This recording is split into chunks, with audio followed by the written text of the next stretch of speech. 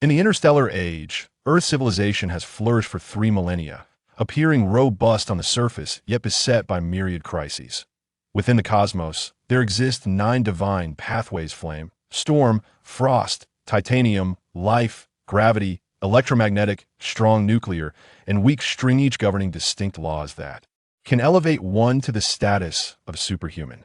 The protagonist resides in the steel abyss of Mars, a squalid abode for the lower echelons of humanity, where resources are scarce and social stratification is rigid.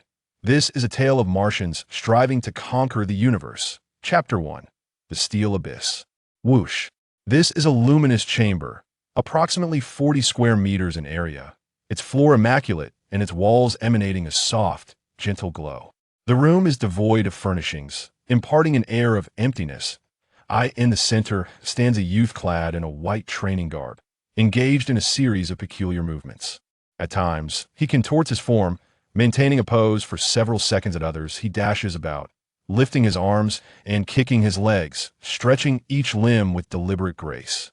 These movements form a coherent sequence, imbued with a unique rhythm that renders them strikingly natural. Even the simplest of actions, when prolonged, can become arduous. Thus, the complexity of this routine is not to be underestimated.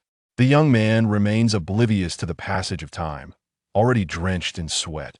His youthful visage flushes crimson from the exertion, beads of perspiration cascading from his cheeks, while his breath comes in labored gasps reminiscent of a weary ox pulling art. With each exhalation, a faint stream of air can be discerned escaping his nostrils. Yet the boy remains wholly absorbed in his practice, meticulously perfecting each movement, striving for utmost precision, repeating the sequence ad infinitum, as if fatigue were a foreign concept. With each breath, the youth's inhalations grew heavier and longer, yet his body remained in constant motion, his eyes gleaming with unwavering determination. Chime! The room fell into a profound silence. Minutes later, the youth's breaths softened to an almost imperceptible whisper, his chest rising and falling slowly, as if he had entered on a altered state of being. Chime! Half an hour slipped by in an instant, and the clock sounded once more. The young man opened his eyes, letting out a disappointed sigh, his expression tinged with melancholy as him. Murmured to himself, still no perception of dark energy.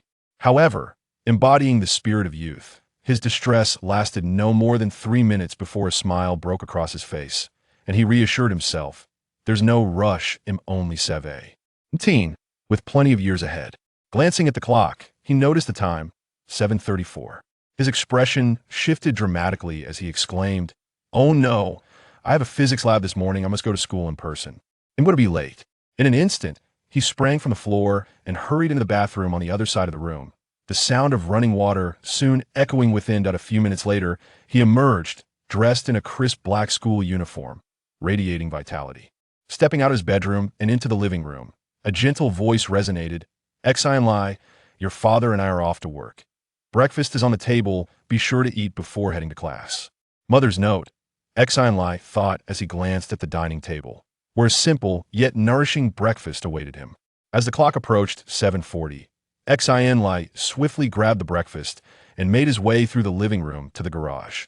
The garage was modest in size, surrounded by walls that obscured the outside world, with a sleek, kinetic flying board nestled in the corner. Xin Lie ascended onto the flying board, donning a pair of wind-resistant goggles. With a few swift taps on his wrist-mounted device, he felt a firm grip around his feet, as if they were securely affixed to the board. Moments later, the flying board began to levitate gently. As it soared forth, the garage door swung wide open, and with a whoosh, Xin Lie was propelled into the air.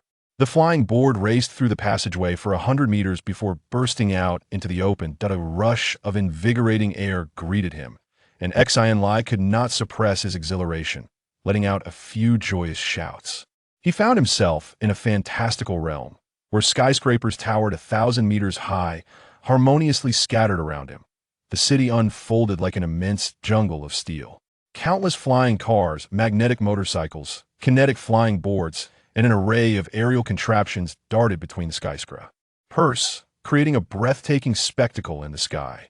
Looking upward, the heavens were not adorned with blue skies and white clouds, but instead A colossal hemispherical dome loomed above, approximately 10 kilometers above the ground. In the distance, a gently curving horizon could be faintly discerned at the edge of his vision. The building where Xin Lie resided soared to an astounding height of 400 stories, with his home situated on the 178th floor, over 500 meters above the ground. As he emerged from the garage, the flying board angled downward, steadily descending towards the earth, soon reaching a height of around 100 meters and entering a low-speed corridor. Various aerial vehicles zipped past him, while the towering edifices on either side retreated swiftly. The enormous advertising screens transformed into a kaleidoscope of vibrant hues, dazzling to behold. Xin Lie took the situation in stride, entrusting the flying board to the globally interconnected automated navigation system while he focused on his breakfast. As he devoured his meal at a breakneck pace, the flying board smoothly arrived at the school, descending in a spacious docking area. After securing the flying board, Xin Lie glanced at the time, a smile gracing his face. 7:55, with 5 minutes to spare before class. Thankfully, I made it just in time. The school spanned an expansive area, most of which was adorned with meticulously crafted artificial gardens. Scattered among these were dozens of modest buildings, each no taller than 10 stories. In stark contrast to the towering skyscrapers surrounding the institution, which soared hundreds of floors high, the school appeared as a secluded valley encircled by sheer cliffs. These floors did not house classrooms, rather, they were dedicated laboratories. Students typically attended classes online, only coming to the campus for specialized courses such as physics experiments, resulting in a sparse crowd of hurried students, each rushing like Xin Lie. As Xin Lie exited the docking area and oriented himself, he quickly identified the direction of the physics lab. Barely having taken a few steps, someone caught up to him, calling out loudly, "Xin Lie, have you just arrived?" Me too, let's walk together." Du Yunfei naturally fell and stepped beside Xin Lie and inquired, "So, any progress?" Xin Lie was well aware of what Du Yunfei was asking and shook his head in resignation. "None, that I still cannot sense the dark energy, da. I feel the same way." Du Yunfei exclaimed with a countenance of shared despair, expressing his frustration. "I have diligently practiced the BOD refinement technique every day for the past 2 years. Aside from becoming somewhat stronger, I have achieved nothing. Is it truly so arduous to become a superhuman?" "Of course." Xin Lie, exhibiting a more optimistic demeanor than Du Yunfei, chuckled as he responded, "Superhumans are exceedingly rare. If mastering the body refinement technique for a few years was sufficient, they wouldn't be so scarce. You know as well as I do that the national statistics indicate that approximately 1 superhuman emerges for every 12,500 individuals." Smack. Xin Lie playfully slapped the back of Du Yunfei's head, laughing, "Wake up and stop daydreaming." Rubbing the back of his head, Du Yunfei retorted indignantly, "Is it not permissible to ponder? If mere contemplation were effective, I would have been a superhuman long ago." Xin Lie continued his gentle teasing without sparing his friend's feelings. "I want to argue with you. Just wait until I become a superhuman, then you will be the one to envy me." Surprisingly, Du Yunfei did not counter, but instead radiated confidence, as if he were destined to become a superhuman. Xin Lie was momentarily taken aback. There were whispers of certain extraordinary methods that could enhance one's ability to sense dark energy, albeit at exorbitant costs. Given that Du Yunfei's family was considerably better off than his own, perhaps there was indeed a way for him to achieve superhuman status. With this thought, Xin Lie felt a wave of discontent wash over him. The affluent truly have it easy. Even becoming a superhuman can be expedited. Amidst laughter and cheerful banter, as the two individuals stepped into the laboratory, they found nearly every seat occupied, leaving only the few at the front facing the podium. Hundreds of eyes gleamed with a mixture of schadenfreude as they regarded the newcomers. The front seats, situated directly beneath the teacher's watchful gaze, were seldom favored by students. Xin Lie and his companion, possessing merely average academic records, found the prospect of sitting in the front row to be nothing short of torturous. "Seriously?" Du Yunfei exclaimed, his voice rising in disbelief. "This is a bit harsh. We must arrive earlier next time," Xin Lie muttered, forcing himself into a seat, his earlier joviality evaporating as he braced himself to endure a morning of earnest study. Barely had Xin Lie settled into his chair when the bell signaling the start of class rang out, and a middle-aged man entered the laboratory promptly. The previously boisterous atmosphere fell into a hushed silence. Despite the infrequent encounters with their teacher in person, the students readily recognized him as the professor of physics, renowned for his stern demeanor. "Class, today we shall conduct a nuclear magnetic resonance experiment," he announced without preamble, swiftly transitioning to the subject at hand. With deft movements on the podium's touchscreen, a towering nuclear magnetic resonance apparatus, standing over 3 meters tall, ascended from beneath the floor, captivating students' attention. As the experiment commenced, Xin Lie, seated in the front row, felt an inexplicable disorientation wash over him. His body seemed to be pierced by an unseen force, leaving him dizzy and overwhelmed by a constant ringing in his ears. The teacher's words faded into oblivion, leaving him unable to grasp a single syllable. The students listened attentively, completely unaware of Xin Lie's peculiar condition. This strange state rendered him incapable of coherent thought, leaving him unable to report to the teacher. He felt the teacher's voice growing increasingly distant, as if it were emanating from the far reaches of the sky. The physics teacher, while operating the nuclear magnetic resonance instrument and passionately lecturing for over 10 minutes, suddenly noticed the student sitting in the front row, with a vacant gaze, unmistakably lost in thought. In a daze, Xin Lie perceived the teacher approaching him and heard someone call his name, urging him to stand. As he attempted to rise, a sudden wave of dizziness swept over him, and he promptly lost consciousness. Chapter 2. Dark Energy. Xin Lie experienced an exceedingly lengthy dream, within which he felt profoundly insignificant, ensconced in an infinite void of darkness. Countless massive spheres moved erratically around him. These spheres varied in size. Some blazed like fire, while others emanated a chilling cold. Some rushed by with the swiftness of lightning, whereas others lumbered past like colossal mountains, perpetually grazing his vicinity by mere inches. Xin Lie's fragile consciousness was repeatedly jolted by fright, yet he found himself unable to utter a plea for help, vaguely sensing that he possessed no physical form in this realm. Time lost its significance, as if this nightmare were interminable and unchanging. After what felt like an eternity, Xin Lie heard someone calling his name. The voice began faintly but gradually grew clearer. Struggling to open his eyes, he was first met by a striking visage, haggard and filled with worry, with traces of tears gracing the corners of her eyes. Xin Lie's thoughts paused for a few moments. The nightmare had instilled in him a sense of disorientation, as if memories had become distant, only to surge back in an overwhelming tide, revealing the identity of the person before him. "Mother!" Xin Lie exclaimed. A warmth enveloped his heart as he glanced behind her, where his father, Xin Lie, stood, nodding with evident delight in his eyes. Though Xin Lie remained silent, his affection for his son was palpable. As Xin Lie surveyed his surroundings, he realized he was not in his home and could not help but inquire, "Where am I? Do you not remember?" "Why do you ask?" inquired Feng Linyu with a puzzled expression. Upon seeing Xin Lie shake his head, her countenance grew more concerned as she elucidated. "You unexpectedly fainted during class. According to the school and the physicians, the magnetic resonance imaging machine malfunctioned, subjecting you to intense electromagnetic radiation for upwards of 10 minutes. Your brain could not withstand it, thus causing you to lose consciousness." Xin Lie vaguely recalled the incident, acknowledging, "Indeed, that seems to be the case." Observing Xin Lie's somewhat bewildered state, Feng Linyu's anxiety heightened. "Didn't the doctors assure us that there would be no lasting effects?" she questioned. "I shall summon the physician to ascertain the situation." With that, Xin Lie promptly departed the hospital room. "Mother, I am quite all right," Xin Lie reassured. Attempting to rise from the bed, the physician swiftly arrived and conducted a comprehensive examination of Xin Lie, ultimately concluding that he was in excellent health and could be discharged that very afternoon. This revelation brought immense joy to Xin Lie and his wife, alleviating their lingering concerns.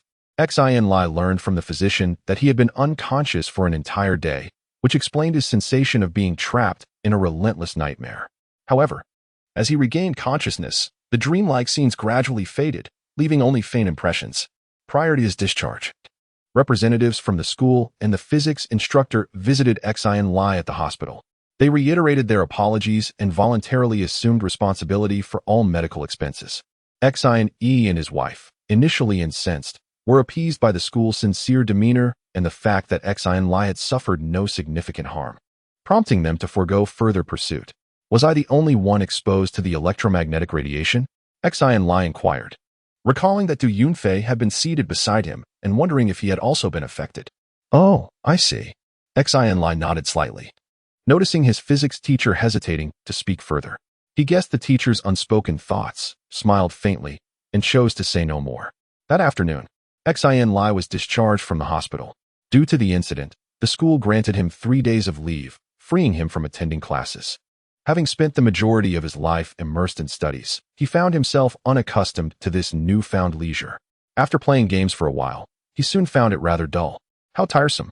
After aimlessly wandering in the living room for over half an hour, Xin Lie suddenly remembered that he had spent the entire day in the hospital and had yet to practice the body refinement technique he had intended to do that morning. Seizing the moment, he decided to make up for it. Soon, the room was filled with the sound of heavy breathing. While he may not have exerted himself as diligently in other pursuits, such as studying, where his grades were quite average, he devoted himself wholeheartedly to practicing the body refinement technique, demonstrating unparalleled seriousness. Xin Lie's greatest dream was to become a superhuman.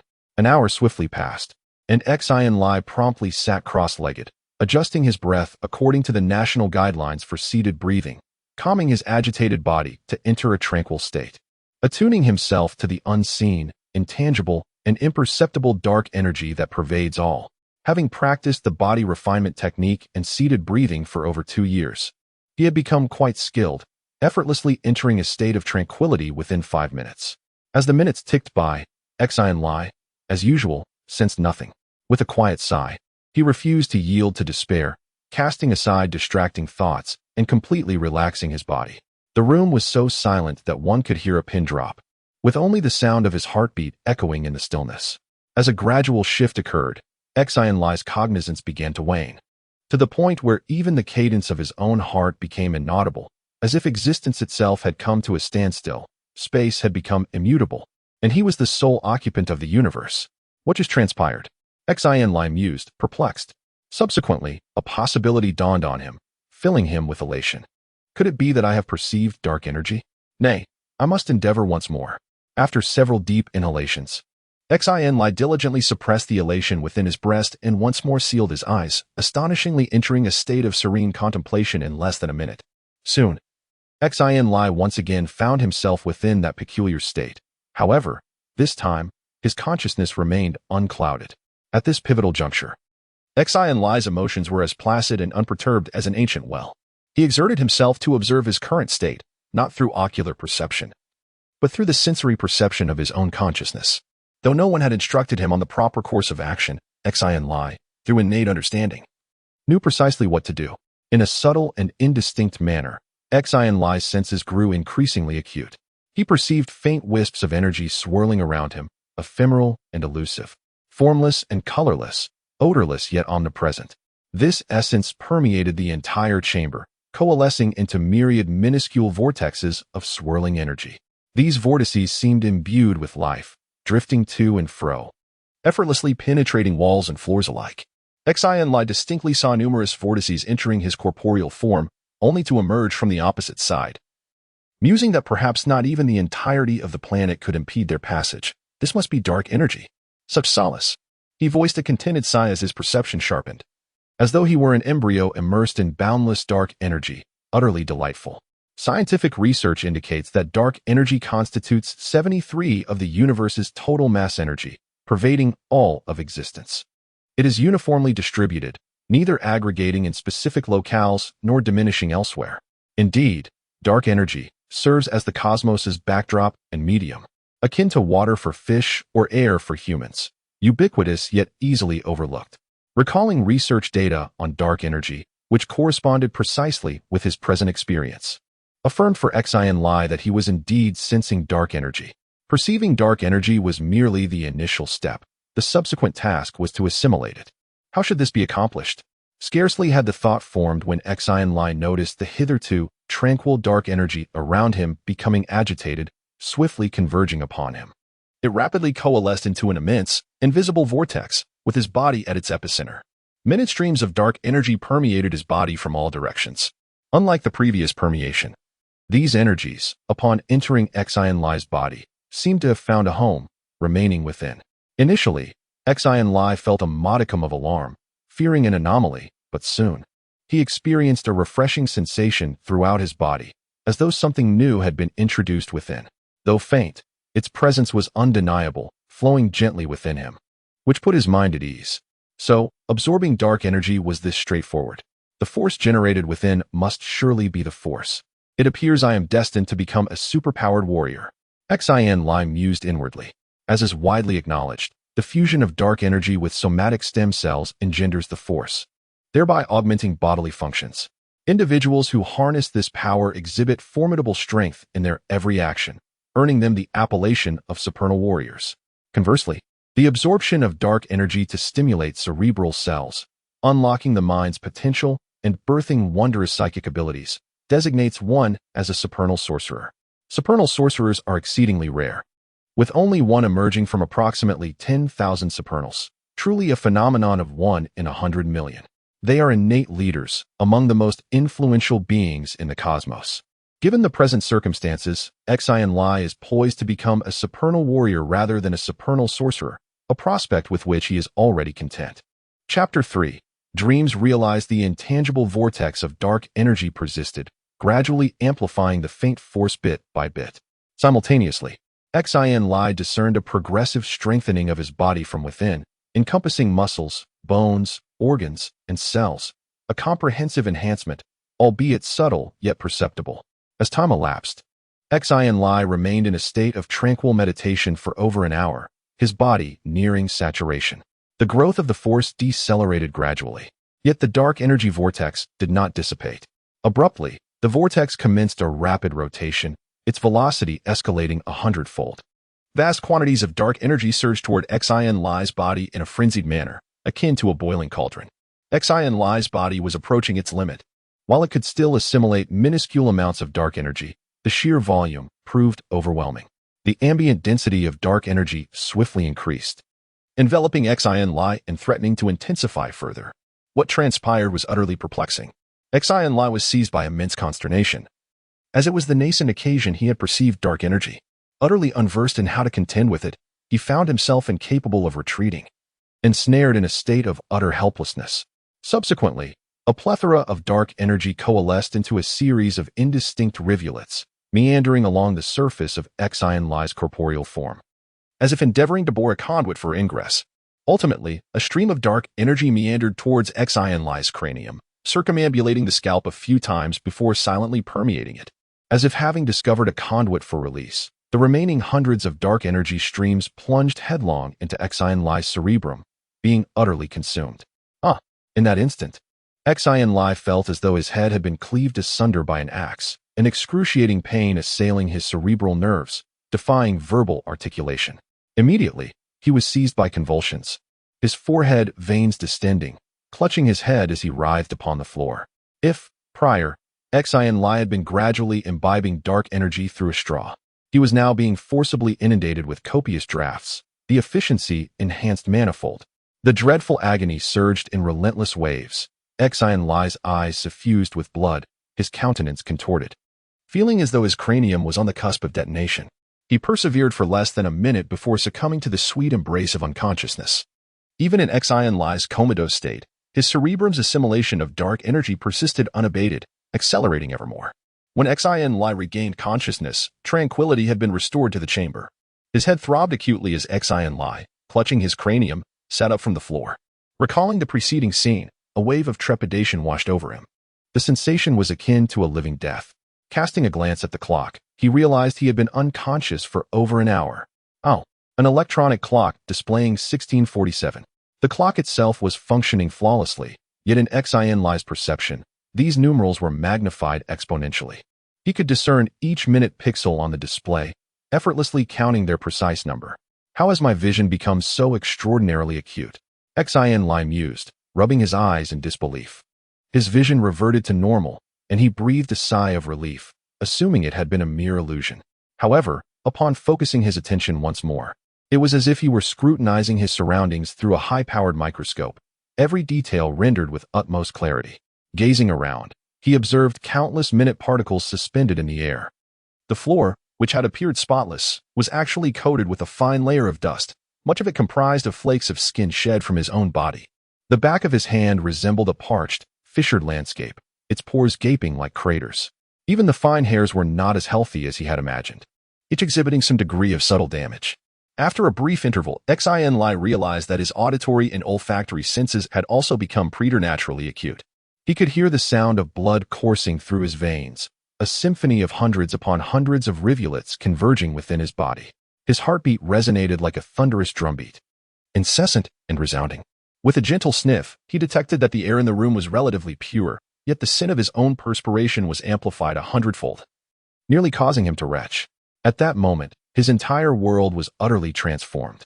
A profound sense of unrest pervaded Xin Lie's being. Even the most imperceptive individual would recognize that such extraordinary sensory acuity was a unique attribute of a psionic adept who had unlocked the potential of their cerebral faculties. Curious, Xin Lie mused. I was meant to be a psionic warrior. How is it that I possess the abilities of a psionic adept? As he pondered this, Xin Lie subtly sensed the nascent force within him, still flowing gently and chaotically, showing no signs of abating. The simultaneous presence of the force and psionic power raised a perplexing question. Could he be both a psionic warrior and a psionic adept? Was such a phenomenon even plausible? Xin Lie had spent considerable time perusing information about psionics on the internet, yet he had never encountered any account of an individual who embodied both disciplines. Only yesterday, he had merely dreamt of perceiving dark energy, and today it had become a reality, far surpassing his initial aspirations. The suddenness of it all left Xin Lie feeling somewhat disoriented and apprehensive. Could this be related to the electromagnetic radiation I was exposed to? Xin Lie speculated. It seemed plausible, yet upon deeper reflection, he realized that countless individuals must have been accidentally exposed to electromagnetic radiation. Were they all transformed into psionics? Perhaps I am an anomaly among anomalies, Xin Lie conceded, uncertain of the truth. If that were the case, then it could be considered a felicitous turn of events. Regardless, it was possible that no one before him had been able to cultivate both the force and psionic power concurrently. Let it begin with me, he declared. After a quarter of an hour of haphazard contemplation, Xin Lie remained in the dark. He decided to cast aside his worries and ambled towards the bathroom, intending to cleanse himself of the accumulated grime. However, after only a few steps, Xin Lie abruptly recoiled, as if on the verge of colliding with a wall. Upon reflection, a lack of proficiency in wielding such heightened senses would undoubtedly lead to disarray in one's daily existence. Having previously learned that arcane practitioners possess the ability to modulate their sensory acuity at will, I resolved to experiment. Thus, Xin Lie remained stationary, concentrating his mental faculties for a brief period, swiftly grasping the technique. It proved to be remarkably straightforward. Xin Lie recalibrated his vision, auditory perception, olfactory sense, tactile sensitivity, and gustatory awareness to levels commensurate with those of an ordinary individual. After acclimating himself for several minutes and ascertaining his capacity to sustain this equilibrium, he cautiously advanced, step by measured step, into the lavatory. Upon reaching the corner, a capacious bed emerged from behind the wall. Xin Lie languidly reclined upon it, the bed autonomously adjusting its inclination to afford him optimal comfort. Despite Xin Lie's youth and dearth of experience, he could not help but succumb to a poignant sense of the vicissitudes of fortune. After reposing for a while, with time still ample and his parents unlikely to return from their occupations prematurely, Xin Lie arose and intoned the word desk. A three-dimensional ensemble of desk and chair ascended from the floor not far from the bed. As he seated himself before the pristine desk, the chair behind him immediately softened and conformed to the contours of his back and posterior, gently vibrating to provide a subtle massage. Upon pressing a point on the desk surface, a translucent screen akin to glass materialized, displaying a minimalist system interface. Initiating a search with the keywords primal thought, dual cultivation, and concurrent cultivation of primal force and thought power, Xin Lie was met with profound disappointment in the results. These writings are clearly not the work of superpowered individuals.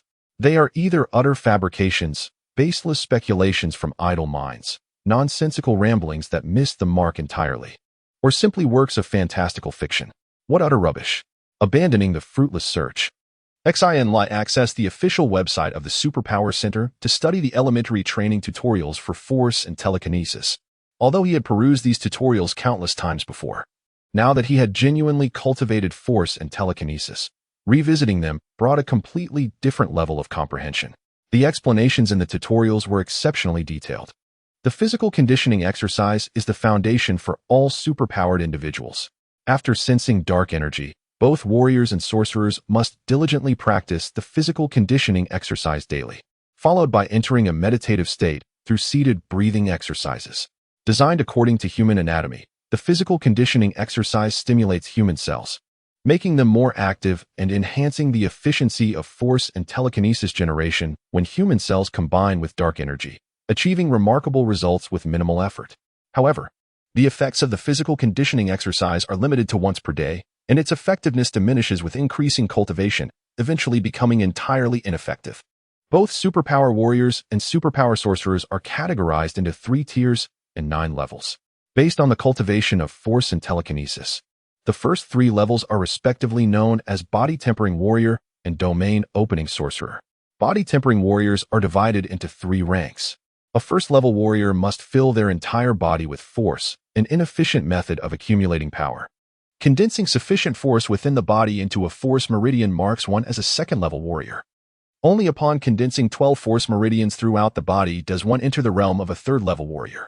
Beyond possessing heightened senses, exceptional memory, and increasingly swift neural response speeds, domain sorcerers exhibit no discernible difference in offensive capabilities compared to ordinary individuals.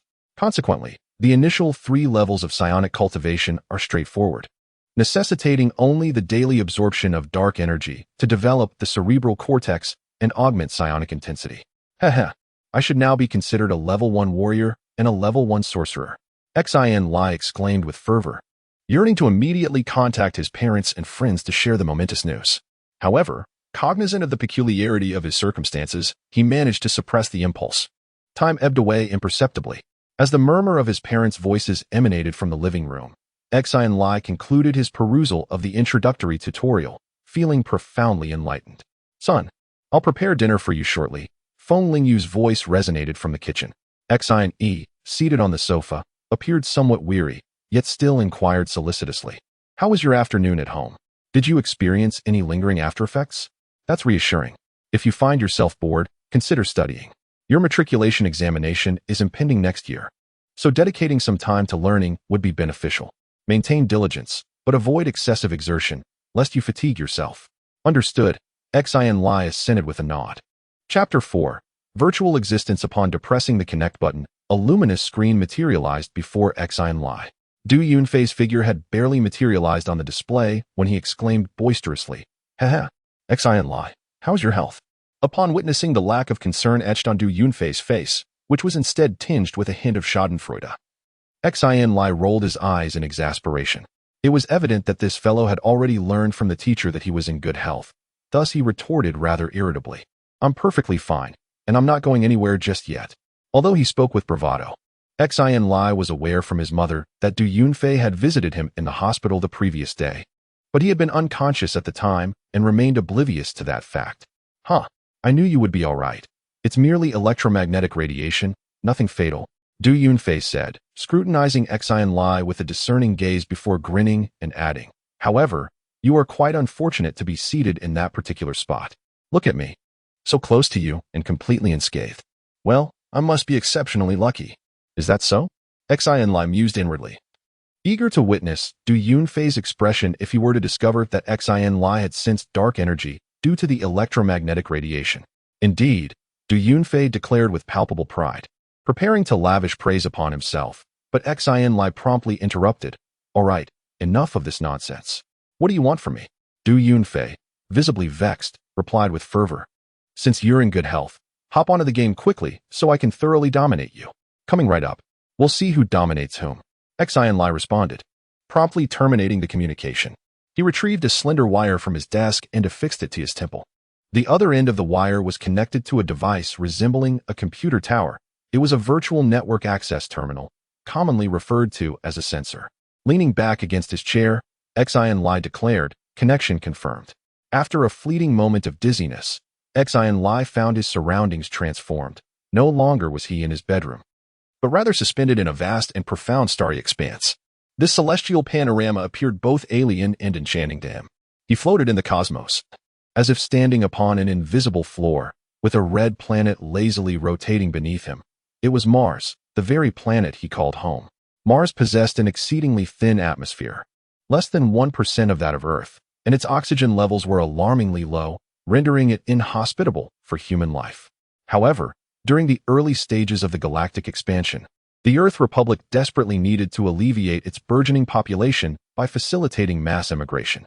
Consequently, they excavated hundreds of vast caverns beneath the Martian surface, each housing millions of inhabitants. Having spent his childhood within steel caverns, Xin Lie had seldom experienced the true night sky and its celestial wonders. To compensate for this longing, he configured his virtual network interface to resemble the starry heavens of the solar system.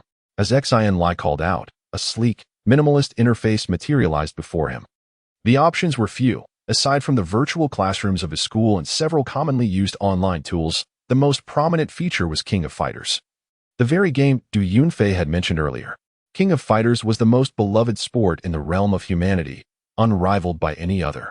Yet, only a select few, the immensely powerful super warriors, were granted the privilege to engage in actual combat tournaments. In contrast, the virtual game King of Fighters offered countless ordinary individuals a platform for online battles, enabling fighting enthusiasts to compete in a digital realm. Upon its release, it quickly captivated audiences worldwide.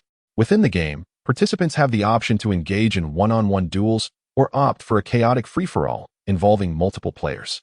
Furthermore, there is a diverse array of combat modes and leaderboards, alongside regularly held virtual fighting tournaments of considerable magnitude, rivaling the fervor of actual real-world fighting championships. Xin Lie extended his hand and gently tapped the King of Fighters option, prompting a melodious female voice to resonate. Esteemed player Xin Lie 1129, welcome to the King of Fighters. Please select a game region. Mars Zone. Dozens of colossal screens were suspended above the plaza, with the most prominent one displaying the Mars Zone's leaderboard of formidable players. The majority of the remaining screens showcased various commercial advertisements, while the rest broadcasted over a dozen captivating live battles. Xin Lie gazed at the ongoing live matches, harboring a deep sense of envy. Players who were granted live broadcasts by the game's official platform were all virtual fighting masters of considerable renown, possessing a level of popularity akin to that of certain film and television celebrities.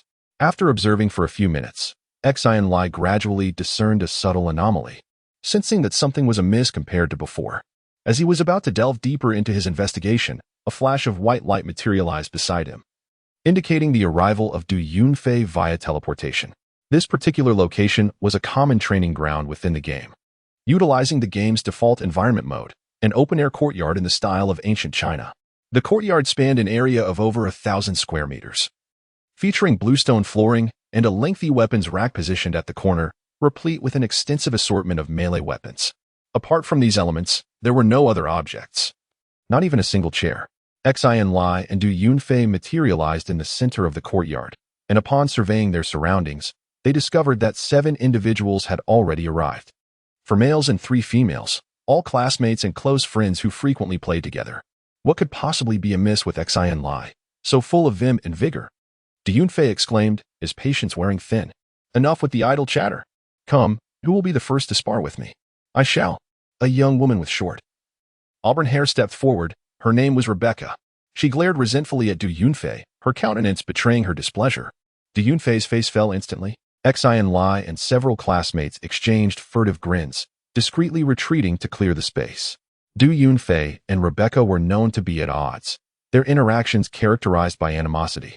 However, it was evident to all that there was an undercurrent of affection between them, merely awaiting acknowledgement. Rebecca, why must it be you? Du Yunfei protested. You know I am loath to strike a woman. As he offered this dubious excuse, he cast a swift, imploring glance at Xin Lie, who merely regarded him with amusement, arms crossed, as if enjoying a spectacle. Spare me the excuses, Rebecca scoffed, her eyes filled with disdain. Coward, will you fight or not? The epithet coward stung Du Yunfei into action. I will fight, he retorted, his voice laced with indignation. Am I to fear you? With that, Du Yunfei surged forward, closing the distance of several meters in a heartbeat. Rebecca smirked, her fist aimed squarely at Du Yunfei's face. The ensuing exchange was a flurry of blows. A whirlwind of limbs and impacts that left onlookers dizzy. Within the virtual realm, individuals exist merely as mental projections, devoid of corporeal forms. Virtual combat games, however, furnish players with an avatar, enabling them to engage in duels by manipulating this digital body. Endowed with formidable attributes, this avatar boasts strength and velocity exceeding that of ordinary humans by several orders of magnitude, purportedly akin to a nascent Tier 3 psionic warrior, according to the game's developers. As all players wield identical avatars, victory hinges on their proficiency in controlling this virtual vessel. Typically, the average player can only harness a fraction of its potential, with mastery of half its capabilities denoting a seasoned combatant. The elite echelon of ranked players, however, can unleash over 90% of the avatar's power, effectively mirroring a genuine Tier 3 warrior. Xin Lie and his cohort represent the archetypal player base, struggling to even tap into a tenth of the avatar's potential. Despite the seemingly spirited exchanges between Du Yunfei and Rebecca, their performance would be deemed inconsequential by true virtuosos. Engrossed in the present moment, neither the combatants nor their observing classmates perceived any anomaly. Xin Lie, however, experienced a divergent perception, particularly pronounced on this day. Upon introspection, Xin Lie swiftly discerned the underlying cause. His neural reaction speed had undergone an augmentation. This revelation elucidated his earlier observations in the lobby, where the duels of adept players had seemed subtly askew. Previously, their movements had surpassed his visual processing capabilities, yet now he encountered no such impediment. Elated by this realization, Xin Lie mused that he could now consider himself a quasi-expert. He wondered what percentage of his full potential he could currently unleash and resolved to find a secluded spot later to discreetly test his capabilities. Moments later, Du Yunfei was sent sprawling to the ground by a kick. "I yield. I surrender," he cried out, pleading loudly after enduring several more kicks and punches to the face. Although virtual combat in the network didn't result in actual death or injury, the brain still registered pain and fatigue, making the experience unpleasant. "Humph. See if you dare cross me again," Rebecca retorted, taking the opportunity to thoroughly humiliate him, finally ceasing her assault with satisfaction. Chapter 5. Military Path Killing Fist. Du Yunfei groaned as he picked himself up from the ground and approached Xin Lie. In a hushed tone, audible only to them, he muttered, "Humph, that little brat. One day, I'll make her pay." Xin Lie nearly burst out laughing upon hearing this. He had noticed earlier that Du Yunfei had multiple opportunities to defeat Rebecca, but deliberately held back, clearly throwing the match. His current tough talk was a blatant attempt to conceal his intentions. Noticing Xin Lie's peculiar expression, Du Yunfei felt somewhat guilty and refrained from further conversation, only stealing furtive glances at Rebecca from time to time. Subsequently, several classmates took turns sparring and engaging in combat drills. Knowing that Xin Lie had just been discharged from the hospital, his classmates, including Du Yunfei, refrained from challenging him. Previously, Xin Lie's limited perspective had only allowed him to understand that experts were superior to ordinary players, without truly delving into the specifics of their prowess. It has become apparent that the masters possess levels of celerity, potency, and combative finesse that eclipse those of our peers by several orders of magnitude, a veritable chasm of disparity. It is conceivable that even a multitude of students would prove no match for a single one of them. Alas, such is the gulf between us. Xin Lie shook his head instinctively. "Why the head shaking, Xin Lie?" Du Yunfei inquired with curiosity. Ever since their foray into the game, he had discerned a subtle divergence in Xin Lie's demeanor, though he struggled to pinpoint its exact nature. "Nothing, just a slight pruritus on my neck," Xin Lie offered as a facile pretext. "One experiences pruritus even within the game's confines?" Du Yunfei responded with a countenance of perplexity, which soon morphed into one of apprehension. "You haven't suffered cerebral impairment from electromagnetic radiation, have you?" At that juncture, a system-wide proclamation reverberated through the training ground. "Esteemed players, the player military battle general has issued a challenge to the player soul devourer. The engagement shall commence in 5 minutes. You may either attend the spectacle at the Olympia Arena or partake in the live broadcast." Both Xin Lie and Du Yunfei were taken aback. The two students engaged in combat on the field ceased their exertions in unison. And it was not until the system reiterated the announcement that the import of the message dawned upon them. "What are you waiting for? Activate the live broadcast channel with haste." Xin Lie exhorted Du Yunfei, as the training ground was under the latter's superintendence, granting him exclusive operational privileges. Patience. I am on it forthwith. Du Yunfei summoned the training ground's control panel and executed a series of rapid keystrokes. After a brief interlude of approximately a dozen seconds, a screen measuring 3 meters in height and 5 meters in breadth materialized in the center of the training ground. Upon the screen, a colossal amphitheater in the style of ancient Rome unfolded, its heart a vast, elliptical expanse spanning hundreds of square meters. Tiered seating encircled the arena, ascending in a multitude of levels, nearly 100 in all, capable of accommodating approximately 300,000 spectators. As the system announcement played for less than half a minute, over 100,000 viewers had already taken their places, the remaining seats swiftly filling, until the entire arena was brimming, a cacophony of voices rising. Observing the dense multitude of over 300,000 souls, Xin Lie couldn't help but exclaim, "The affluent are truly abundant." Indeed, a classmate responded, his face etched with envy. Entry into the virtual arena necessitated a fee, the price of admission fluctuating with the fervor of the contest. However, even the most economical ticket equated to the monthly earnings of an average citizen. Naturally, viewing live streams of the gladiatorial matches was not without cost, though significantly more accessible, and allowed for communal viewing with companions. In truth, the visual experience of spectating within the virtual arena and watching the live broadcast were quite comparable, with the latter even offering advantages for observation. Yet, the virtual arena possessed an unparalleled asset, one that live streams could never replicate: atmosphere. Imagine hundreds of thousands gathered within a colossal arena, witnessing a fierce struggle. The most primal impulses were readily ignited, blood boiling, uninhibited roars and curses filling the air. This sensation, unforgettable to every spectator who had entered the arena, remained etched in their memory. The combatants in this Martian arena are both illustrious martial artists. The War General holds the 4th rank, while Soul Eater is 3rd.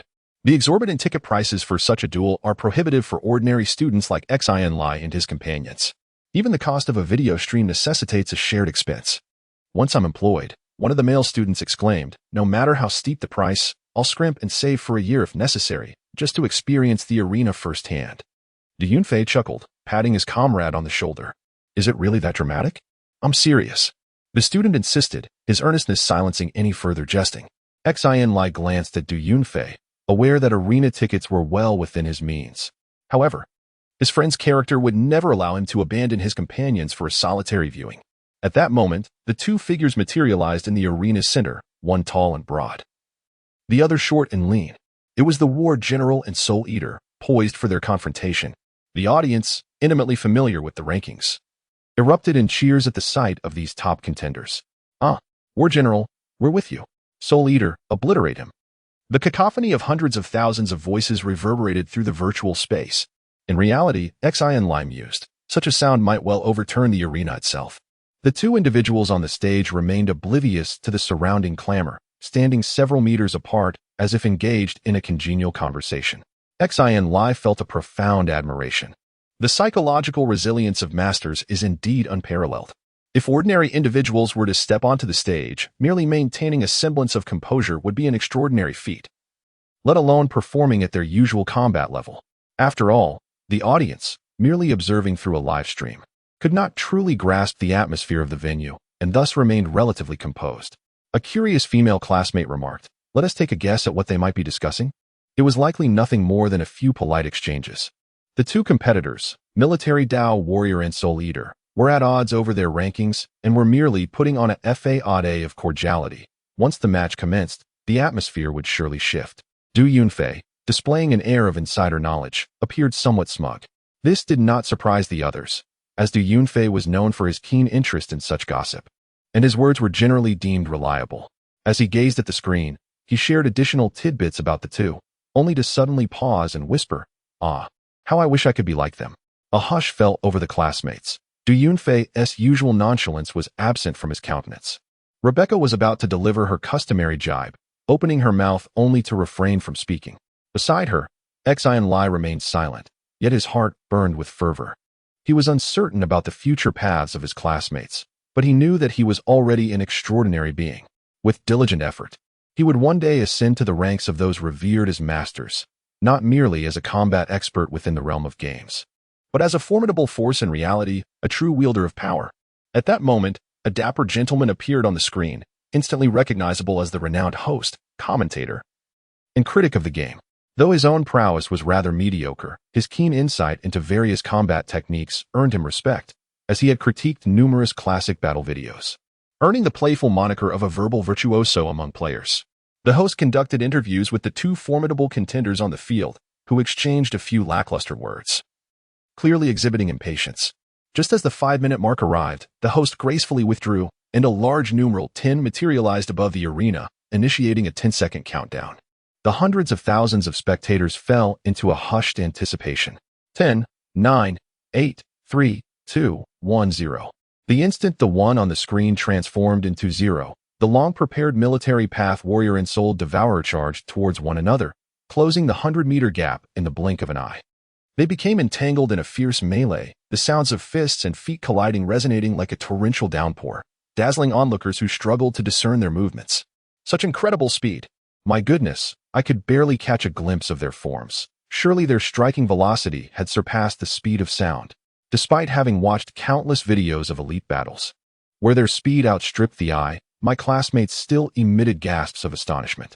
The gaming company had anticipated this moment, and the screen was segmented into 8 smaller displays, each positioned in different directions, showcasing the battle from varied angles while slowing down the action. Meanwhile, the host provided commentary, enabling the audience to grasp the unfolding duel and discern the strengths and weaknesses of both opponents. In times past, Xin Lie, like his peers, could only observe the slow-motion footage and listen to the host's commentary to grasp the thrilling essence of the battle. However, today is a different tale. From the very instant the confrontation commenced, every step, every punch, every movement of the two combatants was laid bare to Xin Lie's keen perception. He consistently grasped the unfolding situation a heartbeat before the commentator, even discerning subtleties that were elusive even to the slow-motion replay. For instance, during their clash, the military path warrior exhibited a marginally slower speed than Soul Devourer, resulting in their failure to meet at the midpoint. Subsequent developments in the match corroborated this observation, as Soul Devourer, aided by a slight edge in speed, gained the upper hand. Meanwhile, the military path warrior was already cognizant of this and opted not to compete in speed, instead fortifying his defense and responding with a series of military path killing fists. Although it appeared as though he was at a disadvantage, there was no sign of impending defeat. The military path killing fist is a widely practiced martial art within the military, renowned for its extensive transmission, comprising only 7 techniques. It is easy to learn but challenging to master. Almost every martial arts enthusiast and superpowered warrior has dabbled in it, yet very few have truly excelled. Players from the Mars Zone are aware that since his rise to fame, the military path warrior has exclusively utilized the military path killing fist, which is the origin of his name. Xin Lie has also practiced the military path killing fist, but merely as a pastime. He cannot even claim to have mastered it, let alone compete with the military path warrior. Were he to step into the arena, it is likely he would be dispatched in a single move. Chapter 6. Perfect replication in the virtual arena. The atmosphere was electric as the battle between Soul Devourer and Martial General reached a fever pitch. They were unleashing their full potential, their speed surpassing that of the beginning, and their strength intensifying. Listening to the commentator's narration, several students watching the match instinctively clenched their fists, their eyes glued to the screen, afraid to miss a moment of the thrilling action. Yet, beside them, Xin Lie exhibited not a trace of tension. He discerned that the two combatants had yet to reach their limits, and it would likely be a few more minutes before a victor emerged. However, considering his current abilities, he pondered how long it would take him to achieve such prowess if he were to diligently practice the martial arts kill fist. With this thought in mind, Xin Lie focused intently on the screen, directing most of his attention to Martial General, meticulously imprinting each of his movements in his mind for subsequent analysis. Fortunately, at that moment, Du Yunfei and the others were captivated by the intense combat, oblivious to Xin Lie's peculiar behavior. Had one scrutinized Xin Lie closely, they would have noticed that although his gaze was fixed on the screen, his focus did not rest on the display itself, but rather about half a meter behind it. This allowed him not only to clearly perceive the main screen's action, but also to capture all 8 slow-motion replays in their entirety.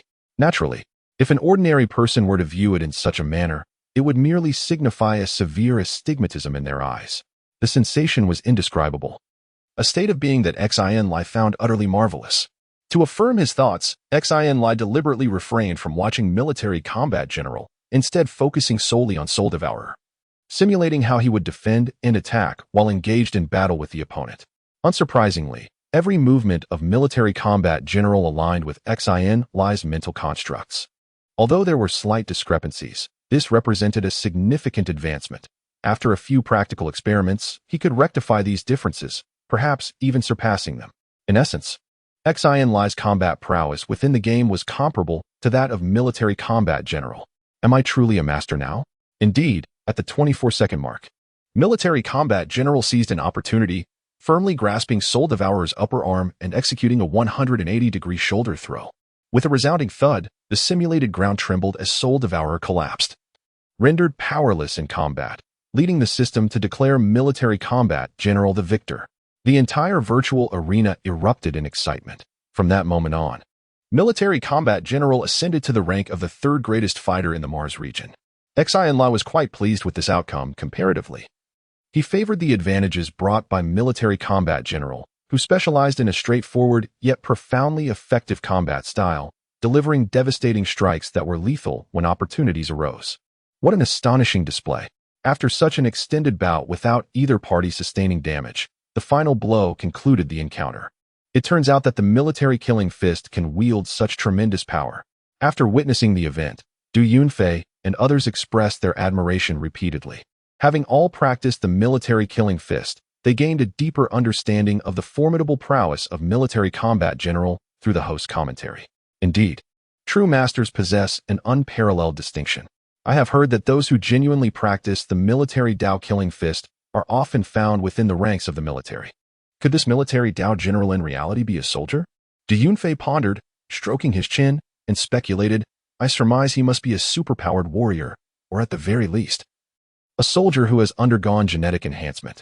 Unless he chooses to reveal his identity, even the game officials would be unable to discern who he truly is.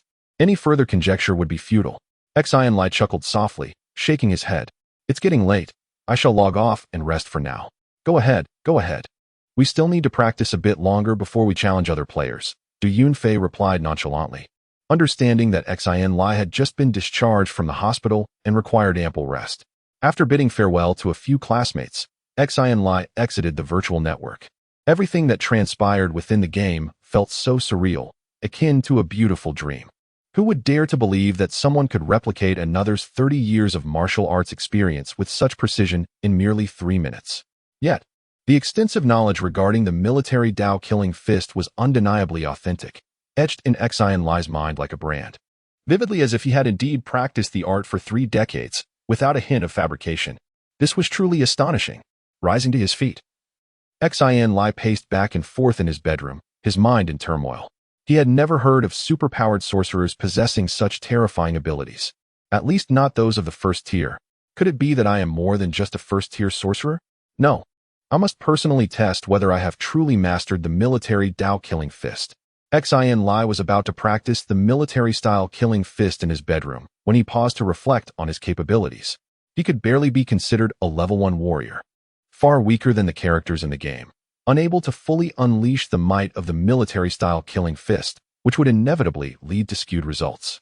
He opened King of Fighters, registered a new account, and created a character using the default model without any modifications, naming it a string of meaningless letters and numbers. Subsequently, he established a training ground with access restricted to himself alone. Stepping into the center of the training arena, Xin Lie did not immediately commence his movements, but rather took a moment to intimately familiarize himself with the virtual body the game had bestowed upon him. He extended his hands before him, controlling them to clench and release several times, delivering a few punches that whooshed through the air, revealing the immense power contained within. With his knees slightly bent and calves tensed, he effortlessly leaped over 3 meters high, landing without a hint of discomfort from the impact. After taking a few steps in place, Xin Lie contemplated before he began to circle the training ground at a steady pace. The sound of his footsteps intensified, thud, thud, thud, thud, unraveling layers of heavy shackles. His speed accelerated with each stride, surpassing the previous one, 10 meters per second, 20 meters per second, 100 meters per second. 200 meters per second, 300 meters per second, rapidly approaching the speed of sound. Ordinary eyes struggled to keep up with his form, only able to perceive the series of sonic booms resonating around him. After a minute, Xin Lie finally halted, his silhouette poised at the center of the training arena. Up until this moment, he had only truly grasped his former feebleness, akin to all ordinary players in the game, like a child wielding a heavy hammer. Barely able to lift it, utterly incapable of unleashing its potential. If before, Xin Lie was a child with a sledgehammer, now he was a robust adult, not only capable of lifting the hammer, but also of employing it in a variety of offensive maneuvers, a world of difference between the two. A hearty, unrestrained laugh echoed through the training grounds. The minute of rapid sprinting had only slightly diminished the body's stamina. Xin Lie, without further hesitation, his expression solemn, spread his feet apart, his body slightly lowered to the side, raising his elbow and clenching his fist, adopting a stance both offensive and defensive. This was the opening posture of the military path-killing fist. Huh! Xin Lie roared, stepping forward, his right hand unleashing a straight punch with sudden force. The velocity of the fist breaking the sound barrier in an instant, the fist's friction with the virtual air emitting a muffled sound. The sonic punch was one of the most fundamental abilities of a third-level warrior. Xin Lie was not at all surprised by this. After training, an ordinary person's punching speed could exceed 50 meters per second, and a third-level warrior's top running speed could approach the speed of sound, let alone punching speed. Xin Lie strode forward once more, his hands joining in front of his chest, his left elbow striking sideways with a fierce blow. A standard elbow strike landed. Crack. Another sonic boom. Then, retracting his body, his right knee lifted with great force, a ferocious knee strike, the air in front of him compressed by the tremendous power, emitting a piercing explosion. Straight punch, elbow strike, whip kick, throat lock, knee strike, grappling, back throw.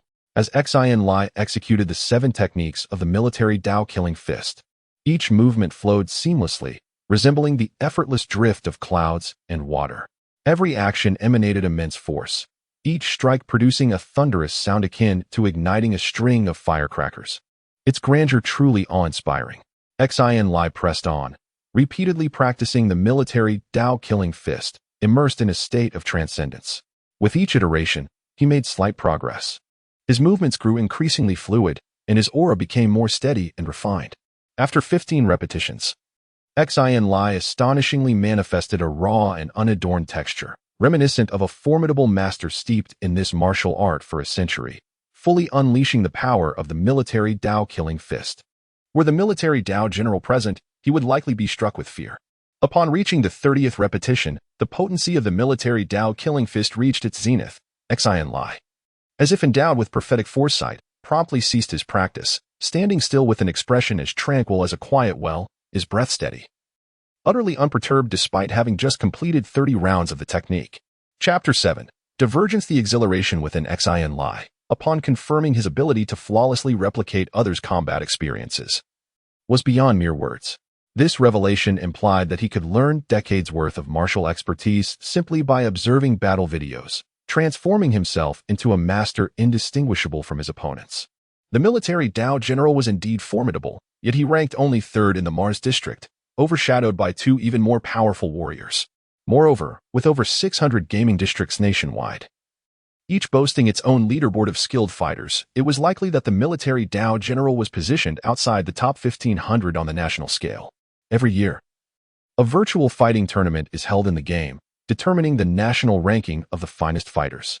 Each individual on that list is undoubtedly tenfold superior to the martial path general. The history of King of Fighters is nearly as ancient as that of the Earth Republic itself, over 3 millennia. How many breathtaking battle videos have been produced? The figure would likely be astronomical. Xin Lie exclaimed in excitement. Fortunately, he was alone in the training arena. Otherwise, others might have thought him mad.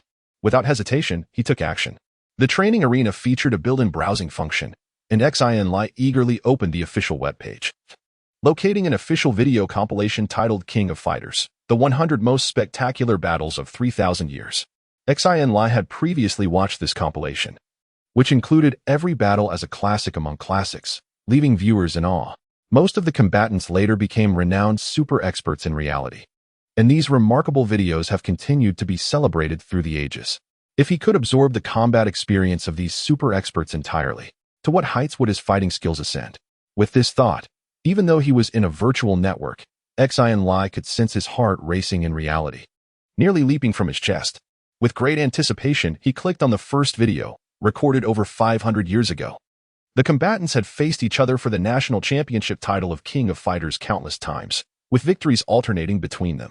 This video showcased their most acclaimed and unforgettable encounter among those hundreds of bouts. It is said that both individuals later ascended to the rank of 9th-level warrior, and they might still be alive to this day. As the video commenced, it diverged from the live broadcasts of the virtual arena. This was a polished production by the game developers. In addition to the main screen, 16 different angles simultaneously showcased the unfolding battle, accompanied by the most professional commentary. Xin Lie watched intently, yet after a few minutes, disappointment washed over him. This battle eclipsed the previous encounters of Military Way General and Soul Devourer by a magnitude. The prowess of the two adversaries was simply incomparable. However, no matter how hard Xin Lie tried, he could not re-enter the state of intense cerebral calculation required to analyze the intricacies of combat techniques. The video lasted merely 5 minutes, and despite replaying it several times, the outcome remained the same. Turning off the video, a sense of frustration enveloped him as he pondered. Truly, is there anything in life so effortlessly attainable? If merely watching could impart the skills of others, all sorcerers would be masters of combat.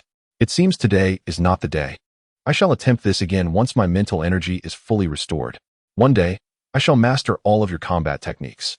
Reluctantly casting a lingering glance at the 100 remarkable videos, Xin Lie exited the virtual network. Returning to the real world, he glanced at the electronic clock. It was already past 9. In the center of his bedroom, Xin Lie assumed the starting posture of the Military Way killing fist. With each strike, he practiced the form, each movement executed with the fluidity of a seasoned warrior, though his cultivation of primal energy was merely in its infancy, rendering him too weak. No matter how adeptly he performed the Military Way killing fist, it could never evoke the same fervor or sonic boom as in the game. Yet, Xin Lie remained undeterred. Weakness in the present does not signify perpetual frailty. The strength exhibited within the realm of gaming is but an illusion. Reality is the ultimate foundation. With diligence, one's physical prowess shall inevitably surpass that of any virtual avatar. After an hour of relentless practice, Xin Lie had executed the military-style combat technique dozens of times. Drenched in sweat and feeling he had reached the limits of his endurance, he finally paused. After indulging in a refreshing hot shower, he sat cross-legged on his bed, clad only in a pair of shorts, swiftly entering a state of tranquility. Although he had already practiced the body refinement technique earlier that day, the effects would be considerably diminished. However, diligence can compensate for inadequacies. A regular 5-hour training session could equate to the remarkable results of an hour spent refining the body. This is a well-known truth among all superhumans. Once more, he sensed the omnipresent dark energy, its profoundly comforting essence causing him to emit a few soft hums of contentment. Following the guidance of the tutorial, he began to channel that faint trace of primal energy within him to absorb the penetrating dark energy, merging it with his body's stem cells to generate new primal energy. However, the accumulation of this energy was excruciatingly slow, lagging behind the rapid pace of a snowball effect by thousands of times. The practice of primal energy was progressing smoothly, yet Xin Lie remained unsatisfied, for he still needed to cultivate his psychic power. The methods for developing psychic power bore similarities to those for primal energy, the sole distinction being that one involved the fusion of dark energy with stem cells, while the other involved brain cells. The two processes do not conflict. Yet this does not imply they can be pursued simultaneously. Xin Lie had naively assumed that he could cultivate both primal energy and psychic power at the same time. After several attempts, he realized that the dual cultivation of original force and mental power was exceedingly challenging. Both required his dedicated guidance to effectively absorb dark energy. The moment he favored one aspect, the other would stagnate, rendering progress impossible. After more than an hour of relentless struggles, either new original force failed to manifest, or his brain ceased to absorb dark energy. Xin Lie gradually grew increasingly agitated, ultimately unable to maintain his tranquil state of mind, and was compelled to withdraw from his meditative focus. Alas, how could this be? Sitting on his bed, Xin Lie felt profoundly disheartened. If he could not cultivate both original force and mental power simultaneously, he would have to make a choice and abandon one. A person's energy and time are finite. If he staggered the cultivation of both, the inevitable outcome would be that he would achieve neither, akin to drawing water with a bamboo basket. Regrettably, there was no information available online regarding the dual cultivation of original force and mental power, nor did he know whom to consult. Furrowing his brow, Xin Lie appeared deeply conflicted, muttering to himself, "Must I truly relinquish one? Should I forsake original force or mental power? Could this be the very reason why no one engages in dual cultivation?" After sighing for a while, Xin Lie finally began to contemplate seriously. If a sacrifice were indeed necessary, he would undoubtedly opt to cultivate mental power. The rationale was quite simple. The number of psychic sorcerers was vastly outnumbered by psychic warriors. At a ratio close to 1:10,000, and their societal status was considerably higher. Those psychic sorcerers might not exhibit significant strength in the early stages. The unique abilities they possessed far surpassed those of psychic warriors, and their prowess in the mid to later stages was somewhat superior to their warrior counterparts. The distinctive capabilities of psychic sorcerers, and so forth. Suddenly, a spark of inspiration ignited in Xin Lie's mind as he recalled a piece of information he had encountered long ago. Exceptionally skilled scientists, after rigorous training, could achieve multitasking, operating with one mind on 2, 3, or even multiple tasks simultaneously. At the tender age of 15, Xin Lie had never contemplated the possibility of becoming a scientist himself, and thus had dismissed this information at the time. If he could indeed master the art of multitasking, wouldn't he that seamlessly resolve the dilemma of dual cultivation? How could such a straightforward solution have eluded him until now? Xin Lie erupted into joyous laughter, springing from his bed and dashing to his desk, where he powered on his computer to search for information regarding scientists and the concept of multitasking. He soon discovered the training techniques required for such an endeavor. Among these, the most fundamental exercise involved drawing a square with one hand while sketching a circle with the other. It was said that even a person of modest talent could, with practice, achieve a semblance of multitasking. Xin Lie procured 2 electronic pens, grasping one in each hand. He followed the instructions, allowing himself to relax and clear his mind. While consciously controlling his hands, his left hand drawing a square and his right hand crafting a circle, both geometric shapes taking form on the screen. Initially, the figures he produced were crooked and awkward, but being a scientist endowed with superior cognitive abilities, he quickly honed his skill. After a mere 10 minutes of practice, he effortlessly rendered perfect squares and circles. He then switched the roles of his hands, drawing a square with his right and a circle with his left, swiftly becoming adept at alternating between the two tasks. At this moment, Xin Lie had begun to grasp the fundamentals of multitasking with a single mind. The sensation of maintaining a dual focus at all times is truly remarkable. Contemplating 2 disparate matters simultaneously feels akin to a split in one's personality. Yet there exists a profound connection that renders the experience inexplicably awkward. However, Xin Lie swiftly comprehended the formidable advantages of this dual concentration, as his cerebral efficiency doubled while the expenditure of mental energy remained relatively unchanged. There were subsequent training methods for triadic and quadratic focuses, yet Xin Lie chose not to pursue them further, sensing that his cognitive limits might only permit a dual focus, fearing that continued practice could genuinely lead to a fracture of personality.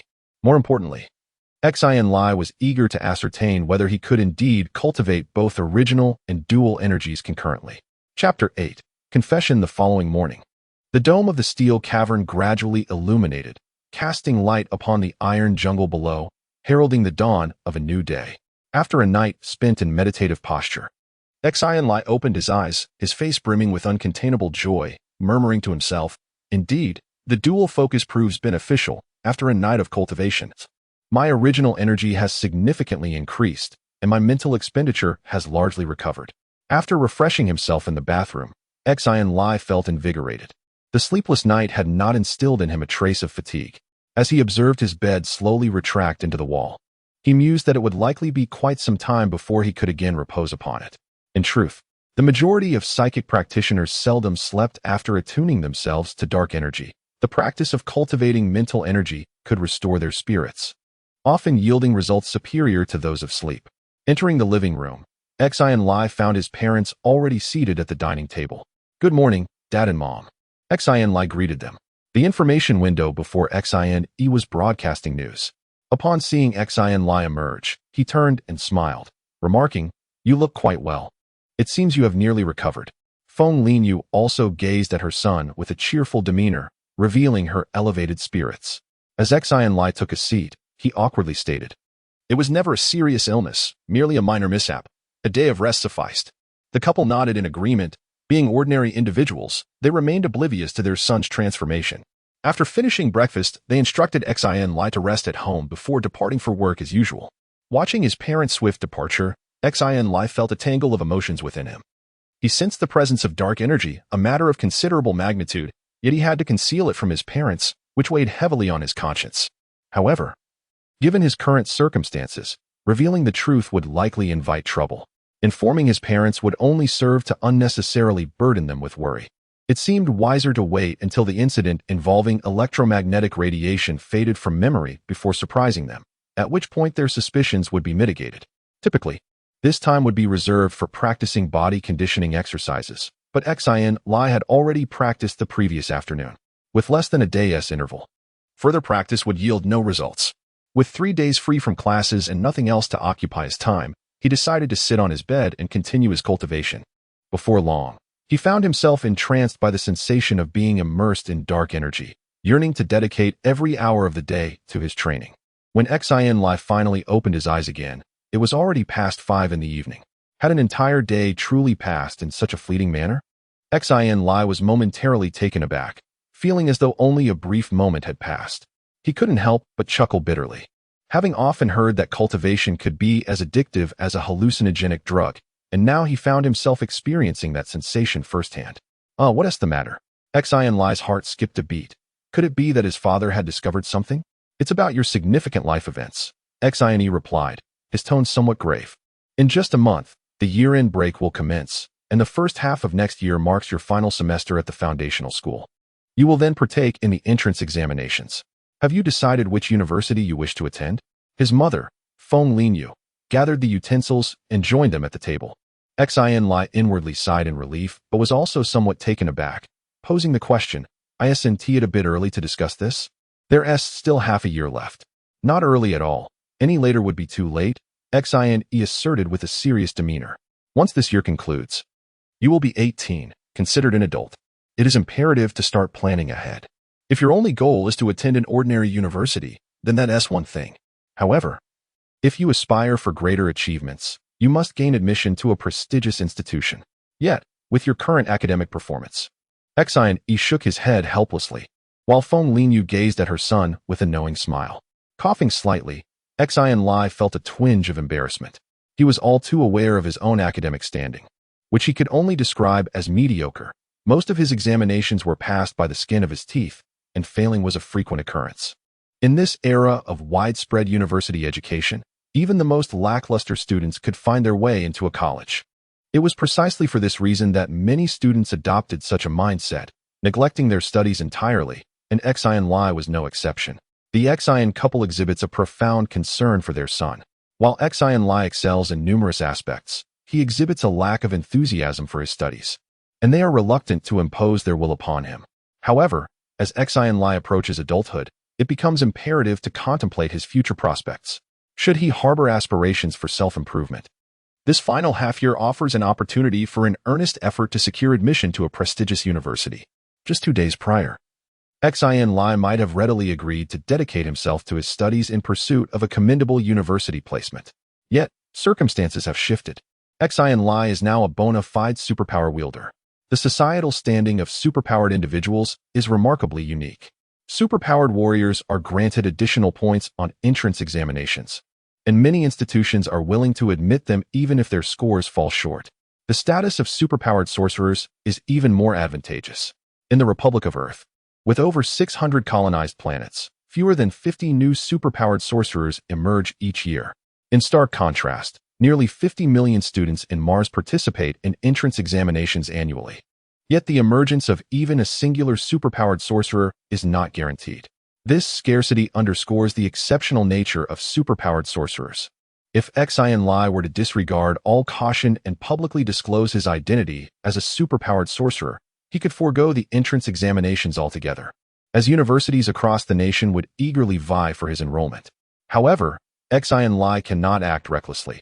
He must find ways to conceal his identity as a superpowered individual. Contemplating this, a bitter smile escapes him, while others revel in their newfound powers, eager to proclaim their status to the world. He feels akin to a thief, burdened by the need to hide, even from his own parents. Xin Lie harbored no fears regarding his admission to a prestigious university.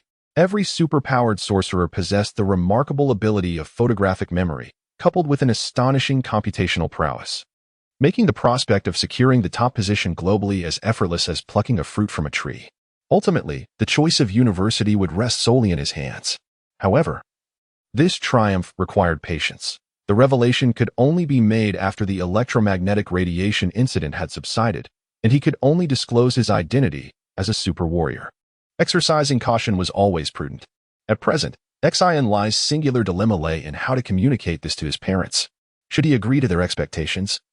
They would undoubtedly hire a tutor to assist him, and the constant oversight would leave little room for his cultivation. Furthermore, daily interactions with outsiders could risk exposing his secret. Conversely, should he refuse, while his parents might not voice their disappointment, the letdown would be unmistakable. Contemplating this, Xin Lie raised his gaze to meet the expectant eyes of his parents and felt a tremor of guilt within him. He chastised himself. Xin Lie, after all these years of nurturing, how can you conceal the truth from your parents? Is there anyone in this world more deserving of your trust than them? Upon reaching this realization, Xin Lie felt a surge of relief and joy. With a smile, he declared, "Mom, Dad, I have a delightful surprise for you." "What surprise?" The couple exchanged puzzled glances, and Xin Lie, slightly irritated, waved his hand dismissively. "Enough of this nonsense. We are discussing serious matters." Unfazed, Xin Lie approached his parents, grinning broadly, and said, "I have sensed dark energy. I am now a superpowered individual." Upon hearing this, his parents' eyes widened in astonishment, and they exclaimed in unison, "Really?" A seemingly ordinary fist unleashed a powerful sound that cut through the air. Xin Lie and his companion, having trained in the art of body conditioning in their youth, could discern that this punch was beyond the capabilities of an average person. "Excellent!" Xin Lie exclaimed joyfully, slapping his thigh with delight. "What a wonderful surprise! Truly a remarkable son, destined for greatness." Feng Linyu, unable to contain her excitement, stepped forward to embrace her son tightly, her face beaming with joy as she said, "I will call your grandparents and our relatives to share the news." However, Xin Lie grew anxious upon hearing this and quickly interjected, "Mom, wait a moment." "What is it?" Feng Linyu asked, puzzled. Xin Lie sighed in exasperation, explaining, "I sensed dark energy yesterday. Is there a problem with that?" Feng Linyu questioned, her brow furrowed in confusion. "Yesterday? You just got discharged from the hospital," Xin Lie remarked, his expression shifting as realization dawned upon him.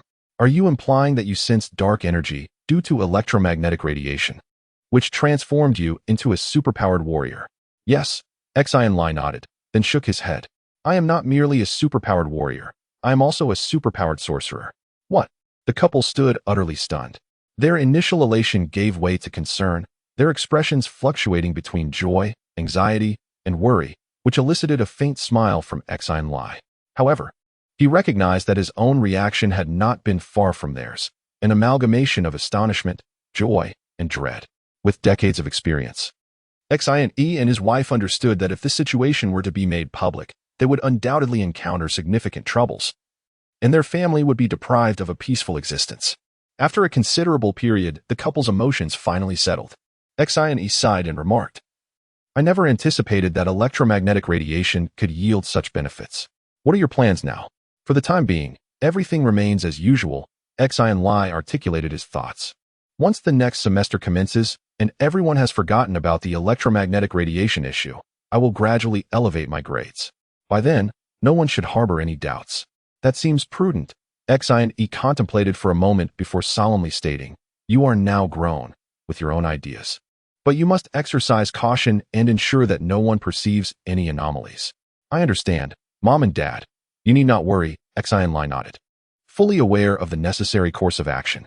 "Now, look at the two of you, with such somber expressions. This is a fortunate turn of events," Feng Linyu exclaimed with a smile. "However, dear son, please refrain from scaring us like this in the future. There won't be a next time." Xin Lie feigned a loud plea, pretending to be quite aggrieved, which elicited laughter from both parents. Chapter 9. Martial Arts List for 3 days. Xin Lie immersed himself in training, after which he resumed his regular classes. Nevertheless, he did not relent. Over the course of more than half a month, he watched countless videos and finally grasped the general situation, resulting in a mixture of joy and concern. The joy stemmed from his ability to flawlessly replicate the combat experiences of masters. The concern arose from the numerous limitations associated with perfect replication. The most significant limitation is that if Xin Lie wishes to replicate a particular combat technique, he must have personally practiced it, achieving at least a considerable level of proficiency rather than an advanced mastery. Among the 100 classic combat videos, many experts utilize cold weapons, swords, spears, staffs, daggers, and shields, covering a vast array, including some rather obscure weaponry that Xin Lie has never even encountered, let alone practiced. Without any practical experience with these weapons, how could he possibly become proficient merely by watching videos? Furthermore, Xin Lie discovered that the more intricate and powerful the combat techniques, the greater the difficulty in replication, necessitating multiple attempts before fully mastering them. Nonetheless, Xin Lie is exceedingly pleased. Compared to 2 weeks prior, his military-style killing fist has seen a substantial enhancement. He has essentially grasped the quintessence of this martial art, amalgamating the strengths of several masters to achieve unparalleled power, reaching a state of great accomplishment. Yet, Xin Lie remains unsatisfied. With such an array of classic videos before him, akin to a vast treasure trove, it would be utterly foolish not to acquire a few additional extraordinary skills. Among the superlative experts featured in these 100 videos, many are the same individuals, totaling just over 160 masters. The various combat techniques and cold weapons they have employed amount to approximately 300 distinct forms. The question remains, which one should he choose? This set of exemplary Ming from 6 centuries ago, featuring the deadly 13 swords, is truly remarkable. Not only is its power formidable, but its execution is swift and striking. On the other hand, Fist King Grast's explosive fist is incredibly fierce, embodying an unstoppable momentum and unparalleled spirit. Alas, the explosive fist is a proprietary technique of the Grast family, never to be shared with outsiders, rendering my aspirations to learn it futile. The enigmatic Master 65537 possesses an intriguing technique known as dual dagger strangulation, which is quite accessible, albeit excessively bloody. As I am still a minor, it may not be appropriate for me to practice this just yet. Perhaps I shall revisit it in the future. Xin Lie, indecisive and overwhelmed, found himself captivated by various techniques, almost dazzling himself in the process, which caused him considerable distress. However, this was a delightful kind of trouble. Ultimately, Xin Lie resolved to thoroughly sift through all 100 videos, prioritizing the universal martial arts that could be learned online. He then arranged them in a list according to the frequency with which each expert employed the techniques, from highest to lowest. As for those exclusive and undisclosed skills, he promptly dismissed them. Gazing at the lengthy list displayed on the screen, Xin Lie chuckled with satisfaction. With the exclusive techniques eliminated, what remains are all publicly available martial arts. Though over 120 varieties may seem excessive, mastering them should suffice. With 3 to 4 years of dedicated practice, I should be able to achieve proficiency in all of them. Several years later, the thought of mastering over 100 styles of martial arts filled Xin Lie with exhilaration, almost prompting him to leap from his chair in sheer delight. Ignoring the late hour, he let out a few jubilant shouts. Fortunate that the soundproofing of his room was exceptional enough to spare his parents from being disturbed. After aimlessly pacing around his room for over a dozen laps, Xin Lie finally managed to regain his composure, reminding himself not to celebrate too soon, as it remained uncertain whether he could truly master them all. There could be unforeseen challenges ahead. Glancing at the list, he noted that the most frequently employed technique among experts was the military path killing fist, which he had already learned and could therefore bypass. The second on the list was a technique known as the whirlwind blade, a martial art he had been aware of for quite some time, yet had never practiced. However, it was commonly utilized by players in the King of Fighters and served as an essential foundation for knife techniques, renowned alongside the military path killing fist. Resolute in his decision, Xin Lie logged onto a martial arts website he frequented in the past and searched for the instructional video for the whirlwind blade. Typically, such universal martial arts had numerous versions of free instructional videos available online, often accompanied by professional commentary from seasoned experts, an ideal choice for beginners. The video spanned half an hour and provided extensive explanations. Each move of the whirlwind blade was deceptively simple. Chop, slash, flick, swipe, pair, intercept, block, burst, and strike. The emphasis lay in the essence of speed. The swifter, the better. True to its name, the execution had to be as rapid and seamless as a whirlwind. Powerful and vigorous, leaving opponents bewildered and unprepared. Xin Lie meticulously watched the video 3 times, employing his remarkable memory to retain all the key points mentioned, before finally entering the King of Fighters realm to commence his knife training. This was a reluctant measure. Undoubtedly, practical experience with a blade would yield superior results. However, the Earth Republic enforced stringent regulations on cold weapons, and Xin Lie lacked the necessary permit to possess one. Furthermore, contemporary cold weapons were crafted from high-strength alloys, rendering them prohibitively expensive. Xin Lie discovered online that even the most affordable single-edged knife equated to half a month's income for his parents, which left him astounded. Before he knew it, another fortnight had elapsed, and as the year drew to a close, the school was preparing for final examinations. The foundational curriculum encompassed as many as 15 subjects, necessitating a full week of testing. To deter cheating, students were required to physically attend school to log into the local network for their exams. Consequently, Xin Lie found himself compelled to suspend his fervent training, attending school daily to participate in the assessments. After completing his final examination, Xin Lie exhaled deeply as he exited the examination hall. Today marked the last day of the year 5210 AD, and the news reported that the northern hemisphere of his home planet, Earth, was in the grips of winter. With temperatures plummeting below freezing in many regions, some even dipping to several degrees below zero. Glancing up at the sky, he noted that the steel metropolis appeared unchanged, perpetually maintaining an ideal temperature of 20 degrees, neither too cold nor too warm. The atmospheric system operated tirelessly, ensuring that no matter where one found themselves within the steel fortress, they could breathe in fresh air, accompanied by gentle breezes that seemed to come from nowhere, leaving no sense of stuffiness. Xin Lie has never left the Steel Cavern since childhood, unable to fathom how individuals manage to live in temperatures below freezing. He mused to himself that one day he must journey to Earth to experience life on the surface of a planet.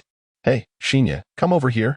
Turning his head, Xin Lie spotted Du Yunfei and several familiar classmates not far ahead, with Du Yunfei being the one who called out to him. As he approached the group, Du Yunfei playfully struck Xin Lie's shoulder, scolding him lightly. "You rascal, what have you been doing cooped up at home for the past month? I've called you to join the games several times, yet you always find an excuse to decline." "Indeed, that's rather inconsiderate," chimed in the other classmates in agreement. Xin Lie smiled faintly. He had already prepared his excuse and replied with a hint of resignation. "There's nothing I can do. With the entrance exams looming just 6 months away, my parents have been quite strict, insisting I focus on my studies and refrain from gaming." "Really? Your parents are being too harsh, not even allowing you to play games." Du Yunfei laughed heartily, his eyes dancing with mischief as he inquired, "After a month of effort, have you made any progress? How did the recent exams go?"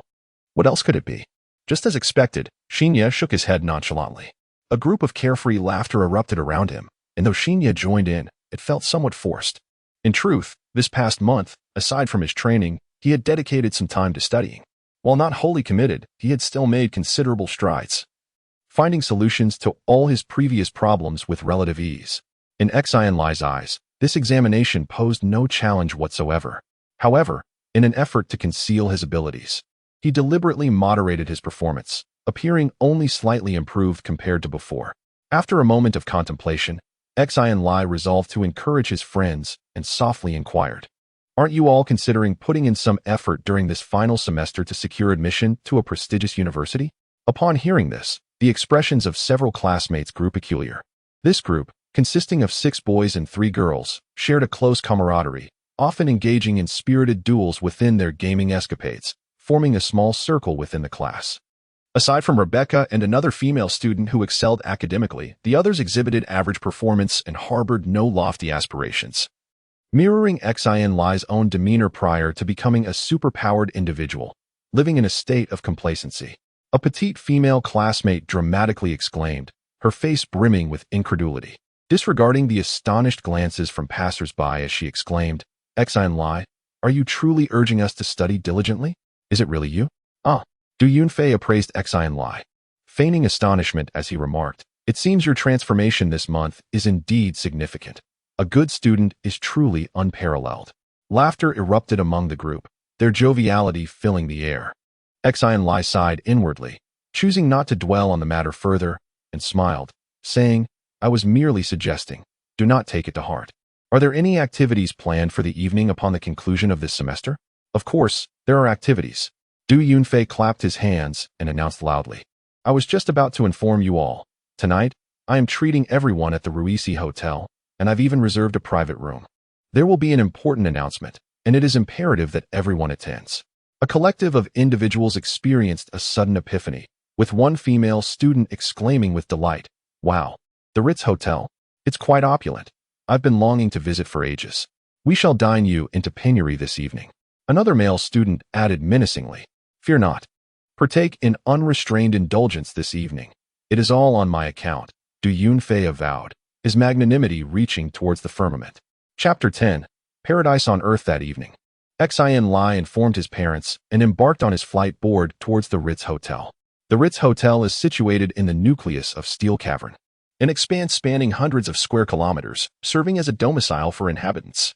The majority of emporiums, educational institutions, and service hubs are located here, while the periphery of Steel Cavern constitutes the suburbs, where light industrial factories, food production facilities, and power plants are established. Upon entering the low-speed conduit, the kinetic flight board's velocity surged immediately, approaching the upper limit of 300 kilometers per hour in less than half a minute. Any faster, and it would trigger a traffic monitoring alert. In the past, Xin Lie would have been hesitant to fly at such a velocity.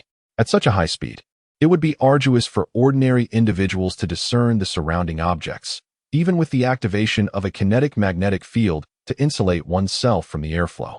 The journey would be fraught with trepidation, and one might find it difficult to maintain balance upon landing, perhaps even succumbing to a bout of emesis.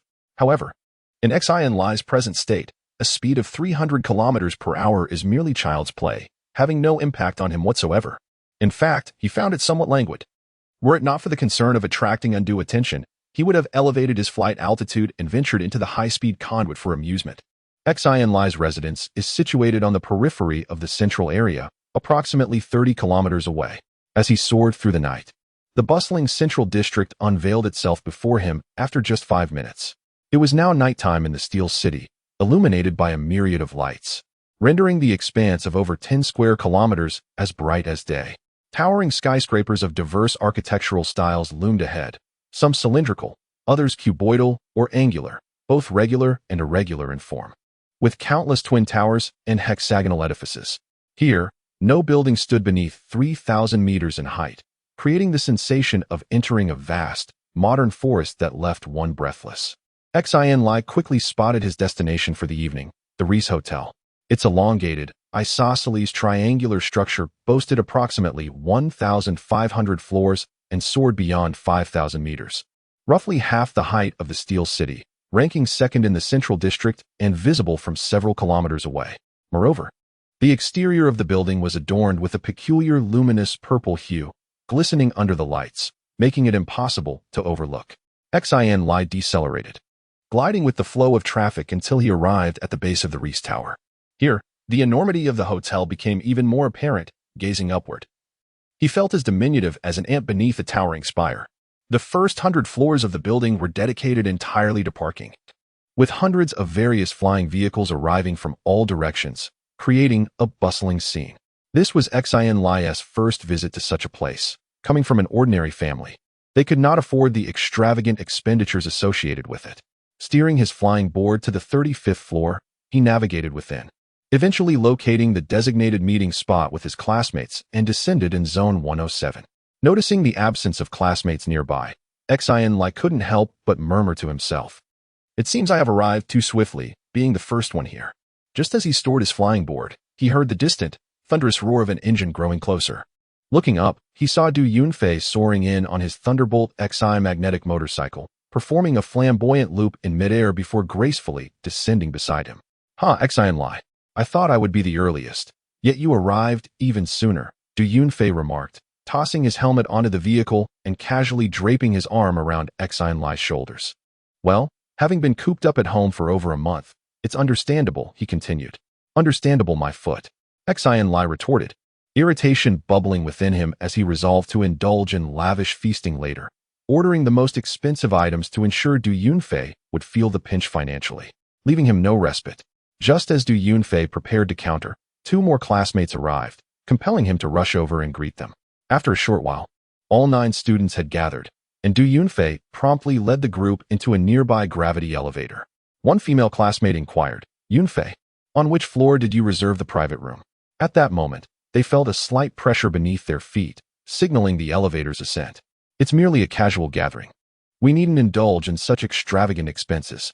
No matter how affluent your family is, this seems excessively wasteful, Rebecca remarked, her brow furrowing slightly in concern, as if rebuking him.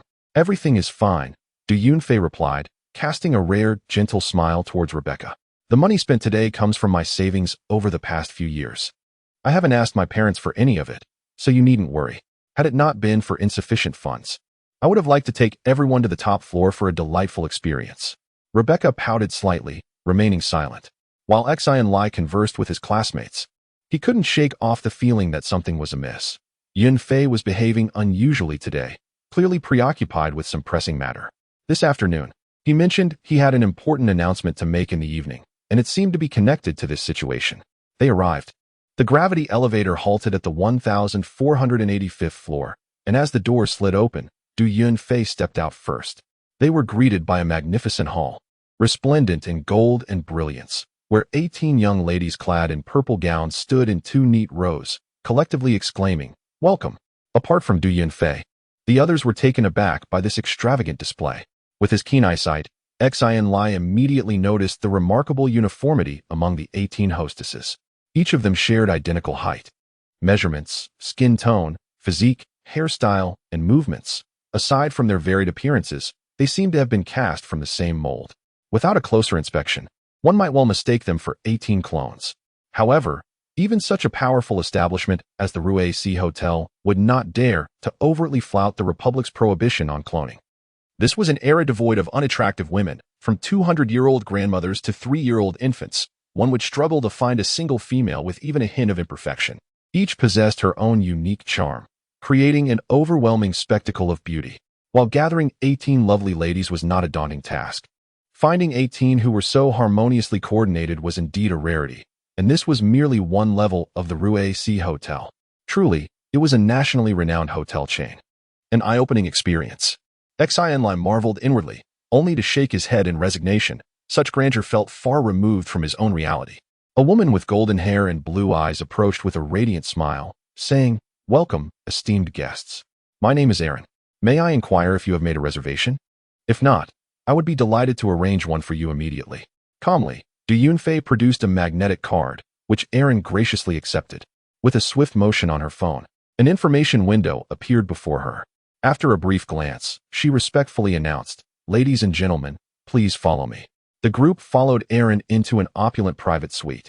Sensing the initial awkwardness among his classmates, Du Yunfei gestured for Aaron to leave. Once alone, the classmates exhaled in relief and began to survey their surroundings.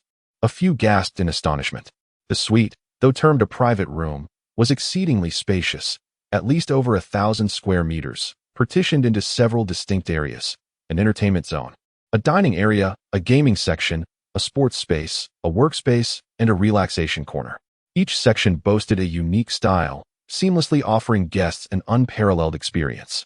Floating beside each individual was an information window, allowing them to request any service with ease, ensuring prompt attention from the staff. Du Yunfei demonstrated the functionality with exuberance, exclaiming, "Now, everyone is free to explore. Feel free to order whatever you desire. Do not hold back on my account." Laughter erupted as the group enthusiastically perused their respective information windows. Despite Du Yunfei's encouragement to indulge, the classmates, upon seeing the exorbitant prices displayed, instinctively opted for more modest selections. Several students, yet to dine, hastily ordered a selection of victuals and spirits, resulting in a prompt delivery of delectable dishes and fine wines. Xin Lie also requisitioned a modest assortment of side dishes and beverages, and after a few bites, he deemed the prices justified, as each dish was a masterpiece. far superior to ordinary restaurants, eliciting effusive praise. While savoring the delicacies, Xin Lie idly navigated the window display and noticed an option in the corner labeled Concierge Services. Out of curiosity, he clicked on it, only to be met with a screen full of suggestive services such as escorted drinks and chanteuse accompaniment, accompanied by profiles of attractive women available for these services. He swiftly closed the window, glancing around to ensure his actions had gone unnoticed by his classmates. Having satiated their hunger, the students plunged headlong into the entertainment area, with some singing, others dancing, and still others engaging in various games, reveling in the plethora of recreational facilities. Xin Lie lingered for a while, observing his gleeful classmates, but the thought of Du Yunfei's peculiar behavior suddenly made him feel listless. He casually grabbed a beverage from the table and departed the entertainment area, stepping onto a nearby balcony that offered a panoramic vista of the entire Steel Cavern. A truly breathtaking sight. Xin Lie, why aren't you imbibing tonight? Du Yunfei's voice echoed from behind. I'm simply not in the mood for spirits today, Xin Lie fabricated, concealing the fact that he was unable to drink. Superpowered sorcerers should abstain from alcohol until they have surpassed level 3, as it can have adverse effects on the brain and potentially impede the progress of their psychic abilities. Having encountered this information online, Xin Lie was uncertain of its veracity. Nevertheless, he chose to err on the side of caution, opting for a beverage with his future in mind. Chapter 11. Ideals and Realities You Don't Want to Drink? Why? Du Yunfei approached Xin Lie, a bottle of liquor in hand, indicating he had already imbibed a considerable amount. You're concealing something from everyone. You as well, Xin Lie retorted. They chuckled in unison. The balcony was unlit, allowing Du Yunfei only a vague perception of Xin Lie's form, while Xin Lie could clearly discern Du Yunfei's features. The man before him was a stark contrast to his usual self. Despite the alcohol, his mind remained sharp, his face devoid of its characteristic nonchalance. Xin Lie had known Du Yunfei since their first day at the Foundational Academy, a span of 12 years. Yet this was the first time he had witnessed this side of him. After a few moments of silence, Du Yunfei spoke, his voice hushed. I'm leaving tomorrow. Leaving? Xin Lie was taken aback. Where are you going? The Awakening Initiative? Xin Lie's heart skipped a beat as he began to surmise the situation. Could you elaborate? He pressed. Du Yunfei took a swig of his drink before continuing. My grandfather arranged for me to attend a superpowered training camp. They specialize in this sort of thing and have a good reputation with a decent success rate. I'm departing tomorrow morning. So such a thing truly exists? He inquired, curious. What is the cost of this Awakening Initiative? Du Yunfei raised a solitary finger. 100 million for a spot, no discounts. 100 million. Aghast, Xin Lie nearly leaped to his feet. My parents' combined annual income barely scrapes past 400,000. Even if they abstained from all expenditure. It would necessitate 2.5 centuries to amass such a sum. Why don't they just resort to highway robbery? Plundering could scarcely rival their earnings. Echoing the sentiment, Du Yunfei lamented, evidently finding the price tag substantial. Indeed. Still, affluence is an enviable state. Xin Lie mused, clapping Du Yunfei on the shoulder, elated for his friend. This is felicitous news. Innumerable individuals aspire to become superpowered beings. Since the opportunity presents itself, seize it with both hands and avoid taking your blessings for granted. I am aware, Du Yunfei nodded, his voice subdued. It's just the prospect of a decade-long separation that weighs heavily on my mind. The training regimen spans a decade? Xin Lie inquired, perplexed. Du Yunfei chuckled, preposterous. The training program lasts merely a month. Should one fail to detect dark energy within that time frame, further continuation would be futile. Upon attaining superpowered status, I shall undergo an additional 6 months of specialized training at the camp, enlisting in the military during the nation's recruitment drive later this year. Given my grandfather's connections within the armed forces, coupled with my superpowered identity, a decade of diligent service should suffice to secure an officer's commission. Xin Lie listened, dumbfounded, before extending a middle finger in jest, chiding, You sly dog. I had you pegged as merely a scion of wealth, yet it transpires you're a veritable princeling, with every facet of your future meticulously orchestrated. Such disparities in fortune are enough to provoke envy unto death. Chuckling with self-satisfaction, Du Yunfei gazed upward, lamenting the absence of a starlit sky within the Steel Cavern. With hopeful anticipation, he mused, perhaps in a few decades, I shall be a starship commander, nay, even a general. You are indulging in excessive reverie, Xin Lie remarked, allowing silence to once more envelop the veranda. The allure of commanding a starship has captivated many a soul, conjuring visions of leading an invincible armada, conquering planet after planet in the boundless expanse of space. A single command, and adversaries are reduced to ashes amidst a tempest of fire. A triumphant return, greeted by the jubilant cheers of countless admirers, celebrating their hero. Echoing an age-old adage, our destiny lies among the stars. Yet, for most, it remains but a dream. Xin Lie, too, once harbored such aspirations in his youth, only to gradually relinquish them as he matured. In times past, mention of a starship commander would have elicited a mere smile from Xin Lie. But circumstances have shifted. What was once unattainable now seems within reach. The embers of long-dormant dreams are rekindled, igniting a flame within his very being. Xin Lie now perceives that dreams may not be as distant as he once believed. Abruptly shattering the silence, Du Yunfei proposed, Xin Lie, why not enlist as well? Perhaps we shall have the opportunity to collaborate. Indeed, Xin Lie responded without hesitation. I am earnest, Xin Lie affirmed softly. However, I shall defer my enlistment until I have gained admittance to a military academy. Are you feverish? Or have I imbibed too much, causing me to miss here? Du Yunfei approached, extending his hand to ascertain Xin Lie's temperature. I am quite serious, Xin Lie reiterated. With a dismissive gesture, Xin Lie disengaged Du Yunfei's hand.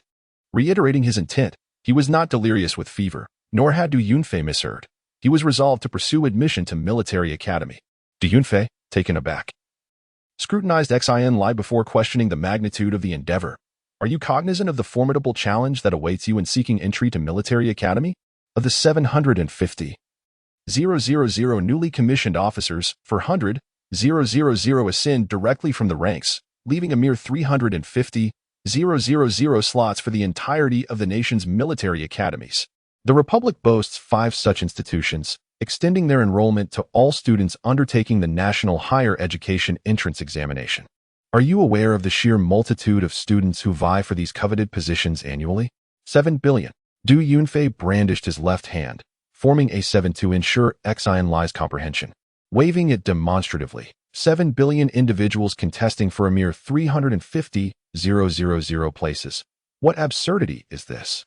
With a wry chuckle, he lamented, who wouldn't aspire to matriculate into military academy?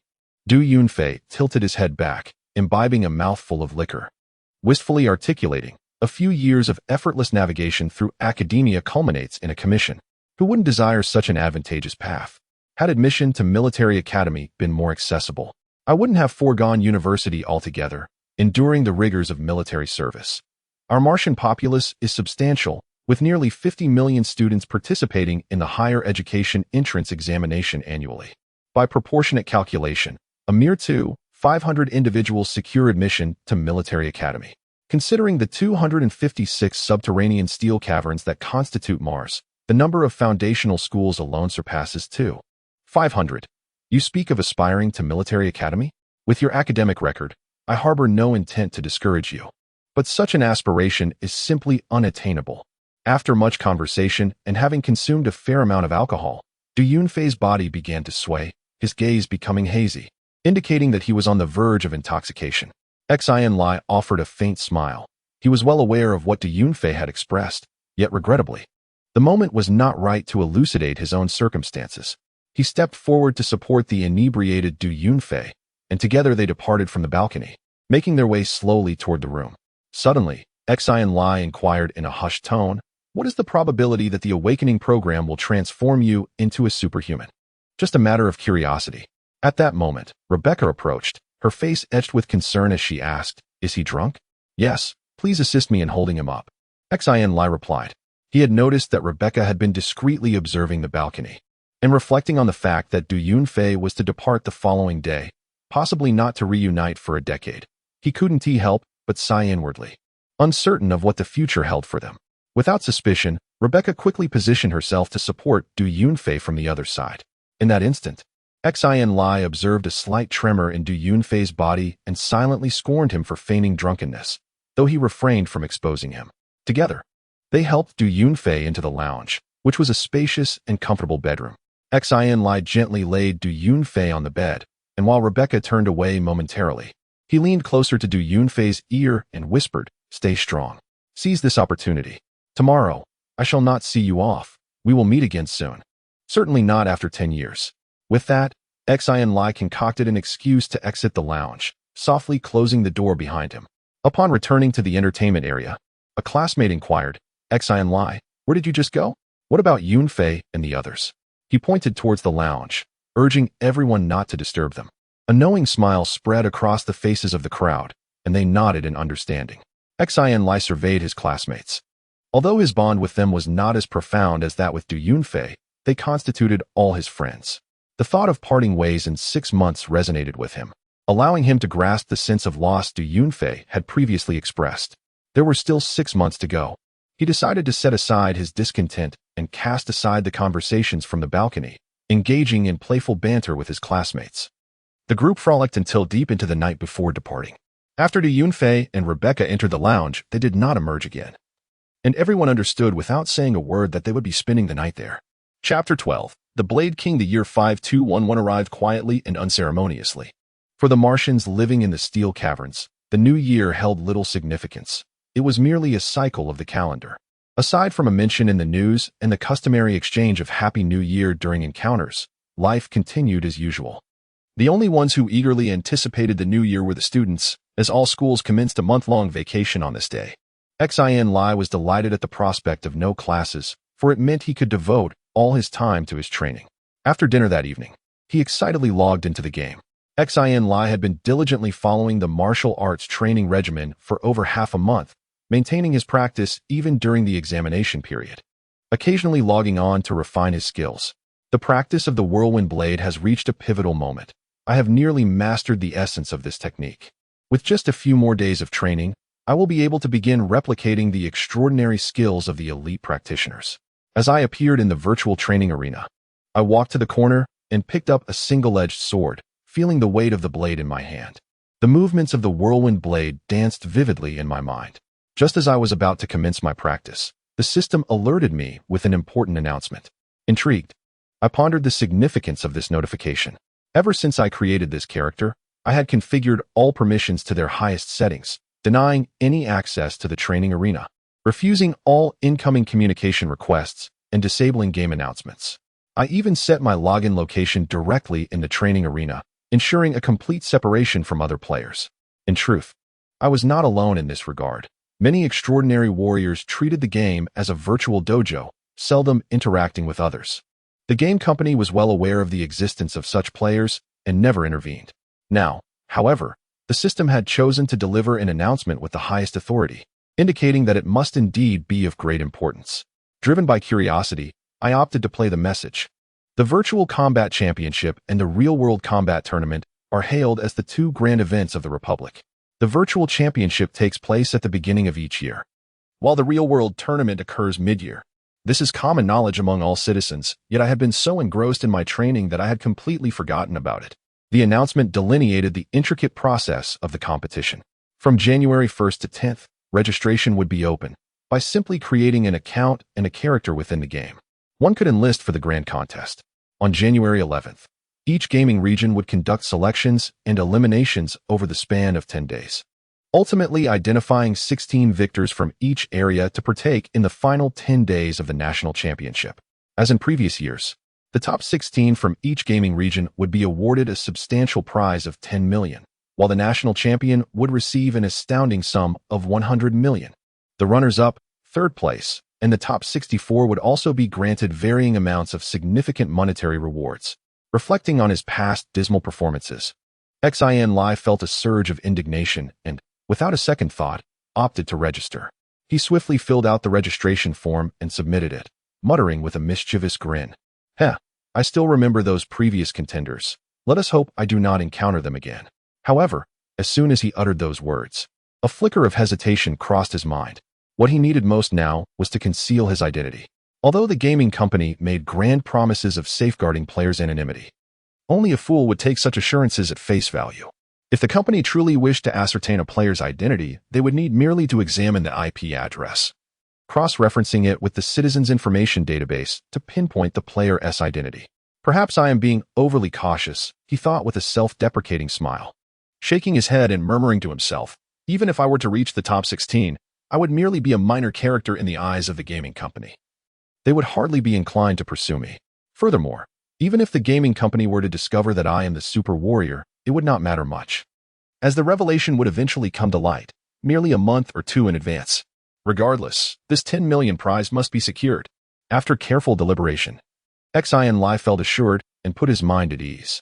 From beginning to end, he harbored no doubts about his ability to reach the top 16, a testament to his unwavering confidence. Dismissing the announcement, Xin Lie ceased contemplating the fighting tournament and began to focus intently on his sword practice. 3 hours later, Xin Lie sheathed his blade, sat cross-legged, and pondered. I have now fully mastered the Whirlwind Swift blade, surpassing my initial expectations by several days. Further improvement will only come through extensive and prolonged practice. It seems the time has come to replicate the training regimens of those expert swordsmen. With this thought, Xin Lie rose again and brandished his sword a few times, but felt it difficult to make further progress. This only solidified his conviction. Exiting the game, Xin Lie sat on his bed and entered a state of meditative stillness, concentrating on cultivating his psychic power. Although practicing swordsmanship in the game was effortless, it still consumed a small amount of psychic energy. To achieve the best possible replication effect, he needed to maintain his mental state in its most pristine condition. Time passed, and it was late into the night when Xin Lie finally opened his eyes, his gaze sharp and his breathing steady. With a gentle press on his phone, a widescreen window popped up before him. Xin Lie had long stored those 100 videos on his phone for viewing at any time. Through his previous explorations, he discovered that the replication effect was better in reality than in the virtual network, which is why he did not enter the game. Extending his finger, Xin Lie unhesitatingly clicked play. This video documented the most brilliant battle of Swift Blade Celestial King Salin Tiansalang in the virtual network 150 years ago. His adversary was also a renowned quick-draw swordsman of that era. Both wielded the same cyclone quick-draw sword technique, competing to determine whose blade was swifter. It was later calculated that this duel lasted a mere 23 seconds. Shiro engaged his opponent head-on in an authentic clash of steel, with their blades colliding a total of 314 times, averaging 13.65 strikes per second. When viewed at normal speed, the battle offered little aesthetic appeal to the average observer. All that could be discerned was a rapid series of metallic clangs, as dense as a rain shower, accompanied by a flurry of flashing steel, concluding before one could fully register it. Ordinary viewers had to decelerate the footage tenfold to fully appreciate the brilliance of this apex confrontation. Upon meticulous examination of the slowed-down footage, it became evident that the 13.65 strikes per second did not represent the actual number of sword thrusts, as both combatants employed numerous feints or evaded direct blade contact. In reality, Shiro unleashed nearly 20 strikes per second, each faster than the last, culminating in a decisive blow that cleanly severed his opponent's neck. Xin Lie had previously watched various iterations of this video countless times, at normal speed, at 1/5 speed, and at 1/10 speed, having viewed it no less than 100 times. This time, however, he watched it at normal speed. In the instant before the video commenced, Xin Lie's focus intensified, his breath stilled, his mind raced at full capacity, and his eyes adjusted their focal point, successfully entering a state of replication. The 23 seconds elapsed in a flash, and the video concluded. In a fleeting span of merely 23 seconds, Xin Lie felt as though an eternity of 23 days had elapsed. It seemed as though every ounce of strength had been siphoned from his body, leaving him reclined heavily upon his bed, gasping for breath. His head throbbed with a persistent hum, and upon reaching to touch his forehead, he discovered it radiated with an unusual warmth, reminiscent of a fever. Despite his physical malaise, Xin Lie's countenance was alight with an irrepressible smile, perhaps due to the fact that his mental prowess had strengthened since a month prior, yielding a replication far exceeding his expectations. The precise extent to which he had assimilated the swordsmanship of the Blade King's Rin tincture remained uncertain. Nonetheless, he estimated it to be at least over 90%. Achieving such remarkable results in a single attempt filled Xin Lie with elation.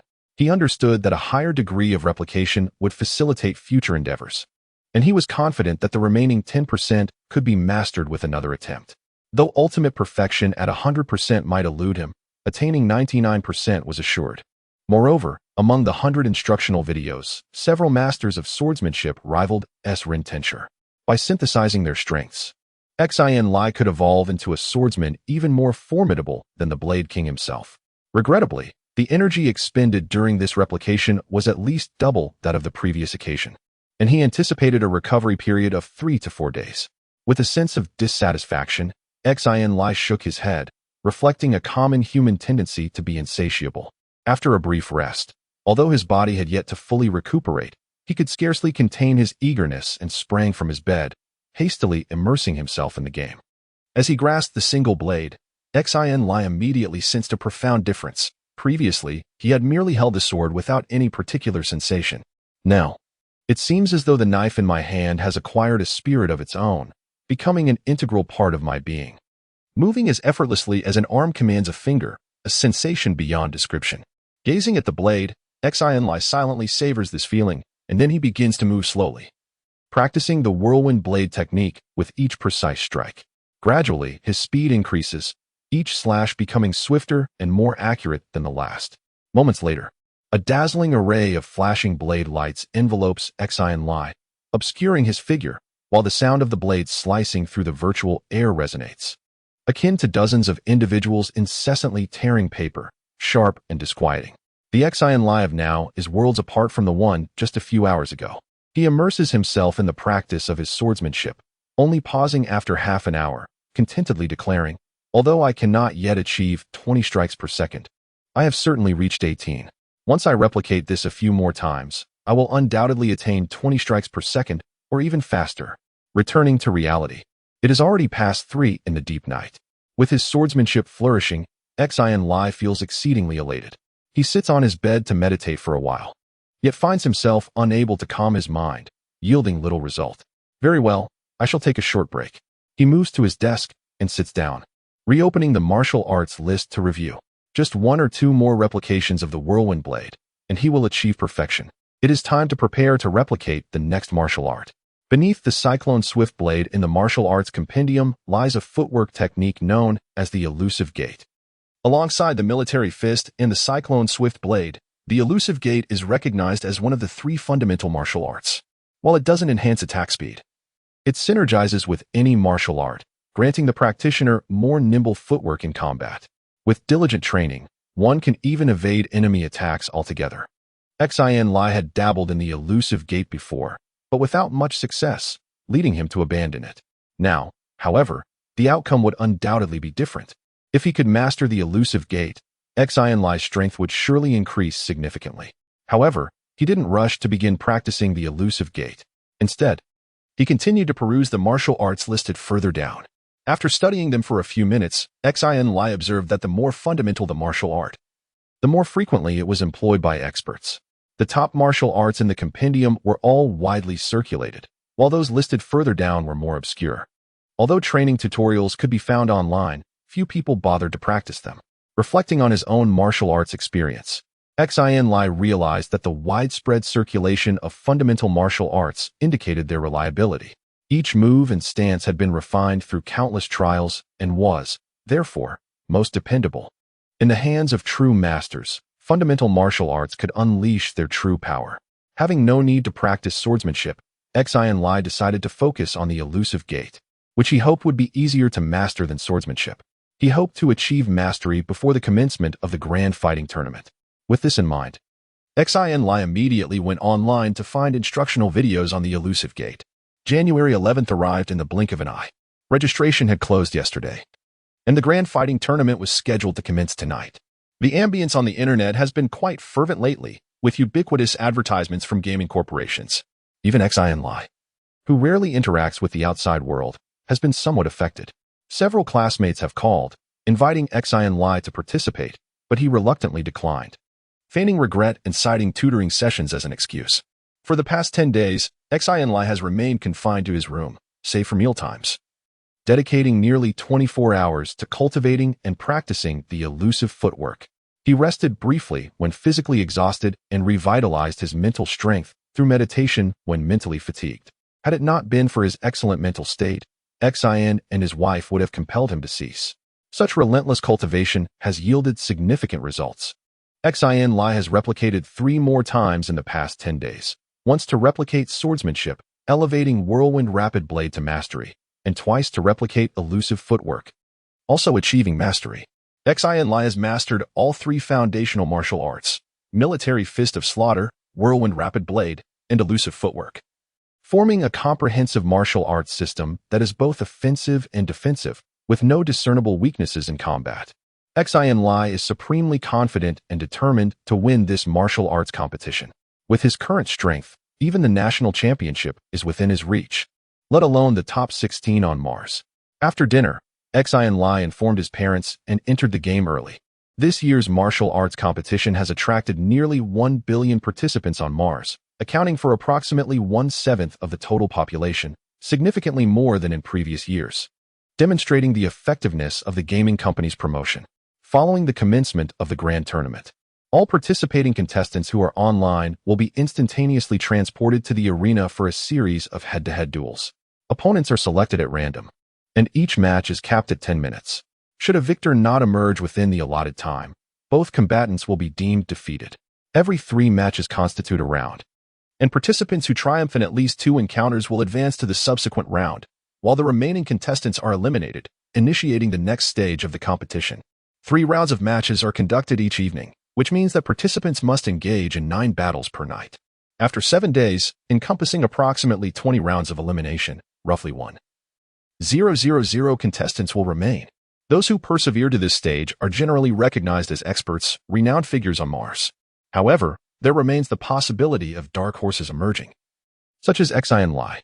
These remaining 1,000 will continue to engage in a cycle of challenges, with the distinction that the number of battles per round increases to 5, and participants must secure at least 3 victories to advance. Ultimately, the top 16 will be determined. It appears that the format remains consistent with previous iterations. Having reviewed the information, Xin Lie closed the forum and patiently awaited the commencement of the competition. Promptly at 7:00 p.m., a window materialized before him, proclaiming, "Esteemed player, the 2993rd Grand Martial Arts Tournament is officially underway. Following verification, you have been identified as a participating contestant. Do you consent to be transported to the arena?" A 60-second countdown timer appeared below, indicating that failure to make a selection within the stipulated time frame would result in automatic forfeiture. "The moment has arrived," Xin Lie mused. After a moment's contemplation, he retrieved a single-edged sword from the weapon rack and secured it to his back before electing to be transported. In an instant, Xin Lie materialized upon a fighting platform. This arena, meticulously crafted by the game company for fighting tournaments, measures 100 meters in both length and width, with a height of 3 meters. Exceeding the boundaries of the platform results in immediate disqualification. Xin Lie surveyed his surroundings, noting his position in one corner of the ring, while his adversary had already arrived, standing at the opposite corner, scrutinizing him. A transparent partition bisected the arena, precluding any interaction between the combatants, a measure implemented by the game company to prevent the subordination of opponents. A digital countdown was displayed on the barrier, indicating that the commencement of the match was a mere 45 seconds away. Xin Lie examined his opponent's profile. ID: Righteous Dragon. Height 185 centimeters. Wingspan 190 centimeters. Weight 82 kilograms. Record: 3,165 wins and 2,496 losses. Best performance in previous fighting tournaments. Round 6. These biometrics were determined during character creation, however, to expedite acclimatization to their in-game avatars. Most players transpose their real-world statistics, including physical appearance, into the game. Consequently, many players' in-game visages are indistinguishable from their real-life counterparts. After reviewing the data, Xin Lie concluded that Righteous Dragon was merely an ordinary player, posing no threat to him. Thus, he patiently awaited the conclusion of the countdown, preparing for a swift resolution. Concurrently, Righteous Dragon was also perusing Xin Lie's profile, and after only a cursory glance, he was immediately astounded. ID: ASDF 1234567, height 180 centimeters, wingspan 180 centimeters, weight 80 kilograms. Record: 0 wins and 0 losses. First time participating in the fighting tournament. What kind of name is that? He wondered. Surely it was generated randomly. With no record of achievements and physical attributes set by the system, this face is also a gift from the system. How extraordinarily exceptional. Zheng Pailong gazed at the pristine blank information before him, utterly speechless. He was confronted with a 3-no contestant. The term 3-no contestant refers to participants like Xin Lie, who possess no name, no record, and no established physical data. In every virtual fighting tournament, a cohort of 3-no contestants emerges, typically comprising real-life experts whose sole aim in competing is the substantial monetary rewards. Without exception, the prowess of 3-no contestants far surpasses that of ordinary players, with historical instances of 3-no contestants clinching national championships. Subsequently, some board players engaged in pranks, intentionally creating new characters to participate in competitions, masquerading as 3-no contestants to intimidate their opponents. However, they were quickly exposed, often eliminated within just a few rounds. Zheng Pai long scrutinized the individual before him, who bore a sword and exhibited an air of calm composure, seemingly uncharacteristic of ordinary players engaging in tricks. This was a genuine 3-no contestant.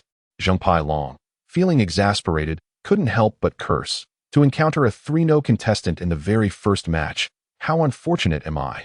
Could it be because I forgot to brush my teeth this morning? Although Xin Lie could not hear the words spoken by the other party, he could surmise the reason for their dismay, given the expression of frustration on their face. At that moment, the system announced that the battle would commence in 10 seconds.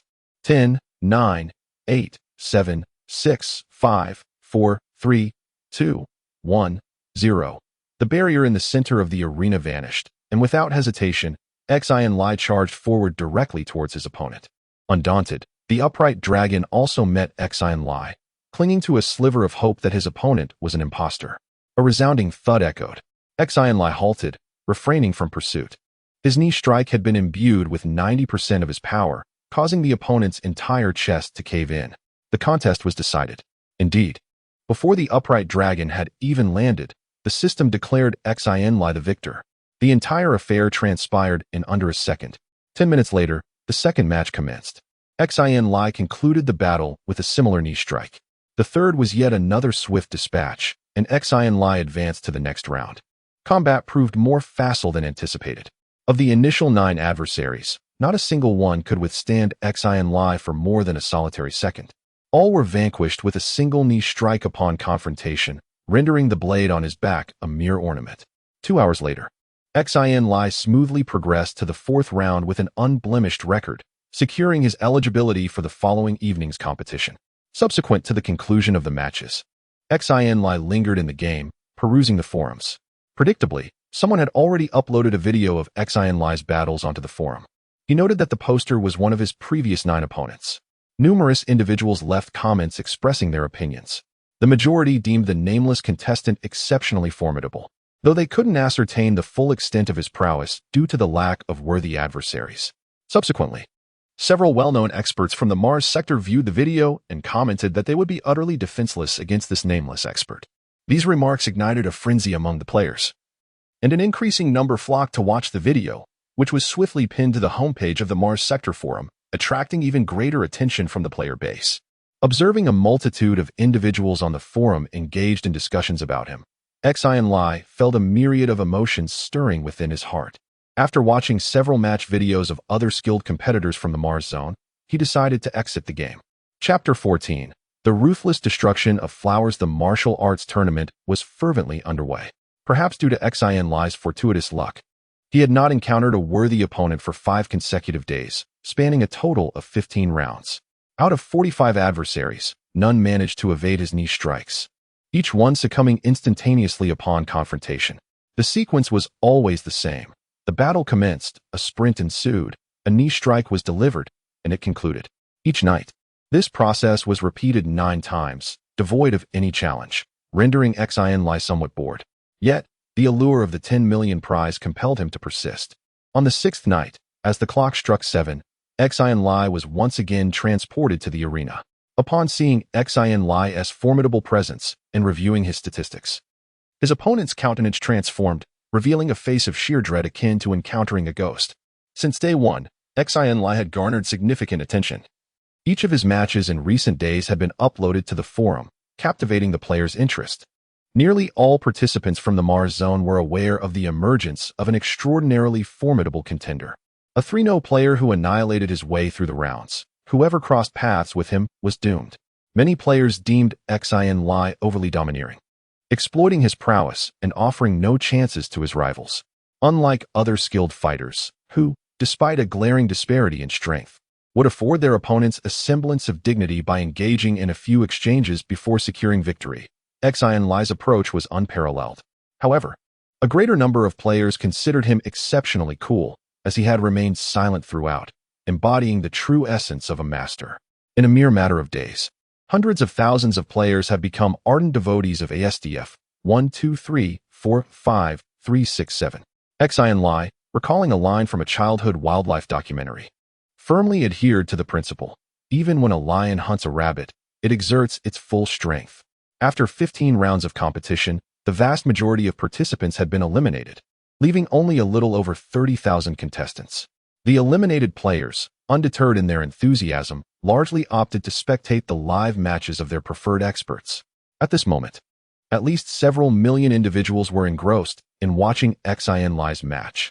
Observing the dejected countenance of Xin Lie's adversary, many spectators gloated with schadenfreude. The consensus among them was that the unfortunate fellow stood little chance. They derided his prospects, estimating his survival in mere fractions of a second. Despite his respectable record of 8,524 wins and 2,616 losses, he was deemed a mere average expert, and others with superior win rates had already been swiftly defeated. The prevailing sentiment was that he would inevitably succumb to the devastating knee strike. There was a common agreement on this point. Some observers lamented the game company's stringent rules, which forbade contestants from conceding defeat, as it was believed that he would have already surrendered otherwise. They pitied the hapless player, anticipating the agonizing sensation of a shattered chest. Xin Lie remained oblivious to these widespread discussions, and even if he were aware, it would have been of little consequence to him. As the countdown concluded, Xin Lie, mirroring his actions from previous days, immediately surged towards his opponent. Despite being a seasoned expert who had progressed to the 16th round, the opponent's reactions and speed, while notably faster than those of ordinary players, still lagged several tiers behind Xin Lie's. From approximately 2 meters away from his target, Xin Lie exerted force from his feet, propelling himself forward with the momentum. His right knee, bent in front, aimed to strike the opponent's chest. In that crucial moment, the adversary evaded by sidestepping half a meter to the left, attempting to dodge the knee strike. However, Xin Lie seemed to have anticipated this maneuver, his body also shifting half a meter to the left midair. Bang! As if rehearsed countless times, Xin Lie's knee accurately collided with his opponent's chest. The seemingly robust chest immediately caved in, sending the body flying backward. Xin Lie landed, and the system declared ASDF 1, 2, 3, 4, 5, 3, 6, 7 the victor. Another instant victory. None of the contestants who had persevered to the 16th round were without extensive combat experience. These remaining 30,000 individuals were the elite among the billions of players in the Mars sector. Xin Lie cautioned himself not to become complacent, patiently awaiting the next match. As expected, the opponents in the subsequent matches were formidable. Although they invariably displayed peculiar expressions upon learning that their opponent was ASDF 1, 2, 3, 4, 5, 3, 6, 7, none took a passive approach. Instead, they were filled with fighting spirit, eager to test Xin Lie's capabilities. One of his opponents wielded a shield, a weapon that any skilled user could make troublesome for any player. Xin Lie naturally refrained from foolishly attempting to resolve the situation with a knee strike. Instead, he used his speed to circle behind his opponent and broke their neck with a single punch. Although the battle was brief, lasting less than 5 seconds, it had broken Xin Lie's record of instantly defeating an opponent. This left many ardent admirers deeply regretful. In the 17th round, Xin Lie finally encountered a true master. The enchanting Xin Lie, ranked 126th in the Mars district. With her high ranking and openly revealed identity, she is a secondary-level super warrior in reality, employed by a gaming company to provide commentary for thrilling battles, and also a stunning beauty, which contributes to her immense popularity. Most players in the Mars district are well acquainted with her. When they both appeared on the stage and caught sight of one another, they were momentarily taken aback. Xin Lie was somewhat surprised. He had previously watched numerous videos featuring Xin Lie's commentary and held a favorable impression of her, never anticipating that she would be the first true expert he would encounter. Xin Lie's popularity was extraordinary, and it was uncertain how many players regarded her as their ideal. Upon receiving the news, many rushed to witness the event. In a matter of seconds, the number of spectators skyrocketed by several folds, exceeding 20 million. At that moment, Xin Lie flashed Xin Lie a gentle smile, her bright eyes and radiant teeth rendering her extraordinarily beautiful. Xin Lie, a young man who had never even experienced romance, found himself unable to withstand such allure. His heart raced uncontrollably. He hastily composed himself to avoid any embarrassment. What's Xin Lie? It should be Ru Yao instead. Xin Lie secretly scolded, observing the rapidly increasing audience count, and couldn't help but muse. Indeed, she is the renowned beauty of the Mars district. Her allure is unparalleled. The total number of spectators from all my previous matches combined doesn't even compare to this. Gazing upon her exquisite countenance, Xin Lie harbored a mischievous thought. Would defacing her beauty incite the wrath of myriad players, eager to avenge her marred visage? While such an act of callousness was not beyond his capabilities, its worth remained questionable. Despite these contemplations, Xin Lie maintained an impassive facade, feigning an aura of nonchalance. He then noticed the long sword clasped in Xin Lie's hand, recalling her mastery of swordsmanship, honed over 2 decades, which had vanquished countless adversaries. Consulting Xin Lie's profile, her remarkable record stood out, too. 865 victories against a mere 117 defeats. Though her battles were few, her triumph rate was astounding, with her best performance in previous tournaments reaching the top 64. As Xin Lie had been practicing torrential rain swordplay, albeit only recently replicated and not yet fully mastered. He possessed sufficient understanding of swordsmanship to avoid disadvantage in a duel against Xin Lie. However, he refrained from employing swordsmanship, and revealing his trump card of saber techniques was premature. Instead, he opted to engage her with military Dao Killing Fist, confident in its efficacy. Xin Lie surmised that his opponent, ranked 126th in the Martian district and not among the elite, provided an ideal opportunity to assess the practical application of his military Dao Killing Fist. His previous matches had hardly served as adequate warm-ups. With the countdown concluding, Xin Lie deviated from his usual aggressive approach, advancing deliberately. Xin Lie, perceiving his lack of drawn weapon, assumed he intended to speak and approached him of her own volition. Beauty invariably garners preferential treatment. As the chasm between them dwindled to a mere 20 meters, Xin Lie surged into motion with startling abruptness, his velocity escalating to its zenith in a heartbeat. Harnessing the momentum of his sprint, he channeled his aggregate might into his right arm, unleashing a direct punch aimed squarely at the exquisitely refined visage of Xin Lie. Shameless. At that juncture, a chorus of at least 1 million voices erupted in unison, their indignation palpable. Xin Lie was instantly incensed, yet her fury did not eclipse her rationality.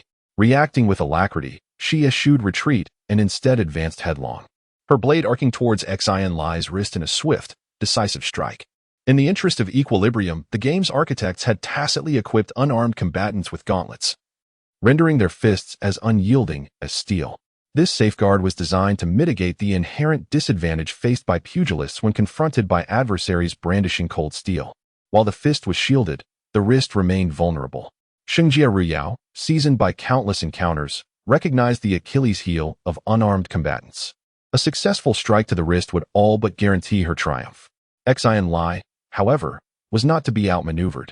Retracting his right arm and contorting his torso with a subtle twist, he narrowly evaded the slicing blade, which grazed his chest by a hair's breadth. Without missing a beat, he maintained his forward trajectory, colliding squarely with Xin Lie's embrace. Disaster. Many spectators, witnessing this development, involuntarily cried out in alarm. At that precise moment, Xin Lie sensed a tempestuous gust assailing her lower abdomen. Guided by years of ingrained combat intuition, she reacted instinctively, diverting her left arm to form a bulwark before her midsection, while simultaneously tensing her abdominal muscles. A resounding impact followed as an immense force crashed against her left arm, transmitting through to her abdomen. Xin Lie's body contorted into an arch as she was propelled skyward. Suspended in midair, she observed Xin Lie swiftly lower his right knee, grounding himself with a forceful thud, and relentlessly pursue her trajectory. Such velocity, such power. In reality, that knee strike would have cost her dearly. A devastating blow in a single exchange. St. Liao knew she was utterly outmatched, and it was evident her opponent had no intention of showing leniency. Xin Lie channeled his full strength into the knee strike, making it a formidable and weighty attack. Though it didn't land squarely on her abdomen, her arm partially deflected it.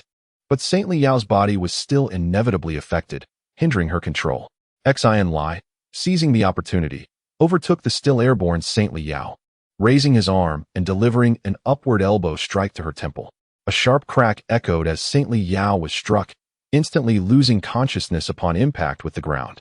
The system then declared ASDF 1, 2, 3, 4, 5, 6, 7 the victor. Xin Lie noted the battle's duration, a mere 9 seconds. Chapter 15. Ferocious as the tide. The video of the 9-second defeat of Xin Lie, culminating in a decisive headshot, ignited the Mars sector's forum, causing it to erupt in fervent discussion. While Xin Lie's prowess wasn't the most exceptional in the Mars sector, her influence surpassed even some of the top 10 players. Her fan base, predominantly male, exceeded the combined following of the 3 strongest individuals in the sector. The tragic demise of the beauty ignited a fervent desire among countless men to defend the fairer sex, leading to vehement condemnation of Xin Lie on the forums. Swiftly, Xin Lie became the public enemy of Martian men. The intense discussion surrounding this battle rapidly transformed it into the focal point of the entire Martian sector. The viewpoints expressed in these commentaries were largely homogeneous. Firstly, regarding the martial art, it was evident from the dozens of knee strikes executed by ASDF 1, 2, 3, 4, 5, 6, 7 that his combat style was characterized by speed, precision, and ruthlessness, hallmarks of military combat techniques. Furthermore, his evasion of the pristine Yao's sword strike suggested the utilization of elusive footwork. A comprehensive assessment revealed that ASDF 1, 2, 3, 4, 5, 6, 7 possessed all 3 essential elements of combat: strength, speed, and skill, each honed to its zenith within the game. Such masters are the most formidable, as they possess virtually no vulnerabilities. To defeat them, one must rely on sheer, overwhelming power. In conclusion, several commentators unanimously asserted that the unremarkable player ASDF 1, 2, 3, 4, 5, 6, 7 possessed power rivaling, if not surpassing, that of the Martian sector's foremost champion, legendary Li Yi. This assessment stemmed from the fact that the pristine Yao and legendary Li Yi had clashed 3 years prior, with legendary Li Yi emerging victorious, albeit after nearly a minute of combat. Of course, some speculated that legendary Li Yi had not exerted his full potential during that encounter, though the reasons remained ambiguous. Additionally, one commentary reminded everyone not to overlook the blade that Xin Lie had carried on his back since the first match. It was unfathomable to imagine the extent of his swordsmanship, given his already formidable unarmed combat prowess. This revelation immediately silenced many players who had been vociferously criticizing Xin Lie. No one believed that the blade was merely for show. Even if Xin Lie's swordsmanship was only on par with his pugilism, it was still incredibly impressive. To have cultivated both swordsmanship and pugilism to such a degree was indicative of a true powerhouse. Xin Lie, who had been monitoring the forum's trends, chuckled with self-satisfaction upon reading those commentaries. However, he mused, witnessing his swordsmanship would not be so straightforward. He would need to encounter a worthy adversary before unsheathing his blade. At that moment, the system announced the commencement of the 18th round.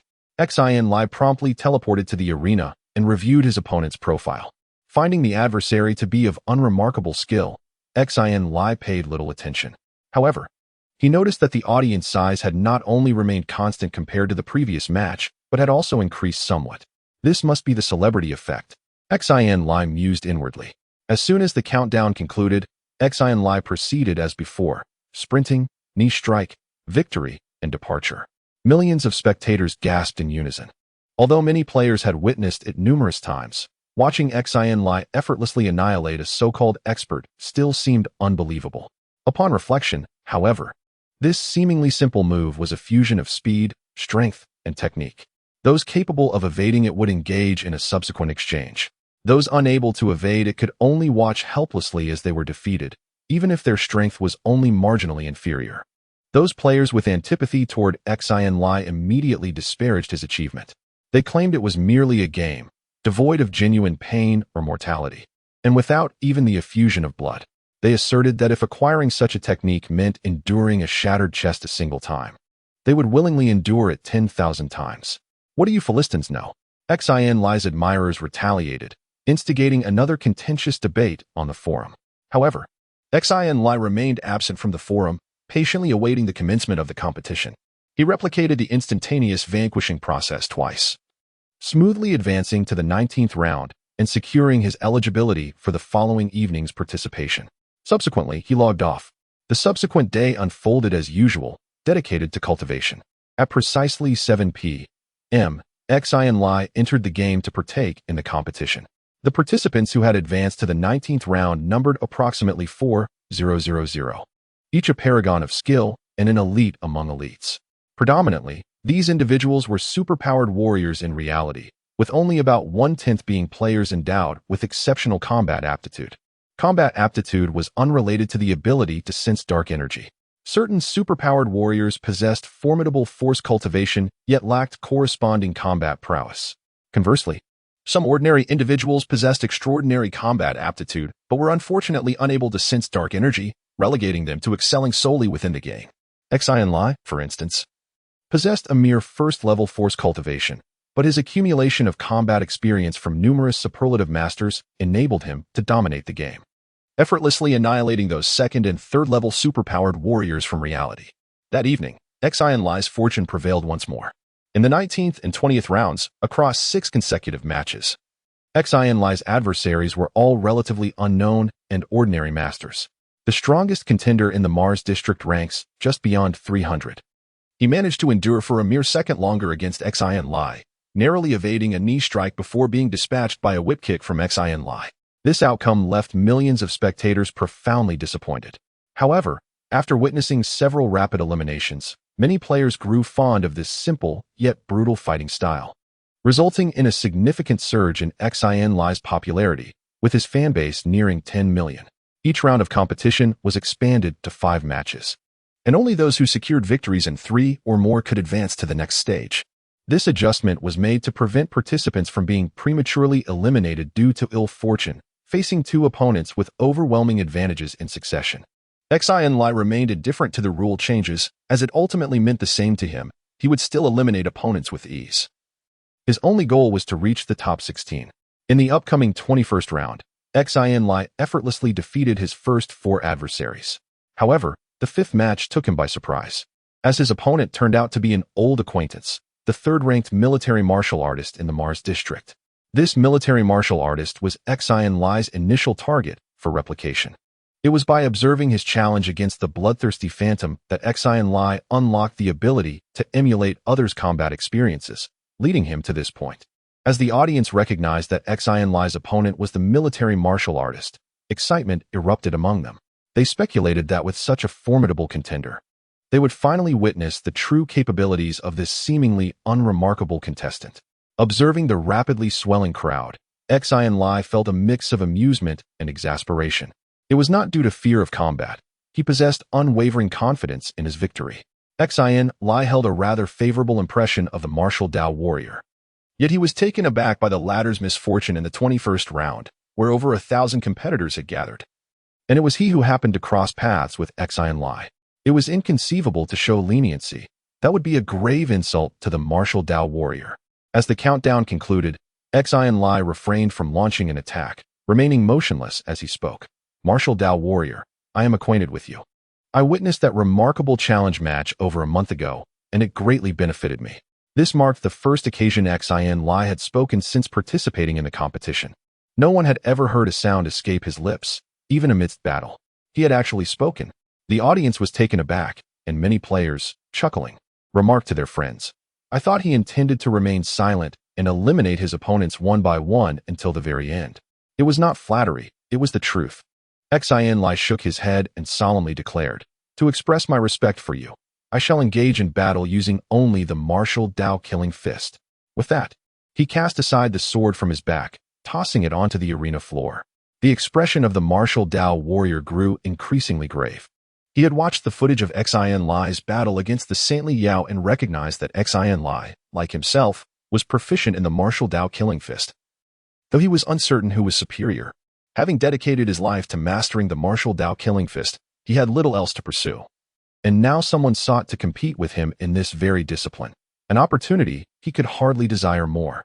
Nodding emphatically, the martial Dao warrior felt a surge of fervent determination and replied in a deep voice, "Very well." Their exchange resonated perfectly throughout the arena, igniting excitement among the spectators, who widened their eyes in anticipation of the impending clash. Remaining silent, Xin Lie, accompanied by the general of martial prowess, advanced to the center of the dueling platform. They positioned themselves 10 meters apart, feet slightly separated, bodies angled towards each other in a subtle crouch, elbows raised, fists clenched, adopting a stance poised for both offense and defense, a signature prelude to the military fist of carnage. After a tense standoff lasting several seconds, they simultaneously surged forward, the 10-meter gap vanishing in an instant as their fists collided with brutal force. The impact reverberated with a resounding thud. Xin Lie's body subtly quivered thrice, dispersing the force, while the general of martial prowess staggered backward, momentarily stunned. Seizing the advantage, Xin Lie leaned his upper body to the left, propelling his right leg in a high, sweeping arc, delivering a vicious roundhouse kick towards the general's flank.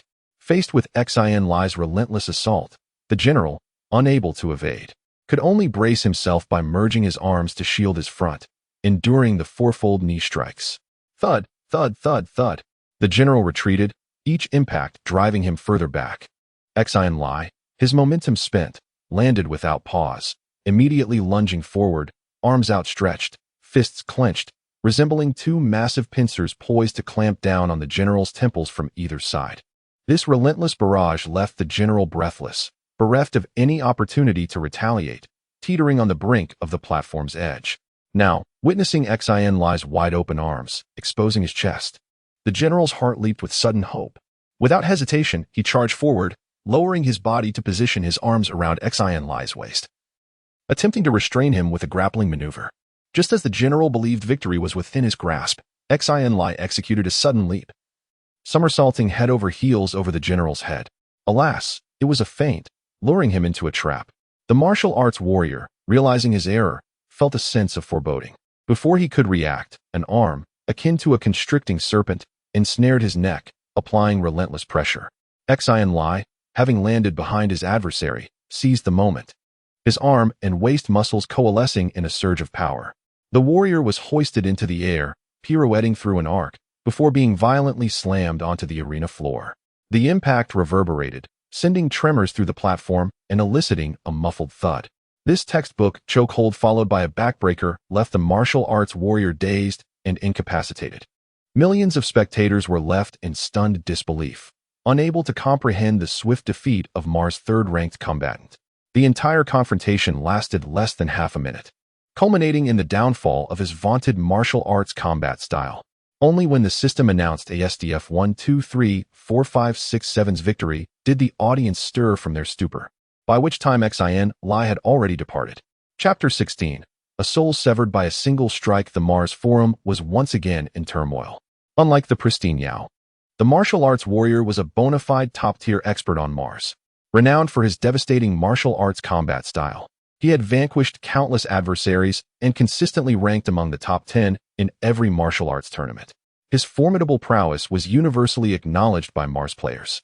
Yet, the martial arts warrior had been vanquished. While not impervious to defeat, the brevity of his downfall was astonishing. The entire sequence transpired in under 30 seconds. Discounting the initial standoff, the actual exchange lasted a mere 15 seconds, culminating in the defeat of his signature technique. It was, to say the least, an extraordinary turn of events. Having so effortlessly vanquished the third-ranked player in the Mars server, to what extent does ASDF 1-2-3-4-5-6-7's prowess extend? After scrutinizing the combat footage, nearly 100 game critics have converged on a single descriptor: unfathomable.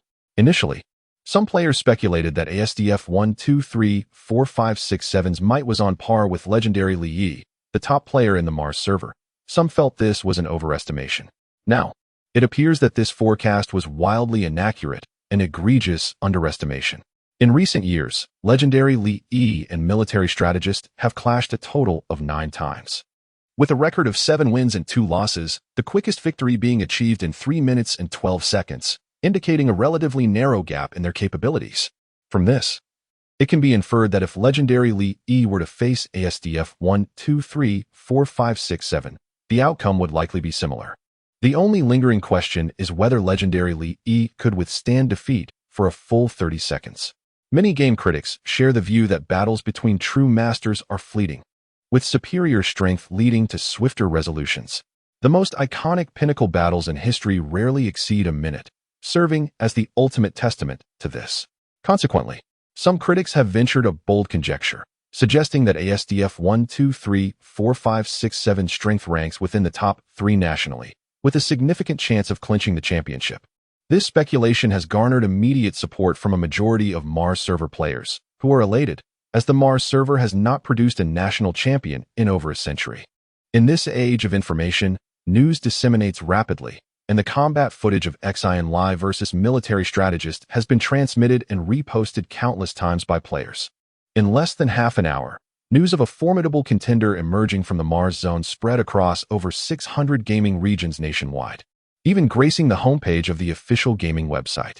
This year's fighting tournament saw dozens of unknown contenders, nearly all of whom advanced to the 21st round.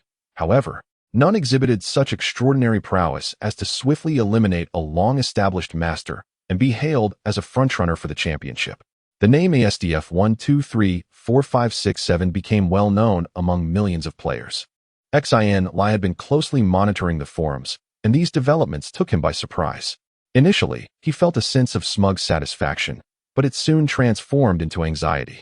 His original intention was merely to act as an ordinary unknown contestant, aiming to secure the 10 million prize, yet once he stepped into the arena, he found it impossible to hold back. His recent battle against the military strategist had drained him entirely, creating quite a stir. Now, he was certain that he had caught the attention of the gaming company, leaving him to wonder whether they would come to investigate him. Xin Lie stood up, pacing restlessly around the room, visibly agitated. He spent the day in a state of unease, but by the following evening, everything seemed normal and nothing had transpired, which allowed him to breathe a quiet sigh of relief. Nevertheless, he knew he must continue to participate in the competition. To withdraw now would only raise further suspicions. The tournament proceeded as scheduled, with the 22nd, 23rd, and 24th rounds taking place. That evening, he faced a total of 15 battles, encountering several skilled opponents. In an effort to remain inconspicuous, he refrained from using his signature sprinting knee strike.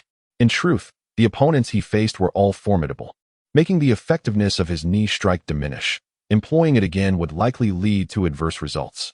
Even so, Xin Lie, relying solely on a set of military martial arts, was able to effortlessly secure victory and advance to the 25th round. Over 130 participants progressed to the 25th round. Game officials, after compiling statistics from the preceding 8 days of competition and eliminating those with the most losses, made adjustments to ensure precisely 128 contestants would advance to the subsequent round. The competition for the top 64. The rules for the top 64 competition differed, eschewing the multi-round format for a straightforward elimination system. Through random draws, contestants were paired off in head-to-head battles, with victors advancing and losers being eliminated. In essence, Xin Lie needed only 3 more triumphs to claim the grand prize of 10 million. The final 3 matches were scheduled for the evening of January 19th, and the arena was no longer a mere platform, but a virtual coliseum. Upon Xin Lie's initial teleportation into the arena, he was immediately taken aback. A peculiar sensation washed over him as he contemplated that, at that very moment, at least hundreds of millions were focused on him. He extended his arms, as if to embrace the heavens. Witnessing this gesture, the audience erupted in excitement, their shouts reaching a fever pitch, their gestures becoming more animated, and the roar intensifying exponentially, threatening to overwhelm the entire arena. Xin Lie closed his eyes momentarily, savoring the adulation of hundreds of millions. So, this is the sensation of being the cynosure of all eyes, he mused. In this instant, I am their hero. A smile graced Xin Lie's countenance. Though the realization that these 3 matches might be his first and final appearance in the virtual coliseum filled him with regret, and a sense of letting down his devoted audience.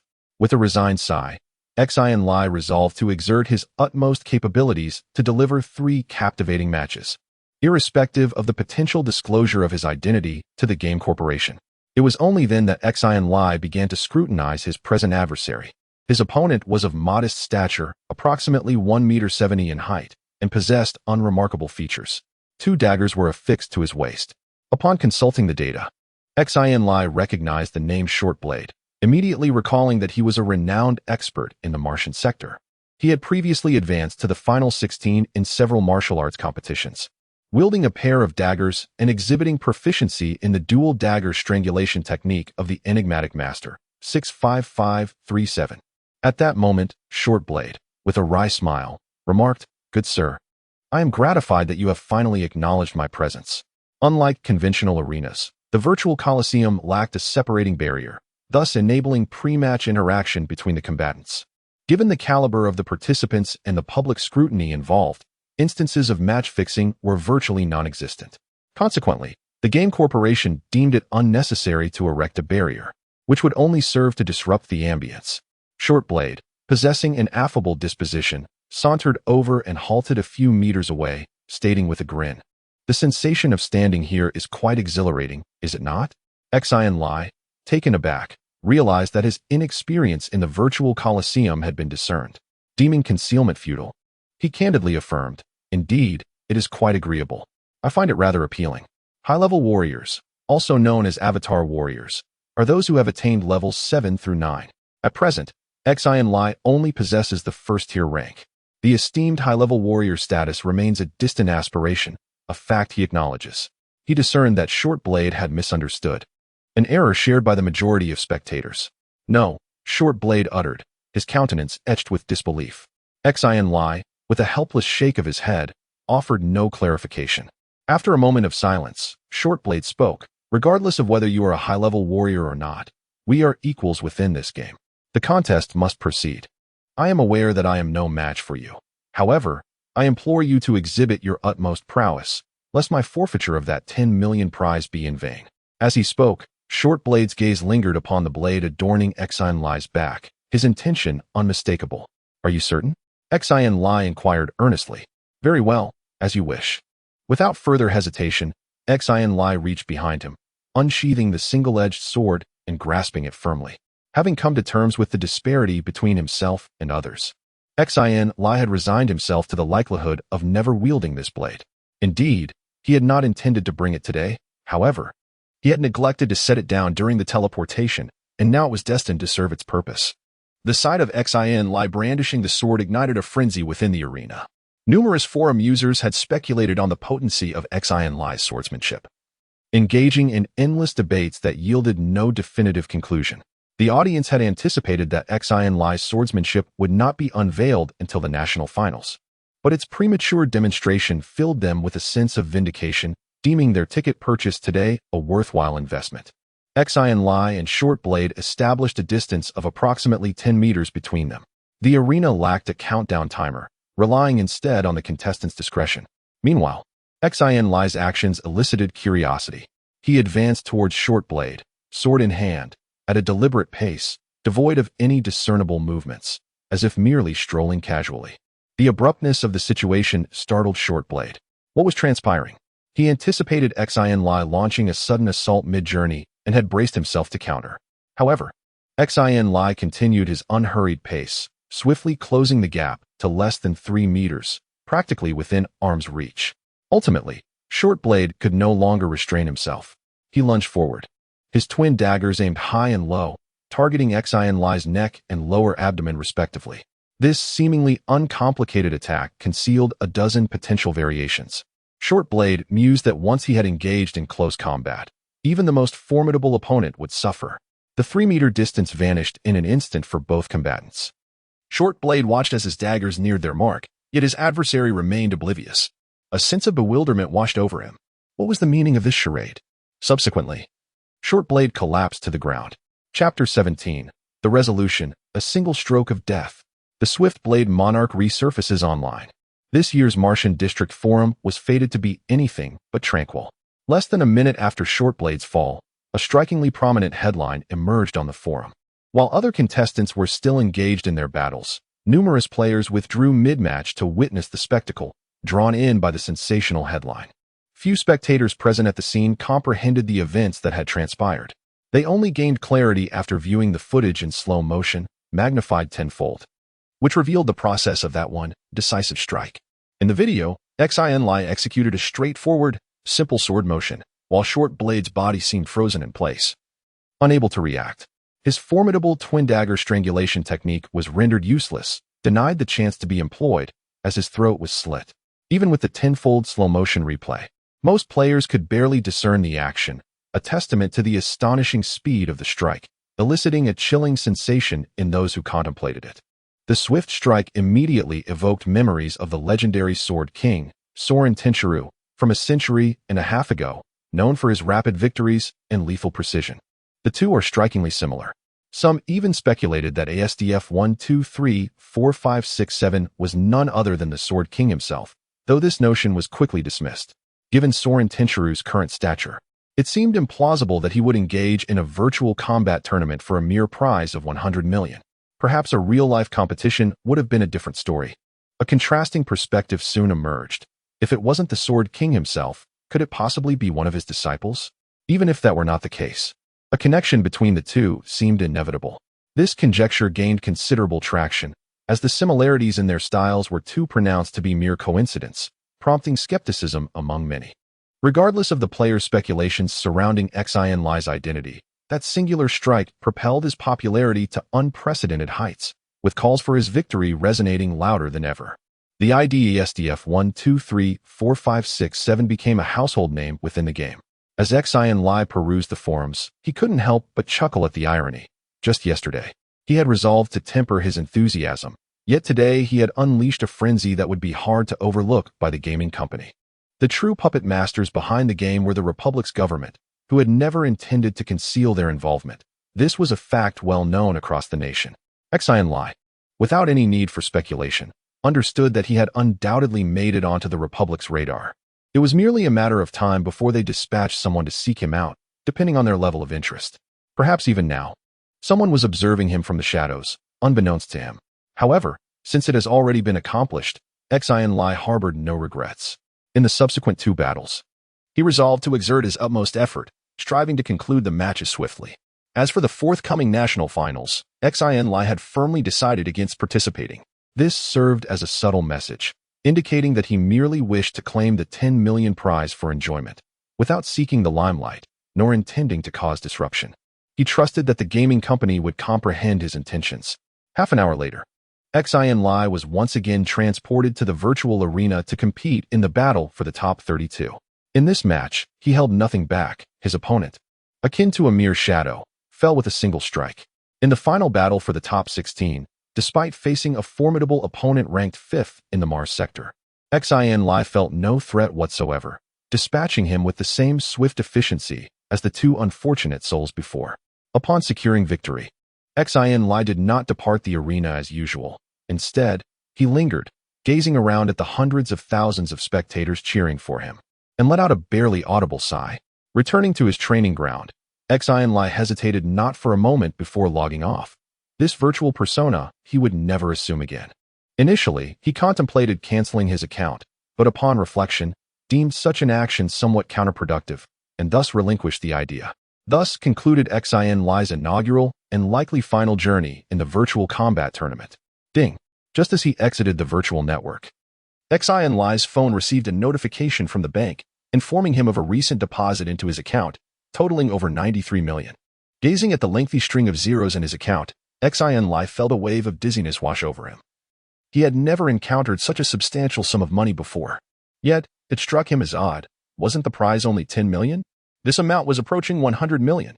Suddenly, it dawned on Xin Lie, and he hastily logged into his bank account to investigate the source of these funds. The transfer note was quite explicit. 10 million was the reward for reaching the top 16, while the remaining 83 million was derived from revenue shares of the final 3 matches, and that was after tax. So, this was the situation. A sigh of relief escaped him as he recalled that participants in the virtual arena earned revenue shares based on viewership. The more spectators, the greater the earnings. Typically, the revenue share from a virtual arena amounts to around 3 million, but for Xin Lie, the viewership for his last 3 matches had escalated dramatically, drawing countless gamers from various regions to witness his performance. Particularly for the final match, he estimated the audience to be at least 1 billion. Thus, accumulating over 83 million from the 3 matches was hardly surprising. Of course, the bulk of the earnings went to the gaming company, who profited even more, rendering these several tens of millions but a mere drop in the ocean. How outrageous! Xin Lie couldn't help but mutter a few curses before shaking his head. Considering how much money he had helped them generate, he hoped they would refrain from causing him any trouble. Continuously checking the balance in his bank account, Xin Lie felt an exhilarating thrill, but after a few minutes, he began to ponder. What on earth should he do with such a fortune? When he registered for the competition, his sole ambition had been to secure the 10 million prize. He had never contemplated what to do with it afterward.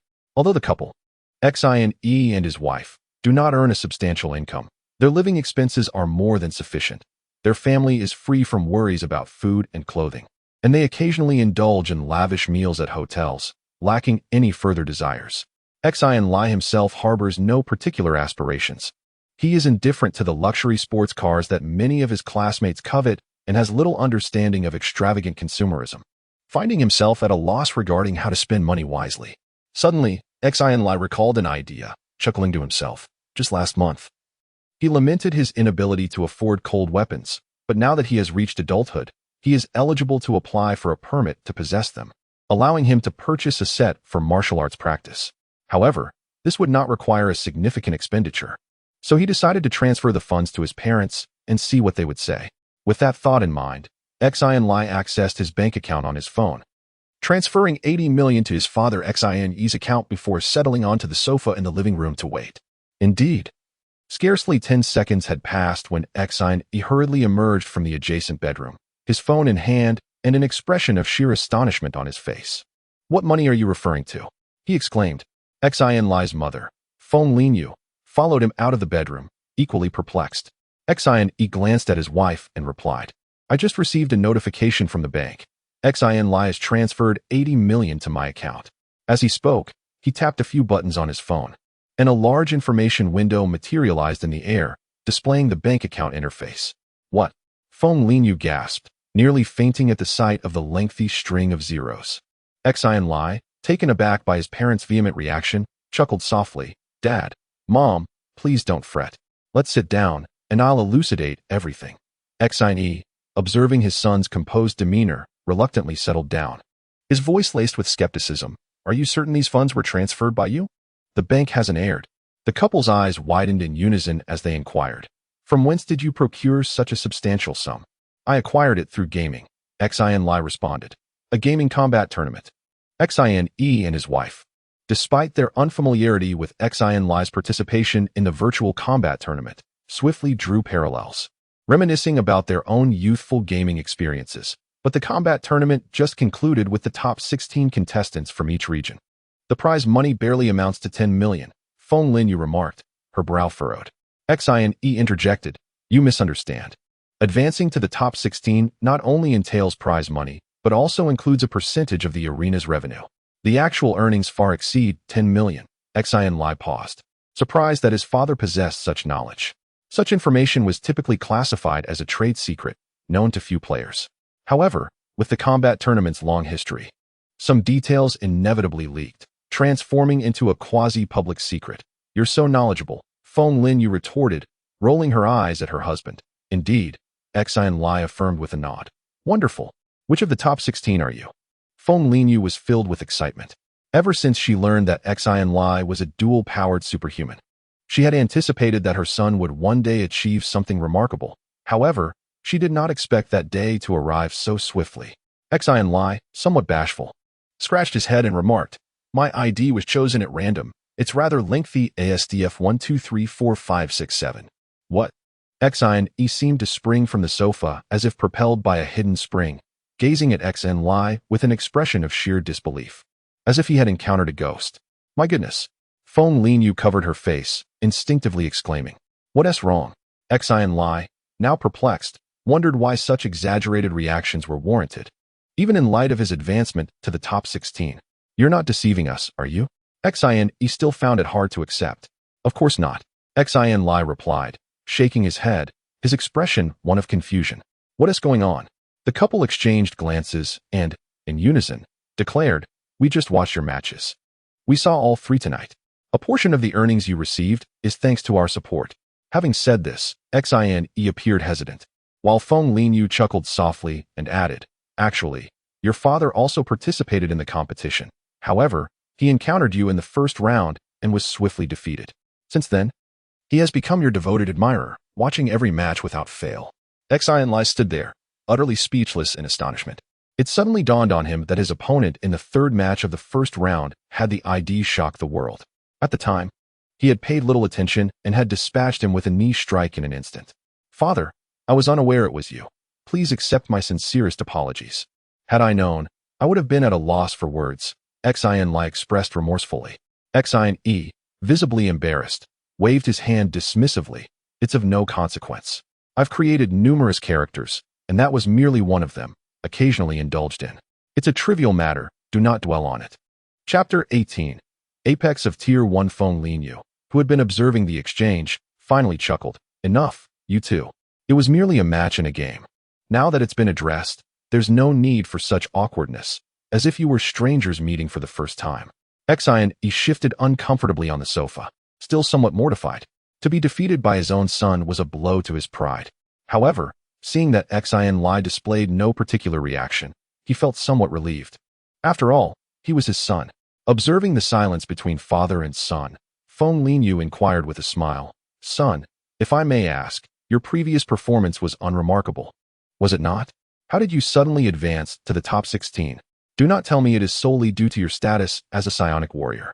You have only been attuned to dark energy for a little over a month. It is hardly sufficient. The masters you defeated, were they not all psionic warriors? They have cultivated for decades. Surely, they are not inferior to your month's worth of effort?" "I am more than just a psionic warrior," Xin Lie replied, gesturing to his head with a smile. "Do not forget that I also possess telekinesis. Virtual combat hinges on neural reaction speed. And is there anyone with a faster neural reaction speed than a psychic?" "That seems improbable," Feng Linyu responded. Xin Lie shook his head dismissively. "If the psychic sorcerers were indeed that formidable, the virtual combat tournament would solely belong to you. What chance would other players have? Those psychic sorcerers do not practice the force either. In any case, I have not heard of such a thing, nor could I find any information online." Xin Lie, feeling somewhat helpless, spread his hands and chuckled with a hint of pride. "Hee, perhaps this is a unique ability derived from dual cultivation of the original thought. In any case, I find virtual combat quite simple. A few days of practice should suffice." Yet, despite his words, Xin Lie harbored doubts within. Can dual cultivation of the original thought truly replicate another's combat experience? Or is it merely a singular ability unique to himself?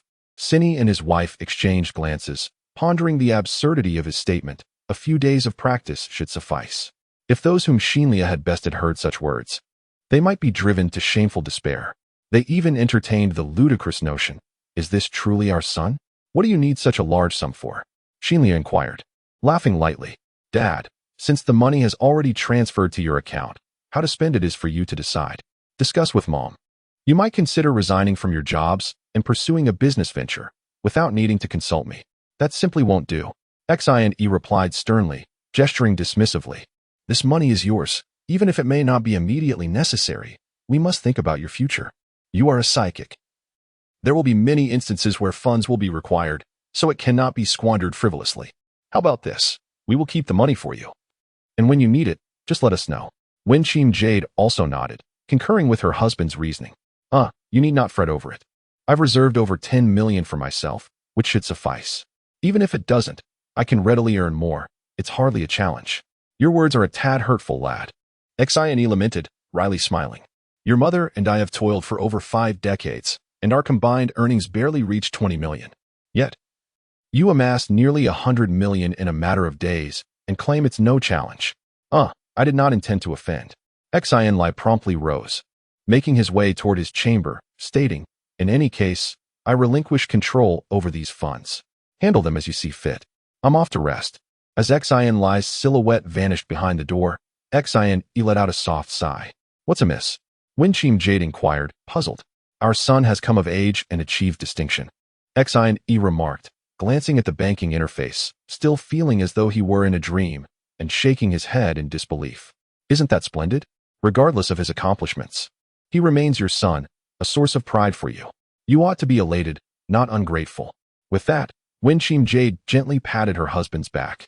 On the evening of January 21st, the national finals of the virtual combat tournament commenced. Xin Lie chose not to log in, opting instead to watch the competition with his parents in the living room via the television channel. Contestants who are not online are automatically disqualified by the system.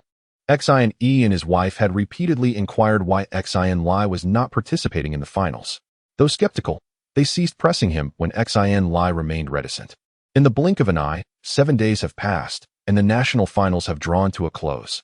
Surprisingly, the top player from the Mars region, the unparalleled Lie, has suddenly surged forth to seize this year's championship title. This victory brings immense delight and solace to the players of the Mars region. However, commentators opine that although Lie's prowess has soared to remarkable heights, his championship is well-deserved. Yet he is undoubtedly no match for the enigmatic player ESDF 1, 2, 3, 4, 5, 6, 7. Some have even declared that the absence of ESDF 1, 2, 3, 4, 5, 6, 7 has diminished the excitement of the national finals by at least half. Nevertheless, whether in lamentation or indignation, this virtual combat tournament has concluded. At times, Xin Lie feels that he has been overly paranoid, perhaps overthinking the situation. It may well be that the gaming company holds no interest in him whatsoever, nor is there any intent to investigate. Perhaps it is all a product of his own overzealous sentiment. Yun Fei must surely have become a superhuman by now, perhaps enduring hardships on some distant planet. It seems I, too, must strive to improve. Aside from Xin Lie and Rebecca, the other friends remain unaware of the reasons behind Du Yunfei's disappearance. However, Du Yunfei had instructed them to keep it a secret, leaving them no choice but to feign ignorance. As the new semester commences, marking the final term at the foundational school, the atmosphere in the classroom has grown somewhat solemn. More students are paying close attention during lectures, as the majority strive diligently for their futures. In this context, Xin Lie has begun to steadily enhance his academic performance. With each examination, his scores have improved incrementally. Across a total of 15 subjects, some have seen significant gains while others have progressed modestly, yet each one is advancing. As the midterm examinations approached, Xin Lie's academic performance experienced a qualitative leap, placing him at the forefront of the class. This garnered praise from both teachers and classmates, though it was not entirely unexpected. It is common for students to experience a surge in performance under pressure during the final semester.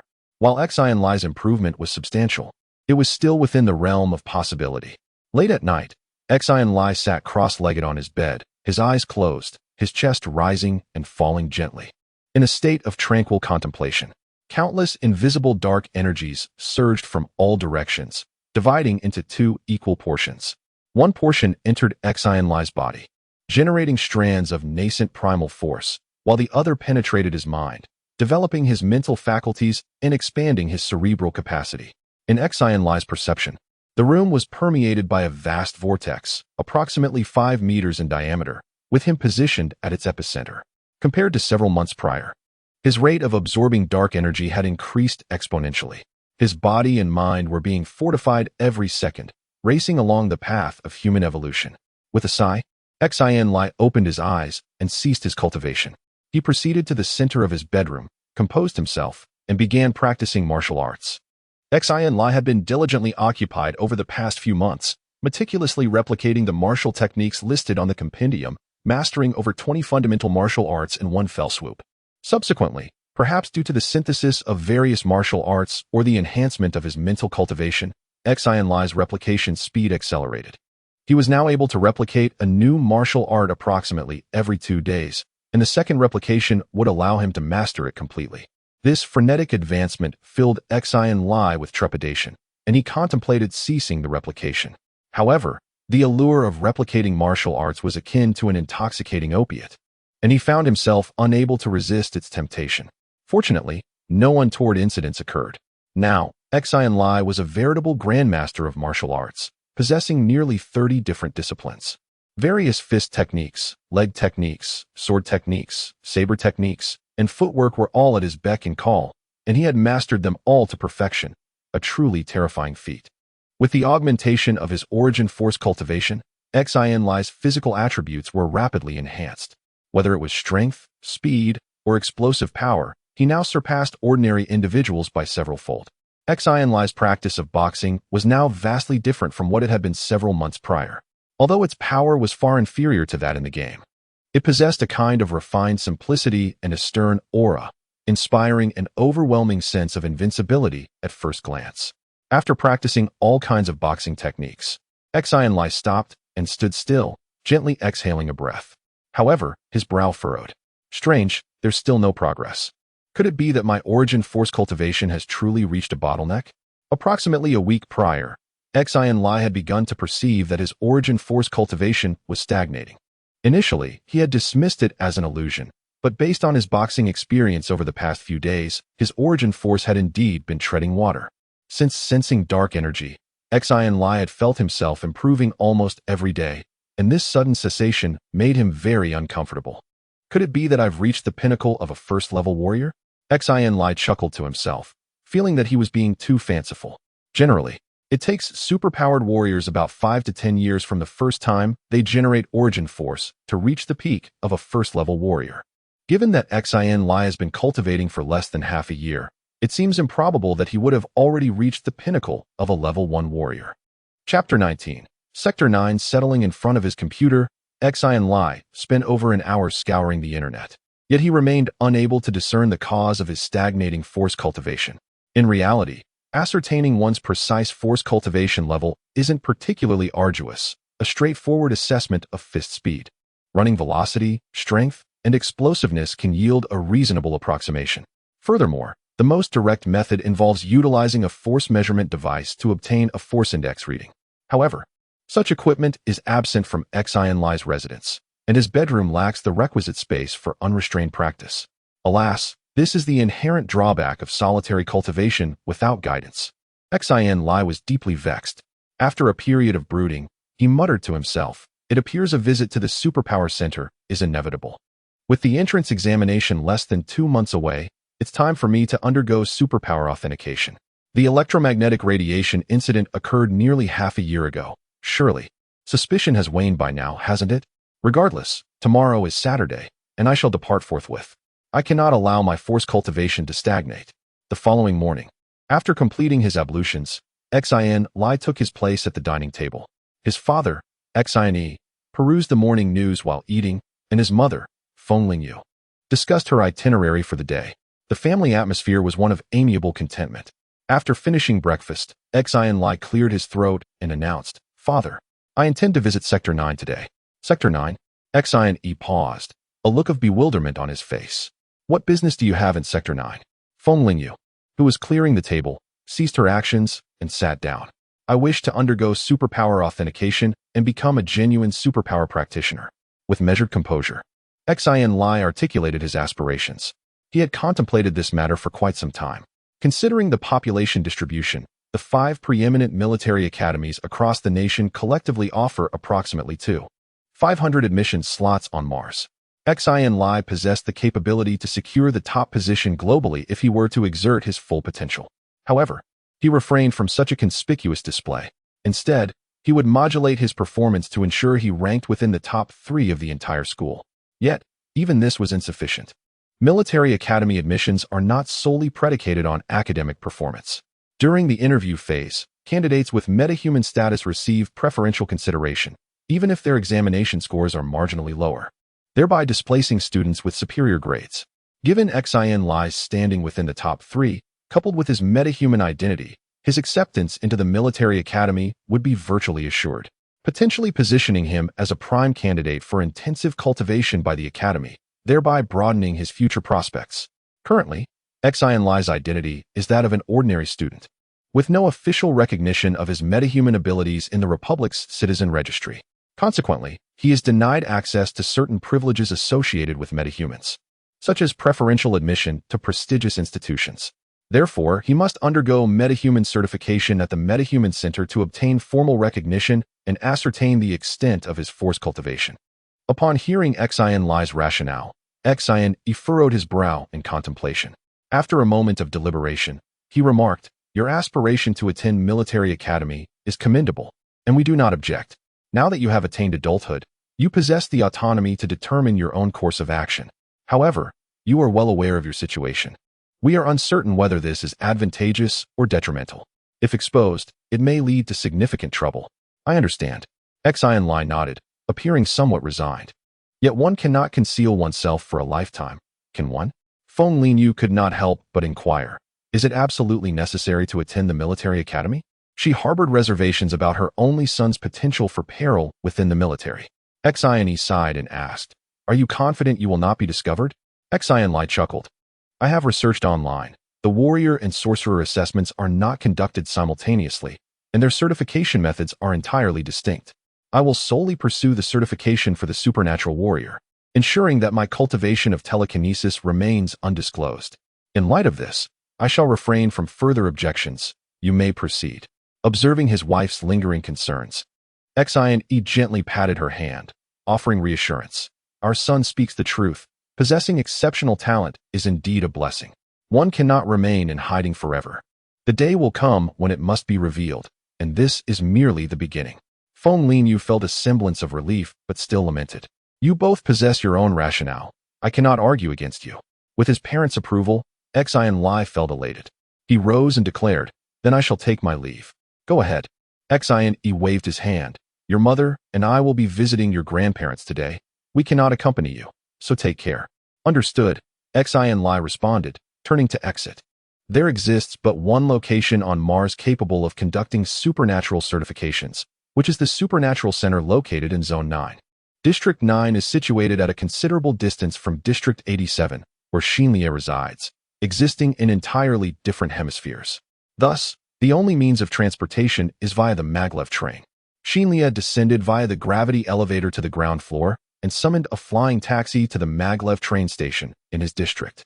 Beneath the surface of Mars, there are as many as 256 steel pods, each equipped with a maglev train station. These major stations are interconnected by sealed vacuum tubes, forming an extensive underground transportation network that spans the globe.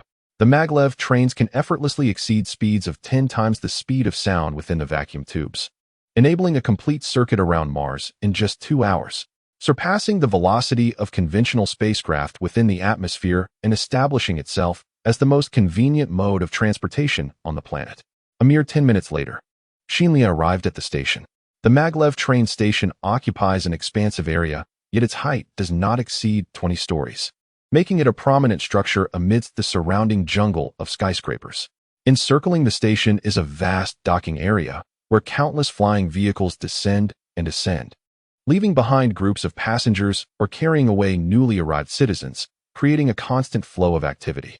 Following the instructions on his mobile device, Xin Lie entered the waiting area on the first floor of the station. The waiting room spans hundreds of thousands of square feet, and even though it was not Xin Lie's first visit, he was still awestruck by the sheer volume of travelers present. In this era, it is rare to witness such a multitude of people gathered in one place outside of a station. The entire steel pod houses a population exceeding 30 million, with their mobility relying solely on this single maglev train station, illustrating the intense passenger traffic that the station accommodates. Were it not for the ubiquitous mobile devices guiding individuals through their actions, the station would likely find itself compelled to suspend transportation services due to congestion within a mere half hour, rendering it unable to function properly. Despite the station's considerable influx of passengers, everything proceeded in an orderly fashion. Within 10 minutes, Xin Lie had boarded the maglev train bound for the 9th district. The spacious and luminous carriage was filled to capacity, and with a cursory glance, Xin Lie's keen visual acuity absorbed the entirety of the carriage's ambience. Most passengers were engrossed in their own affairs, be it watching films or listening to music, with scarcely a sound of conversation to be heard, leaving no noteworthy details to capture attention. At that moment, Xin Lie sensed a subtle tremor within the carriage, unnoticed by the other passengers, who only became aware that the train had commenced its journey when the onboard announcement alerted them. Gazing at the public screen within the carriage, Xin Lie observed the train's current speed. Following its departure, the numerical value escalated rapidly, ultimately stabilizing just above 12,000 kilometers per hour. The carriage, devoid of windows, offered passengers no view of the external scenery. Even if there were windows, they would be met with a monotonous expanse of gray and white. For outside lay a sealed vacuum tube, buried underground, utterly devoid of any picturesque sight. The maglev train advanced with remarkable silence. Yet Xin Lie could perceive the swift motion of the train. While ordinary individuals heard nothing, he distinctly caught the sound of friction between the carriage and the electromagnetic field, akin to the decibel level of blood coursing through his veins. Diminishing the sensitivity of his hearing, he soon found tranquility in the silence, closing his eyes to rest. Having traversed half of Mars, Xin Lie arrived at Sector 9, situated in the northwestern hemisphere, an hour later. The disparity between Sector 9 and Sector 87 was immediately palpable upon his arrival at the maglev train station. With a history spanning nearly 3 millennia, Sector 9 is among the initial steel caverns excavated during the Earth Republic's dominion over the solar system. Having undergone numerous large-scale renovations, it now stands as the most expansive steel cavern on Mars, boasting a diameter of almost 500 kilometers and housing a population exceeding 200 million. This demographic magnitude has spurred economic prosperity, positioning Sector 9 not only as the economic vanguard of Mars, but also as its administrative nucleus. A substantial proportion of Martian officialdom, at least half, is located within Sector 9, including Xin Lie's destination, the Superpower Center. Disembarking from the maglev train station, several times larger than conventional stations, Xin Lie proceeded without hesitation, showing no interest in the surrounding bustling districts, and promptly boarded an autonomous taxi speeder bound for the Superpower Center. The Superpower Center, formerly known as the Human Superpower Certification, Registration, and Management Association, is a vast governmental organization with branches across more than 600 colonized planets, wielding considerable authority. Every superpower practitioner, whether serving the government, military, civilian entities, or existing as an independent citizen, invariably interacts with the Superpower Center to advance their cultivation. Xin Lie was no exception. Approaching a pivotal juncture in his life, despite his modest telekinetic accomplishments and advanced cerebral development, he experienced heightened tension, his emotional fluctuations more pronounced than those of an average individual. Soon, the hovercraft descended onto an expansive docking area, situated at the midsection of a towering skyscraper over 400 stories tall, nearly 1,000 meters above the ground. Xin Lie disembarked and surveyed his surroundings, noting the stark contrast to the bustling scene of Zone 9, as there were few vehicles traversing the nearby skies. Not far from the docking area stood an open gate, adorned with the inscription Human Superpower Certification Registration and Documentation Association. This was the Superpower Center. Stepping through this threshold would herald a transformative experience. Xin Lie inhaled deeply. A wave of clarity washed over him, and his unusual emotions settled, propelling him forward with newfound determination. Chapter 20. Superpower Certification. Upon entering the spacious hall, Xin Lie was taken aback by its unexpected desolation. Apart from a desk directly facing the entrance and a few rows of chairs in the corner, the room was devoid of other furnishings. Behind the desk sat a middle-aged Caucasian woman, her golden hair cascading down, with a prominent nose and clad in a fitted suit that accentuated her curvaceous figure. She was engrossed in the television screen on her desk, occasionally chuckling. Her demeanor remarkably relaxed, whether intentional or not. She seemed oblivious to Xin Lie's arrival. As a practitioner of superpower arts, Xin Lie possessed exceptionally keen perception, and the moment he entered, he sensed a formidable power concealed within this woman. This was the Force. Moreover, her prowess surpassed his by a considerable margin. The fact that even a receptionist was a superpower warrior astonished Xin Lie, though he quickly deemed it quite reasonable. This was the Superpower Center. Encountering a superpowered individual here would have been the true anomaly. The middle-aged woman shifted her gaze from the screen to Xin Lie, swiftly appraising him as if she sensed his extraordinary nature. Rising, she extended a delicate, fair hand and smiled, inquiring, "Are you here for the superpower certification?" Xin Lie briefly clasped her hand before releasing it, nodding in affirmation, "Yes." The woman acknowledged his response, lightly pressing the intercom on the table. "Link, we have a newcomer for certification. Please come down." "Understood." Xin Lie glanced at the seating area but chose not to approach it, instead engaging the middle-aged woman in conversation. "May I ask your name?" "I am Amanda Von Collin. You must be of Eastern descent, so feel free to call me Sister Vaughn." I think I'll stick with Amanda. My name is Xin Lie." Xin Lie felt somewhat embarrassed. Amanda appeared to be at least a century old enough to be his grandmother, which made addressing her as sister rather uncomfortable. From her name, it was evident that Amanda had Eastern ancestry, yet her appearance bore no trace of it. "You young man," Amanda remarked, casting a disapproving glance at Xin Lie, though she clearly did not mind, graciously adding, "Now, what questions do you have? I will share anything within my knowledge." Xin Lie surveyed the sparsely populated hall. "Why is it so desolate here?" "Do I really need to answer that? Just think about it," Amanda replied nonchalantly, dismissing it as a trivial matter. Xin Lie paused for a moment, then swiftly grasped the underlying implication. He had perused relevant, noting that the ratio of ordinary citizens to superhumans in the Earth Republic is approximately 12,500 to 1. Mars boasts a population exceeding 7.5 billion, leading to a rough estimate of around 600,000 superhumans globally. Superhumans enjoy a slightly longer lifespan than ordinary citizens, averaging about 250 years.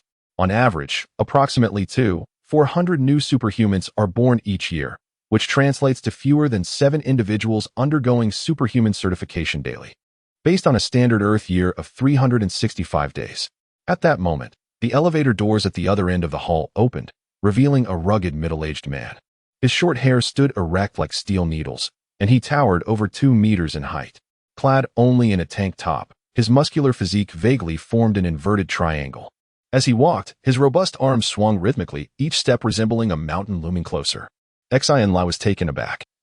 This was yet another superhuman warrior whose prowess surpassed his own. As the man approached, Xin Lie could truly appreciate his formidable strength.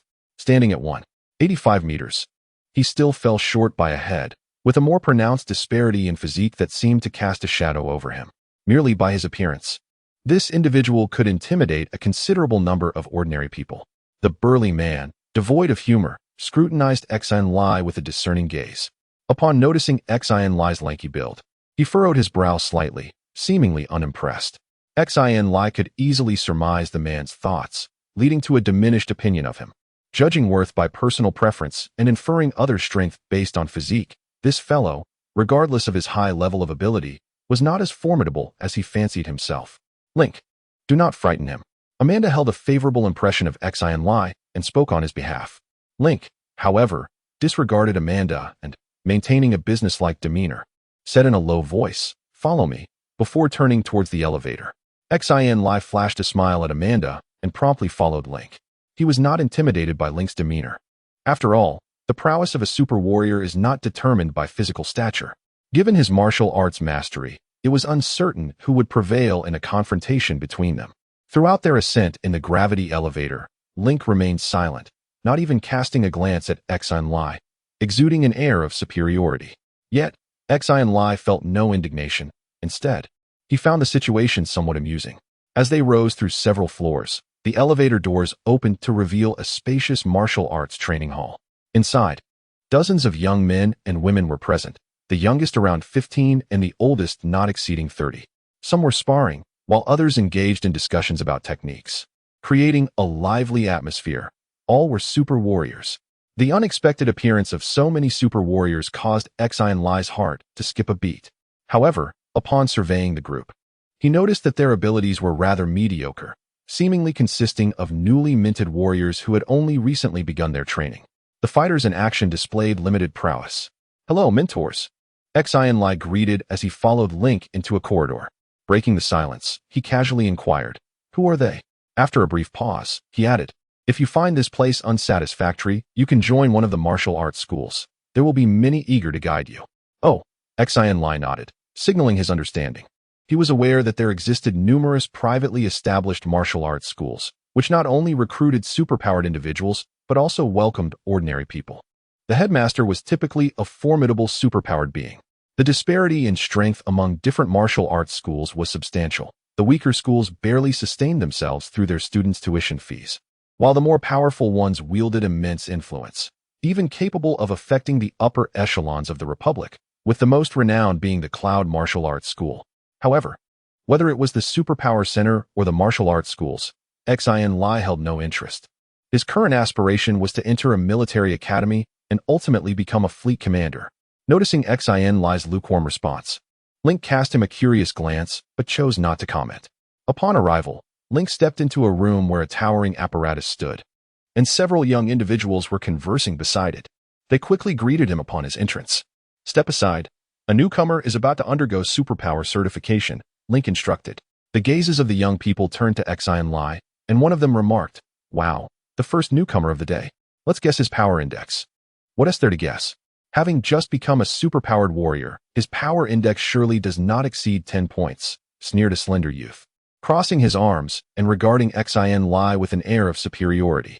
Xin Lie glanced over and discerned that these individuals were merely posturing, prompting him to dismiss them.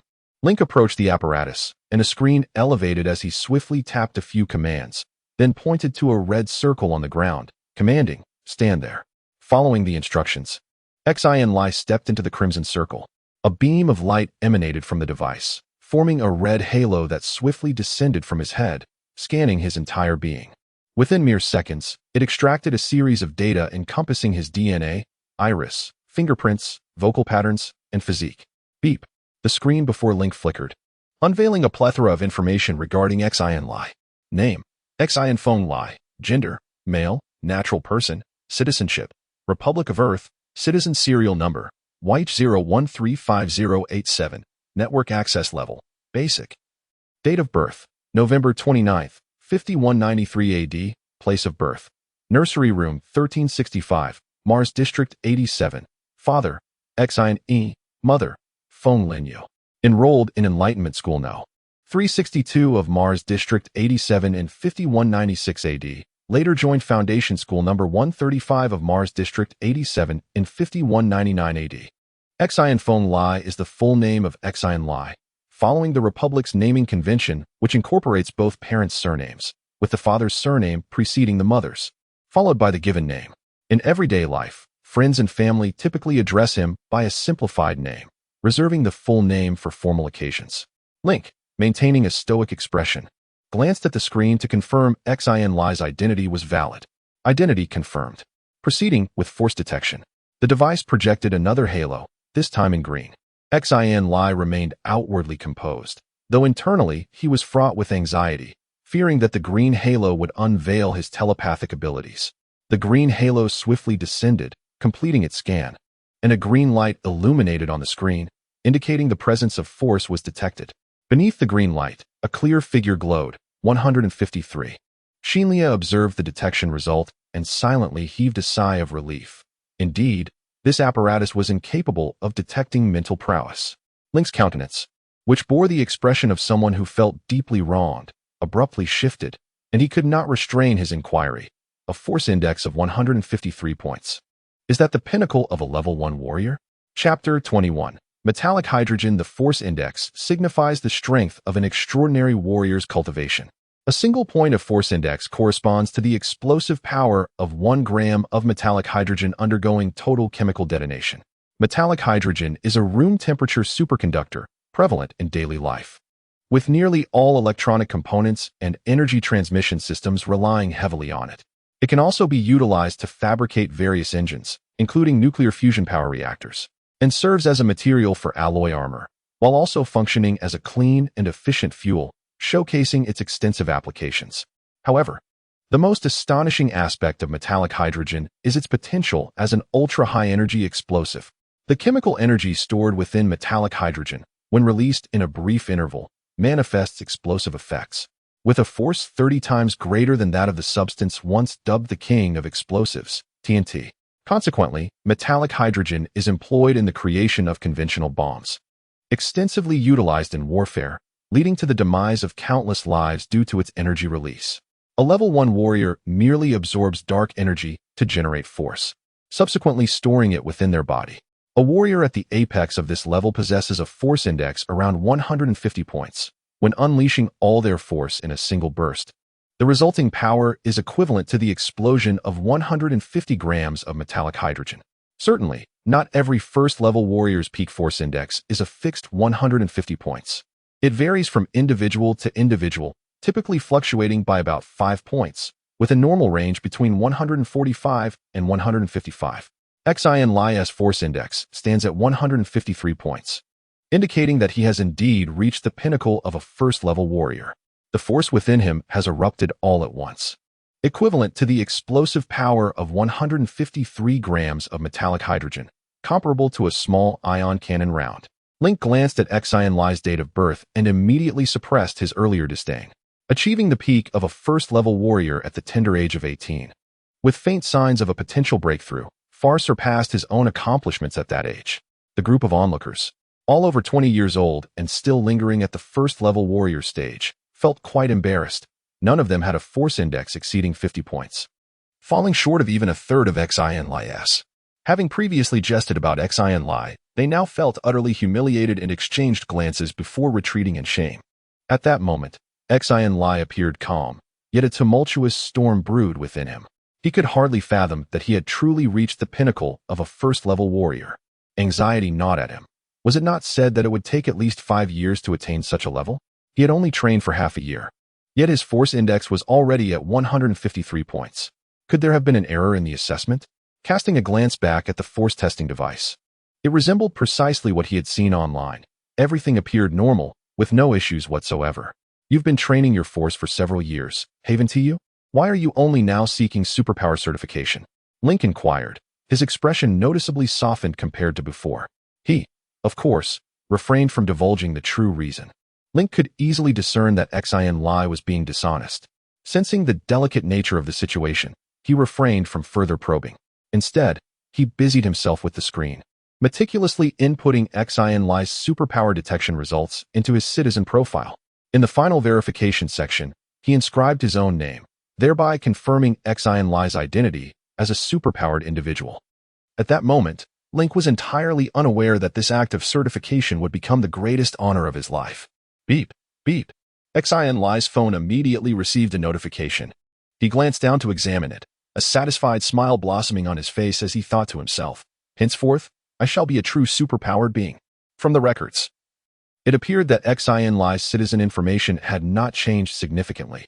It merely bore the addition of the annotation Level 1 Superpowered Warrior, along with an elevation of his internet access to the intermediate tier. In this era, the regulation of the internet was far stricter than in the tangible world, entirely under the government's control.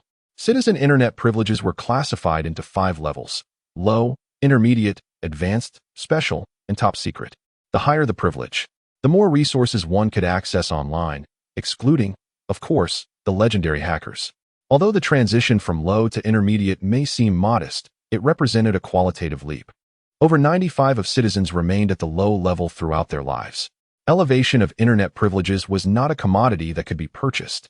Citizens with privileges above the intermediate level were predominantly categorized into 3 groups: superpowered individuals, politicians, and military personnel. Remarkably, these 3 categories encompassed over 90% of the societal elite. Thus, from another perspective, internet privileges served as a formidable indicator of a citizen's social standing. Well done. Your identity as a superpowered individual has been officially registered. Congratulations. Link managed to muster a rare smile, yet it appeared somewhat awkward. Xin Lie's expression shifted slightly. He had heard of the Superpower Enforcement Team, a law enforcement agency established by the Republic to oversee superpowered individuals, operating under the Superpower Center. While the enforcement team remained relatively obscure among ordinary citizens, it instilled fear in the world of superpowered beings. As Link spoke, he scrutinized Xin Lie once more and, believing himself to be humorous, remarked, "You don't strike me as the type to seek trouble. I presume you've never had to deal with the enforcement team." Xin Lie replied indifferently. Furthermore, this code of superpowered individuals is classified at a moderate level, and its contents cannot be disclosed. Once you have perused it, it will be automatically deleted. It contains the address of the virtual superpower center, which you must remember.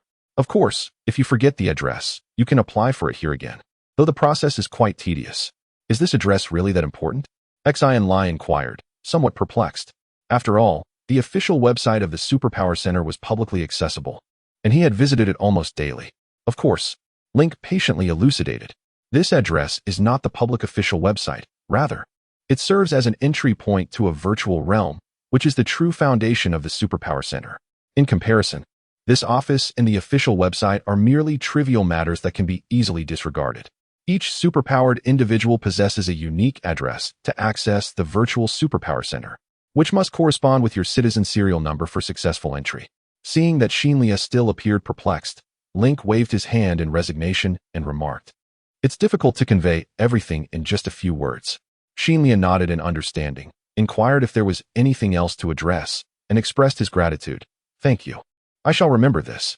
Xin Lie was not being dismissive. He recognized Link's earnestness regarding the matter.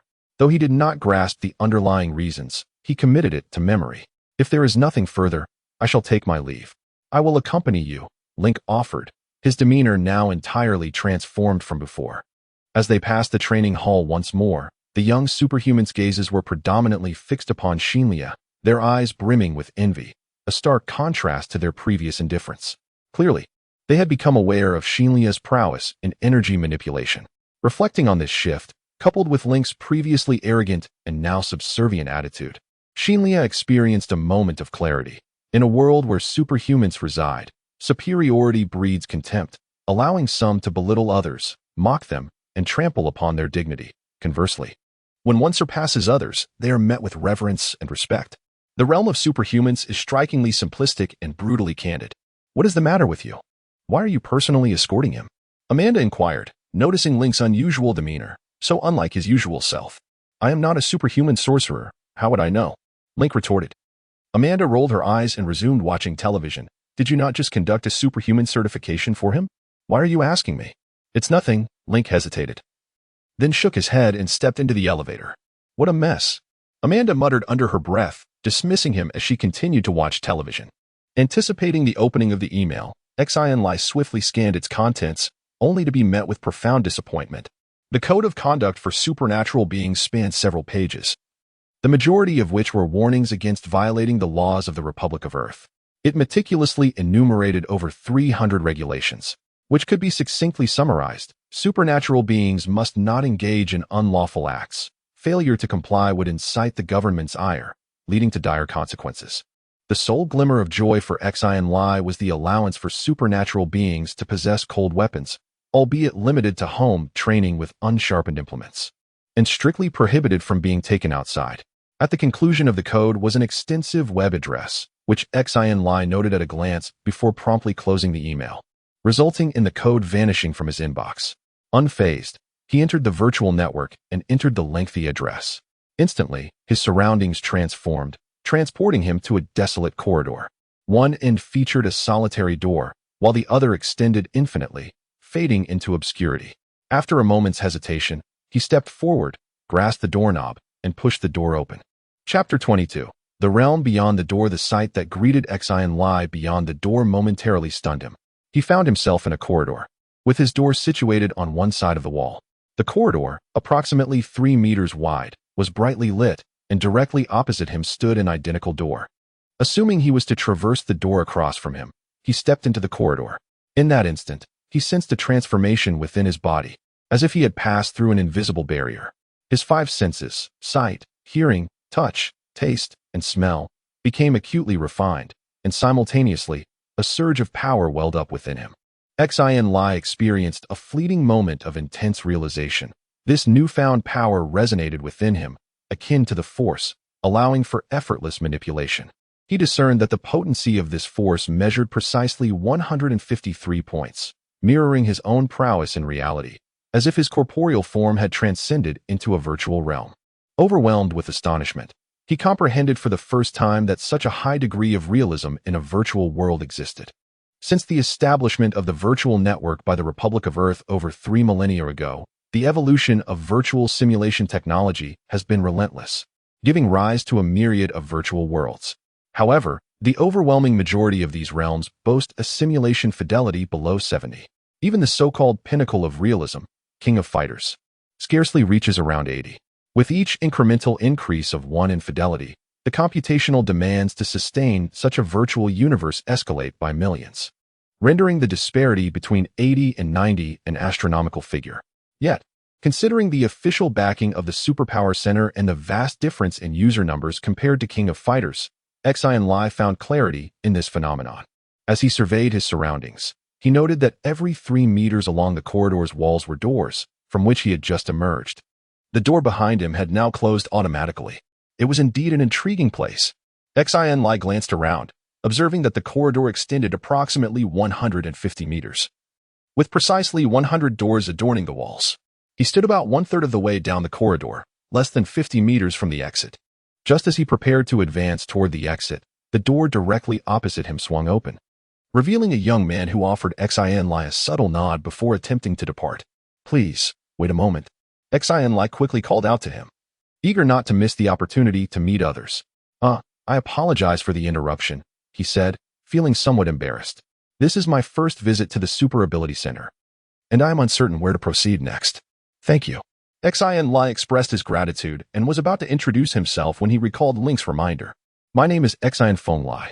May I inquire how to address you? Vlander Swero Nicholson. However, you need not be so formal. Simply call me Vlander, he replied, leading the way while introducing himself, appearing to be quite amiable.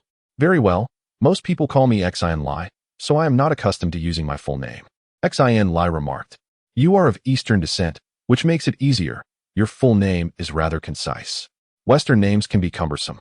Take mine for instance. If one were to call me by my full name each time, it would be quite unbearable, Vlander said, feigning a look of distress.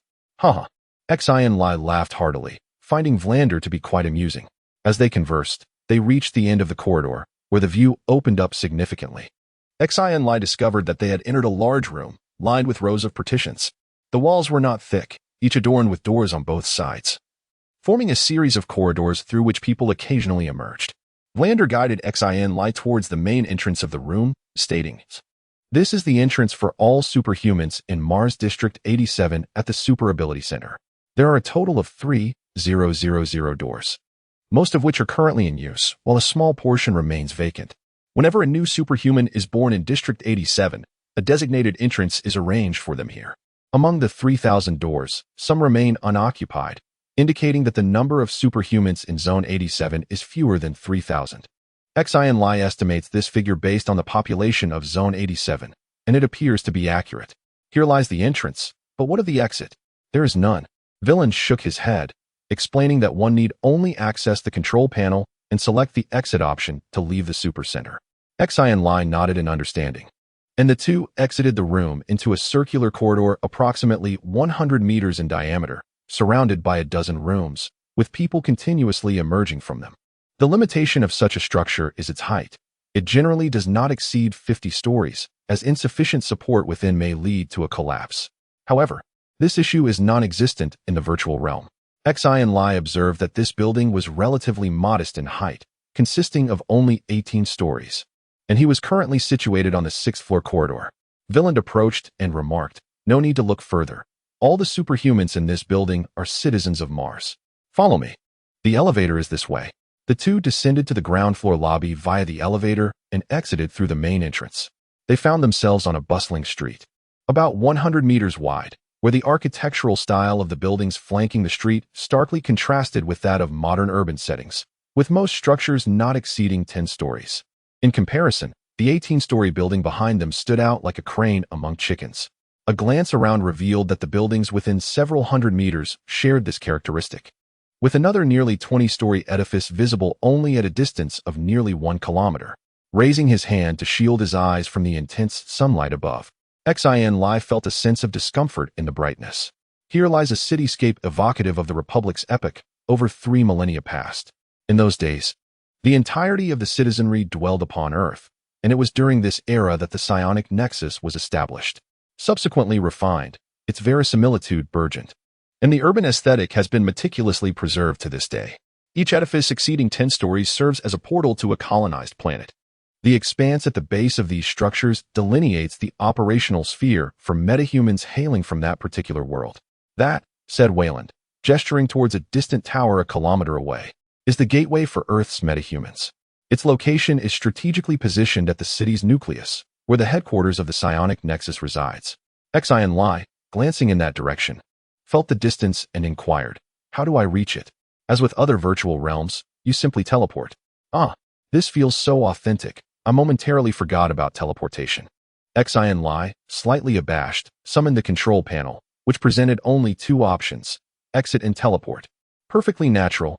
I had a similar experience upon my initial arrival, Wayland chuckled in understanding. If there are no further inquiries, I shall take my leave. Very well, I appreciate your assistance. I'll be in touch. Xin Lie and Wayland exchanged contact information.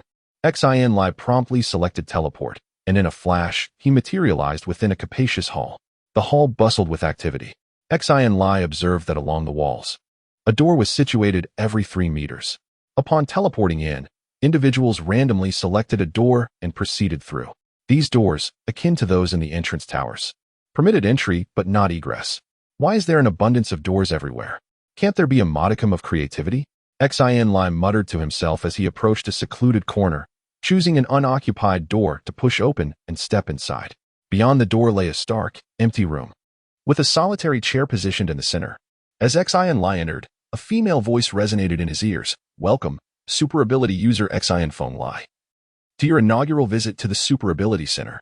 Taking a seat, an operational interface immediately materialized before him, and then the wall opposite him flickered, transforming into an enormous screen. Intriguing.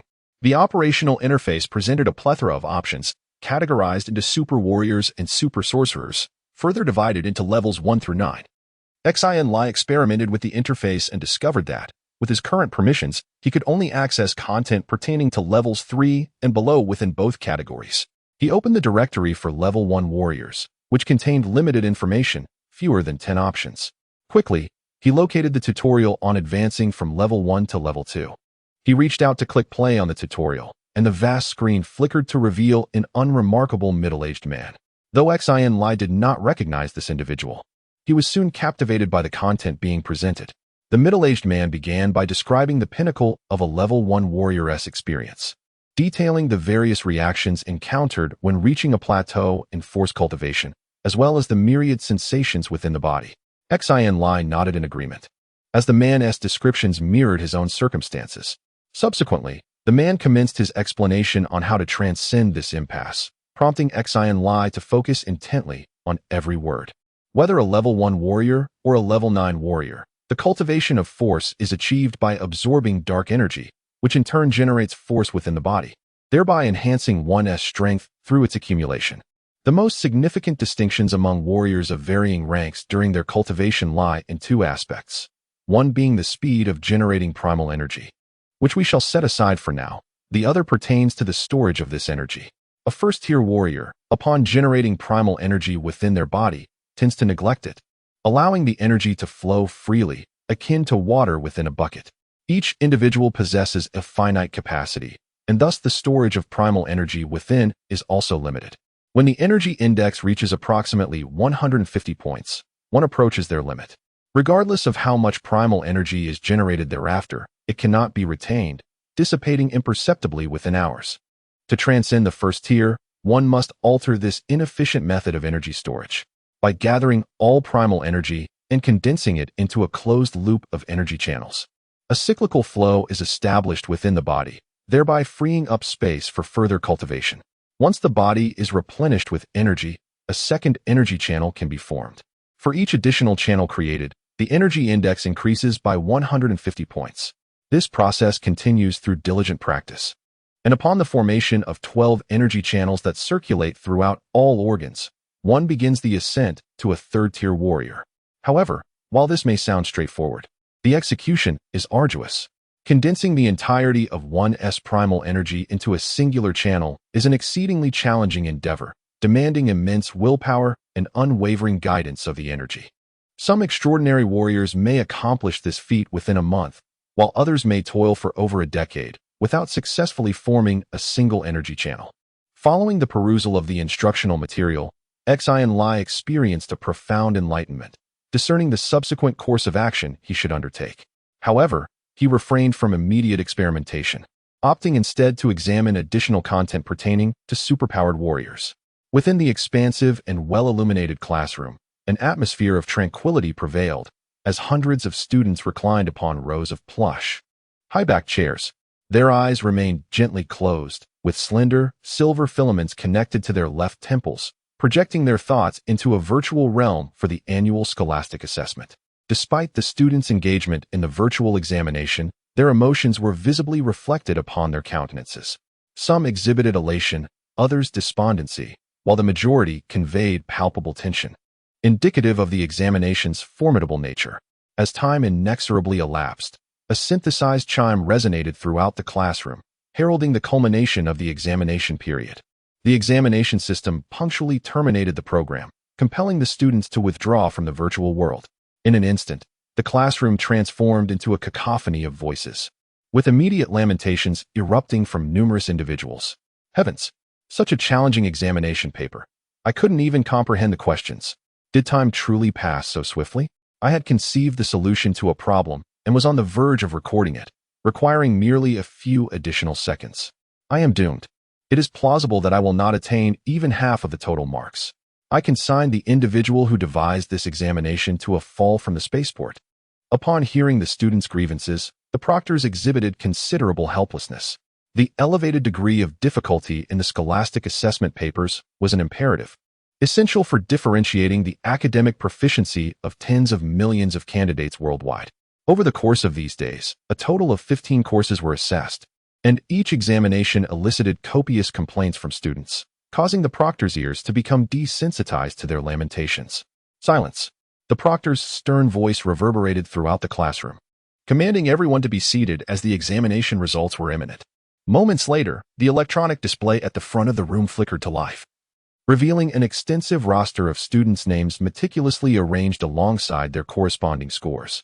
This list was ordered by academic merit, with the top line prominently displaying Xin Lie, 98, 85 points, securing the second position in the entire school and ranking 2,875 globally. Xin Lie experienced a wave of relief, despite not breaching the top 2,500 worldwide. The supplementary points awarded to superpowered individuals would elevate his ranking into the top 1,000, virtually guaranteeing admission into a military academy. A chorus of astonishment arose within the classroom as both instructors and students alike unanimously turned their attention towards Xin Lie, who was seated in the center of the room.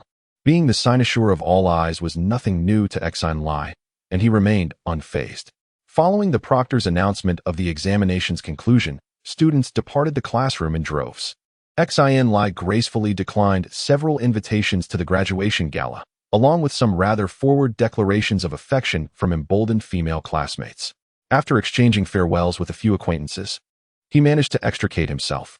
The school, encompassing less than 1 square kilometer, was predominantly adorned with fabricated gardens, interspersed with a handful of unpretentious buildings, none exceeding 10 stories in height. These structures stood in stark contrast to the towering skyscrapers that enveloped the school, resembling a secluded valley nestled amidst towering cliffs. Though this forest is not expansive, it has been meticulously pruned and cared for by a diligent gardener. Beneath the trees, a tapestry of vibrant flowers and grasses flourishes, accompanied by meandering streams and quaint rock formations. Scattered stone tables and benches invite weary souls to rest, creating a delightful atmosphere. As he strolls along the winding path, inhaling the crisp air, his spirits are lifted, and a sense of tranquility washes over him. Along the way, he observes numerous couples, students nestled among the floral beds, whispering sweet nothings or playfully teasing one another. Such enchanting scenes are rarely witnessed outside the confines of a school, perhaps only found in a park. It is no wonder that young lovers often flock to these grounds. Indeed, it is an idyllic venue for clandestine meetings. Though Xin Lie does not have a girlfriend, it is not due to a lack of admirers, nor is it a matter of excessive standards. Rather, he is yet to encounter a girl who captivates his heart. Furthermore, he is preoccupied with more pressing matters, leaving little time for romantic pursuits. After meandering through the garden for a spell, he eventually discovers a secluded spot, where he settles onto a stone bench to unwind from the fatigue brought on by recent examinations. However, mere moments later, a low, rumbling noise approaches, shattering the serenity of the forest. Xin Lie lifts his gaze, and through the dappled sunlight filtering through the leaves, he glimpses 3 or 4 flying vehicles swiftly descending, circling above before landing not far from him. This garden forbids such landings, and he wonders from whence this reckless group has come. The trees obscure his view, but the raucous laughter and shouts of a gaggle of young men and women reach his ears, prompting him to furrow his brow in disapproval. After a moment, the group grew increasingly boisterous, their conversation becoming unbearable. The couples engaged in clandestine meetings hurriedly departed, yet the school security remained conspicuously absent. Xin Lie sensed there must be a reason behind this, and although his good mood was thoroughly disrupted, he had no desire to meddle in their affairs and intended to leave. Before he could rise, 7 or 8 young men and women staggered out from a thicket. One of them spotted Xin Lie and immediately shouted, "Look, there is someone here." Several pairs of eyes turned toward him, and a burly man, clutching a bottle of alcohol and with a woman draped on his arm, glared at Xin Lie with malevolence before bursting into laughter. "Ha ha, brothers. We have some fun now." Xin Lie's expression remained unchanged as he appraised the 5 men and 3 women before him, who were clearly not students from the basic school. Judging by their attire, They appeared to be university students from a nearby higher institution. The group reeked of smoke and alcohol, likely having just emerged from a nearby entertainment venue, their gazes wandering and their minds seemingly clouded. Xin Lie inhaled deeply a few times. While others might not discern anything amiss, he easily detected a peculiar sweet aroma lingering in the air, confirming his suspicions. These individuals had indulged in hallucinogens. Hallucinogens are a type of neurotoxic substance, extremely expensive, produced by illicit underground pharmaceutical companies for exorbitant profit. Consumption results in intense euphoria accompanied by a myriad of fantastical hallucinations, often leading to absurd behavior. While hallucinogens carry mild side effects, such as dizziness for several hours upon awakening, they are also highly addictive yet relatively easy to quit, which is why their use persists despite numerous prohibitions. A girl clad in revealing attire recognized Xin Lie and, pointing at him with a giggle, exclaimed, "This fellow seems familiar. He's quite renowned lately, something like Xin. I can't quite recall. Regardless of his name, as long as the fun is had, that's all that matters." Another man, his long brown hair cascading down his shoulders, scoffed disdainfully and bellowed, "Hey, kid, come here." Xin Lie paid him no mind, remaining steadfast and composed. Having resolved not to leave, a cold smile graced his lips, and his eyes glimmered with a dangerous light. In these times, martial prowess was esteemed. People of all ages, regardless of gender, had practiced physical conditioning. The long-haired man's kick was swift and fierce, executed with a semblance of skill, suggesting rigorous training. It was a blow most would find difficult to evade. Yet, to Xin Lie, it was merely child's play. He shifted his body slightly to the side, allowing the kick to strike nothing but air. Seizing the opportunity while his opponent's balance faltered, he sprang to his feet, raising his right leg and bringing it down with precision onto the man's knee. A sharp crack echoed as the leg twisted into a V shape, bending unnaturally. The excruciating pain contorted the long-haired man's face, eliciting a piercing scream. With a swift motion, Xin Lie delivered a resounding slap to his opponent's face, sending 7 or 8 teeth flying. The scream abruptly ceased, and the man's body was propelled into a nearby thicket, where he finally succumbed to unconsciousness. A few young men and women stood in stunned silence. They had regarded the long-haired man's skills as commendable, only to be astonished as he was swiftly rendered incapacitated. Momentarily at a loss for words, psychedelics and alcohol still held sway over a group of youths, who were oblivious to the vast disparity in strength between them and Xin Lie.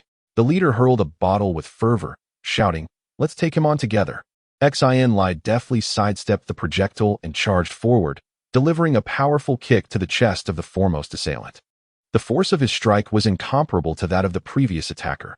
Accompanied by a dull thud, the seemingly robust man was sent sprawling backward, collapsing on the ground and spitting out blood, his ribs shattered, unable to rise again. Yet, Xin Lie had no intention of sparing them so easily. He pursued with the swiftness of a wolf among sheep, breaking several bones of the men, while delivering a resounding slap to one of the women, rendering her unconscious. Within mere seconds, Xin Lie stood alone, unscathed, amidst a scene of chaos. 5 men and 3 women sprawled on the ground, groaning feebly in pain. His methods were harsh, but he had not taken any lives. Without enduring some pain, they would not retain the lesson imparted this day. The sight of them was indeed grim. Yet with contemporary medical advancements, a mere half-day in the hospital would suffice to restore their vitality. Prior to engaging, Xin Lie had ensured that there were no surveillance cameras in the vicinity. Under the influence of psychedelics, they would awaken with no recollection of their assailant. This bout of violence finally alleviated the pent-up frustration within Xin Lie. He rifled through the belongings of one individual, locating a mobile phone to dial for help, straightened his attire, and departed the scene as if nothing had transpired. Upon hearing the news, 2 individuals beamed with joy. Xin Lie gave his son a thumbs up, proclaiming, "Son, you surpass me in prowess." Elated, Fong Lin Yu embraced Xin Lie with fervor, repeatedly exclaiming her joy. After a few minutes, their emotions subsided, and Xin Lie inquired with gravity, "With your accomplishments, you could gain entry into any university nationwide. However, are you certain about attending a military academy?" Xin Lie promptly followed up. "Which military academy have you chosen?" "The Premier Star Military Academy." The Premier Star Military Academy is a comprehensive military institution, renowned and preeminent among the nation's 5 military academies. It has cultivated countless officers for the country, with half of the active duty generals being graduates of the academy. It is known as the Cradle of Generals, a veritable constellation of military luminaries, unparalleled in glory. If a survey were conducted among students, asking which military academy they most aspire to attend, it is likely that over 90 would answer the Premier Star Military Academy. Crucially, it is located on Earth, and the journey from Mars by spacecraft takes only 1.5 hours at its fastest. Therefore, for Xin Lie, the Premier Star Military Academy is the optimal choice.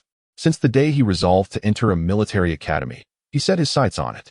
Although the academy's admission system is exceedingly stringent and the number of places limited, Xin Lie believes that with his grades and capabilities, even without disclosing his identity as a superpowered arcanist, he has a 90% certainty of being accepted. Xin Lie and his wife both wore expressions of affirmation, as if they had anticipated this answer all along. Feng Linyu was somewhat apprehensive as she gazed at her son. After a moment's hesitation, she finally spoke. I believe that attending another prestigious university is also an excellent option. Superpowered individuals do not necessarily have to join the military. They can achieve great things in the future as well. My son, I am not deterring you from enrolling in the military academy. I merely hope you will contemplate this decision more seriously and not act impulsively. Xin Lie remained silent for a few seconds before ultimately shaking his head. There is no need for further consideration. I have made my decision. Feng Linyu sighed, choosing not to respond. Her words served only as a slight psychological comfort. For the family understood well that entering a military academy was tantamount to enlisting, commencing an entirely closed-off training regimen, devoid of any contact with the outside world. Military cadets seldom enjoyed vacations, and Xin Lie would have limited opportunities to meet with his parents before graduation. The headquarters of the First Star Military Academy was established on their home planet, Earth, with admissions taking place simultaneously across 600 colonial planets in 31 star regions nationwide. The interviews would proceed from the nearest to the farthest colonial planets, one after another. Mars and Earth belonged to the same capital planetary system, sharing synchronized schedules. Thus the interview times were merely half a day later than those on Earth. 3 days swiftly elapsed, and at precisely 2 p.m., Xin Lie entered the virtual network, logging onto the official website of the First Star Military Academy, and arrived at the interview hall.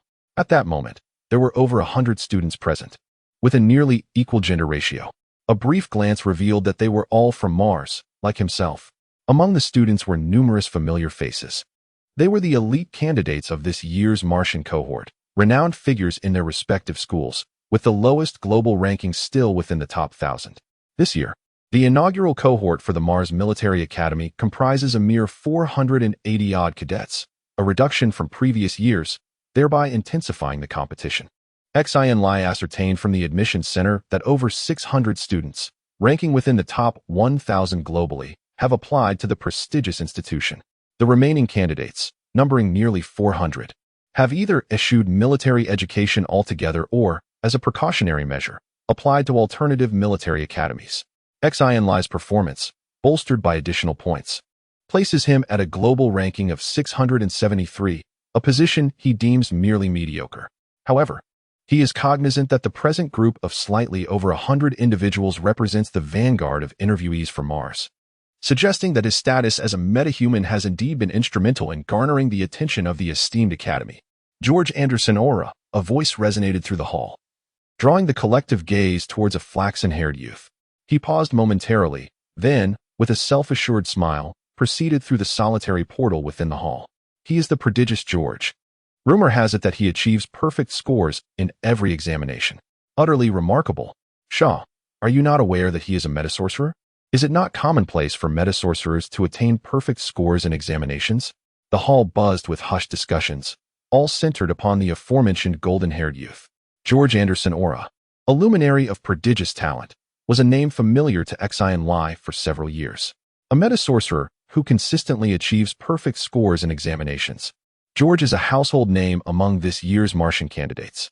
At the tender age of 14, George Anderson Aura sensed dark energy and became a metasorcerer, creating a sensation on Mars, with news outlets incessantly broadcasting his exploits. Ordinarily, a metasorcerer is eligible for exceptional admission, obviating the need for any entrance examination, let alone an interview. However, George Anderson Aura, for reasons unknown, declined the exceptional admission and insisted on taking the entrance examination, achieving a perfect score in all 15 subjects, which aroused considerable attention. As he listened to the various rumors about George, Xin Lie smiled inwardly, realizing that achieving a perfect score on an exam was as simple as eating and drinking for a metasorcerer. If he so desired, he could also achieve a perfect score in every subject, but he simply did not want to attract such attention. A few minutes later, George emerged with a beaming smile. The result of the interview self-evident. Zhai Haishi, a statuesque girl, silently entered the door, her expression aloof, seemingly oblivious to the surrounding discussions, as if she were not there for an interview, but rather to inspect the work of her subordinates. Another meta-empowered individual. A boy exclaimed enviously. I heard she's a level 2 meta-warrior. Upon hearing this, Xin Lie couldn't help but take a few more glances at the girl, wondering to himself, level 2 warrior, huh? I wonder what her combat prowess is like. The interview sequence was arranged according to the students' grades. The first dozen or so to enter were all meta-empowered individuals, all of whom were meta-warriors, save for the prodigious George. Although the final results would not be announced until all the interviews were completed, everyone knew that these individuals were certain to be admitted. From the candidates that followed, their performances were noticeably less confident. Xin Lie. After waiting for more than an hour, Xin Lie's name was finally called. Under the gaze of the crowd, Xin Lie calmly pushed open the door and entered. The vista beyond the portal was unexpectedly devoid of confinement. Instead of a chamber or partitions, an expanse of immaculate white unfurled, its floor tessellated into uniform squares, emanating a pale luminescence from below. A few meters distant, a protracted table stood, behind which 3 individuals were seated, 2 male and 1 female. Their gazes were fixed upon Xin Lie, with the solitary door positioned behind him. Please, be seated. The middle-aged man at the center gestured towards the chair opposite him. Xin Lie complied, his countenance serene, betraying no hint of trepidation. Even in the absence of verbalization, he exuded an aura of profound self-assurance. The 3 interviewers exchanged glances, forming an initial impression of Xin Lie. Typically, students upon entering this setting would exhibit astonishment as their primary reaction, requiring a few moments to acclimate. However, Xin Lie's expression remained unchanged from the moment of his arrival, as if the environment were entirely commonplace. This suggested a candidate of unwavering resolve. Xin Lie, am I correct? The middle-aged man inquired, evidently serving as the principal interviewer. Yes, Xin Lie affirmed. A transparent screen materialized before the middle-aged man, displaying Xin Lie's academic record, along with a plethora of information pertaining to him: birth date, performance in preparatory and elementary schools, teachers' evaluations, familial background, parental details, and other exhaustive particulars. Xin Lie perused these materials in a single glance, registering a degree of astonishment. Some of this information was unfamiliar even to him. He mused to himself. The network privileges of the First-Star Military Academy are indeed extensive, capable of extracting data directly from the National Citizen Database.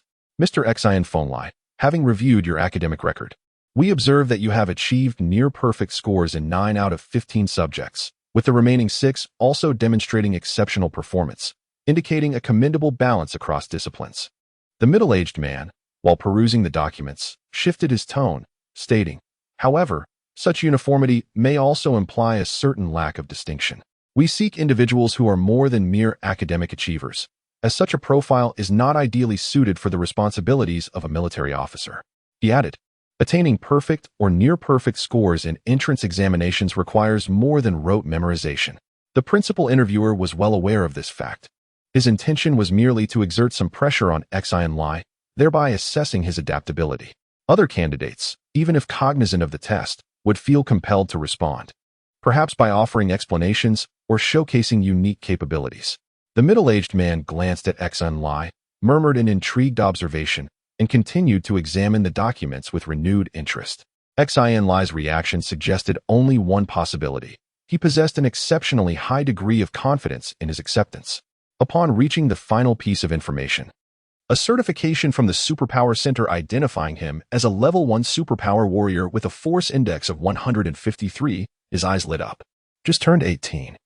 A peak level 1 warrior, accomplished in both academics and martial prowess. Truly remarkable, the middle-aged man remarked with a smile. He noticed that Xin Lie had undergone his superpower certification only 3 months prior, clearly in preparation for the interview. This explained his confidence. The academy had no choice but to admit him. Yes, sir, Xin Lie responded with a faint smile. Luo Zhengfeng introduced himself, indicating his acknowledgement of Xin Lie's credentials. His admission was now assured, and the subsequent questions were merely a formality. Why are you enlisting? Luo Zhengfeng inquired, initiating the interview. Admission into the Premier Star Military Academy is tantamount to military service, rendering the question pertinent. Luo Zhengfeng, with a hint of resignation, pressed, I require an authentic rationale. My aspiration is to become a fleet commander. Xin Lie disclosed his ambition for the first time. I understand, Luo Zhengfeng acknowledged with a nod. A fleet commander, a resplendent position, coveted by a multitude of youths. However, the chasm between aspiration and reality is vast, with few realizing their dreams. Yet, Xin Lie possessed a modicum of potential, contingent upon his diligence. What are your political inclinations? None. Are you amenable to joining the Interstellar Marine Corps? Affirmative. What insights do you possess regarding the qualities of a competent officer? None. Do you foresee the possibility of attaining the rank of marshal in the future? Uncertain. A final query. What are your sentiments concerning the Yin Star Federation? Luo Zhengfeng inquired, his countenance grave as he scrutinized Xin Lie's gaze. Xin Lie hesitated momentarily before declaring, two tigers cannot coexist on one mountain. The Orion arm can only have one sovereign. Luo Zhengfeng and the other two interviewers exchanged glances. Refraining from commenting on Xin Lie's perspective, he rose, extended his hand to Xin Lie, and stated, very well, the interview concludes here. Kindly await our notification. You may depart. Thank you, sir. Farewell, Xin Lie responded, turning to leave. One by one, the students entered through the door, only to emerge shortly after. Their expressions a tapestry of emotions, some brimming with excitement, others enveloped in anxiety, and many more radiating impatience. Xin Lie observed coldly, noting that over 100 candidates had come for the interview. However, the admissions for Mars were limited. Merely ranking high in scores did not guarantee acceptance, as at least 20 individuals would inevitably face rejection. They would either opt for other military academies or reattempt the examination next year, with no alternative choice available. An hour later, the last student exited the interview room, and the sound of names ceased to resonate in the hall, instantly thickening the atmosphere with tension. All eyes fixated on that door, awaiting the final verdict. For many, those few minutes felt like an eternity. At last, the door swung open, revealing Luo Zhengfeng alongside two other interviewers. Dear students, the results of the interviews are now available, Luo Zhengfeng announced, his voice ringing out. Before I disclose the outcomes, I wish to extend my congratulations to those who have been accepted. For those who have not succeeded, take heart. You may choose to pursue other military academies or strive with renewed vigor to return next year. Noticing the eager gazes directed at him, Luo Zhengfeng offered a slight smile and issued his command. Instantly, over 80 names appeared on the wall behind him, the list of accepted candidates. With a collective gasp, the candidates turned to scrutinize the list in search of their own names. Xin Lie spotted his name at the 35th position, confirming his acceptance, and chose to disregard the clamor of the bustling hall as he exited the virtual network. Having just exited the virtual realm, Xin Lie's phone vibrated with the arrival of an acceptance letter from the First Star Military Academy, accompanied by the details of his enrollment date, instructing him to board the Academy's private aircraft to Earth in 2 months. Taking a significant stride towards his dream, Xin Lie felt an exhilarating rush, only calming down after a while. Glancing at the time, he realized it was nearly 6 in the evening. The interview had surprisingly lasted 3 hours. Feeling a pang of hunger, he remembered he had yet to have dinner and decided to prepare something to eat. As he entered the living room, he found his parents seated on the sofa. Though the television was on, their focus was clearly elsewhere. They were aware that Xin Lie was participating in an interview online. Upon seeing him emerge from his room, they immediately stood up. How did the interview go? Xin inquired eagerly. Xin Lie chuckled softly. It went smoothly. I've been accepted. As he spoke, he projected the acceptance letter from his phone, revealing a semi-transparent page before Xin. Xin studied it intently for a moment before exclaiming joyfully, wonderful, marvelous. Feng Linyu's face lit up with delight, although she had reservations about her son joining the military. Being accepted into the First Star Military Academy proved his exceptional capabilities, which was the source of her greatest joy. I'll prepare dinner for you. It will be ready shortly. As Feng Linyu headed into the kitchen, Xin Lie remained transfixed by the acceptance letter, his gaze reluctant to part from it, occasionally breaking into a smile. This is indeed the acceptance letter from the first-star military academy, Xin Lie remarked in awe. Something I could scarcely have dreamt of in my youth. And here it is, right before my eyes. Xin Lie took a seat, fully aware of his father's current emotions. The first-star military academy is widely recognized as the most challenging institution of higher learning, admitting only 150,000 new students each year. Among these, 80,000 are recommended by the military, while the remaining 70,000 are selected from candidates nationwide.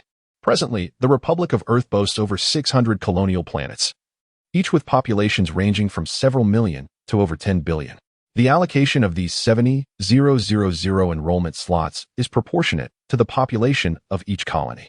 Mars, with a population of 7.5 billion, is afforded merely 480 slots. Given that nearly 50 million candidates are vying for admission this year, it becomes evident that only 1 in over 100,000 will gain entry to the first-star military academy, illustrating the immense difficulty and fierce competition. Describing it as an army of thousands crossing a narrow bridge would be an understatement. Come, dinner is ready. Don't let yourself go hungry. Feng Linyu soon presented a sumptuous dinner, evidently prepared in advance. She had always insisted on cooking herself, her culinary skills rivaling those of professional chefs. Xin Lie savored the meal, finding it far superior to the fare offered in restaurants. Once he had satisfied his hunger, Xin Lie finished his phone call and approached with a smile, saying, I have informed father and grandfather. They have decided to host a celebratory banquet for you tomorrow evening at the Ruiz Hotel, and the entire family will be in attendance. The entire family? Xin Lie furrowed his brow, seemingly reluctant. A celebratory banquet for merely gaining admission to the military academy? Is that truly necessary? Isn't it the first-star military academy? Can any ordinary university compare? It is indeed essential to celebrate this achievement. Xin Lie shook his head, stating with resignation, inviting the entire clan is indeed too ostentatious. I know you dislike fanfare, but this is your great-grandfather's decree, and I am powerless to alter it. Although the concept of clan has diminished compared to the Earth era, the innate bonds of blood cannot be erased. The family remains one of the most paramount societal groups in the Earth Republic, superseding even the nuclear family. With an average lifespan exceeding 2 centuries, most individuals opt to rear offspring around the age of 50, while some embark on parenthood even earlier. Consequently, having 4, 5, or even 6 generations coexisting is a common occurrence, and many couples beget more than one child. Thus, a family comprising nearly 100 members is not an anomaly. While Xin Lie's great-grandfather does not wield absolute authority within the Xin family, his status as the head of the clan is universally acknowledged. Now that he has decreed a celebratory banquet with the entire clan in attendance, this decision is immutable. The Xin family is not a prominent one, remaining obscure on Mars. The clan consists of merely 50 to 60 individuals. The most accomplished member is Xin Lie's great-uncle, who once served as the financial official of the 87th district. However, he chose the wrong side in a dispute over a decade ago. After his opponent ascended to power, retaliation ensued swiftly, and he has largely receded from the political echelons of the 87th district. Xin Lie's initial appointment as a police officer was due to the patronage of this great-uncle. Although he was later unable to further Xin Lie's advancement, the favor remains. Nonetheless, as an elder and one who is celebrating his achievement, Xin Lie can only accept this goodwill, despite his aversion to it. With a mutual sigh, Xin Lie and his wife exchanged helpless glances, lamenting their son's solitary nature amidst his other virtues. While other children of his age had already experienced several romances and cultivated a plethora of friendships, Xin Lie's acquaintances were few and far between, and the prospect of a girlfriend seemed distant. The following evening, the Xin family arrived at the Grand Rise Hotel. After half a year, Xin Lie's return to the hotel evoked memories of his close friend, Du Yunfei, who was likely still in a superpower training camp. Yunfei would officially enlist next month, followed by a rigorous year of basic training. Xin Lie also recalled the friends who had gathered that night, and a pang of guilt stirred within him. Immersed in cultivation and studies this semester, he had inadvertently neglected his friendships, with only fleeting online interactions. He had even missed the recent graduation party. Xin Lie resolved to make amends and reconnect with his friends soon. The banquet was reserved on the 935th floor, a mid-tier level of the Grand Rise Hotel, which still represented a considerable expense for the Xin family. Although Xin had offered to cover the cost, Xin Lie's great-grandfather insisted on paying, invoking his seniority, leaving Xin with no choice but to concede. Ascending to the 935th floor in a gravity elevator, the family of three was escorted by a hostess into their reserved banquet hall. The kinsfolk and guests had not yet arrived. The banquet hall, though not commodious, was furnished with a mere dozen tables. The Xin family numbered scarcely 60 souls, augmented by a coterie of Xin and his wife's colleagues, intimate friends, and the most proximate relations of Feng Lin Yu's maternal family, culminating in a gathering of fewer than 100 individuals, assuredly sufficient to be accommodated. Xin and his spouse, in their capacity as hosts, commenced directing the attendants in their preparations, poised to receive the impending guests. Xin Lie, finding himself with time to spare, sought refuge in the adjacent entertainment chamber to while away the intervening moments. Half an hour later, Feng Lin Yu promptly extricated Xin Lie from his diversion, as the protagonist of the evening, and in consideration of the elder guests. His absence from the entrance would constitute a breach of etiquette. The vanguard of the assembly was composed of Xin Lie's paternal grandparents, Xin Hao. Vigorous in his 130 years, upon sighting Xin Lie's family stationed at the threshold of the banquet hall, quickened his pace. Xin, you have surpassed me. Your son has exceeded my own progeny in accomplishment. Xin Hao's sonorous voice resonated even before his arrival, as he approached Xin and clapped him heartily on the shoulder, evincing a fraternal familiarity. Father, mother, welcome. Xin, somewhat discomfited by his father's exuberance, nevertheless greeted his parents with due deference. Xin Lie, in turn, offered his salutations to his grandparents. Xin Hao immediately turned his attention to Xin Lie, his brow furrowed in mild displeasure. Xin Lie, young man, I myself bestowed your name upon you, yet you seldom visit me, a lamentable oversight. In a moment of uncertainty, Xin Lie found himself at a loss for words. Just then, Xin Hao stepped forward, casually draping an arm around Xin Lie's shoulders, and exclaimed, "Time flies so swiftly. I still remember when I first met you in the nursery's feeding trough. And now you've grown taller than me and even gained admission to the prestigious first-star military academy. I must say, I am immensely proud of you." Xin Lie, caught between laughter and tears, realized today that his grandfather, much like Du Yunfei, had a rather unrefined demeanor. Meanwhile, Xin and his wife were unfazed, having spent decades with Xin Hao and fully understanding his character. Enough, enough. Xin Lie's grandmother finally intervened, pulling Xin Hao aside with a frown, her eyebrows arched in disapproval. "Look at you, all buddy-buddy with your grandson. What will the guests think if they see you like this?"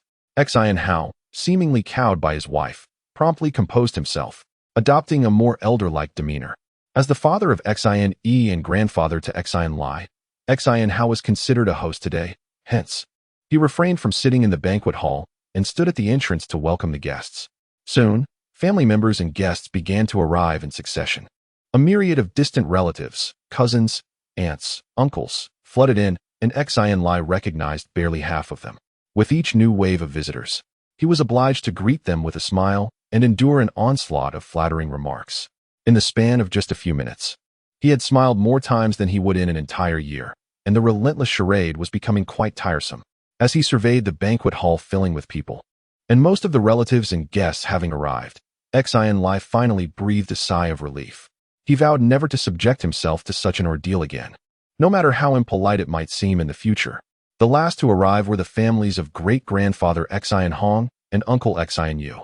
Upon their arrival, the couple Xin graciously approached them, while Xin Lie could only grimace inwardly, resigned to follow suit. Grandfather, second uncle, Xin respectfully greeted. "Well, well," replied Xin Hong, who, at over 180 years old, bore a face lined with wrinkles yet radiated vitality. Today, he appeared particularly joyful, nodding to Xin and Xin Hao before his gaze settled on Xin Lie. "So this is Xin Lie, indeed a fine young man, quite the handsome lad. Hello, great-grandfather," Xin Lie exclaimed, stepping forward to support Xin Hong, as previously instructed by Xin. Xin Hong waved his hand dismissively and chuckled, "No need for assistance. I am not so frail as to require help walking." Reluctantly, Xin Lie stepped back, falling in line beside Xin Hong. A throng accompanied Xin Hong towards the head of the banquet hall. Beside him stood a middle-aged man who bore a striking resemblance to Xin Hao, dressed formally. With a gentle smile and an air of distinction, Xin Lie recognized him as Uncle Xin Yu, the former finance minister of District 87, and he called out respectfully, "Uncle." Xin Yu nodded in acknowledgement, his eyes reflecting approval as they rested on Xin Lie.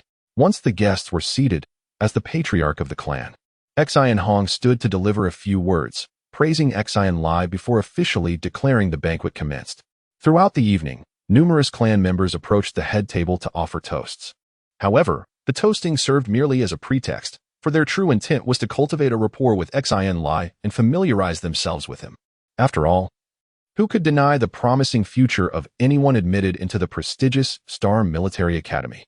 Although Xin Lie has just reached adulthood and appears somewhat immature, none dare to underestimate him.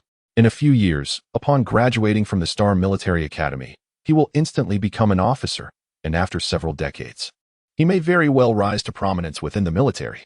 By that time, it would be too late to forge connections. Xin Lie had previously informed his father that, due to his training and mental powers, he could not consume alcohol. Consequently, Xin had to explain that Xin Lie, being freshly of age, should refrain from drinking and took it upon himself to partake in his stead.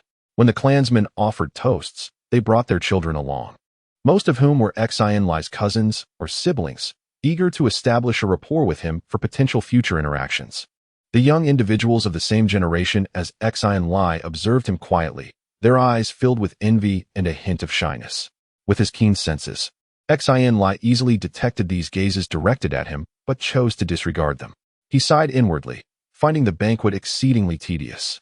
These attendees were merely drawn to his status as a military student, while his abilities as a supernatural being went unmentioned. The night feast continued until after 9 o'clock, at which point most of the clansmen and guests departed, leaving only the clan leader Xin Hong, his uncle Xin Yu, and the 3 generations of the Xin family, Xin Lie included, to converse in a nearby lounge. The discourse was predominantly led by Xin Hong, with the others listening intently. Most of his remarks were directed at Xin Lie, emphasizing that he was the most promising member of the Xin family and imploring him to work diligently to achieve success in the future, lest he forget to support his kin. Xin Lie felt a sense of skepticism towards these expectations, pondering how uncertain the future truly was. It seemed premature to demand that he care for his relatives at this juncture. Certainly, he refrained from articulating his thoughts, merely responding ambiguously with a few non-committal utterances, neither clearly consenting nor outright rejecting the notion. The elders present, seasoned by a lifetime of navigating the complexities of society, discerned that Xin Lie had not truly absorbed his great-grandfather's words. However, they did not press the matter. After all, Xin Lie was still young and would eventually come to appreciate the significance of his kin. Their current discourse served merely to plant a seed of awareness within him. The impact of this celebratory gathering resonated within Xin Lie's family for an extended period. In the subsequent week, relatives and friends visited almost daily, causing considerable distress not only for Xin and his wife, but also for Xin Lie himself. With guests arriving, he could hardly remain secluded in his room. Such avoidance would hinder his ability to concentrate on his cultivation. As he stood at the garage door, watching his cousin's family depart in a flurry, Xin and his wife exchanged weary glances, both sensing the fatigue reflected in each other's eyes. Upon returning to the living room, they found Xin Lie seated on the sofa, his expression one of discontent. Just as he was poised to begin his practice for the evening, his cousin's family had arrived, forcing him to halt his pursuits and join his parents in entertaining their guests. With a sigh, Xin settled down and remarked, "Xin Lie, I understand your displeasure. But he is, after all, your cousin. We cannot afford to be dismissive." Xin Lie nodded, acknowledging his father's point, yet his countenance betrayed his frustration. It seemed as though they were caught in an unending cycle, with one wave of visitors arriving just as another departed. When would this relentless tide of social obligations cease? Alas, such engagements were indeed a necessary aspect of their lives. Taking a sip of her beverage, Feng Linyu furrowed her brow and remarked, "There probably won't be any more guests tonight, but tomorrow being the weekend, it certainly won't be a respite. Less than half of the clan members and guests who attended the celebratory banquet that day have visited, and I anticipate being occupied for the next fortnight." Xin Lie felt a profound sense of vexation. Another fortnight would undoubtedly impede his cultivation significantly, leading him to lament, "We shouldn't have held the celebratory banquet that day. It was far too ostentatious." Xin Lie hastily waved his hand, saying, "Don't blame me. It was your great-grandfather's wish." The family fell silent. After a few moments, Xin Lie, struck by an idea, smiled and proposed, "How about we take a family vacation to evade them?" "A vacation?" The couple responded, taken aback. "Where to?" "Earth." Xin Lie said with a smile, "Our family has never been on vacation before. We can seize this opportunity to enjoy some time on Earth, thus avoiding guest visits. Furthermore, I am due to report to Earth in 2 months, so we might as well go ahead and familiarize ourselves with the environment. But we have jobs. We don't have the time." Feng Linyu responded. "What jobs?" Xin Lie shook his head. "Mom, Dad, you should have resigned long ago." He had been urging his parents to resign for months, but they had been reluctant, citing job security as their reason for continuing to work. The couple's eyes lit up. Immediately intrigued, Earth, being both the capital planet and their home world, was undoubtedly the most coveted planet for all citizens to reside on. They have visited Earth several times, leaving an indelible impression. To say nothing of other aspects, the enchanting environment of Earth far surpasses the steel confines beneath the surface of Mars by at least tenfold. Although life on Earth is fraught with challenges and expenses are exorbitant, the fortune amassed by Xin Lie, amounting to 100 million, is more than sufficient for a family to lead a prosperous life on this planet. Moreover, with both spouses in the prime of their lives and possessing such substantial capital, what fears could they possibly harbor about survival? Yet, Xin Lie remains somewhat hesitant. "However, what about our relatives and friends, your grandparents? What will become of them?" If one longs for their presence, virtual meetings can easily be arranged through the internet. In case of urgency, the journey from Earth to Mars is remarkably swift, taking less than 3 hours. If it is truly unbearable to part with them, we could invite both sets of grandparents to join us on our journey to Earth. Upon witnessing his parents' wavering resolve, Xin Lie swiftly presented another compelling reason. "In the coming years, I will be residing on Earth. Do you not wish to accompany me?" Xin Lie, do you see? Feng Linyu is most reluctant to part with her son. Her heart has already fully acquiesced. Now it merely hinges on her husband's decision. Observing the eager expressions of his wife and son, Xin Lie finally resolved to act, slapping his thigh and proclaiming loudly, "All right, we shall relocate our family to Earth. I have lived in this steel cavern for over 70 years. I am utterly weary of it." "Wonderful!" Xin Lie exclaimed joyously, and the couple was equally exhilarated. The family immediately sprang into action, with Feng Linyu submitting her resignation to her workplace. In this highly competitive job market, if one does not perform, another will take their place. Hence her resignation was swiftly approved. Contingent upon Xin Lie's contemplation, should the approval falter, a disbursement of breach of contract indemnification would suffice. Xin Lie initiated telephonic communication with the elder members of both familial lines, inquiring as to their inclination to relocate to Earth. Nevertheless, both sets of elders demurred, their lives deeply interwoven with Mars, rendering them incapable of severing their profound attachment to all that it encompassed. Xin Lie, conversely, procured via the internet a dirigible and 3 aeronautical passage warrants for terrestrial conveyance on the morrow. The family triad commenced the orchestration of their possessions. Albeit the domestic accoutrements were predominantly automated apparatuses of negligible pecuniary worth, obviating the necessity of translocation, as a complete replacement could be readily acquired upon arrival on Earth. Consequently, with the exception of certain personal valuables, the family amassed a paucity of baggage. Xin Lie, in particular, evinced extravagance, contemplating embarking upon the terrestrial journey bereft of encumbrances save for his attire and cellular telephone.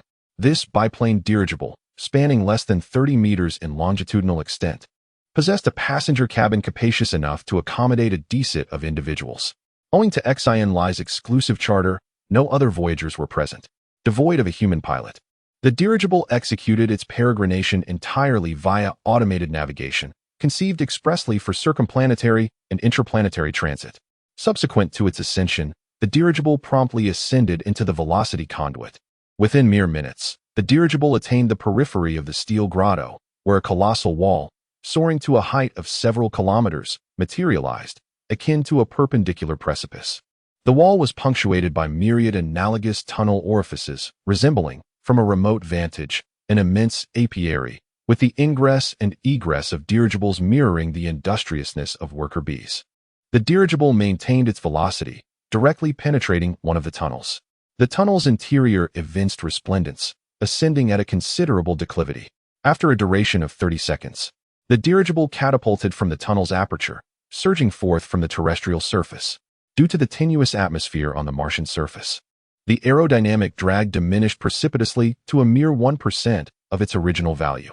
Consequently, the airship's velocity surged exponentially, increasing by more than tenfold as it ascended rapidly in the direction of Mars' rotation en route to the spaceport.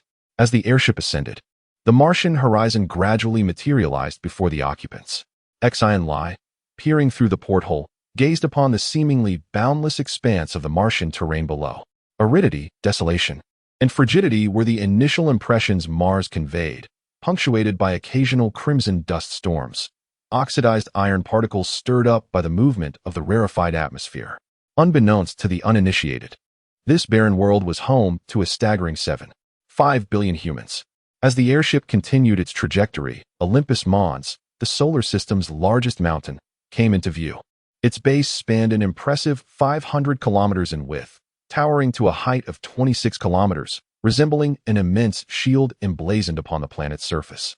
Encircled by a myriad of craters, gazing skyward, one could discern a colossal, fusiform celestial body suspended in the firmament, Phobos, the first satellite of Mars.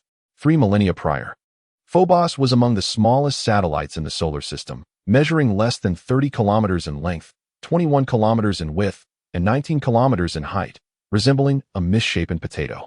It also held the distinction of having the shortest orbital distance from its host planet in the solar system, a mere 6,000 kilometers from the Martian surface, rendering it an ideal natural spaceport. Having undergone extensive modifications, the Earth Republic has expanded Phobos' original structure into a colossal artificial celestial body, measuring 120 kilometers in length, 80 kilometers in width, and 40 kilometers in height.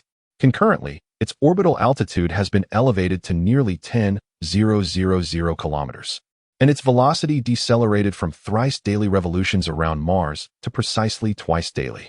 This immense construct exerts a palpable sense of oppression even when viewed from the Martian surface, resembling a gargantuan spindle-shaped spacecraft in the distance. Both of Mars' satellites have been repurposed into spaceports. Deimos, being half the size of Phobos in its primordial state, houses a correspondingly smaller spaceport. Situated at a remote distance of 23,500 kilometers, it appears merely palm-sized to the naked eye. It serves as a garrison port for the Martian home fleet and is not accessible to civilians for interstellar travel or commercial activities.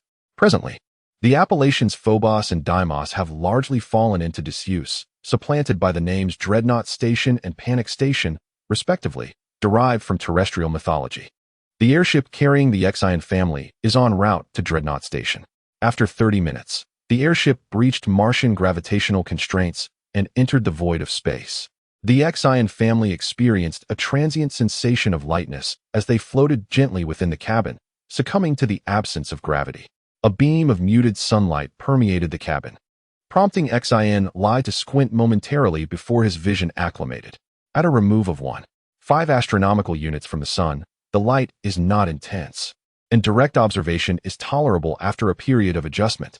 The airship accelerated further, swiftly converging upon the spaceport.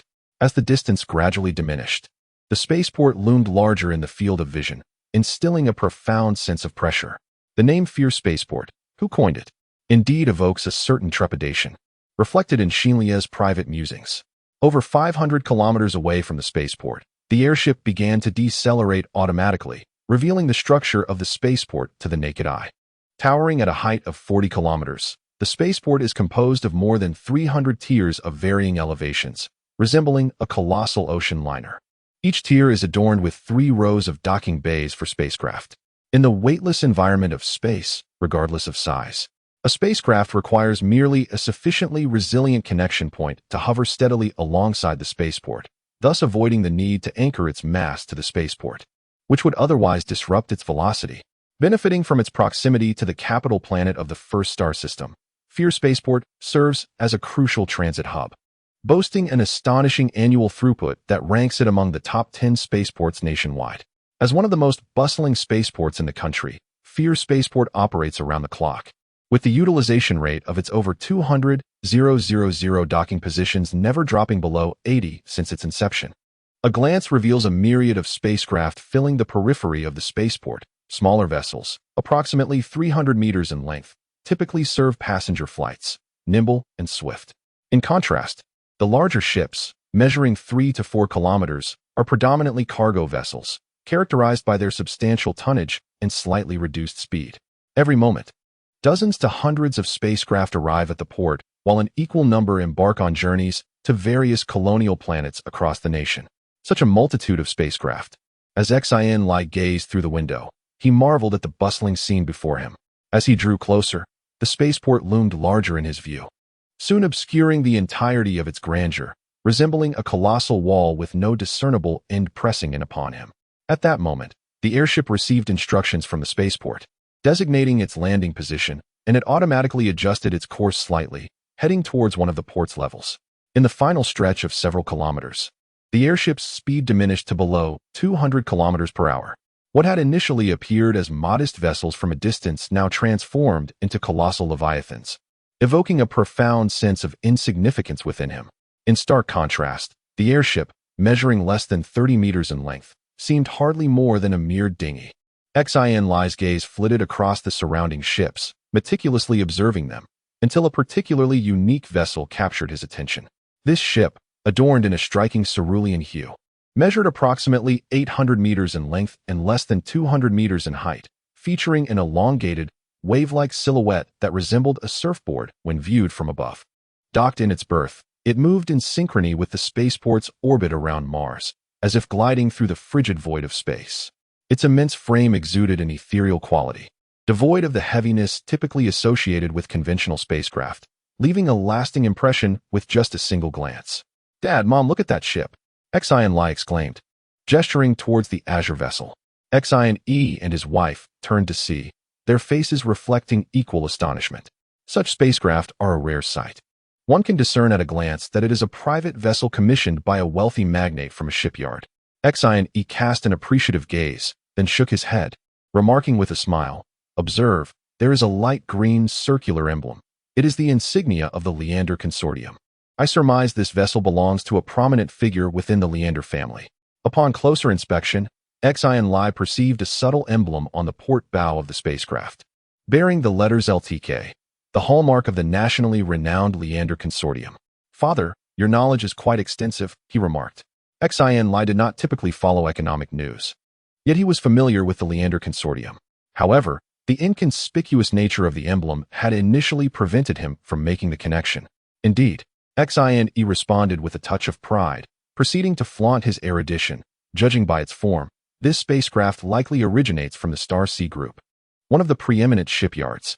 This streamlined design is a specialty of the Star Sea Group, esteemed for its aesthetic appeal and popularity among the affluent, with several units sold annually." "What is the cost of such a vessel?" Xin Lie inquired, his curiosity piqued.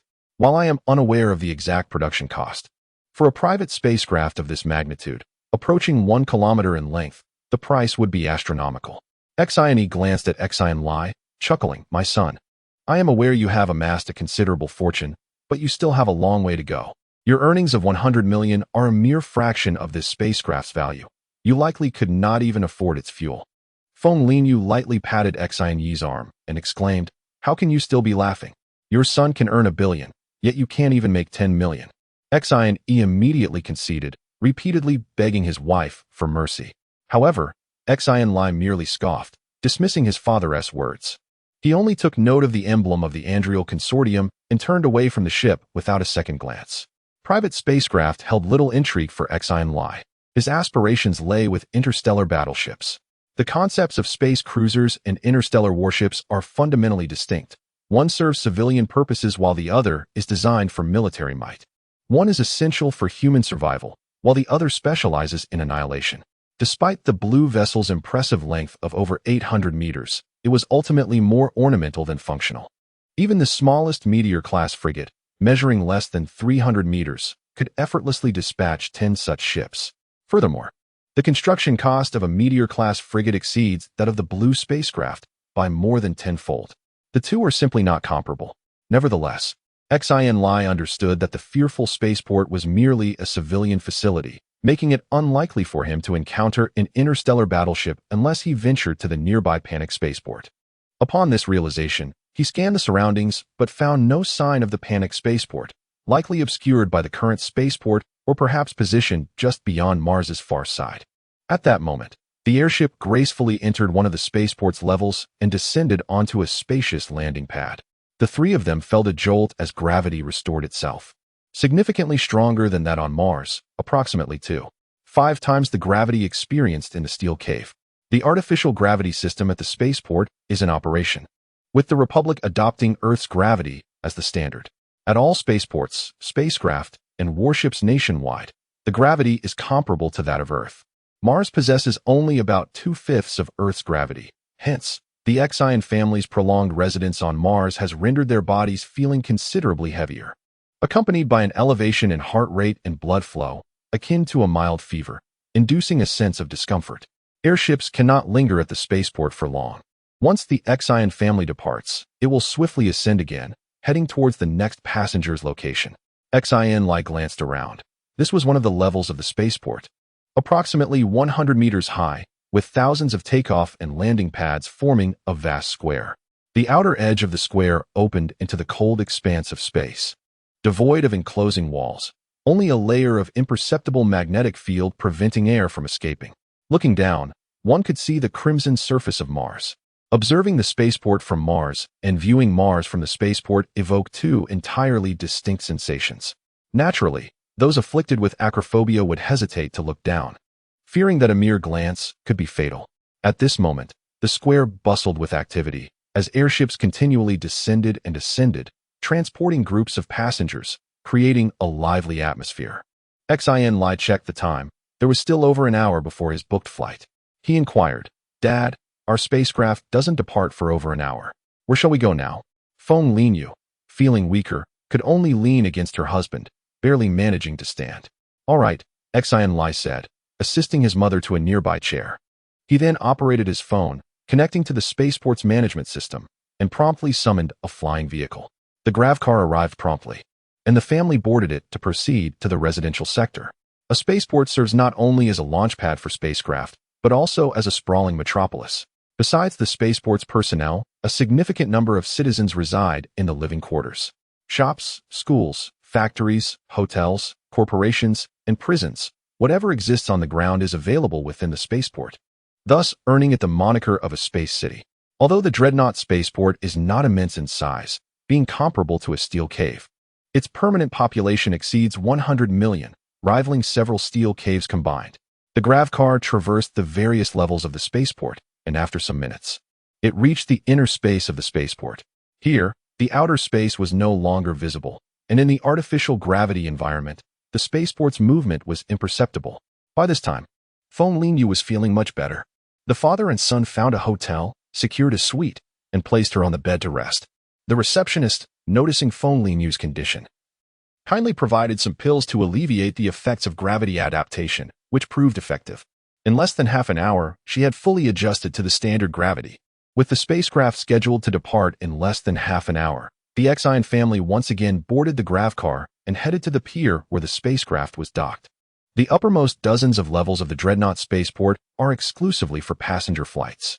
The passenger traffic between Mars and Earth is exceptionally high, with millions of citizens traveling between the two planets daily. Consequently, the spaceport has established a dedicated twin-star route, with a spacecraft departing for Earth every 20 minutes, operating around the clock. The spaceship reserved by Xin Lie was located on the uppermost level of the spaceport. As the hovercar reached the top, he was immediately taken aback by the breathtaking sight before him. Noticing his son's reaction, he couldn't help but chuckle, remarking, "Isn't it magnificent? When I first arrived here, I was utterly mesmerized." Xin Lie, feeling somewhat bashful, scratched his head, admitting, "This feels far more real than the virtual world." Feng Linyu, however, was less contemplative. Glancing at her watch, she urged, "Stop dawdling. Hurry up, or the spaceship will depart." The hovercar halted not far from the spacecraft, approximately 100 meters away. Xin Lie estimated that the vessel measured around 500 meters in length, over 100 meters in height, and 80 meters in width, its exterior a pale gray. Characteristic of a typical shuttle-type spacecraft, capable of accommodating around 15,000 passengers. Beneath the ship, a line of security check entrances was bustling with nearly 1,000 passengers queuing to board. The family chose a less crowded line and stood at the back. As Xin Lie scanned the crowd, he inadvertently spotted a remarkably familiar silhouette ahead of him.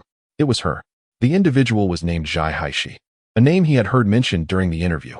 It was said that Zhai Haishi was a level 2 superpowered warrior, possessing stellar academic achievements. When factoring in the bonuses for superpowered individuals, she ranked second among the candidates from Mars, trailing only slightly behind the so-called genius George. Her countenance remained as impassive as ever, imbued with a certain hauteur and an imposing air, ensuring she effortlessly commanded attention even amidst the throng. Those around her instinctively gave her a wide berth, with many passengers in the queue casting furtive glances her way, whispering to their companions. She must have gained admission to the Zenith Star Military Academy. She will be my future alumna. What a serendipitous coincidence to find ourselves on the same flight. Xin Lie mused inwardly, though he harbored no intention of approaching her. She appeared unapproachable, and he had no desire to be rebuffed. The security screening proceeded with remarkable efficiency. And soon it was Zhai Haishi's turn. As she stepped into the security zone, her complete dossier immediately materialized before the staff. A glance at her particulars caused a subtle shift in the staff's demeanor, their surprise palpable, and their attitude towards Zhai Haishi became markedly deferential as they swiftly cleared her. Throughout this process, Zhai Haishi's expression remained unchanged, an epitome of serene indifference. Once the staff permitted her passage, she proceeded through the security checkpoint and into the boarding concourse.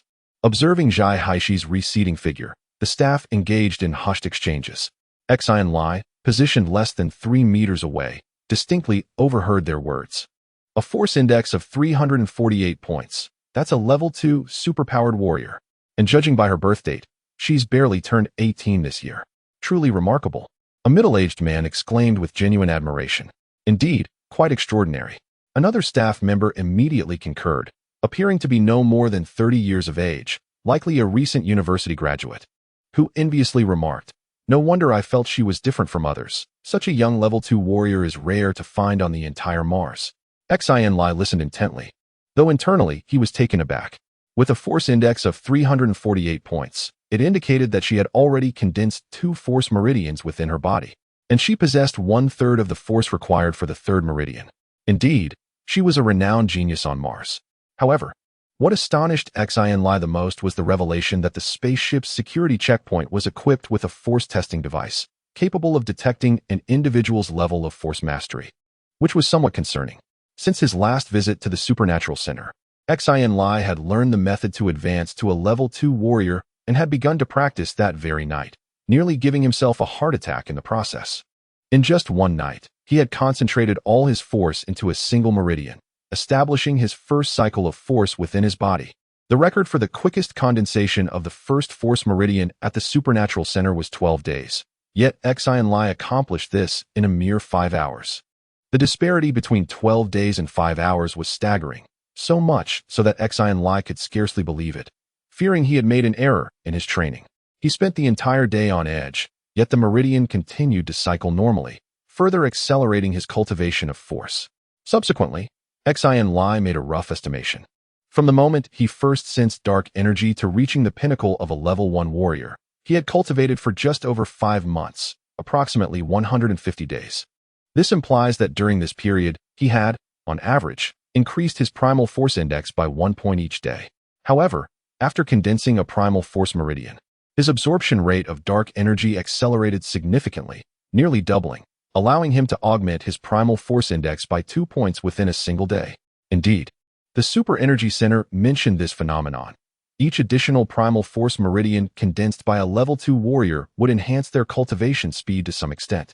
Yet it was utterly impossible for such an effect to be doubled. 3 months had passed, and Xin Lie's primal force index had long surpassed the 300 mark. Like Zhai Haishi, he was preparing to condense his 3rd primal force meridian. What was most astonishing was that after acquiring a 2nd primal force meridian, his cultivation speed surged further, increasing by 3 points each day. Initially, an increment of 1 point daily was already impressive, but now escalating to 3 points transcended the realm of mere talent. It was nothing short of monstrous. Xin Lie himself was taken aback. Feeling apprehensive about undergoing testing at the Super Energy Center, fearing that his cultivation speed would be discovered as unusual. What should he do now? The queue ahead was dwindling, and soon it would be his turn. Anxiety began to swell within him. He contemplated exiting the line immediately, but feared it would raise suspicions. Furthermore, he had to board the spaceship with his parents. He could not suddenly change his mind. After observing, he noted that the security personnel were merely ordinary individuals, posing no significant threat. He swiftly scanned his surroundings and immediately noticed several fully armed spaceport guards dispersed throughout, meticulously vigilant over the crowd. Each guard donned powered armor and wielded laser rifles, exuding an imposing presence that prompted the nearby passengers to steer clear of them. Although their faces were obscured, Xin Lie understood that they had all undergone basic genetic enhancement, making them formidable opponents, even without their armor. Comparable to a secondary warrior with a force index of 500, an undeniable threat. It was prudent to exercise caution to avoid any misunderstandings. Xin Lie subtly shook his head. While he harbored confidence in his ability to defeat 10 guards in an unarmed confrontation, the presence of their weaponry rendered such bravado unwise. At that moment, Feng Linyu noticed Xin Lie's uneasy expression and found it peculiar. "Son, what troubles you? Is it the gravitational adjustments that you haven't acclimated to yet?" Upon finishing her query, Xin Lie stepped into the security check area, swiftly verifying his identity within mere seconds, successfully passing through. A staff member scrutinized Xin Lie before nonchalantly stating, "It's your turn." With the situation at hand, he could afford no further hesitation. Taking a gentle breath, Xin Lie, like the other passengers, calmly positioned himself within the security range. A pale green beam illuminated him, scanning his DNA, iris, physique, fingerprints, and a series of other data. With a beep, Xin Lie's information materialized. Another secondary super warrior. Several staff members simultaneously gasped, their expressions shifting upon regarding Xin Lie. They exchanged glances, pondering the significance of the day. Within mere minutes, 2 prodigies had appeared, both on the same flight. Swiftly verifying their identities, the staff promptly declared, "Identity confirmed, sir. You may board the spacecraft." Some passengers lingering behind were taken aback. The usual demeanor of the security personnel was far from this, igniting a spark of curiosity about Xin Lie's identity. They couldn't help but steal a few glances, yet found Xin Lie remarkably unremarkable, devoid of any distinctive traits. Passenger information remained confidential, accessible only to security personnel. Even Xin Lie was unaware of his own force index. Maintaining a facade of composure, Xin Lie entered the spacecraft's boarding corridor and stood beside Xin Lie, awaiting Feng Linyu to clear security before they all boarded together. At that moment, his phone chimed with a message from the Superpower Center, congratulating him on a notable advancement in his force cultivation since the last assessment, reporting a force index of 335 points. A wave of dismay washed over Xin Lie. His force test results had indeed been relayed to the Superpower Center. In just 3 short months, his force index had surged from 153 points to 335 points, more than doubling. It was no wonder that the Superpower Center had taken notice. While devising a strategy in his mind, Xin Lie maintained an outwardly serene expression. Once Feng Linyu passed through security, the family proceeded down the corridor to board the spacecraft.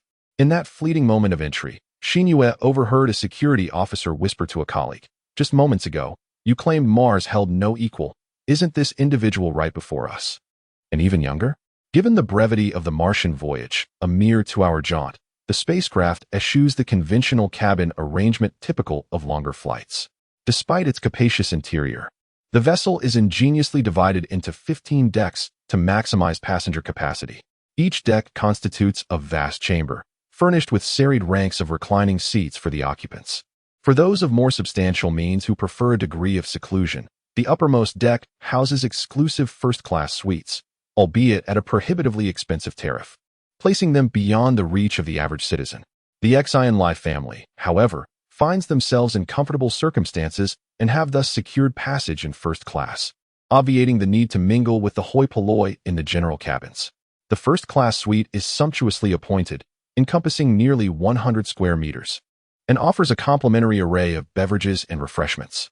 Xin Lie and his wife, embarking on their maiden voyage in such opulent surroundings, were filled with a sense of wonder as they meandered through the suite, repeatedly remarking on the worthiness of their expenditure. Xin Lie, however, remained impervious to the aesthetic allure, dismissing the attendant with a wave of his hand before sinking into the plush embrace of a sofa, his mind preoccupied with his present predicament. Windling Yu, ever perceptive, noticed her son's disquiet and subtly nudged her husband's arm, directing his attention towards Xin Lie. Xin Yi, casting a curious glance, seated himself opposite his son and inquired, Xin Lie, what troubles you? Your countenance has been rather troubled since we passed through security. Unbeknownst to the couple, a force-sensitive testing device was installed at the security checkpoint. In truth, aside from the extraordinary individuals, few ordinary citizens are aware of the true purpose of the security checkpoints. The personnel employed there have also signed confidentiality agreements, forbidding them from disclosing this matter to others, lest they face legal repercussions. Dad, Mom, I'm fine. Xin Lie shook his head. He did not wish to cause his parents concern and feigned a smile, stating, I'm just a bit nervous. I'm feeling much better now. Xin Yi furrowed his brow, his expression one of displeasure, and said earnestly, It's merely your first time aboard a spaceship. You are a superpowered warrior. How anxious can you truly be? Do we not discern your state? It is almost written plainly across your face. Although your mother and I may not possess your abilities, we have not squandered these decades. Perhaps we can be of assistance. Speak, what is troubling you? Xin Lie paused, warmth enveloping him as he contemplated how to articulate his thoughts. At that moment, the spaceship's intercom crackled to life, a melodious female voice announcing that the vessel was about to embark, urging all passengers to take heed. The announcement repeated several times. In reality, it served merely as a formality. Nowadays, all spaceships are equipped with inertial dampening fields, ensuring that even if the vessel were to accelerate to near-light speeds, the occupants would remain unscathed and impervious to the effects of inertia and acceleration. Consequently, there was no need for passengers to be vigilant. They could continue with their activities as usual. Xin Lie chose not to rush into the matter at hand, softly uttering the word interface, causing an information window to materialize before him. He extended his hand and manipulated the controls on the window, causing the wall opposite the sofa to transform into a wide screen, displaying the vista outside the spacecraft as if it were a transparent porthole, offering a direct view of the side where the vessel connected with the spaceport. Observing the exterior, he noted that no additional passengers were boarding, and several access corridors were being retracted into the ship's interior. Subsequently, the docking interface that united the spacecraft with the spaceport gradually disengaged, and the primary and secondary engines of the vessel ignited in unison, emitting plumes of cerulean plasma that propelled the ship away from the space station. Within moments of clearing the spaceport, the navigator computed the trajectory for the voyage, and the spacecraft adjusted its orientation before commencing full acceleration toward Earth. During the initial acceleration phase, even Xin Lie, with his exceptionally acute senses, perceived no discernible vibration from the spacecraft. The beverage on the table did not exhibit even a millimeter's worth of ripple, a testament to the combined effects of the inertial dampening field and artificial gravity. As both Mars and Earth orbit the Sun, the distance between them is not constant. At its greatest, it exceeds 400 million kilometers, a point known as opposition. At its closest, it is approximately 56 million kilometers, referred to as conjunction. Opposition and conjunction each occur roughly every 2 years. The duration of a voyage from Mars to Earth depends on the relative distance between the two planets, ranging from a swift 30 minutes to a more protracted 3 to 4 hours. Xin Lie discovered through inquiry that Mars was approximately 120 million kilometers from Earth at this time, and the spacecraft was scheduled to arrive in 2 hours and 40 minutes. With a soft exhalation, Xin Lie murmured, 2 hours and 40 minutes remaining. Xin Lie, what is the significance of your words? Xin Yi and his spouse were increasingly perplexed, having overheard the broadcast and discerned that Xin Lie was alluding to the duration of the voyage. Father, mother, it is plausible that my true nature has been unveiled. Xin Lie offered a wry smile, proceeding to project the communique previously dispatched by the superpower nexus before his parents. The security checkpoint preceding embarkation on the vessel is equipped with a force-sensitive assessment apparatus. It is conceivable that the superpower nexus has become privy to my circumstances. I anticipate that emissaries from the ship will seek us out imminently. A wave of astonishment washed over the couple. Xin Yi promptly scrutinized the missive, which delineated Xin Lie's force index as 335 points. Xin, not being a force-sensitive warrior himself, was previously unacquainted with the precise conversion of force indices. Nonetheless, Xin Lie had enlightened him concerning the matter of second-level warriors consolidating force meridian lines several months prior. He promptly discerned the anomaly in Xin Lie's force index, and, upon performing a swift calculation, was rendered speechless. Gesticulating towards the missive, he stammered, This. Xin Lie, your cultivation has progressed at such an accelerated pace? Subsequent to Xin Lie's ascendance as a force-sensitive warrior, Xin rekindled his fascination with individuals possessing superpowers, frequently perusing data pertaining to force-sensitives on the internet. Ere long, he unearthed a plethora of regularities concerning force-sensitive warriors that diverged from his son's trajectory. The most conspicuous disparity lay in the fact that the typical force-sensitive warrior required 5 years to cultivate to the zenith of the first level, whereas Xin Lie accomplished this feat in a mere 6 months, thereby surpassing the conventional rate by a factor exceeding 10. A mere 3 months have elapsed since then, and while other force-sensitive warriors are presumably still grappling with the intricacies of consolidating the inaugural force meridian line, Xin Lie is already poised to consolidate the third. Xin immediately grasped the gravity of the situation. Even an outsider like him could sense the anomaly, let alone the superpower center. He found himself torn between feelings of joy and annoyance.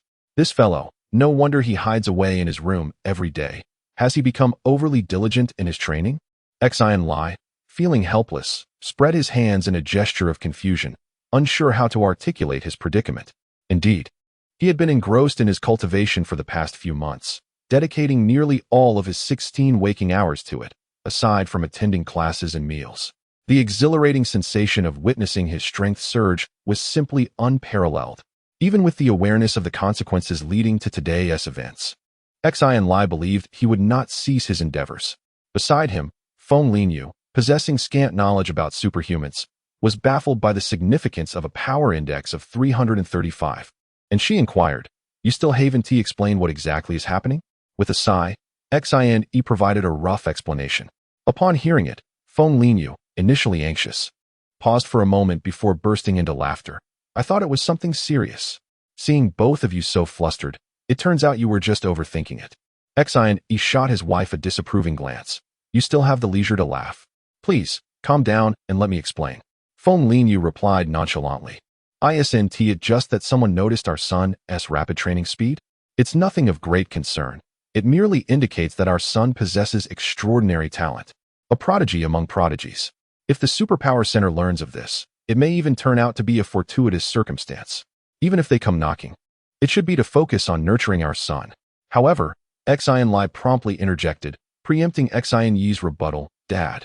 He then gestured upwards, alluding to the potential presence of eavesdropping devices within the spacecraft. Xin Yi, startled, realized he had nearly divulged classified information. Feng Linyu, dismissive of the notion, lowered her voice and continued, Given the multitude of individuals who encounter similar misfortunes annually, why haven't they reaped comparable benefits? The genesis of this matter remains concealed, contingent upon our collective discretion. So, how should we address this?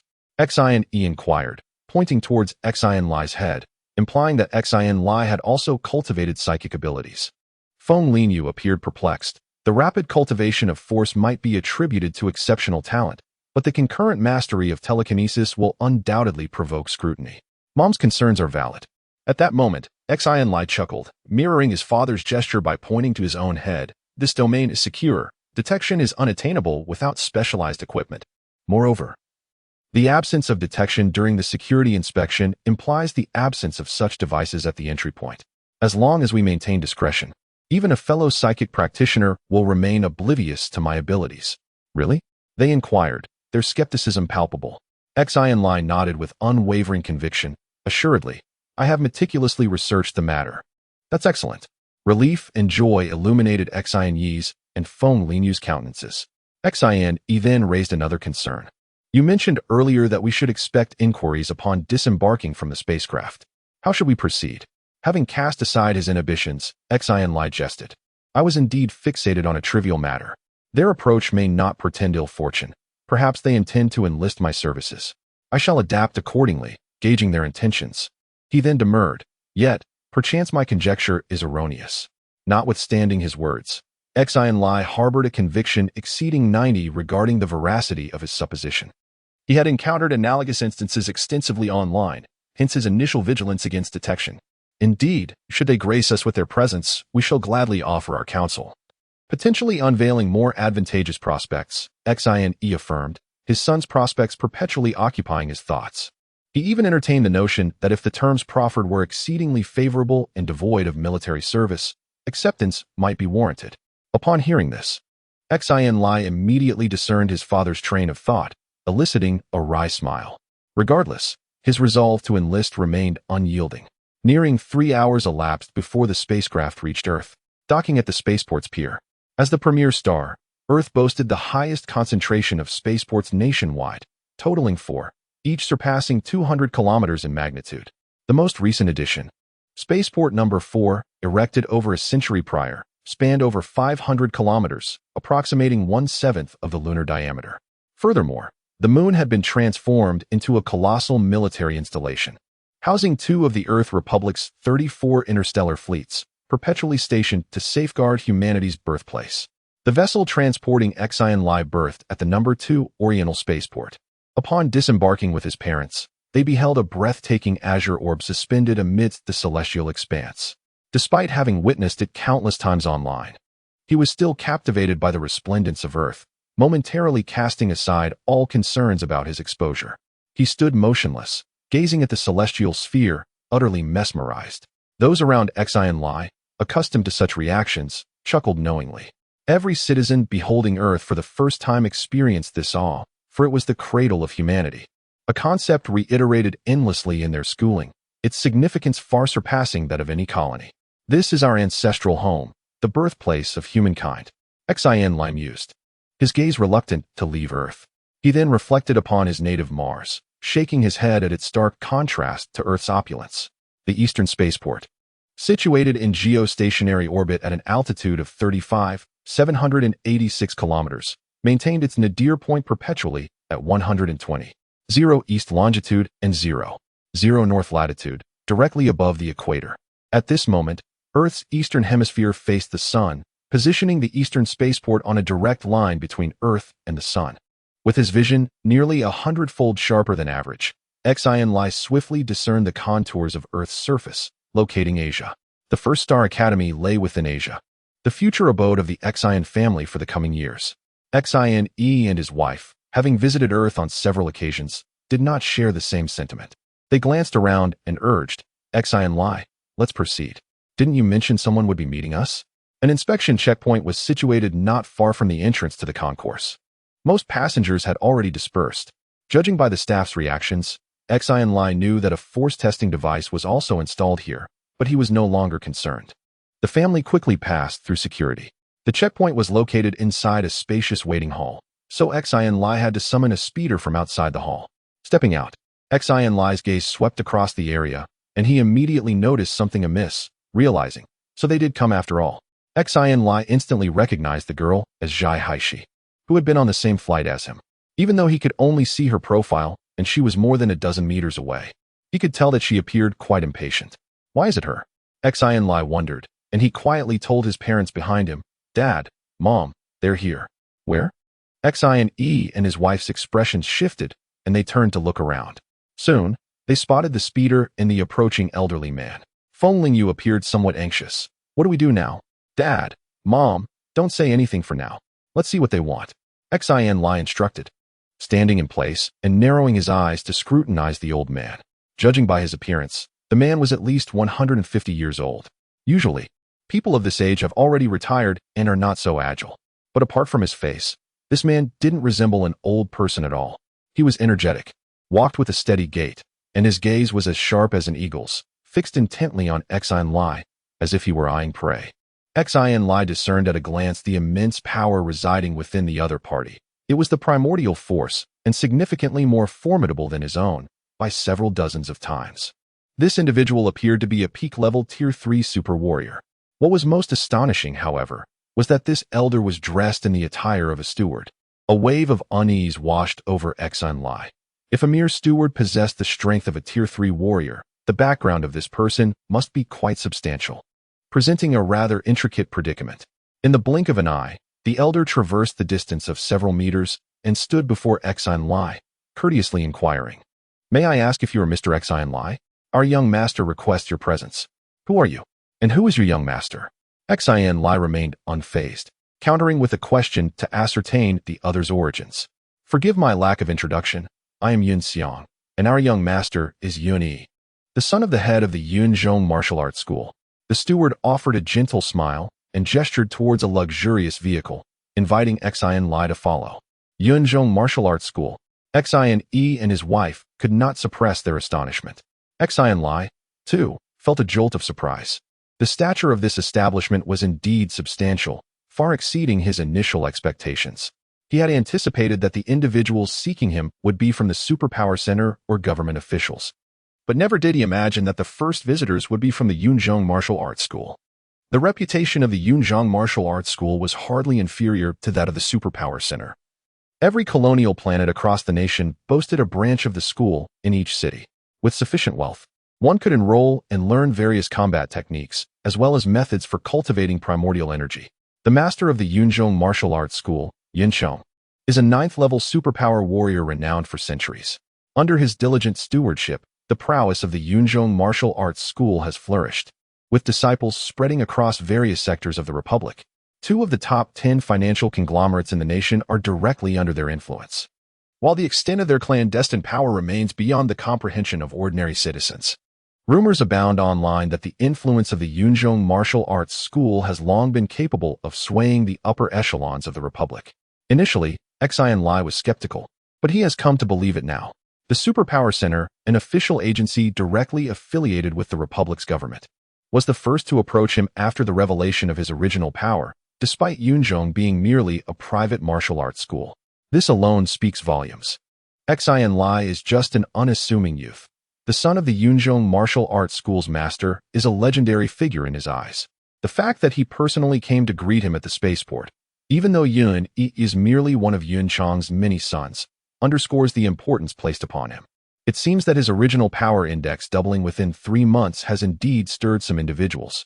Thoughts raced through Xin Lie's mind as he quietly chuckled to himself, eager to see what conditions they might propose. Nodding slightly, he made his way toward the hovercar, followed closely by the Xin couple. At that moment, Yun Yi, who had been conversing with Zhai Haishi, suddenly halted, turned around, and scrutinized Xin Lie for a moment before exclaiming with a smile, "Indeed, heroes emerge from the youth, Mr. Xin Lie, you are remarkable." Mr. Yun's effusive praise took Xin Lie by surprise, and he noticed 2 curious gazes upon him, belonging to Zhai Haishi and the young man at her side. Zhai Haishi did not recognize Xin Lie at all, having no recollection of him from their shared interview. However, it was clear from Mr. Yun's words that he valued Xin Lie more, as if his visit to her was merely an afterthought. This realization stirred resentment within Zhai Haishi. She had been impatient with Mr. Yun's earlier conversation and had considered leaving, but the presence of Xin Lie and her competitive nature compelled her to stay. The young man seemed more puzzled. Xin Lie was unaware of his identity, but judging from Yun Xiang's demeanor, he was likely a member of the Yun family. Xin Lie ignored the gazes of his peers and, feigning ignorance of Mr. Yun's praise, directly inquired, "What is the purpose of your visit, Mr. Yun? I am pressed for time, so please state your business here."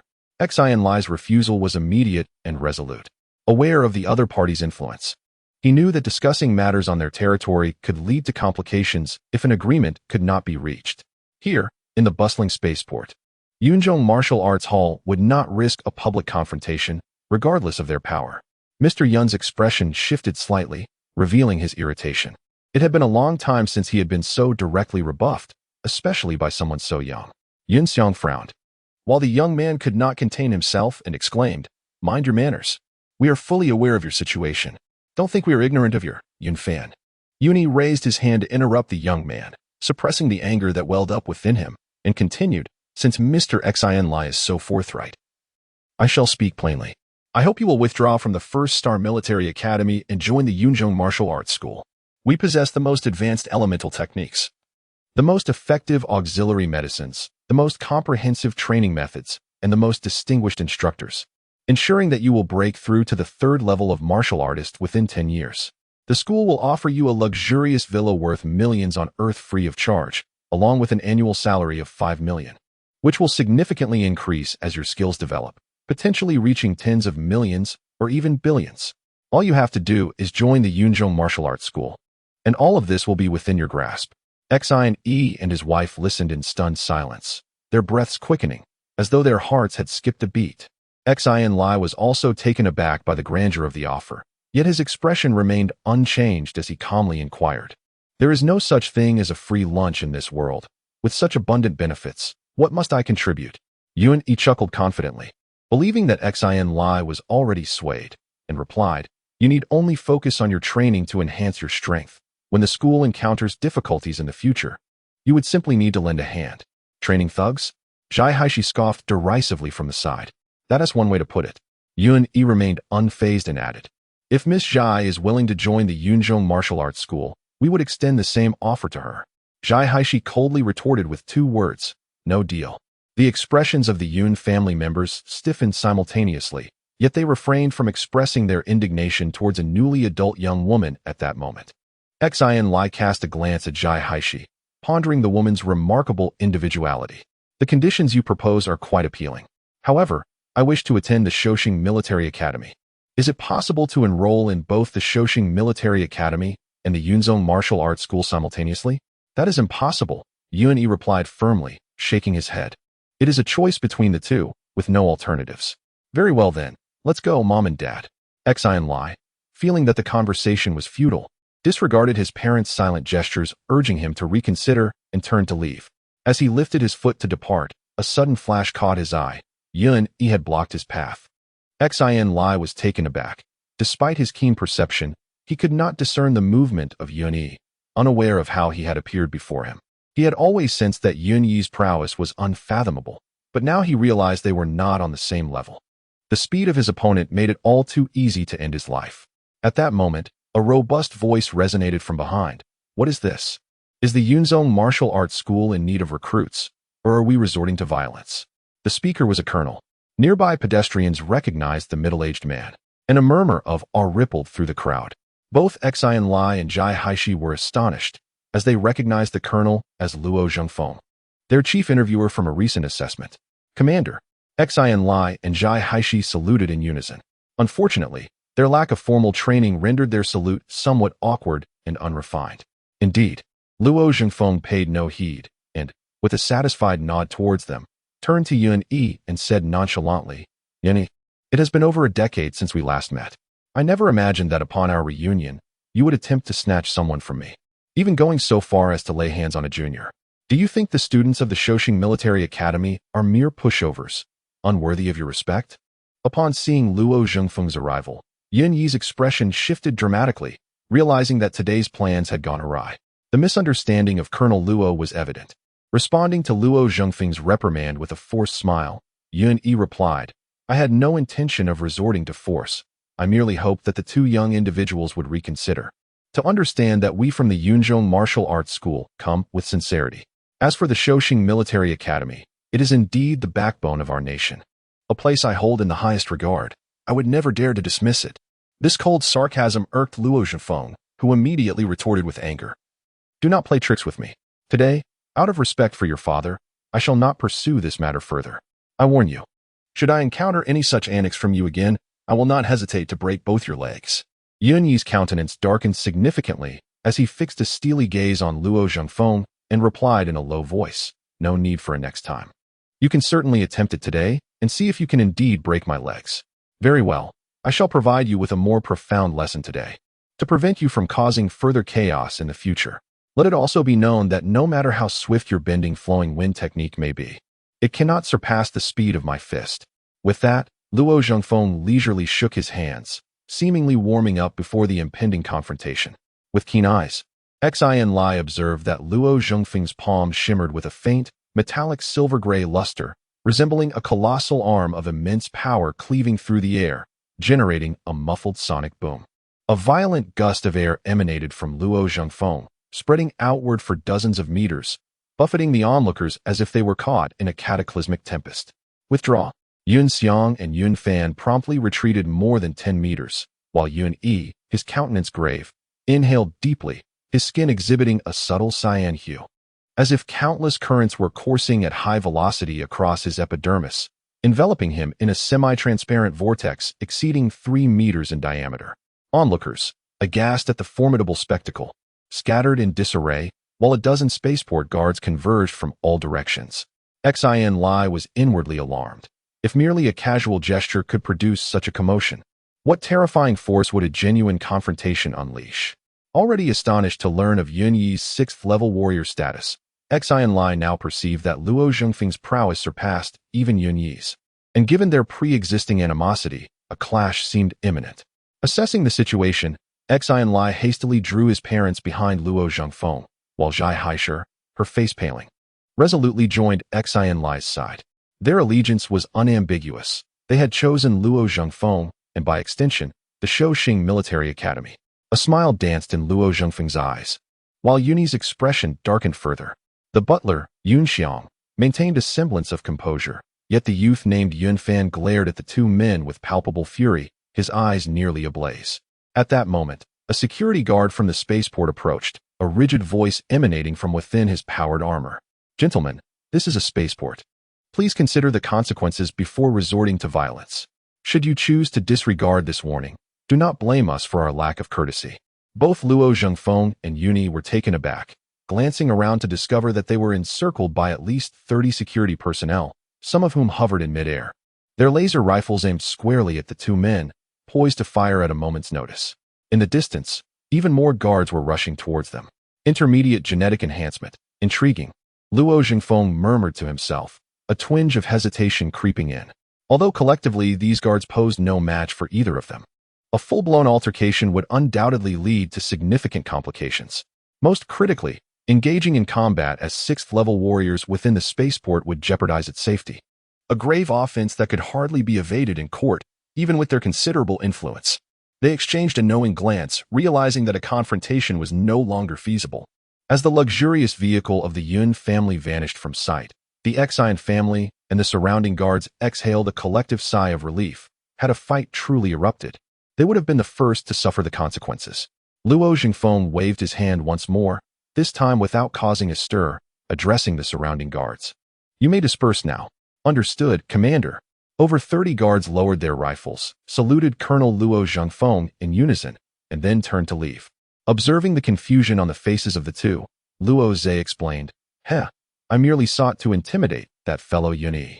I am not so deranged as to resort to violence at the spaceport, unaware of how many lives might be lost. Such a burden of guilt is one I cannot bear." It was then that Xin Lie comprehended the situation, pondering why the guards at the spaceport responded with such alacrity, swiftly encircling the area. This Colonel Luo appeared reckless, quick to resort to aggression at the slightest provocation, yet he was indeed a shrewd individual. In stark contrast, Yun Yi seemed astute but was, in truth, a genuine hothead, easily provoked into action, incapable of perceiving even such a simple ruse. "I shall summon an airship to take you to Earth. It shall arrive shortly," Luo Zhongfeng said. Noticing Xin Lie's contemplative demeanor, he chuckled nonchalantly, approached, and exchanged pleasantries with the Xin couple before engaging in conversation. Meanwhile, Zhai Haishe cast a curious glance at Xin Lie, having discerned that today's incident stemmed from him. She had merely happened upon it. Simultaneously, Xin Lie scrutinized Zhai Haishe, only to discover that she was nearly his height, around 185 meters tall, an exceedingly rare stature for a girl. "Are you also from Mars?" Zhai Haishe inquired, recalling that she and Xin Lie had disembarked from the same spacecraft. "Indeed. What brings them to seek you?" Zhai Haishe's curiosity deepened. At the age of 18, she boasted a force index of 348 points, often hailed as a prodigy among prodigies.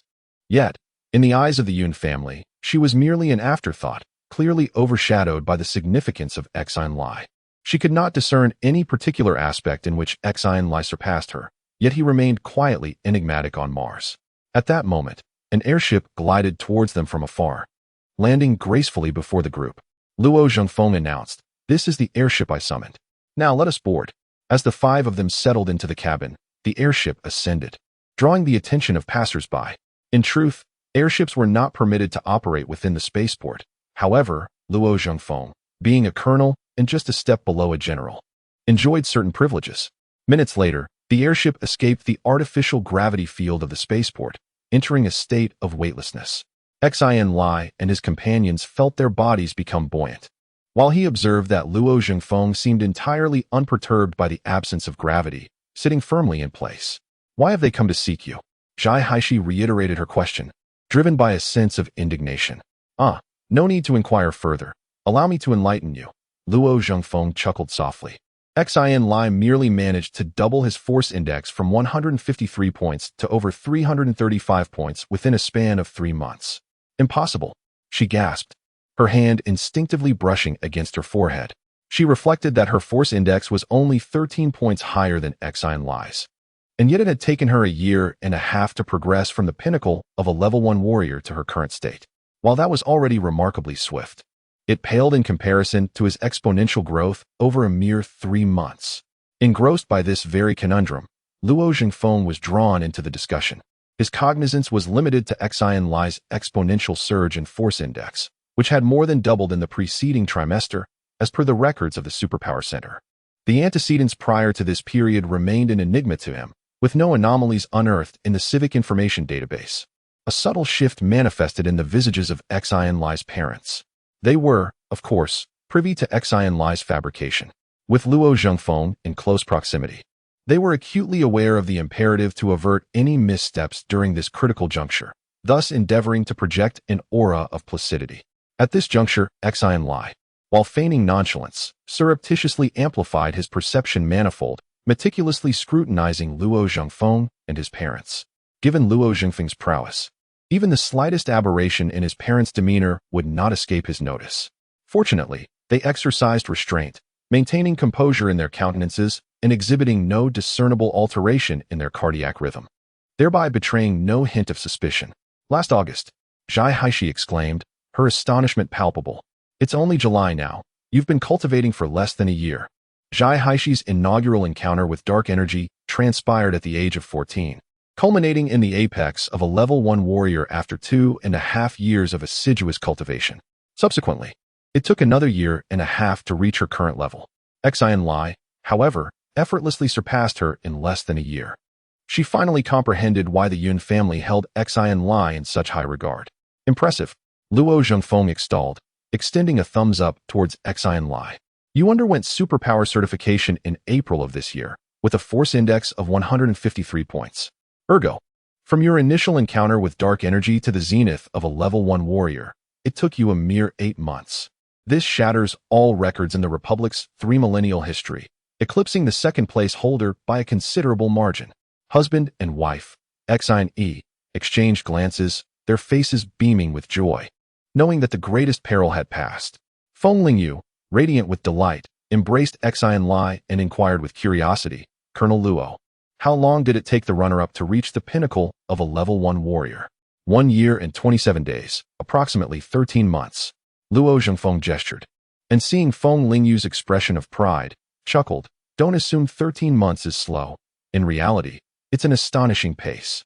It took me nearly 2 years to reach the apex of a level 1 warrior, making Xin Lie 3 times faster. The record holder for second place is someone whose name you've undoubtedly heard, Marshal Heinrich." Xin Lie and the others exclaimed in unison, truly astounded. Marshal Heinrich, the supreme commander of the Earth Republic's 34 interstellar fleets, a level 9 super warrior, and an indomitable war god. His life is replete with legend. He is the most esteemed figure of recent centuries, surpassing even the successive Republic presidents in prestige, and the veritable leader of the nation's 1 trillion Earthlings. If Marshal Heinrich is a titan, then Xin Lie is but an ant gazing up at the feet of a giant. He never dared to dream that he might attain the Marshal's stature. Previously, Xin Lie was merely aware that his cultivation speed was rapid, but he was unaware that it was so extraordinarily swift. In actuality, he only required 5 months to reach the zenith of a level 1 warrior, more than twice as fast as Marshal Heinrich. Considering this, Xin Lie's heart nearly leapt from his chest, his face flushed crimson. The couple, Xin Yi and his wife, trembled with excitement, fully aware of Xin Lie's true circumstances. Contemplating the future that awaited Xin Lie, they could scarcely contain their emotions and embraced tightly, offering each other solace. Beside them, Zhai Haishi observed Xin Lie with a gaze that had turned multifaceted and complex. Upon witnessing their demeanor, Luo Zhengfeng could not help but shake his head and remarked, "Do not rejoice too soon. Brute force cannot resolve every issue." Marshal Heinrich's triumph is not solely attributable to his rank as a level 9 warrior. Furthermore, level 1 warriors exhibit the most rapid progression in their training, which does not necessarily imply that their later stages will follow suit. Marshal Heinrich himself is a case in point.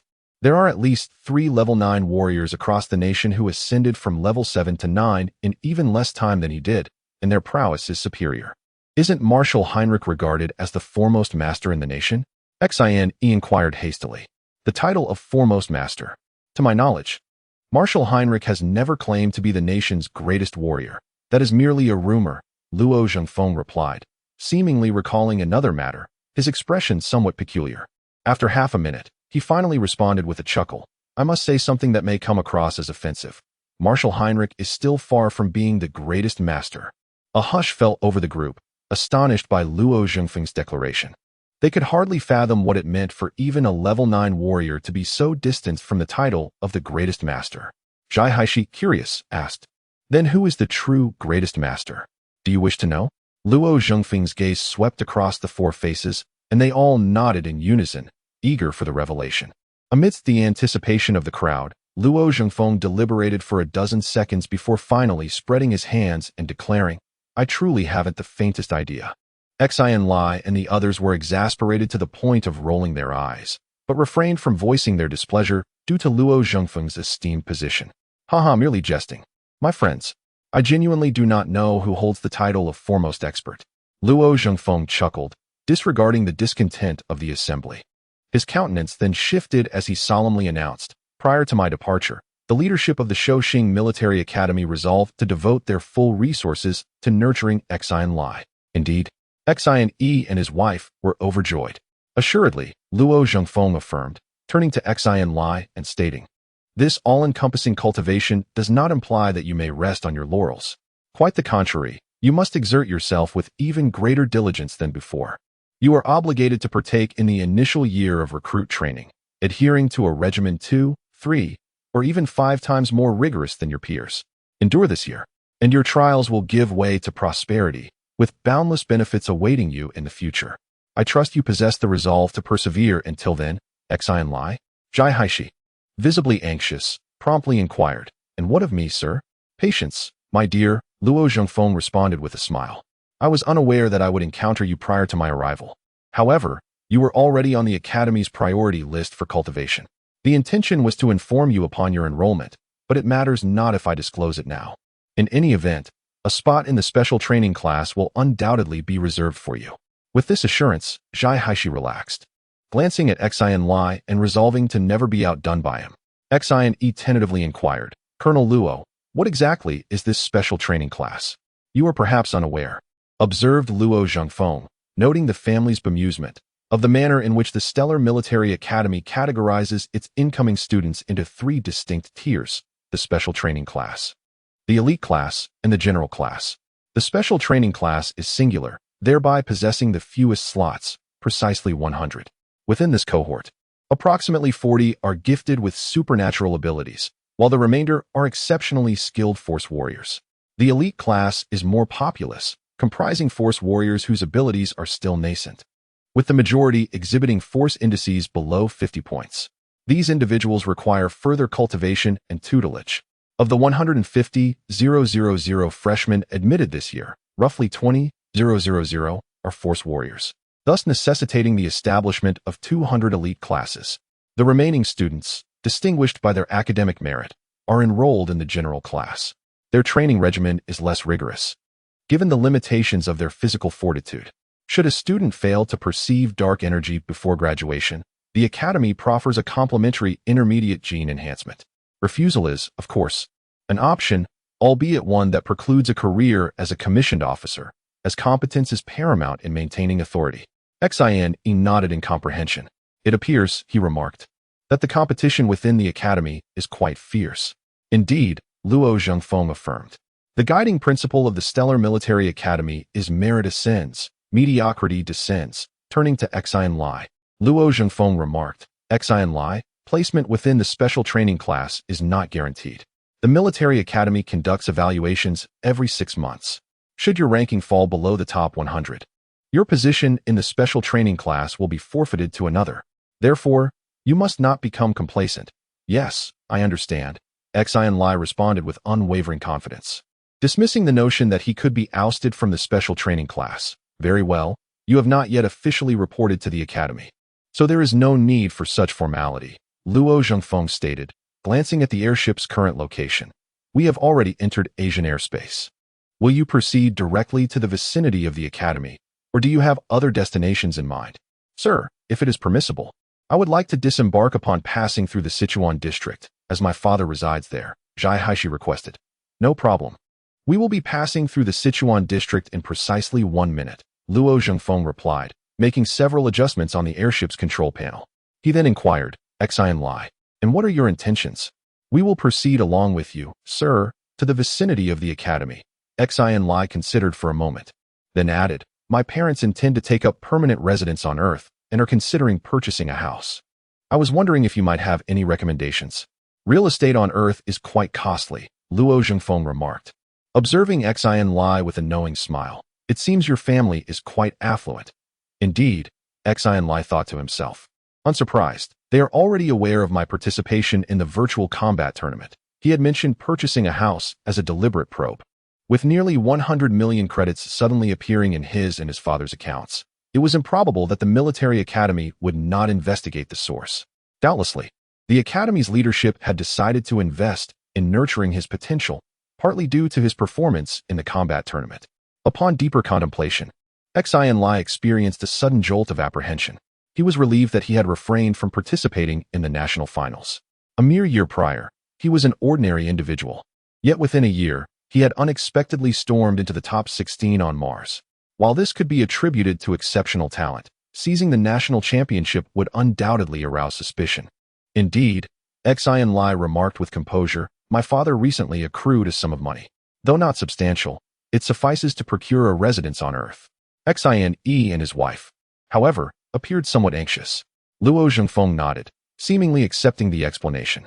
Well then, Luo Zhengfeng continued, if you genuinely intend to reside on Earth long-term, I would commend acquiring a dwelling in the Hainan district. The climate there is agreeable, with minimal temperature fluctuations throughout the year, akin to the Steel Caverns. Given your recent relocation from Mars, you would acclimate with greater ease. Furthermore, the First-Star Military Academy is situated in the Guangdong district, a mere 1,000 kilometers from Hainan, rendering it highly convenient. Luo Zhengfeng chuckled as he added, as it happens, a friend of mine is engaged in the real estate business. I shall contact him forthwith, and, for my sake, he ought to extend a preferential discount. Excellent. We shall opt for the Hainan district. Our gratitude to you, Upper Colonel Luo. Xin Lie and his wife expressed with elation, repeatedly conveying their appreciation to Luo Zhengfeng. Azure seas, cerulean skies, and the torrid sun cascading from above, Xin Lie, clad only in a pair of boxer shorts, reclined supine upon the beach. The gentle caress of the sea breeze, the warmth emanating from the sand beneath him, and the briny-tinged air collectively instilled in him a profound sense of contentment. Here lies a private beach on the eastern edge of Hainan district. Not far behind Xin Lie stands his new abode, a panoramic villa sprawling over several hundred square meters. Luo Zhengfeng acted swiftly. On the day they discussed the property aboard the airship, the arrangements were finalized by the afternoon. Xin Lie expended nearly 30 million for this. Fully aware that in a world where every inch is precious, such an expansive villa coupled with a private beach would undoubtedly be valued far beyond 30 million. It was only later, through online inquiry, that Xin Lie discovered the villa had previously been listed at 90 million. Despite Luo Zhengfeng's considerable influence, it was implausible that his friend would endure such a significant loss, especially since the so-called real estate associate had never made an appearance. It was evident that this villa bore a substantial connection to Luo Zhengfeng, possibly even as its former owner. After hearing this, Xin Lie had no choice but to acquiesce. Now, the Lie family has settled into their villa. Initially, the adjustment proved somewhat challenging, particularly due to the temperature fluctuations between day and night, which caused Feng Linyu to catch a cold for a day. However, after residing there for over a week, the family found themselves utterly enchanted by their new terrestrial existence. Not to mention, the pristine, natural air, the breathtaking ocean view, and the luxurious comfort of the villa made Xin Lie and his wife feel as though their previous life in a steel cage had been lived in vain. Once they had settled in, Xin Lie and his wife began to explore business opportunities online, intending to invest the remaining $50 million as capital for a venture, thereby shelving their previously planned trip to Mars. Xin Lie remained unconcerned. He was quite fond of his new residence. The ground floor of the villa boasted a spacious training arena, equipped with a comprehensive array of fitness facilities and a collection of alloy-cold weapons, including swords, spears, staffs, and daggers. Although the blades were not sharpened, he was nonetheless content. However, what Xin Lie cherished most was the beach outside the villa. On his first day here, he had learned to swim and surf. Now, in the midst of summer, with the sun blazing, Xin Lie spent nearly the entire day immersed in the ocean. After just a few days, his previously fair skin had been bronzed, exuding a healthier appearance. After lounging on the sandy shore for a while, Xin Lie lifted his gaze to the sun. It was the afternoon, the perfect time to swim. Rising to his feet, he sprinted barefoot, reaching maximum speed. The instant his feet touched the water, he propelled himself, soaring over 20 meters before plunging into the sea, disappearing from view. Mere seconds later, his head emerged from the surface of the water, over 100 meters away, encased in the refreshing embrace of the ocean, prompting him to let out a joyful shout before swimming further out. Having honed his original energy for more than 6 months, Xin Lie's physical capabilities had improved several-fold. He swam over 500 meters without feeling the slightest fatigue, not even a hint of breathlessness. After orienting himself, Xin Lie turned partially in the water, swimming parallel to the shoreline. Approximately 2,000 meters ahead loomed a steep cliff, which he had discovered a few days prior. Today, a sudden curiosity struck him, and he resolved to swim beneath the cliff to explore further. After swimming swiftly for over 10 minutes, Xin Lie arrived at the base of the cliff. Raising his gaze, he observed that the cliff rose at a steep 90-degree angle, towering approximately 50 meters high. The water below was deep and the current swift, posing a potential drowning hazard for an ordinary person. Determined to explore further, Xin Lie kicked powerfully with his legs in the water, propelling himself into the air. Soaring over 4 meters high, in midair, he extended his right hand to grasp a protruding stone edge, securing himself firmly against the cliff wall. With remarkable agility, resembling a nimble monkey, he used both hands and feet to ascend, effortlessly reaching the summit of the cliff in less than half a minute. Atop the cliff lay a verdant expanse of grass. Xin Lie settled down, facing the vast ocean, and was struck by the breathtaking panorama before him. The horizon melded seamlessly with the azure sky, where flocks of white seabirds soared freely. Nearby, residents of the villas indulged in leisure, navigating their sailboats across the waves, which rose and fell in a seemingly endless rhythm, a spectacle of immeasurable beauty. How exquisite! Xin Lie exclaimed, genuinely captivated by the splendid view. He found this location to be exceptionally serene, promising him profound relaxation. He resolved to return frequently, whenever time permitted. After reveling in the oceanic scenery, Xin Lie contemplated the solitude of this place, devoid of any disturbances, making it an ideal spot for outdoor training. He wondered about the efficacy of such practice here. Deciding to give it a try, Xin Lie promptly closed his eyes.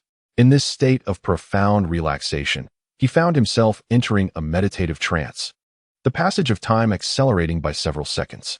Having performed his calisthenics regimen this morn, Xin Lie's assimilation of dark energy proceeded at a languid pace. The majority of the dark energy permeated his corporeal form, only a modicum being transmuted into force and psychic power. Immersed in his training, Xin Lie remained oblivious to the passage of time, seated atop the precipice like a petrified effigy. As the sun commenced its descent, the afternoon evanesced. Abruptly, Xin Lie's body convulsed subtly, accompanied by a resounding reverberation within his cranium, as if shattering intangible shackles. His eyes snapped open, and he surveyed his surroundings, perceiving a world subtly altered from its prior state. Upon introspection, Xin Lie discerned an augmentation in the acuity of his senses, enabling him to perceive with greater clarity and at a greater distance, to discern the faintest auditory nuances, to distinguish tactile sensations across his epidermis, and to possess a more comprehensive understanding of his corporeal form. During his previous sojourn at the Superpower Center, Xin Lie had assimilated the entirety of the syllabus for martial artists and warlocks below level 3, thereby gaining a rudimentary comprehension of the training regimen for superpowered warlocks below level 3. Prior to a superpowered warlock's ascendance beyond level 3, they are collectively designated as domain-opening warlocks, connoting the development of the cerebral cortex. They do not possess exceptional offensive capabilities, but rather an acuity of the five senses that surpasses that of ordinary individuals by a factor of 100. The augmentation of psychic power engenders an expedited cerebral frequency. The cerebral frequency of ordinary individuals typically oscillates around 12 Hz, representing 12 cerebral operations per second. During periods of agitation, tension, or elation, this frequency may attain 30 Hz, but it cannot surpass this threshold. To become a superpowered warlock, one must assimilate dark energy to generate psychic power, thereby enabling one's cerebral frequency to breach the 30 Hz barrier. Even the most fledgling Tier 1 Esper possesses a telekinetic frequency capable of effortlessly reaching 120 Hz, cycling 120 times per second. As their telekinetic prowess deepens, attaining 300 Hz marks their ascension to Tier 2. For Tier 3 Espers, the telekinetic frequency must soar to 1600 Hz. At Tier 3, sensory acuity undergoes a quantum leap. Should the Esper desire, not a single disturbance within a 300-meter radius can elude their perception. They could effortlessly discern the wing beat frequency of a bee in a single second through mere auditory perception. Subsequently, reaching approximately 8,000 Hz represents the zenith for Tier 3 Espers. Transcendence beyond Tier 3 is fraught with peril, a task of Herculean difficulty. Within the Earth Republic's populace of over 10,000 Espers, fewer than 200 have surpassed Tier 3, the remainder either languishing below this level or perishing in the attempt. Nonetheless, each Esper constitutes a national treasure, endowed with advanced cerebral capabilities that readily enable them to ascend as luminaries in diverse fields, the most astute scientists, the most preeminent commanders, the most erudite scholars, the most imaginative artists, the most formidable mech snipers, and so forth. However, upon breaching Tier 3, the Esper's horizons expand immeasurably, embarking on a trajectory of meteoric ascent. At that juncture, the Esper's telekinetic abilities extend beyond the confines of the brain, exerting influence upon the surrounding environment with extraordinary force and boundless, insidious applications. Typically, Tier 3 or higher Esper are difficult to defeat by martial artists of the same level, with martial artists often reduced to mere targets, relentlessly pursued and assailed. Xin Lie discerned early on that following his exposure to electromagnetic radiation, his mental prowess had far surpassed 300 Hz. He had previously timed himself with a stopwatch, discovering that his brain could perform approximately 1,500 calculations per second, drawing him ever closer to the apex of a level 2 sorcerer. After this breakthrough, Xin Lie believed he had ascended to the rank of a level 3 super sorcerer. He sensed that the abilities of a level 3 sorcerer extended beyond mere sensory acuity, undoubtedly encompassing other wondrous capabilities that he had yet to uncover. Filled with exhilaration at this realization, Xin Lie gazed at the sun, which was nearing its descent into the horizon, and leaped from the cliff, over 50 meters high, executing a perfect dive into the sea before swiftly swimming home. After dinner, Xin Lie greeted his parents and hurried into the martial arts hall located on the ground floor of the villa. The hall spanned nearly 300 square meters, its floor constructed of sturdy alloy, while the surrounding walls boasted exceptional soundproofing, far superior to his former bedroom. On one wall of the hall hung an array of cold weapons, including swords, spears, and shields, all meticulously displayed. However, Xin Lie felt no interest in them at present. He moved to the center of the hall, where the alloy floor parted to reveal a white cushion, the size of a grinding wheel, that rose up. This cushion was specially designed for superpowered individuals, enabling them to relax their bodies to the utmost, hastening their entry into a meditative state, and slightly enhancing their efficiency in absorbing dark energy. Although the enhancement was minimal, over the years it accumulated into a significant benefit, thus earning the esteem of superpowered practitioners. It is often said that quality comes at a price, and this seemingly modest cushion is priced at an astonishing $2 million, surpassing the cost of an entire set of cold weapons, making it the most valuable item within the martial arts hall. Although Xin Lie was aware of its existence and possessed over 10 million, he deemed his training speed sufficient and thus refrained from investing in the tranquil cushion. However, upon encountering it for the first time in the hall, he was undeniably taken aback. After a few days of use, he found it difficult to part with it. Seated cross-legged, the cushion instinctively molded itself to align with his form, providing unparalleled comfort. This time, instead of hastily entering a meditative state, he took the opportunity to attentively explore the mental energy within his mind. As a sorcerer yet to transcend the third level, his mental energy remained confined to his cerebral domain, undetectable to outsiders, rendering it highly discreet. Even when two sorcerers below the third level stood face to face, they could not discern whether the other possessed mental energy. After experimenting for a while, Xin Lie discovered that aside from heightened sensitivity, he experienced no other significant effects, leaving him somewhat disillusioned. Recalling the materials he had perused at the Supernatural Center, he quickly remembered a crucial aspect regarding the sorcerer's ability for multitasking. Multitasking is the fundamental capability of sorcerers with mental energy exceeding 600 Hz. While a few ordinary individuals can manage to perform two tasks simultaneously, they rely solely on their subconscious, struggling to juggle even two simple activities, let alone anything more complex. Conversely, sorcerers possess a unique capability. When engaged in multitasking, each facet of their consciousness operates with independent and autonomous thought. They can adeptly navigate even the most intricate matters. This phenomenon resembles dissociative identity disorder, yet fundamentally differs, as the various strands of a sorcerer's consciousness communicate seamlessly, sharing information and exhibiting identical characteristics, thus refraining from contradictory actions. While the processes of thought may diverge, their objectives and directions remain entirely cohesive. The referenced material notes that maintaining a split consciousness with autonomous thought requires a mental force of 300 Hz, which coincidentally aligns with the upper limit of a first-tier sorcerer's mental prowess. Consequently, only a second-tier sorcerer, one whose mental force surpasses 600 Hz, can genuinely achieve true multitasking. After Xin Lie first awakened his mental force, he effortlessly engaged in multitasking, indicating that his mental force at that time exceeded 600 Hz, thus leading him to conclude that he was far beyond a mere first-tier sorcerer. During his training, he merely needed to sustain multitasking to simultaneously channel both primordial and mental forces, which is why he did not attempt to further fragment his consciousness. Maintaining a single consciousness requires 300 Hz, while a third-tier sorcerer possesses a mental force exceeding 1600 Hz. If I were to achieve the ability to multitask with 5 facets of consciousness, it would unequivocally confirm my status as a third-tier sorcerer. A glint of excitement sparked in Xin Lie's eyes. Previously, his greatest vexation stemmed from the inability to ascertain the specific extent of his psychic cultivation. Now, with this method, he could accurately estimate his psychic strength without resorting to brainwave testing, with an error margin not exceeding 300 Hz.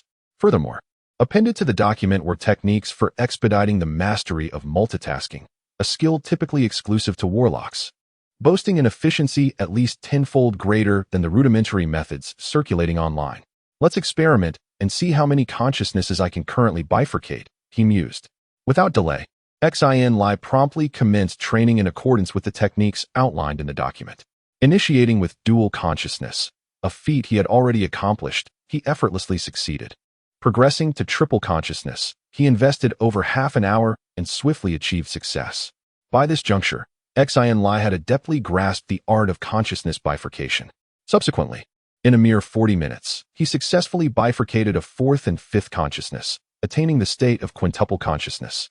Predictably, after an hour of diligent effort, he found himself unable to bifurcate a sixth consciousness. Any forceful attempt would reveal an insufficiency of psychic power, rendering the sixth consciousness incomplete, incapable of independent thought. Akin to a congenitally deficient child. Quintuple consciousness, coupled with the sixth incomplete consciousness, amounts to approximately 1600 Hz. I am indeed a Tier 3 warlock. Xin Lie chuckled triumphantly. The sensation of quintuple consciousness was remarkably peculiar, as if his mind housed 5 individuals, yet they were all interconnected. He summoned 5 intricate mathematical problems on his mobile device, arranging them in parallel before him, with 5 streams of consciousness operating simultaneously. In less than 3 seconds, he calculated the results concurrently, and upon comparing them with the reference answers, he found them to be entirely accurate. Xin Lie repeatedly summoned 5 mathematical problems, solving them all within mere seconds, and not a single answer was incorrect. The data on the screen cascaded down like a waterfall, refreshing at an astonishing speed. To the ordinary observer, it was a blur, overwhelming to the senses. Yet, Xin Lie felt no pressure at all, growing increasingly exhilarated as he exclaimed, "Simple, truly too simple. There is absolutely no challenge." After calculating over 1,000 mathematical problems, he finally paused, fully accustomed to multitasking with 5 streams of thought, his earlier exuberance gradually subsiding. Regrettably, he mused, during my cultivation, merely multitasking with 2 streams of thought sufficed. Utilizing 5 seemed somewhat excessive and rarely served a practical purpose. Xin Lie shook his head in disappointment, stroking his chin in contemplation, struggling to discern the benefits of such multitasking in his current state. Suddenly, he slapped his thigh. Merely pondering yielded no results. It would be far better to enter a state of tranquility and explore any potential differences. He promptly closed his eyes, and with the aid of his cushion, he successfully entered a state of calmness in less than 30 seconds. The sensation of being immersed in the realm of dark energy was indescribably sublime, akin to stepping into another world. It was a true experience that could only be felt, never articulated. This sensation, unfamiliar to those who had not personally encountered it, would forever remain beyond the comprehension of outsiders. As Xin Lie began to consciously channel the dark energy and telekinesis, an invisible vortex, approximately 5 meters in diameter, swiftly formed around him, enveloping his being. The dark energy divided itself, with one half permeating his limbs and torso, while the other half penetrated his mind, generating both the force and telekinesis.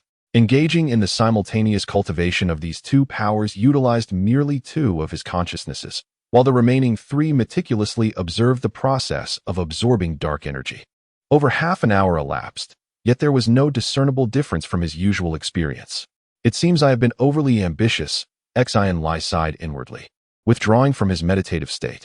Upon opening his eyes, he stood and intended to take a stroll by the seaside, when suddenly he was struck with astonishment, his eyes widening in disbelief.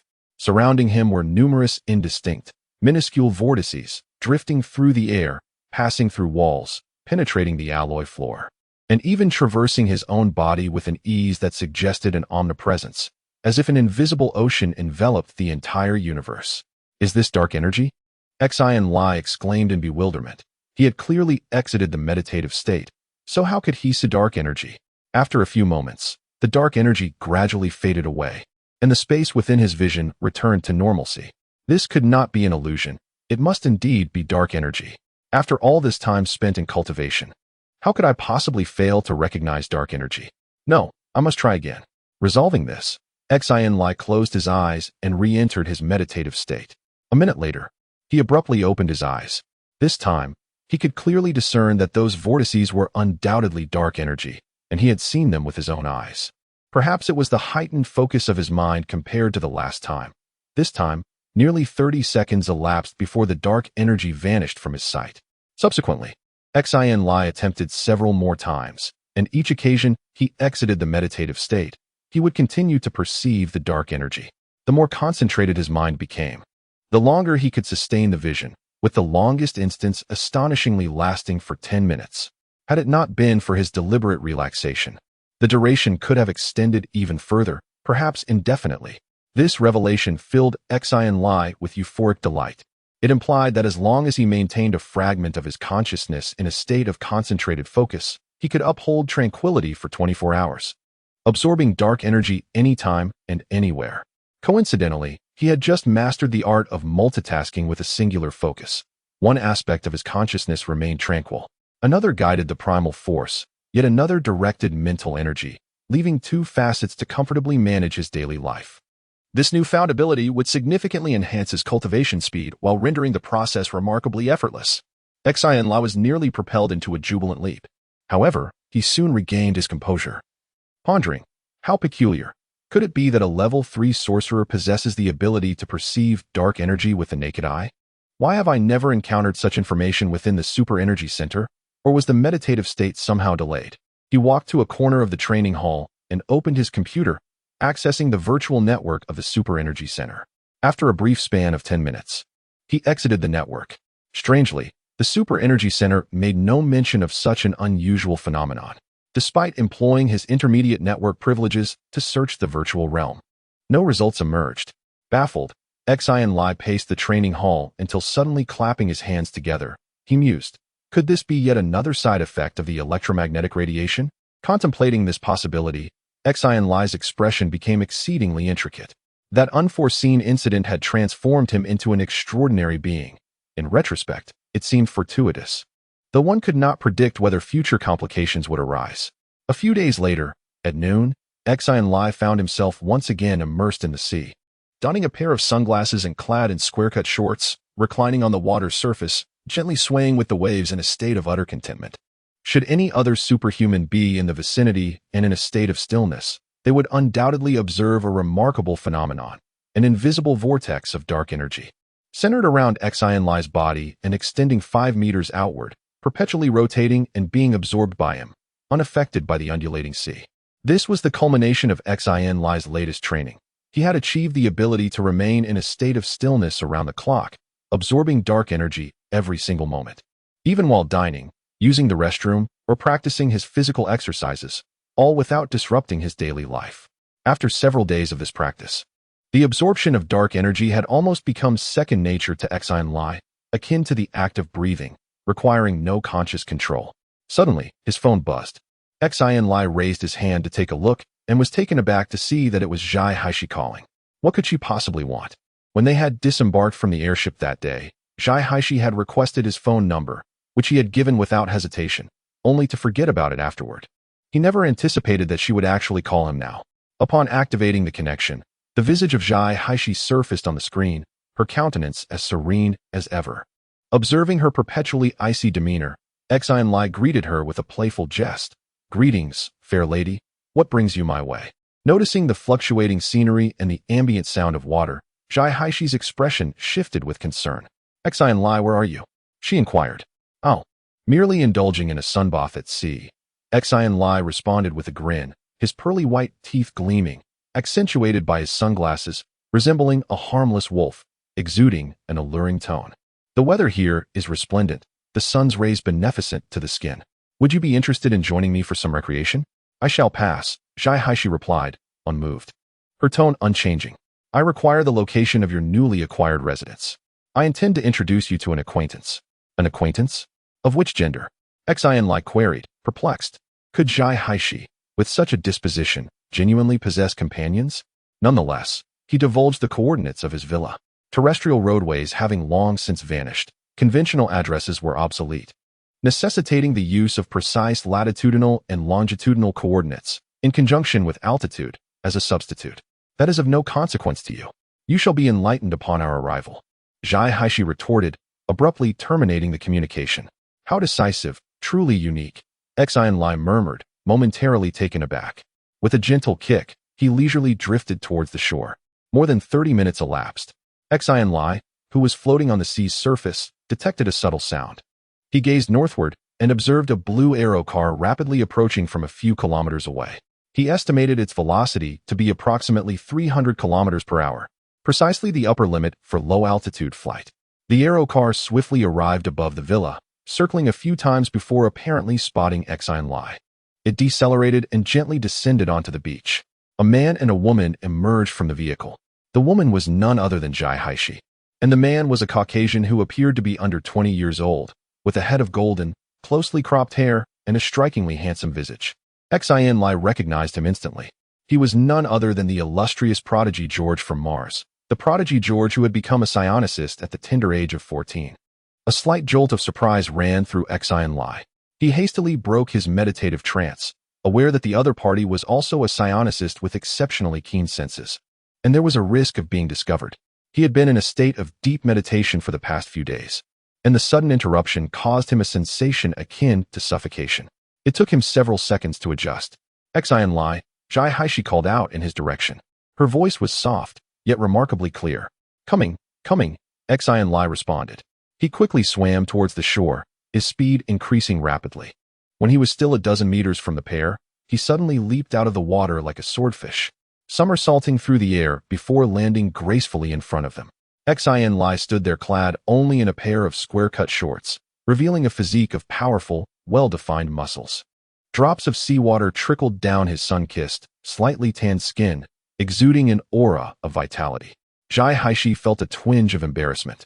The flush on her cheeks flickered before returning to normal. You arrived quite swiftly. I thought you were in the Sichuan district. I expected it would take at least an hour for you to arrive, she remarked. Xin Lie chuckled, seemingly unfazed by the near exposure. We came from the Guangdong district. Zhai Haishi clarified, gesturing towards the figure beside her, George. Allow me to introduce you. Haha, no need for introductions, Xin Lie interjected. George Anderson, the illustrious genius George of Mars. I've known of him for quite some time. He stepped forward to shake George's hand, introducing himself. My full name is Xin Feng Lie. But you may call me Xin Lie. Too kind, George replied, his face lighting up with surprise. He shook Xin Lie's hand enthusiastically before releasing it, grinning. Let's not dwell on titles. Simply call me George. I only learned of your feats from Haishi, and I must say, it truly redefines the notion of genius. I feel quite humbled. Ah, is that so? Xin Lie laughed lightly, noting the pride in George's eyes despite his words of humility. It was clear that he relished the praise. Xin Lie mused to himself about George's eagerness for recognition, realizing that his reluctance to be exempt from entrance examinations stemmed from a desire for notoriety. As Zhai Haishi called out his name with such familiarity, Xin Lie wondered if George harbored feelings for her. What brings you here today? Xin Lie inquired. Zhai Haishi nodded, seemingly affirming George's statement. Sparring? Xin Lie scratched his head with a helpless air. He had been quite occupied these past months, immediately replicating martial arts techniques as soon as his mental power recovered, and at an increasingly rapid pace. The martial arts list was nearly half completed, with 58 of the 120-odd general martial arts mastered. Zhai Haishi, unlike himself, could not replicate the martial arts experience of others. No matter how prodigious her talent or how diligent her practice, she could not possibly be his match. Even if there were 10 Zhai Haixes, they would not necessarily last long. As for George, who accompanied her, he was merely a warlock. Although his level was indiscernible, it certainly did not exceed the 3rd tier. Given George's physique, akin to that of an ordinary person, Xin Lie could crush him with a single finger.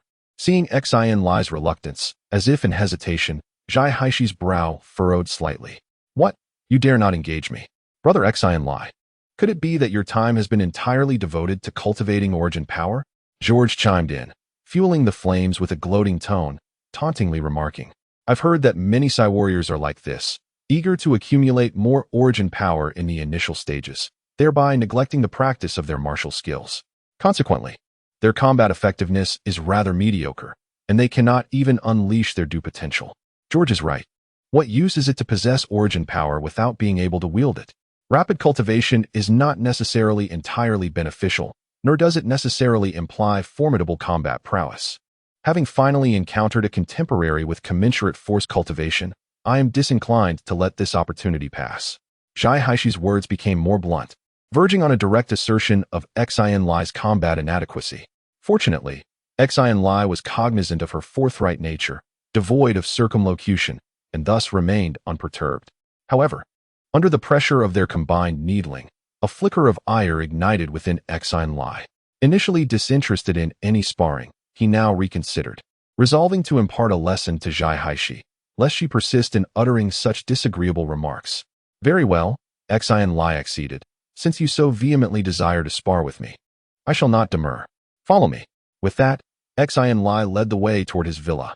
Zhai Haishi and George exchanged glances before promptly following.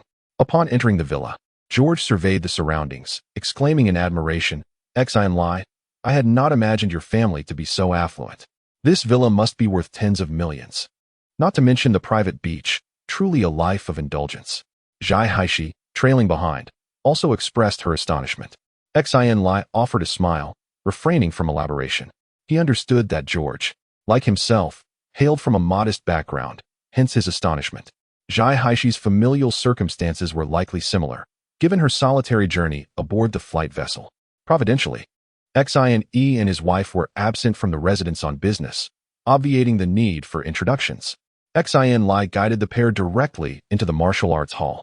The expansive training hall immediately captivated their attention, eliciting further exclamations of awe from George. Upon reaching the center of the hall, Xin Lie casually announced, We may commence. Commence? In a moment of confusion, George stared at Xin Lie, who was clad only in a pair of square-cut shorts, his bare feet exposed, still dripping wet. Entirely unprepared for a sparring match. "Aren't you going to get ready? Perhaps change into a training outfit?" he inquired, puzzled. "Change into what training outfit? It's only a matter of seconds. There's no need for such fuss," Xin Lie replied nonchalantly, beckoning to Zhai Haishi with a finger. "Stop dawdling. Come over and make a move." Zhai Haishi's expression darkened, interpreting Xin Lie's words as a provocation. Without a second thought, she lunged forward, her right hand merging into a palm, striking fiercely at Xin Lie's chest. The seemingly delicate palm emitted a sharp whoosh as it sliced through the air. Interesting, Xin Lie thought, recognizing that a girl was practicing the renowned technique of the shattering palm. The shattering palm, a widely practiced martial art, was one that Xin Lie had mastered long ago. A sly smile crept across his face as he mirrored her movement, his right hand forming the same shattering palm to counter her attack. Zhai Haishi was taken aback, surprised that Xin Lie could also execute the shattering palm. Assuming he intended to clash head-on, she recalled that her own energy cultivation was slightly superior to his and decided to engage without retreating, launching her palm forward without hesitation. In the fleeting moment before their palms collided, Xin Lie abruptly shifted his right hand to the left, his body following suit, evading Zhai Haishi's strike, while simultaneously landing a solid blow on her left shoulder. Bang! With a muffled thud, Zhai Haishi was sent hurtling backwards several meters. She executed a mid-air somersault, landing on her feet, yet still stumbled back a few paces before regaining her balance. George, spectating from the sidelines, was utterly dumbfounded, scarcely believing that a single maneuver had determined the outcome. He discerned that Xin Lie had shown leniency, otherwise, a slight adjustment of his right palm to the right, impacting Zhai Haishi's throat, would have been fatal. Remarkable. George couldn't help but applaud. He had known Zhai Haishi for years and was well aware of her formidable strength. In virtual combat, she had vanquished thousands of experts. In reality, she was virtually unbeatable among her Martian peers. Yet today, she was defeated by Xin Lie in a single move, and Xin Lie employed the very same shattering palm technique. Zhai Haishi massaged her left shoulder, her gaze somewhat vacant, seemingly incredulous at the result, that she had been defeated in a single exchange. Again, Zhai Haishi exclaimed defiantly, lunging at Xin Lie once more. This time, she unleashed a devastating whip kick from military combat, with such force that it seemed poised to cleave Xin Lie in two. This time, Xin Lie used 60% of his strength. Zhai Haishi crashed heavily onto the alloy floor with a resounding thud. Several seconds elapsed before she slowly rose to her feet, her brow furrowed, her expression contorted in pain. George rushed over, voicing his concern. "Haishi, are you all right?" Zhai Haishi waved her hand dismissively, remaining silent, her gaze fixed on Xin Lie with a peculiar intensity, as if she were beholding not a person, but a monstrous entity. Felt a tad self-conscious under her gaze, clearing his throat to mask his unease, and inquired, "So, shall we proceed?" "Certainly not," George retorted, casting a displeased glare at. With a huff, he declared, "Haishi is clearly no match for you. She's a girl. Couldn't you have shown some restraint? That was quite a fall. Surely it must sting." "Well, if I recall correctly, it was you who proposed the friendly exchange," responded, shrugging and spreading his hands in a gesture of innocence. As George was about to speak, interjected, halting him with a raised hand. She stated earnestly, "Indeed, it was my desire to spar. Showed consideration. I've harbored resentment towards you. But today I've witnessed your prowess. I'm impressed. Oh, it's nothing really." To have a young lady express her admiration so openly filled with a sense of elation, making him feel as light as a feather. Yet, he feigned modesty, replying with a smile, "With such splendid weather, discussing combat seems rather discordant. Allow me to fetch you refreshments. We can bask in the sun's embrace and frolic in the sea. I assure you, you'll yearn to return." "Splendid.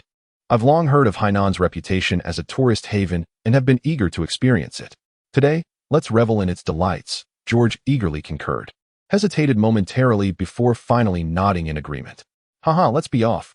With that, led the two away from the martial arts hall, heading straight for the beach. Swiftly, the end of August arrived, marking the conclusion of summer vacation and the commencement of registration at the Capital Star Military Academy. After bidding farewell to his parents, embarked alone on a speeder bound for the Capital Star Military Academy. Originally, the Xin couple intended to send Xin Lie to the military academy, But he declined their offer, asserting his independence as an adult, no longer the child in need of parental care. The remarkably advanced modes of transportation have transformed the lifestyle of humanity on Earth, eradicating the very notion of cities as we once knew them. As long as ecological integrity is preserved, towering skyscrapers can rise from any point on the planet's surface without the necessity of terrestrial roadways. One could say that the entire Earth has metamorphosed into an immense metropolis. The Shaoxing Military Academy is situated in the Guangdong region, more precisely within the Pearl River Delta area. As the hovercraft glided past soaring skyscrapers piercing the clouds, after more than an hour, an oddly distinct area materialized before Xin Lie. Within this expanse of over 1,000 square kilometers, not a single structure exceeded 100 stories. Even those surpassing 50 stories were exceedingly rare, with the majority comprising around 20 stories, scattered amidst a pristine ecological setting, lending an air of seclusion. This, indeed, was the Shaoxing Military Academy. Xin Lie soon grasped the rationale behind the architectural choices as a significant military establishment. The academy seldom features edifices taller than 100 stories. For the higher the structure, the more it becomes a target for orbital strikes, making it exceedingly difficult to defend. Judging by the topography, it was evident that the academy must possess extensive underground facilities. Otherwise, the scant construction above ground would be insufficient to accommodate the vast number of military cadets. Indeed, there were numerous individuals present. Many newcomers, like Xin Lie, had arrived early to acclimate to their surroundings, reporting to the academy today as various hovercrafts streamed in from all corners of the Earth. Due to the airspace restrictions surrounding the First Star Military Academy, any unauthorized flight without a special permit would result in a merciless shoot-down. Consequently, aerial vehicles were compelled to land in the square outside the academy's gates. As the flying cars descended, Xin Lie leapt out and was greeted by a multitude of vibrant, youthful faces, fellow freshmen arriving for registration just like him. Occasionally, one or two large landing crafts descended from the sky, carrying newcomers from various colonial planets of the Republic. Among them, some traveled nearly 1,000 light-years from Earth, embarking on their journey after being accepted into the First Star Military Academy, enduring over a month of arduous travel, nearly spending the entire summer traversing the stars. Rather than entering the academy immediately, Xin Lie opted to wait at the edge of the square. He had arranged to meet Zhai Haishi and George to register together.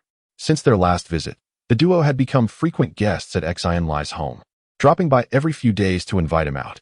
Xin Lie and his wife welcomed their presence warmly. Zhai Haishi's intentions were quite straightforward. She sought Xin Lie's guidance in combat techniques, and he, unable to evade her persistent requests, could only offer occasional tips. George, on the other hand, had no such ulterior motives. He simply followed Zhai Haishi wherever she went, drawn to the pleasant environment of Xin Lie's home for leisure. After waiting for a little over 10 minutes, a flying car descended, and Zhai Haishi and George emerged. The moment George spotted Xin Lie by the edge of the square, he hurriedly pulled Zhai Haishi along to him. Xin Lie approached them, feigning annoyance. "Why did you arrive so late? I've been waiting for ages." "Well, we got here as quickly as we could. Not all of us live as close as you do," George replied. With a countenance etched with resignation, George lamented. "I reside in the European sector, you know. I roused myself at the crack of dawn, endured a vehicular odyssey spanning several hours through the Sichuan region to collect Haishi, and then hastened here with utmost dispatch. Was it not a laborious endeavor? And yet, you find cause to deem it tardy." Passers-by, neophytes in their own right, were drawn to George's pronouncements, their gazes converging upon him. At that moment, Zhai Haishi offered a subtle nod. Whether in acknowledgement of Xin Lie or in affirmation of George's grievance remained ambiguous. Very well, I concede my error." Xin Lie promptly acquiesced, raising his hands in a gesture of surrender. Having spent over a month in George's company, he had become acquainted with another of his less endearing proclivities, an incessant loquacity rivaling that of a menopausal matron, capable of dwelling on trivialities ad infinitum. Observing George's imminent resumption of his verbal tirade, Zhai Haishi furrowed her brow and interjected, "Enough. Let us proceed inside." With that, she and Xin Lie advanced toward the gates of First Star Military Academy. George, momentarily taken aback, ceased his protestations and hastily trailed after the pair. The academy's gates were of considerable magnitude, spanning over 300 meters in breadth, and were equipped with more than 20 entry portals. Each portal was furnished with a long table, behind which sat a lieutenant, each wielding an identity verification scanner to meticulously authenticate the provenance of the incoming students. Flanking each portal was a squad of fully armed soldiers, maintaining order with an aura of formidable authority.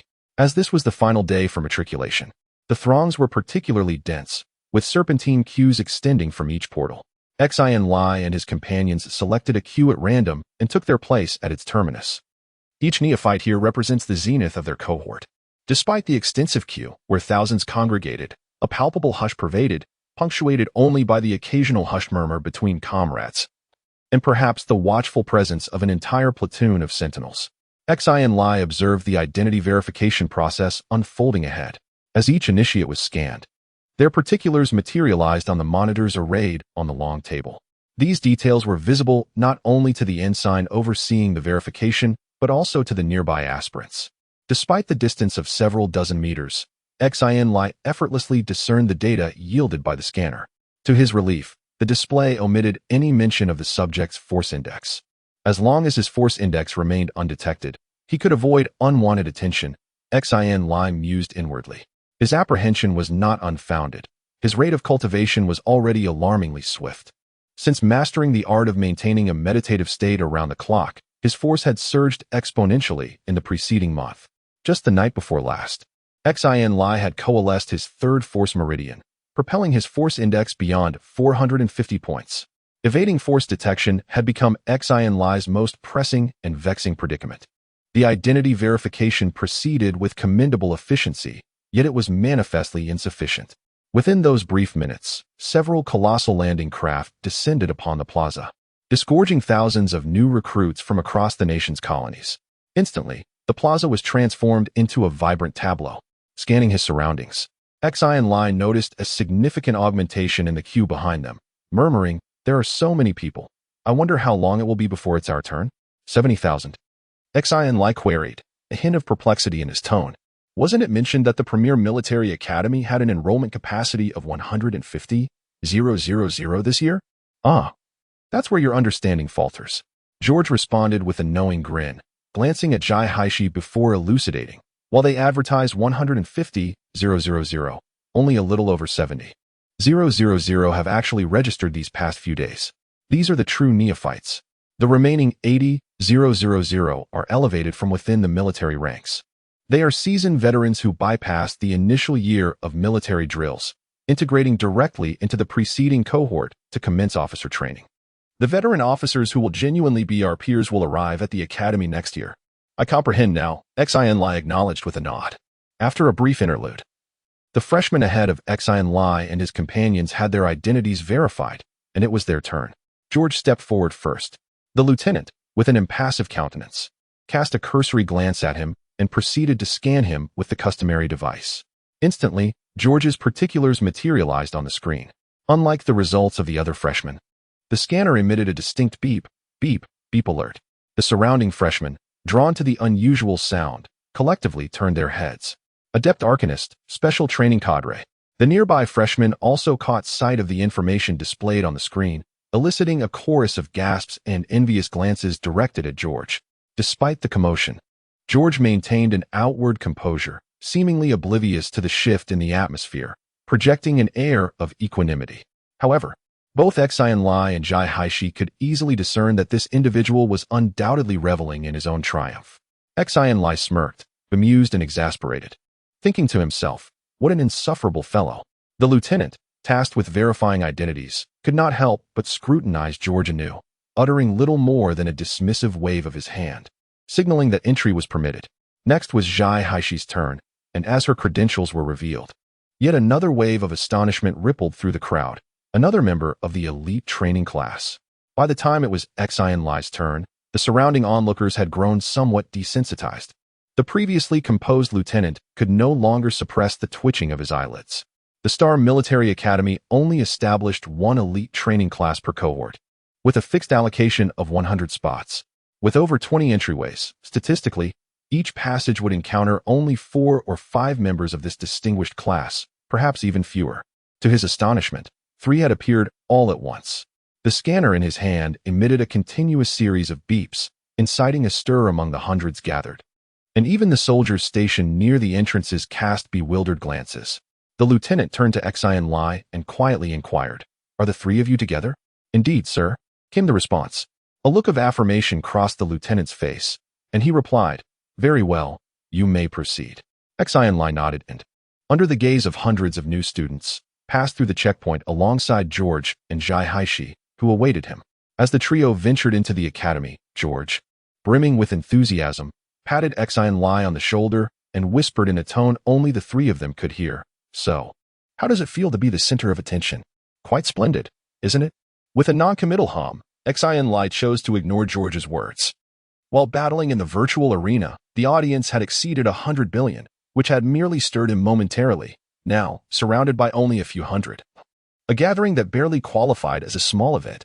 What feelings could he possibly entertain? This was precisely the point.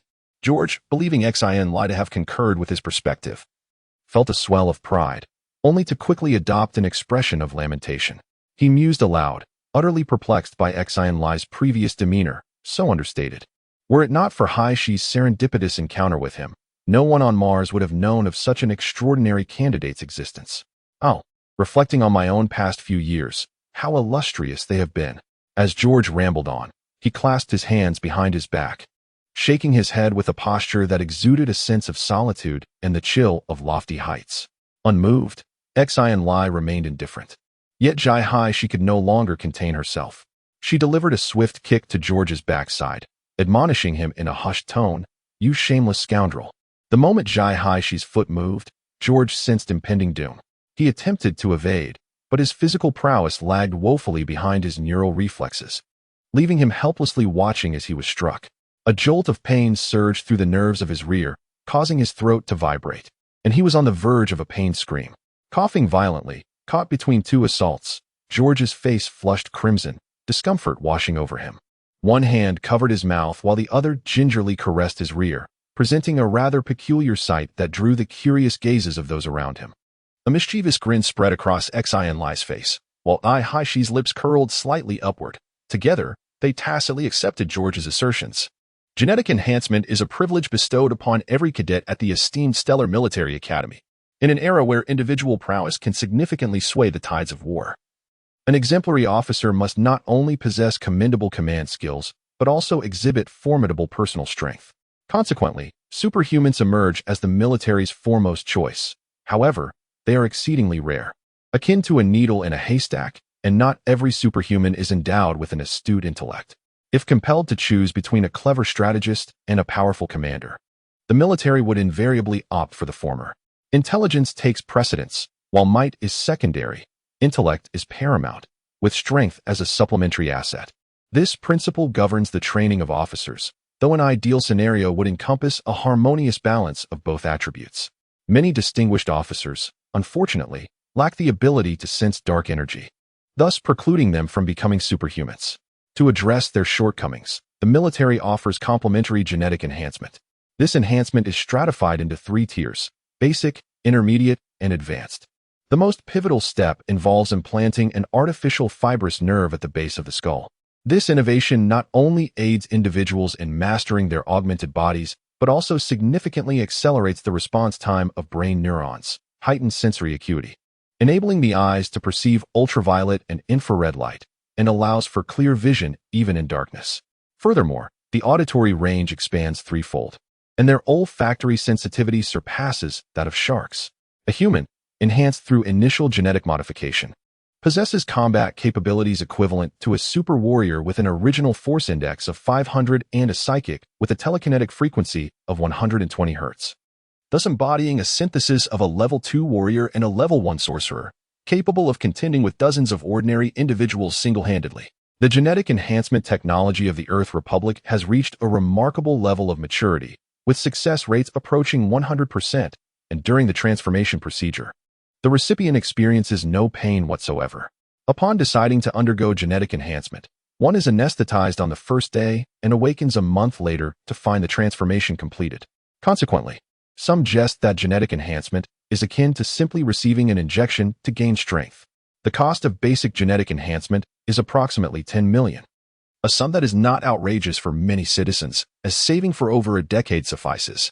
However, the Earth Republic government has long enacted the Genetic Enhancement Act, stipulating that only military personnel are permitted to undergo such enhancements, and any individual or organization within society is strictly prohibited from undertaking related procedures.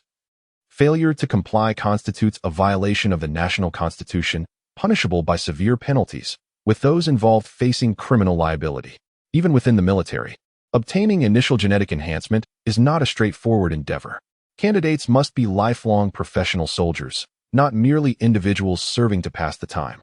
And their branch of service and position must genuinely necessitate genetic enhancement to qualify for application, which then undergoes a rigorous multi-tiered approval process before final determination. The most prevalent recipients of rudimentary genetic augmentation are the interstellar Marine Corps, the infantry of the space age. They engage in combat within the most perilous environments, enduring the highest casualty rates. Each member is a career soldier who has undergone genetic enhancement. Following them are the officers, who, in slight contrast to the interstellar Marine Corps, undergo intermediate genetic augmentation. Intermediate genetic augmentation entails a greater number of transformative surgeries, demanding a half year and incurring greater expense. Moreover, it can only be undertaken upon the foundation of primary genetic augmentation, with a minimum interval of 1 year between the two enhancements. Officers who have undergone intermediate genetic augmentation are equivalent to a composite of a psionic warrior with a force index of 6,000 and a psionic adept with a mental frequency of 400 Hz, resulting in even more formidable combat prowess. As for advanced genetic augmentation, the specific cost and combat capabilities are classified military secrets of the Republic of Earth. Reportedly, only high-ranking officers within the military are eligible to undergo the procedure. It can be asserted that genetic augmentation has amplified the combat effectiveness of the Republic of Earth's military by more than tenfold. However, genetic augmentation possesses a critical flaw. Any human who has undergone genetic augmentation, even if they were to suddenly sense dark energy, is incapable of absorbing and generating force and psionic power. In essence, undergoing the transformative surgery is tantamount to forfeiting the opportunity to become a psionic individual. This deficiency not only affects the individual, but also extends to their progeny. The prevailing consensus attributes this phenomenon to the notion that harnessing dark energy for cultivation represents humanity's natural evolutionary trajectory. Conversely, genetic enhancement is deemed an artificial alteration of the human genome, disrupting the pristine and innate genetic code, thereby interfering with the rules and order of evolution, precluding the absorption of dark energy.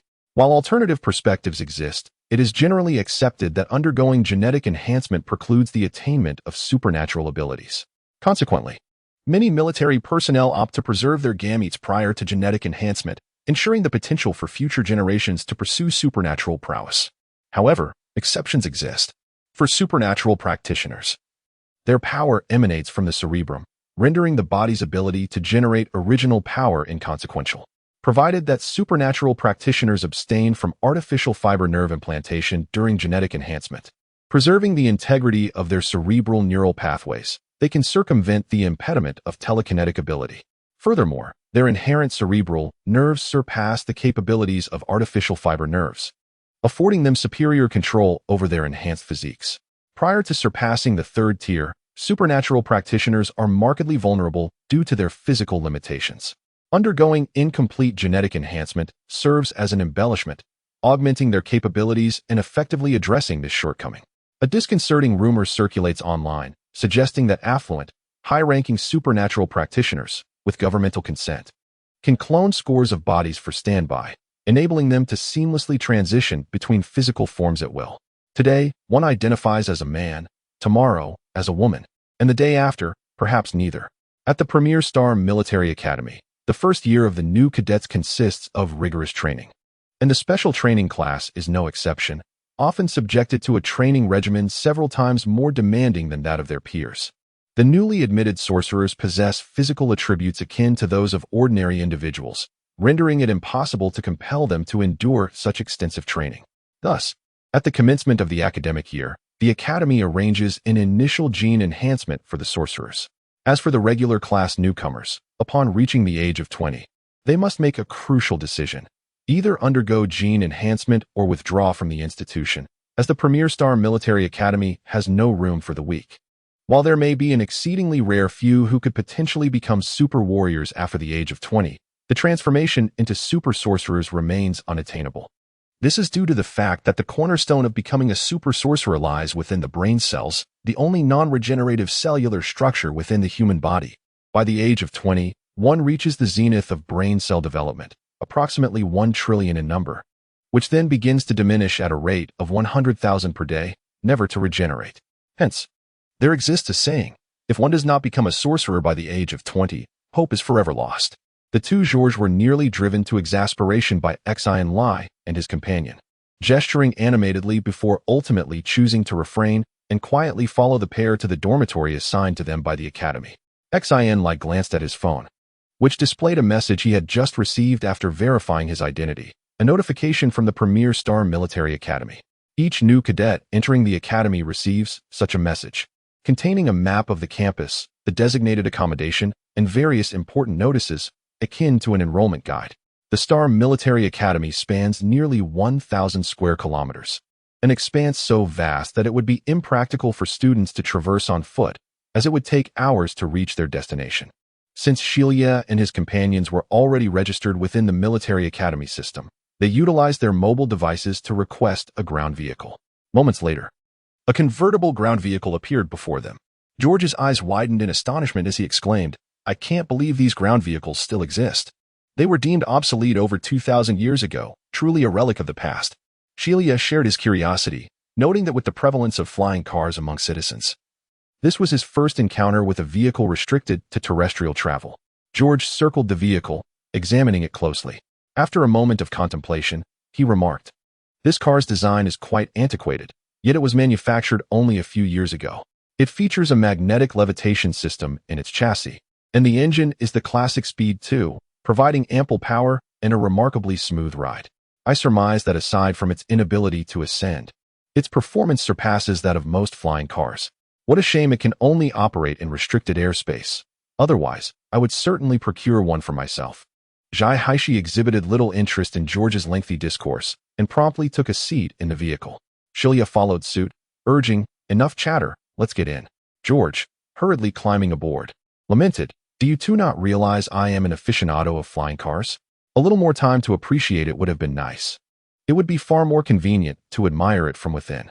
As Xin Lie spoke, he reached out and pressed a few buttons on the control panel, setting the destination.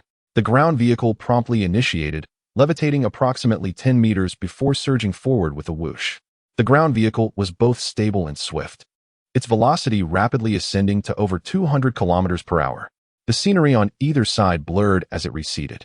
George, thoroughly captivated, closed his eyes slightly, exclaiming in admiration, "This is the sensation of velocity, the quintessential delight of men." Xin Lie, however, did not share this leisurely sentiment. His gaze was perpetually sweeping the surroundings. Along their route, he had discerned no fewer than a dozen concealed military structures, along with numerous sentry posts and surveillance devices. Without the acute senses of a sorcerer, these would be exceedingly difficult for the average person to detect. Truly befitting the First Star Military Academy, it presented a facade of nonchalance, while in reality, it was fortified with stringent defenses. Xin Lie's vision feigned an inadvertent sweep across a seemingly innocuous location, musing inwardly, behind this should be a laser rapid-fire cannon. Should any anomaly occur in the vicinity, it would likely obliterate everything within 100 meters in less than 10 seconds. After traversing several kilometers, the ground vehicle abruptly altered its course, entering a 3-story building that spanned over 1,000 square meters. Upon entering, Xin Lie and his companions discovered a vast hall, with a tunnel entrance, 100 meters wide and 20 meters high, situated in the center. It became apparent that this was an entry station to an underground space. The ground vehicle plunged into the tunnel, swiftly advancing for several minutes. Xin Lie estimated that they had descended at least 3 kilometers beneath the surface when, suddenly, the scene before them broadened dramatically, revealing a colossal space. The locale resembled a subterranean depot, ascending over 200 meters in altitude and spanning approximately 500 meters in diameter. The circumambient walls were adorned with a plethora of tunnels leading towards the surface. Terrestrial vehicles emerged from these tunnels in rapid succession, each conveying a cohort of neophytes towards their designated destinations. "Ugh," George exclaimed, rolling his eyes. I harbor a certain aversion towards subterranean environments. The architects of the Stellar Academy evidently possessed a dearth of ingenuity. I concur, chimed in Jai Haishi. Her assent a rare occurrence. Xin Lie echoed their sentiments with a sigh. The three had all been raised within the steel caverns of Mars, fostering a profound antipathy towards subterranean confines. Securing admission to the Stellar Academy on Earth, they had anticipated liberation from the steel caverns, only to transition from one grand cavern to a smaller, yet equally confining, one. The terrestrial vehicles hurtled through the tunnels, occasionally traversing cavernous spaces teeming with structures, predominantly of a military nature. It appeared that this locale would serve as the training and residential grounds for the incoming students. George, visibly disheartened, appeared to have lost all interest in the surroundings, lamenting, "This place seems even less appealing than the steel caverns. The spatial dimensions are so constricted. It is difficult to fathom that we are destined to reside here for 5 years. Alas, are we three predestined to dwell beneath the earth?" Xin Lie and Jai Haishi wore expressions of resignation. Xin Lie, extending his hands, offered a consolatory remark. If one can graduate prematurely, the 5-year sojourn becomes unnecessary. Moreover, not all time will be spent within the subterranean confines. There shall be instances of surface training. The structures above are not merely ornamental. They undoubtedly serve a purpose. Premature graduation is easier said than done. George had completely lost hope. At that moment, the number of ground vehicles in the tunnel increased. Xin Lie glanced at a nearby vehicle, noticing that it was filled with fellow freshmen, presumably headed to the same accommodation area. A few minutes later, the ground vehicle entered a massive cavern approximately 5 kilometers in diameter. This was the largest cavern Xin Lie had ever encountered at the military academy.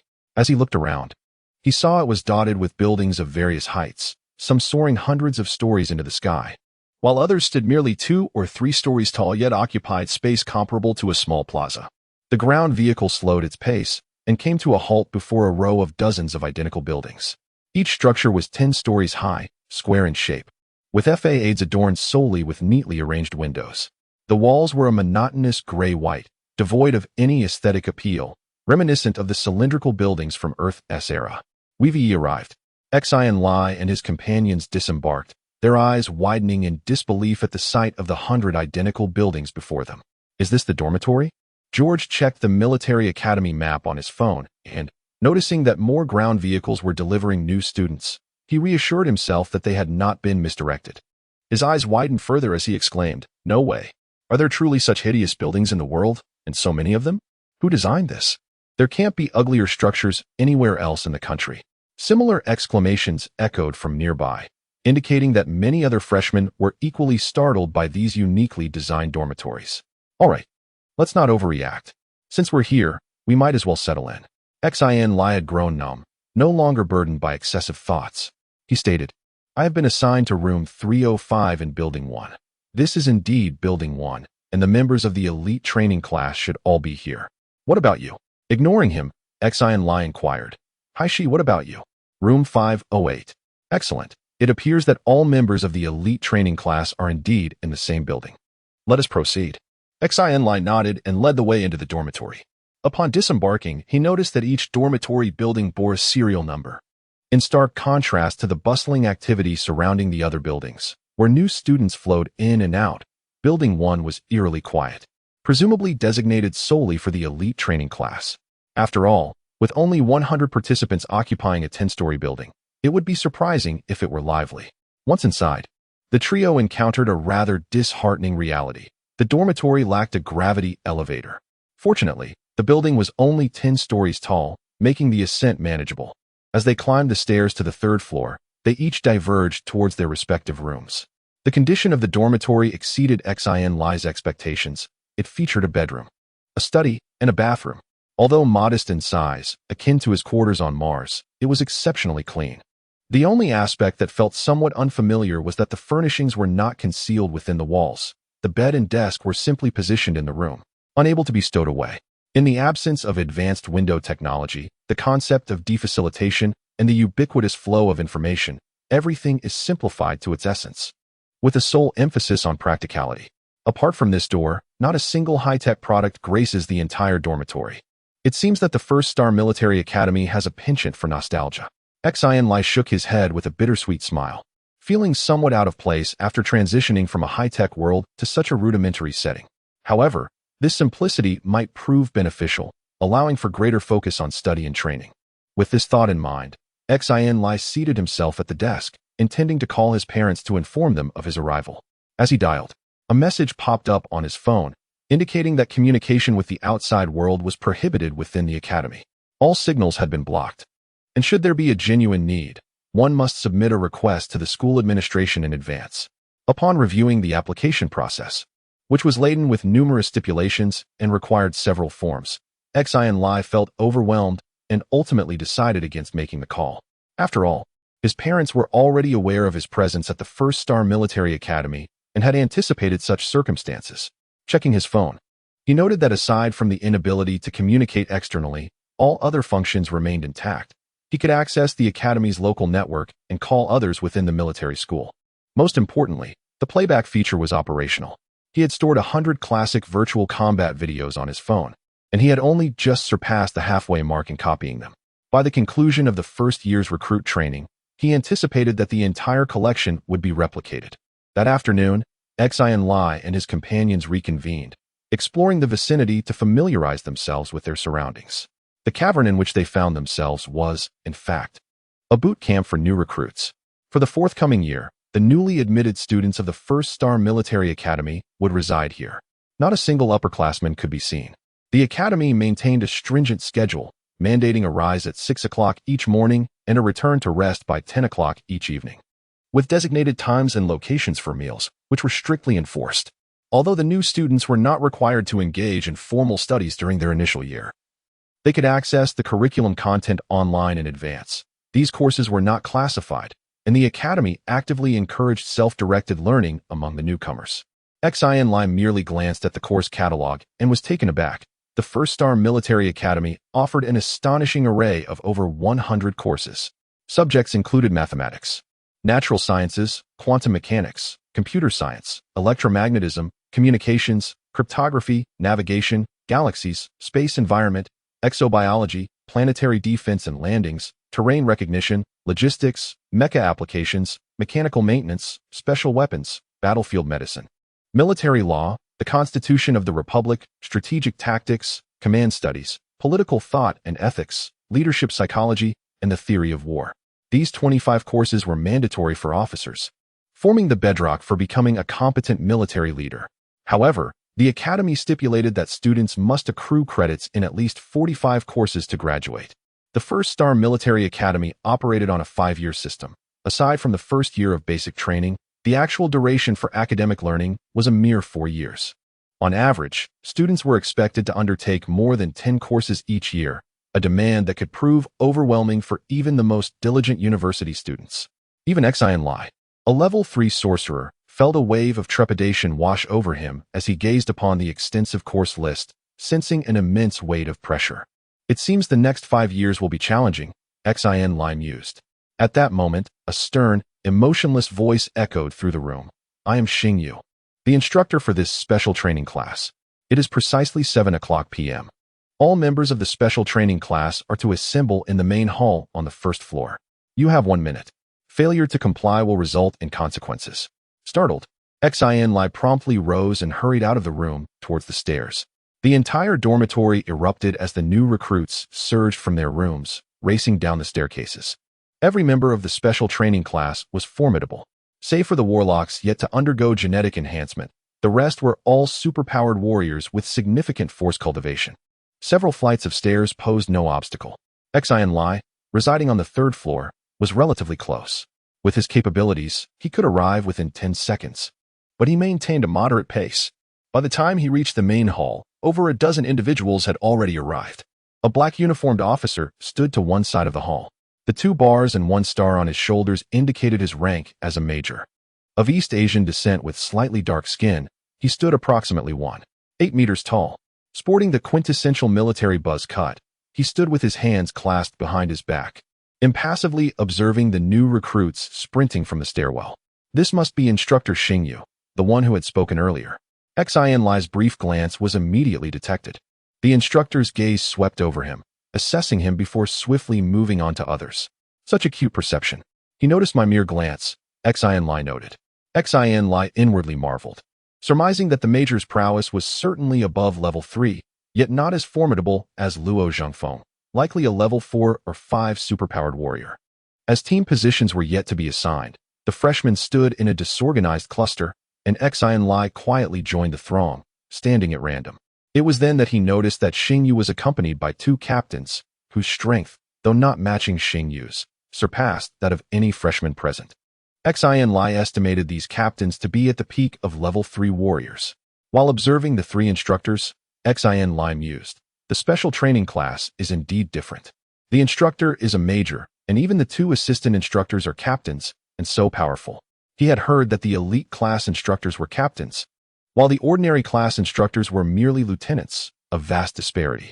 As the minute was nearly up, all the superpowered warriors among the freshmen had arrived.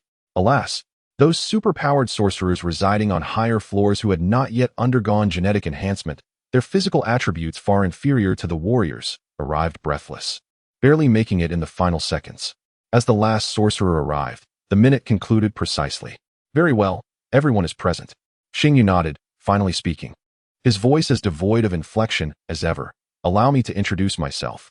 I am Xingyu, your instructor for the coming year. These 2 are El Yinchao and Congreve. They are your assistant instructors. Upon the mention of their names, the 2 assistant instructors gave a slight nod to the freshmen as a form of greeting. Let's commence roll call. When your name is called, respond with present. The first individual will step forward and stand as the vanguard. The second will position themselves to the left of the first. We'll form rows of 10, creating a formation of 10 rows and 10 columns. This will be your training formation, and I won't reiterate these instructions. Understood? Without further ado, Xingyu initiated the roll call. Xin Lie. Xin Lie was taken aback, not expecting to be the first name called. Nevertheless, he swiftly responded, bellowing present, before stepping out of the group to stand before Xingyu. The entire special training class fixed their gaze upon Xin Lie, but he remained unfazed. A quick glance from the corner of his eye revealed that he was among the tallest in the class, which explained why he was chosen as the vanguard. Due to Mars' gravity being only 2/5 of Earth's, Martians tend to be taller and more slender, a distinctive trait. Xin Lie, having just come of age, was still growing. With his diligent cultivation of the Force over the past 6 months, his height had increased by several centimeters, nearing 1.9 meters. Furthermore, his daily swimming and exercise regimen had sculpted a physique that was both balanced and athletic. Many of the female trainees couldn't help but steal glances at him. Not only Xin Lie, but also Zhai Haishi and George, who also grew up on Mars, were quite tall, exceeding 1.8 meters and approaching 1.85 meters. By the end of the roll call, the trio from Mars had all become the vanguard. This left Xin Lie and his companions feeling rather helpless, as being the vanguard was no easy task. One person's mistake could bring down the entire row. Remember your positions in the formation, the instructor commanded. Whether it is for tomorrow's swearing-in ceremony or future training, adhere to this order. Xingyu surveyed the neatly arranged ranks before him, nodding with satisfaction. Tomorrow morning, the military academy will hold a swearing-in ceremony for you. Training will commence in the afternoon. Until the oath is taken, you are not yet soldiers. So I have little to say. Now disperse. With that, Xingyu and his 2 assistant instructors turned and departed, as if the new recruits were adversaries, unwilling to utter another word. As the trio exited the hall and swiftly boarded the ground vehicle, the new students exchanged glances. They had previously undergone military training, where instructors would launch into tirades, hurling profanities with abandon to assert their authority. However, they had never encountered an instructor like Xingyu, who was direct and efficient, leaving the recruits feeling somewhat unsettled by the stark contrast. Gradually, they began to break away in small groups. Xin Lie, along with 2 others, gathered together. And George exclaimed with enthusiasm, "This instructor has quite the personality. He doesn't seem overly harsh. We are in luck."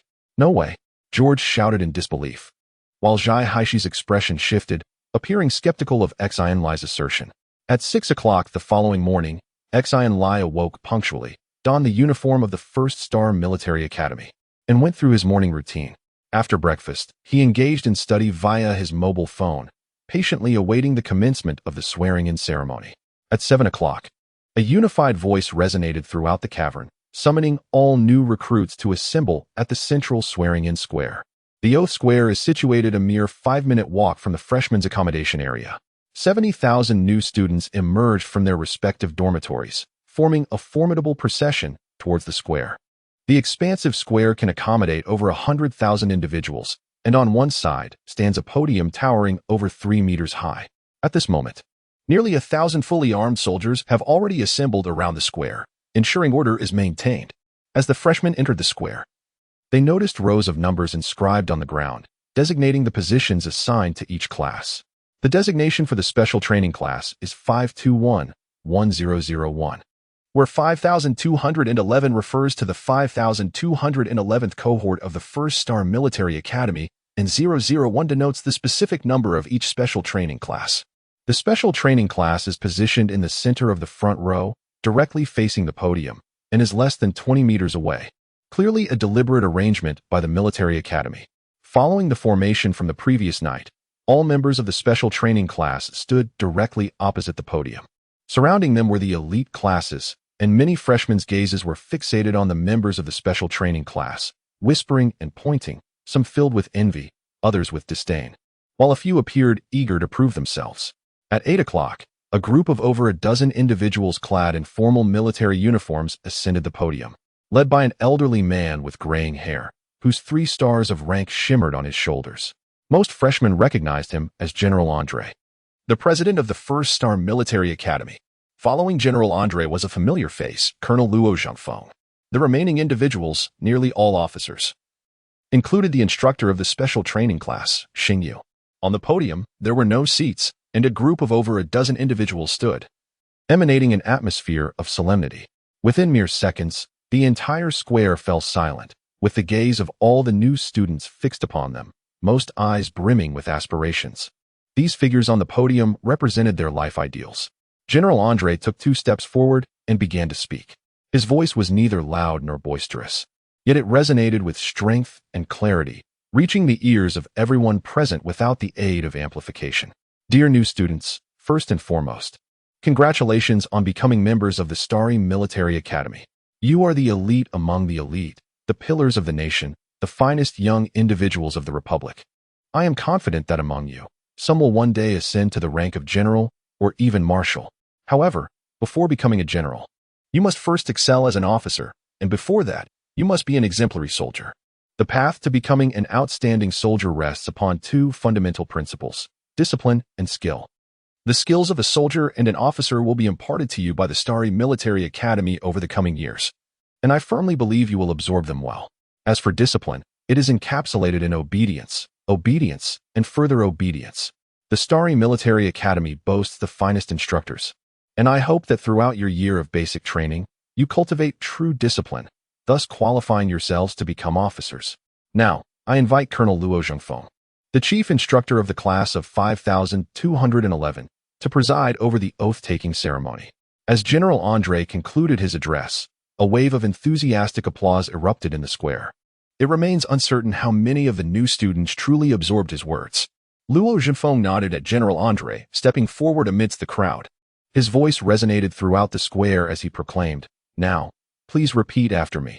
I, of legal age and of my own volition, do solemnly affirm. I, all new recruits." With my right fist placed upon my chest, echoed loudly, "Of legal age and of my own volition, I have not been coerced, promised, or tempted in any manner." Having been explicitly informed of the significance of this oath and the consequences it entails, I hereby declare my allegiance to the Earth Republic Army, committing to a term of no less than 10 years, which may be extended as necessary until recognized by the Republic. I vow to uphold and defend the Constitution of the Earth Republic against all adversaries, safeguarding the freedoms and rights granted to all citizens and lawful residents within the Republic and its territories. Furthermore, I pledge to fulfill the duties assigned to me by my legitimate superiors or authorities, regardless of whether these tasks lie within or beyond the boundaries of the Earth Republic. I shall obey the lawful commands of the General Headquarters of the Earth Republic Army and all officers and personnel of superior rank, while likewise demanding the same of any military personnel of inferior rank. Long live the glory of the Earth Republic. Reciting the solemn oath with fervor, all new recruits felt an added layer of responsibility upon them. From that moment forth, they were truly soldiers, no longer mere civilians. At 1 p.m., The special training class commenced its inaugural training session.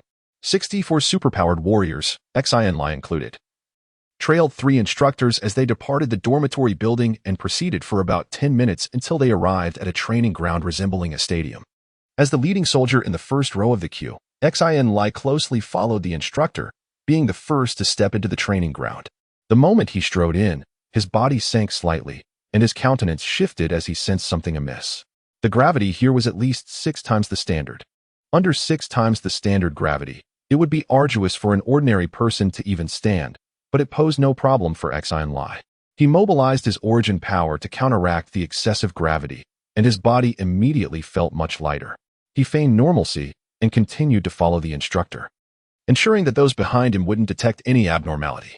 As expected, those trailing behind Xin Lie entered the training ground one after another, immediately emitting a series of strange cries, staggering and collapsing in disarray, with few managing to maintain their formation. Xin Lie chuckled inwardly while carefully observing everyone's reactions. He discovered that, apart from him and Jai Haishi, there were 7 or 8 other newcomers who, like them, could effortlessly resist the 6-fold gravity, or at least appeared natural on the surface. Within an environment of 6-fold gravity, one would require at least 300 points of origin power to remain composed and adapt instantaneously. The special training class was indeed full of hidden talents. Xin Lie was secretly astonished that 300 points of origin power implied the condensation of 2 origin power meridians within the body. And yet there were 10 individuals in the special training class who had achieved this feat upon reaching adulthood. It wasn't just Xin Lie. The 3 instructors were also covertly observing the reactions of the group. In less than 10 seconds, all the special training class members swiftly adapted to the 6-fold gravity and resumed their formation. Xin Lie nodded to himself. Within the training class, there were no weaklings. Although their force index had yet to reach 300, none fell below 150, with each being at least at the pinnacle of a first-level warrior. Attention! Stand at ease. X suddenly bellowed, causing the 64 individuals to straighten their bodies, striving to present themselves more properly. You have sworn in. You are now officially soldiers, new recruits. Until you graduate from the military academy of Shouxing, your rank is private. When addressing someone of a higher rank, such as myself, you should salute first and say, "Sir." Do you understand? Yes, sir. The recruits comprehended quickly. As you may have sensed, this training ground is equipped with an artificial gravity system. You are currently in a 6-fold gravity environment, and the training over the next 3 months will be conducted under this increased gravity. X spoke at a measured pace, while many inwardly groaned. Upon hearing that it was only 3 months, they quietly breathed a sigh of relief. However, X's tone shifted as he sternly declared, 3 months later, gravity will be adjusted to 7 times, and 6 months hence, to 8 times, incrementally increasing by 1-fold every 3 months, culminating in a final 3 months of 10-fold gravity. Each individual stood tall, none considering themselves weak. Excellent. X nodded in satisfaction, issuing his first command. Now, warm up by running 30 laps around the training ground. The last 10 to finish will be rated as poor. Remember, every training result will be included in the biannual performance assessment. 30 laps? For a warm-up? Everyone thought they had misheard. The training ground measured approximately 500 meters in circumference, meaning that 30 laps equated to a grueling 15 kilometers. Running this distance under 6 times the force of gravity, and striving to do so as swiftly as possible to avoid finishing among the last 10, was nothing short of a death wish. Even though the new recruits possessed considerable force abilities, they felt a rush of anxiety. Is there a problem? No, sir. The recruits had grown accustomed to addressing their superior with the title sir, though it was unclear who had initiated this custom. With a collective shout, 64 individuals launched into an all-out sprint. As novice second-tier warriors, they could reach speeds of 40 meters per second, even under 6-fold gravity. They could maintain around 30 meters per second. Each participant was an exceptional warrior, racing forward with fervor, completing a lap in under 20 seconds. However, after just 1 lap, they all recognized a critical issue. Sustaining a high-speed sprint while resisting 6 times the gravitational pull resulted in rapid depletion of their energy. In less than half a minute, they noticed a nearly 10% reduction in their internal force, leaving some with a sense of impending exhaustion. If this continued, it was likely they would be depleted after fewer than 10 laps, at which point even standing would pose a challenge, let alone completing 30 laps. A majority instinctively slowed their pace to around 10 meters per second, thereby conserving their force and enabling them to endure until the 30 laps were completed. Yet, a small faction of notably stronger individuals maintained a slightly faster speed of approximately 15 meters per second, with 10 of them, including Xin Lie, pushing their velocity to nearly 25 meters per second. The three groups gradually distanced themselves, the disparity in strength becoming increasingly apparent. The 64 individuals were stratified into three tiers: the vanguard, comprising 10 individuals with a force index exceeding 300 points; the second echelon, consisting of 16 level 2 warriors who had coalesced a force meridian; and the rearguard, primarily composed of level 1 warrior elites, constituting over half the cohort. After 10 minutes, Xin Lie, Zhai Shi, and 8 others were the first to complete 30 laps. Despite Xin Lie's formidable prowess, he was exhausted, panting heavily, and felt each step becoming exceptionally arduous. Even standing still, the constant six-fold gravity sapped Xin Lie's already depleted force reserves. Fortunately, the last group to finish took nearly half an hour, lagging Xin Lie's group by 20 minutes, allowing them to rest and recuperate. Xing Yu instructed the assistant instructor to note the names of the last 10 finishers before announcing, "Warm-up complete. Now, each of you will perform 10 repetitions of the body tempering exercise." The group collectively breathed a sigh of relief, as the body tempering exercise was a mandatory course for superhumans, practiced by everyone present for several years. However, they soon realized it was not as effortless as they had anticipated. Even the 10 strongest individuals began to perspire profusely, their faces flushed, after only 2 or 3 repetitions. By the end of the 10 repetitions, the group's stamina was nearly depleted, feeling more exhausted than after the 30 laps. Yet, Xing Yu showed no signs of relenting, and commenced marching drills for the recruits. The seemingly simple task of marching in formation proved to be a formidable challenge for the recruits. Every movement and step taken by them was subject to the exacting standards set by Xing Yu, with permissible deviations no greater than a centimeter. The gazes of the 3 instructors were as precise as calipers. Should there be any slight misstep, they would not resort to verbal reprimands, but would instead raise the electric baton in their hands to administer a swift correction. This electric baton, a unique weapon of the riot police, resembled a sword hilt adorned with electrical sparks when activated. While it inflicted no physical harm, the intense electric current was specifically designed to stimulate the human nervous system, delivering pain that surged directly to the brain, an experience that would indelibly etch itself in memory. Ensuring that such errors would not be repeated, the recruits' animosity towards the 3 instructors escalated rapidly, reaching a fervent peak. As they mentally cursed Xing Yu and his companions time and again, likely extending their ire even to his ancestors. The silent admonitions and unspoken agony drove the recruits to the brink of madness. However, none dared to voice their dissatisfaction.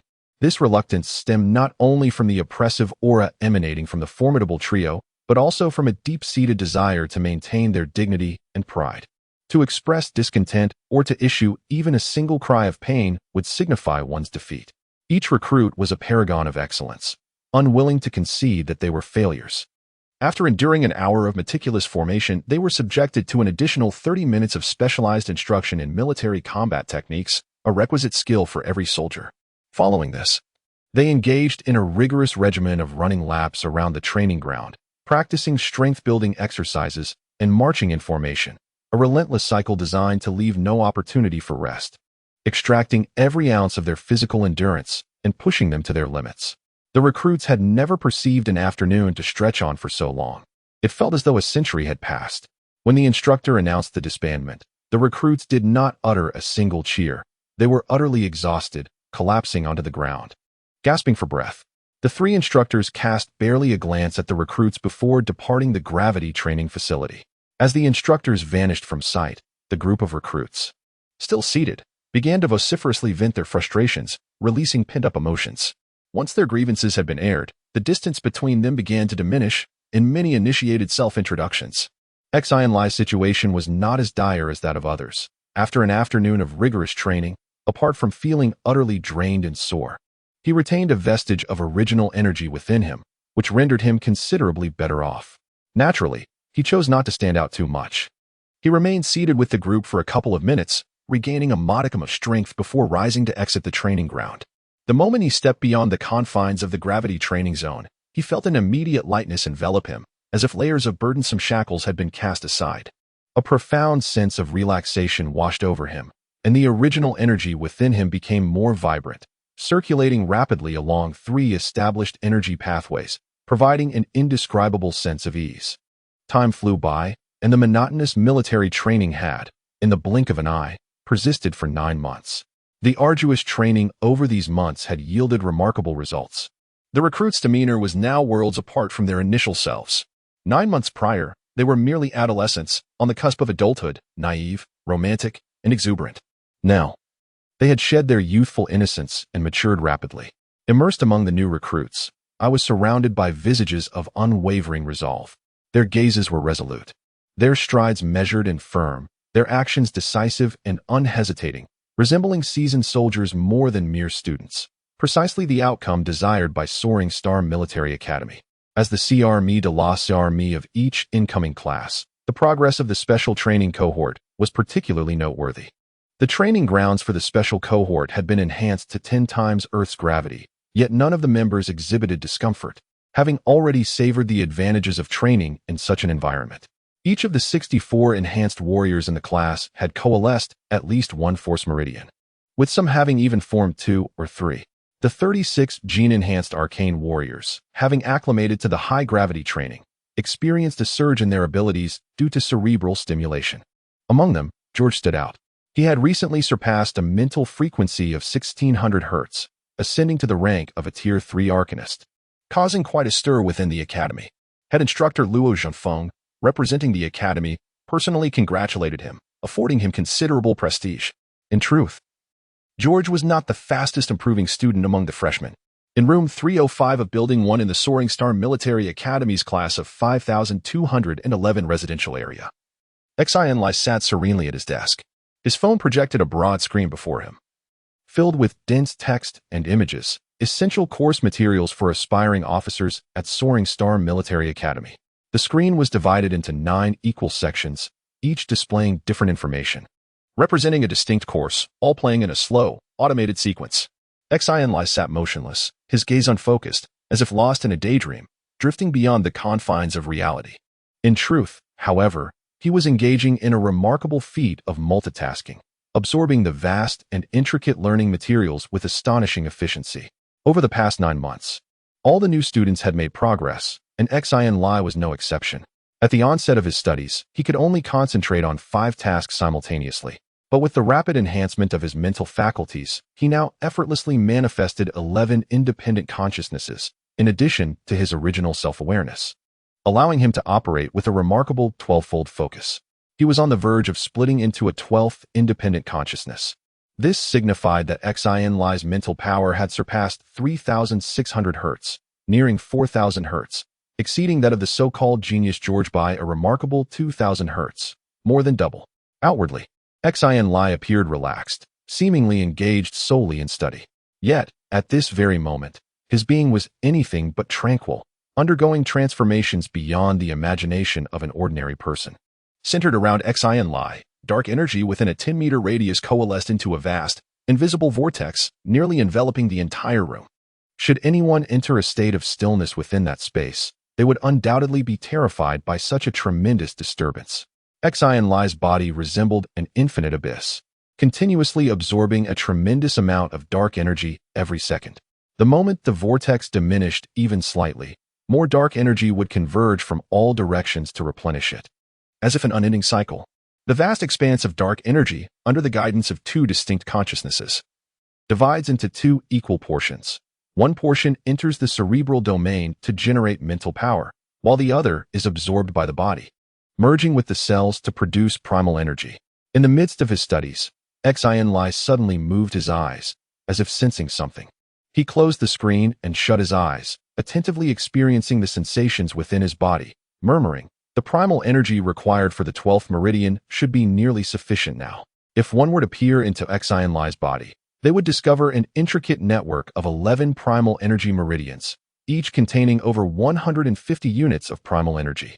These meridians operate independently, establishing their own circulatory systems, pervading every corner of Xin Lie's anatomy, his limbs, head, internal organs, and bones, resembling invisible veins through which primal energy flows, sustaining an extraordinary system of existence that bestows formidable strength upon him. In addition to these 11 primal energy meridians, there exist scattered reserves of primal energy in certain regions of his body, filling the voids where the meridians have yet to reach. With the influx of dark energy, these reserves are gradually increasing, nearing their peak. In the 8 months before enrollment, I condensed 8 primal energy meridians, nearly achieving 1 per month. Adding to the original 3, that totals 11. As Xin Lie awaits the final increment of primal energy to fill his body, he contemplates, with 9 months elapsed. It is indeed time to condense the final primal energy meridian. 12 primal energy meridians, with a primal energy index of 1,800 points, symbolize a third-tier super warrior. The necessity for 12 force conduits, as opposed to 11, 13, or any other number, is dictated by the very architecture of the human form. In bygone eras, numerous pioneers experimented with varying quantities of force conduits, only to find themselves either unable to progress in their training or suffering catastrophic consequences, culminating in their demise. Through centuries of painstaking exploration, these trailblazers ultimately concluded that 12 force conduits were optimal, perfectly linking the various organs and regions of the human body to create a comprehensive system. Subsequent contact between the Earth Republic and other civilizations corroborated this finding, revealing that beings of similar physiology to humans across the cosmos also based their training on 12 force conduits, aligning with the pioneers' conclusions. If a superpowered warrior of the third tier or higher is likened to a skyscraper, then the 12 force conduits represent the most unshakable foundation upon which that edifice is built. All future training hinges upon these 12 conduits, an indispensable path for every superpowered warrior. At this very moment, Xin Lie was poised to add the final component to this indomitable foundation. It was past the evening's cessation of activities, and the room was so hushed that even the fall of a needle would be audible. Xin Lie patiently guided the dark energy, drop by drop, generating minuscule strands of force within his body. His current rate of force generation was more than tenfold faster than before. After approximately 2 hours, the ceaselessly swirling vortex of dark energy abruptly hesitated, followed by a near halving of its rotational velocity. Xin Lie quickly realized that his body had ceased generating primordial energy, as if the vessel were full. Half of the dark energy from the vortex penetrated his body directly, no longer being absorbed, while the remaining half continued to flow into his cerebral domain. It seemed the time had come. Xin Lie mused, glancing at the clock. It was midnight, with 6 hours left before military training commenced. There was still time. Taking a deep breath, he began to concentrate on consolidating the 12th line of primordial energy. For the vast majority of super warriors, the initial formation of a primordial energy line is fraught with difficulty. However, once achieved, subsequent attempts become significantly easier. Xin Lie had 11 prior experiences to draw from, and moreover, he had found the first line of primordial energy to be quite effortless, having completed it in a single night with remarkable ease. He had long since committed the internal location of the 12th primordial energy line to memory. With his eyes closed, he focused intently, gathering the scattered primordial energy within him bit by bit, guiding it to flow gently towards the required areas of his body. Like assembling building blocks, he constructed an invisible, yet undeniably real, circulatory route. This was an immensely laborious endeavor, demanding patience and perseverance, with no room for relaxation. Any lapse in focus would render his efforts futile, as the seconds and minutes slipped away after more than 4 hours. When Xin Lie finally directed the last vestige of primordial energy to its designated position, compressing and refining it into the final segment of the primordial energy line, he felt a tremor course through his body as the entire line connected end to end, forming a closed loop. He had succeeded. With a sudden awakening, Xin Lie's eyes snapped open, a radiant smile illuminating his face as he exhaled deeply. Despite his numerous prior experiences, the completion of this final force meridian still caused him a moment of trepidation, proceeding with utmost caution to avoid any missteps. Meticulously perceiving the 12 force cycles within his body, Xin Lie felt a surge of elation. Rising to his feet, he paced about the room, immediately discerning a significant enhancement in his capabilities. Previously, with only 11 force meridians, Xin Lie had always sensed a certain imperfection within his physique.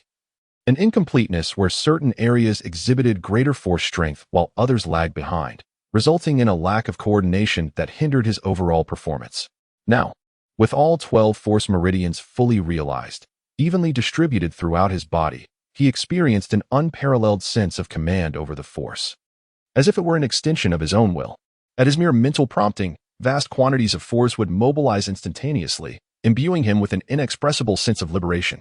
He recalled the virtual combat simulations, which stated that the characters in the game possessed physical prowess equivalent to a level 3 superpowered warrior with a force index of 3,000 points.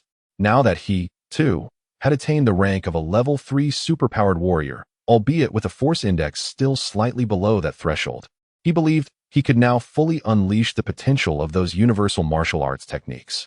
Over the past 9 months, Xin Lie had diligently copied Zhang's entire martial arts compendium, mastering all 120 universal martial arts techniques to the point of becoming a veritable grandmaster. However, he had never displayed his skills before his classmates, nor had he been presented with the opportunity to do so. To avoid any unforeseen complications or suspicions, Xin Lie had deleted those 100 classic combat videos on the very day he finished copying them. Reflecting on this, Xin Lie remained seated, motionless. Abruptly, he clenched his right fist and launched it forward in a straight, forceful punch. His right fist generated a formidable, ear-splitting whoosh as it cleaved through the air. Despite the impressive display, Xin Lie shook his head, seemingly unsatisfied. A third-level warrior can unleash a sonic punch, he mused, though I channeled my full power into that strike. The absence of a sonic boom indicates a failure to break the sound barrier. I am evidently still lacking. Perhaps my force is insufficient. Once my force index reaches 3,000, I should be able to deliver a sonic punch. Undeterred, Xin Lie closed his eyes and re-entered a meditative state, intending to persevere in his training. However, the sight that greeted him upon entering this tranquil state startled him. The invisible vortex of dark energy had vanished. Alarmed, Xin Lie initially feared a malfunction. Yet, upon closer inspection, his apprehension subsided. Although the dark energy vortex had disappeared, he was still absorbing dark energy, and at an even greater rate than before. Countless streams of dark energy converged from all directions, drawn to Xin Lie's body as if he were a magnet, imbibing it like a sponge without the slightest leakage. Unlike before, not a trace of the dark energy permeated from his body after entering. How could this be? Xin Lie was dumbfounded. Previously, regardless of how swiftly he converted dark energy, a fraction would invariably pass through his body, forming a vortex around him, awaiting subsequent absorption. Now, however, once the dark energy entered his body, none escaped. This implied that his conversion efficiency was precisely balanced with his absorption rate, achieving equilibrium. Overjoyed, Xin Lie realized his cultivation speed had increased significantly. After a moment's contemplation, he understood that the absence of excess dark energy surrounding his body had caused the dark energy vortex to dissipate. Scanning the room, Xin Lie maximized his perception and discovered that the seemingly tranquil space was actually teeming with undercurrents. The dark energy, drifting more than 10 meters away, surged towards him like moths to a flame, flowing through the void to be completely absorbed by his body, vanishing thereafter. This sensation is truly unforgettable. Xin Lie stood still, arms outstretched as if to embrace the void, the dark energy, the universe, his eyes closed, and a look of utter enjoyment on his face. Sighing softly, as he rapidly absorbed the dark energy, his brain domain expanded, and the 12 original force meridians within him circulated incessantly. In less than an hour, Xin Lie sensed a slight increase in his original force. At this rate, he mused, he could probably reach the peak of a third-level warrior in less than a year. Xin Lie was astounded by his cultivation speed. The cultivation of a third-level super warrior was straightforward: accumulation, constantly accumulating original force, expanding the 12 original force meridians, and strengthening physical fitness until reaching the saturation point. Upon entering the third-level warrior stage, each meridian contained 150 points of original force, with a total original force index of around 1,800 points. Through continuous absorption, compression, circulation, and expansion, one would reach the peak of a third-level warrior when each meridian contained more than 800 points of original force. At the pinnacle of the third-level warrior, the force index reaches an astonishing 9,600 points, equivalent to the explosive power of 9,600 grams of metallic hydrogen, or 288 kilograms of TNT, comparable to half of an American Tomahawk cruise missile. This figure is indeed formidable. A warrior at the zenith of the 3rd level possesses the ability to unleash sonic punches, run at nearly the speed of sound, and boasts a remarkably resilient physique that is exceedingly difficult to penetrate with a blade. Their immense strength enables them to hurl vehicles weighing hundreds of kilograms as if they were mere softballs, rendering them akin to superhuman beings in the eyes of ordinary individuals. For the vast majority of superpowered warriors, reaching the peak of the 3rd level is the ultimate goal of their lifetime, a milestone that may not be attainable. However, for true prodigies, the pinnacle of the 3rd level warrior merely represents the first formidable challenge they encounter, marking a new beginning.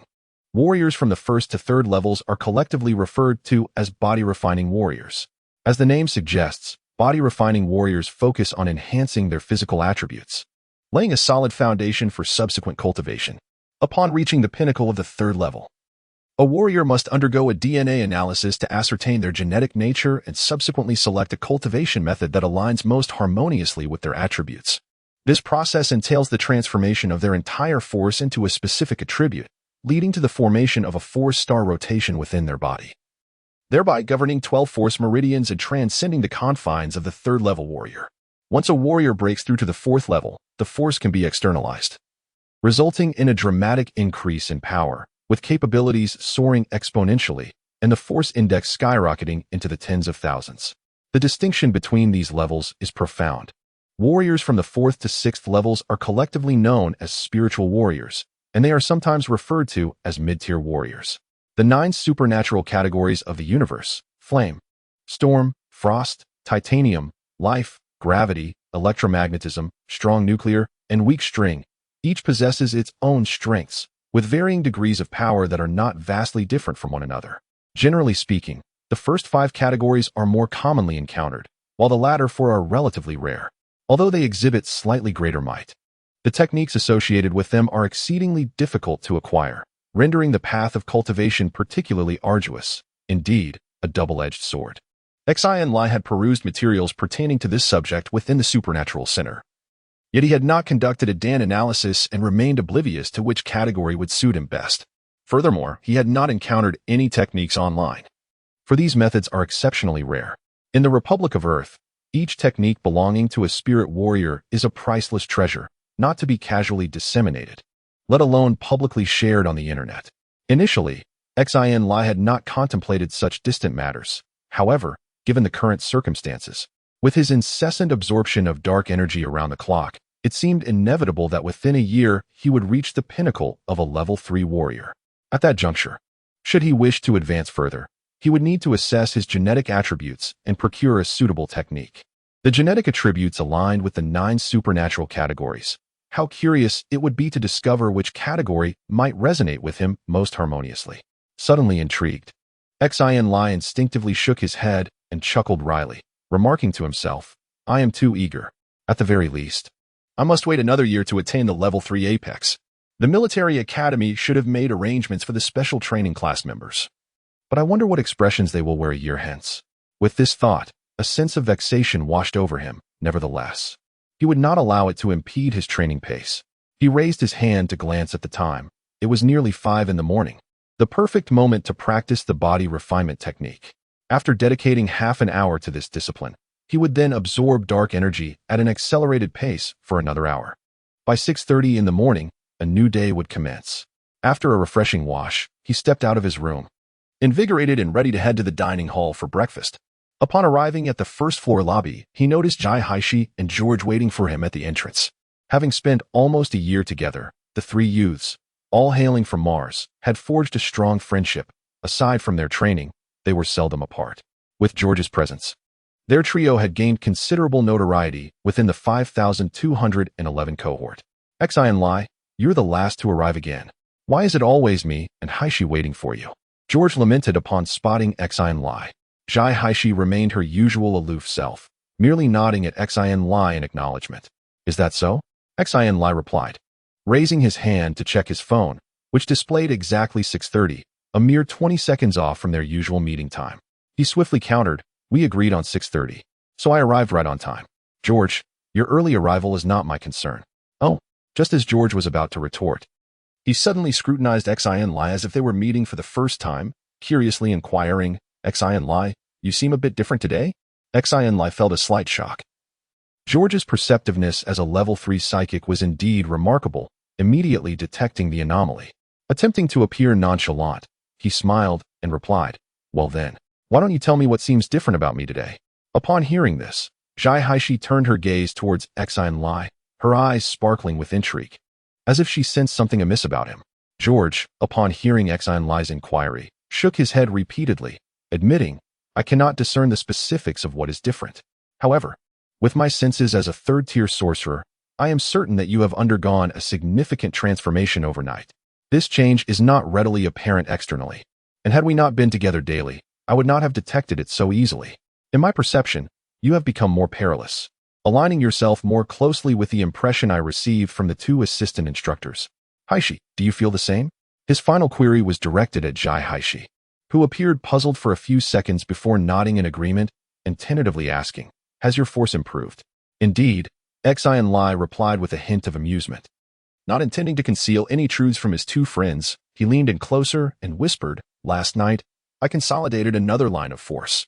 No wonder George's expression shifted to one of realization, while Zhai Haishi's concern shifted to another question. Which one is it now? Due to the absence of any supernatural assessments during military training at the 1-star military academy, unless one disclosed their progress, it was impossible for others to gauge their advancements.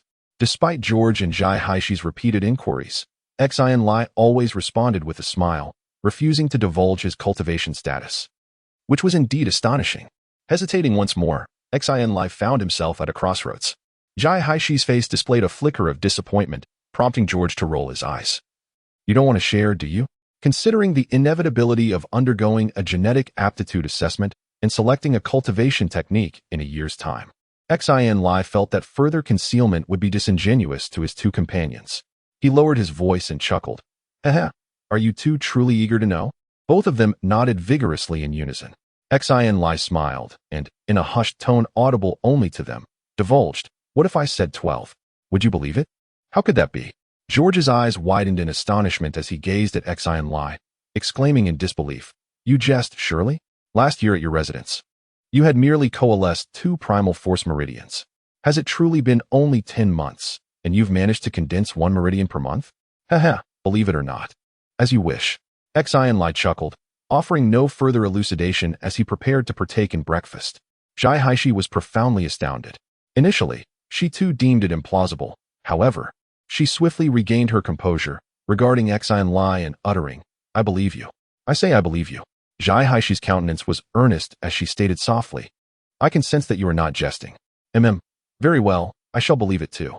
George quickly regained his senses, realizing that Xin Lie had never deceived them, nor would he engage in such jesting. Nevertheless, he still found it utterly inconceivable. His own ascension to a 3rd-level sorcerer was attributable to his psionic frequency surpassing 1,000 Hz 2 years prior, whereas Xin Lie had elevated himself from the nascent stages of a 2nd-level warrior to a 3rd-level warrior in merely a year. In George's words, you, my friend, are an absolute prodigy. Xin Lie paid little heed to George's words, for he harbored the same thoughts within his own heart. Choosing not to dwell on the matter any longer, he smiled and remarked, let's not linger here idly. We should go have breakfast. The military training is about to commence. In mid-August, after a year-long journey, the new recruit training finally reached its conclusion. At the moment when instructor Xing Yu announced the end of the military training, the members of the special training class exhibited an unexpectedly calm demeanor. Although many bore expressions of excitement, there was an absence of that long-awaited relief from hardship. Throughout the year of rigorous training, they had cultivated a composed disposition. Everyone understood that the conclusion of military training did not signify a triumphant end, but rather the commencement of a new chapter. Everything was merely beginning. Observing the perfectly aligned ranks standing before him, Xing Yu refrained from departing immediately as he typically would. His gaze swept across the faces of each special training class member, seemingly intent on imprinting their visages in his memory. Rarely did his usually stern countenance reveal a smile of satisfaction. Nodding in acknowledgement, he, along with 2 assistant instructors, rendered a precise military salute to the assembly. The entire group maintained their salute, eyes fixed on the 3 instructors until they vanished from sight, at which point they lowered their hands.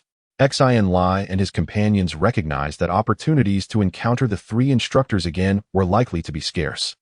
Even in their future service, amidst the billions in the Earth Republic's military, the chances of crossing paths were exceedingly slim. The melancholy of parting swiftly dissipated as the special training class disbanded, and the cadets began to leave the gravity training ground in small clusters. Xin Lie and his two friends gathered together, making their way toward the dormitory building. Xin Lie, with the military academy's break lasting half a month, what are your plans? George inquired with an air of ease. After a year of arduous training, George, as a gifted sorcerer, had endured considerable hardships. Now that the military training had concluded, he was the most elated among the trio. Zhai Haishi remained silent beside him, yet it was evident that she had already conspired with George regarding this matter. Haha, splendid. You are always welcome. I shall undoubtedly find solitude at home rather tedious, eagerly anticipating your arrival. Xin Lie chuckled, appearing exceedingly delighted. At dawn the following day, Xin Lie departed from the Shouxing Military Academy. Having spent an entire year in the subterranean confines of the academy, leading an existence nearly detached from the world, encountering only a handful of familiar faces each day, one would inevitably grow weary. Upon exiting the gates of the Shouxing Military Academy, Xin Lie swiftly boarded a taxi flyer, not heading home, but rather directing it towards another location within the Guangdong region. He refrained from informing his parents about his leave and chose not to call en route, intending to surprise them. The Hong Kong district lay less than 100 kilometers from the Shouxing Military Academy. Mere minutes later, the taxi flyer entered the Hong Kong district. As far as the eye could see, the coast was adorned with a sprawling metropolis replete with modernity. The flyer navigated amidst towering skyscrapers, while various flying vehicles traversed the sky, creating an unceasing flow of traffic, a truly magnificent spectacle.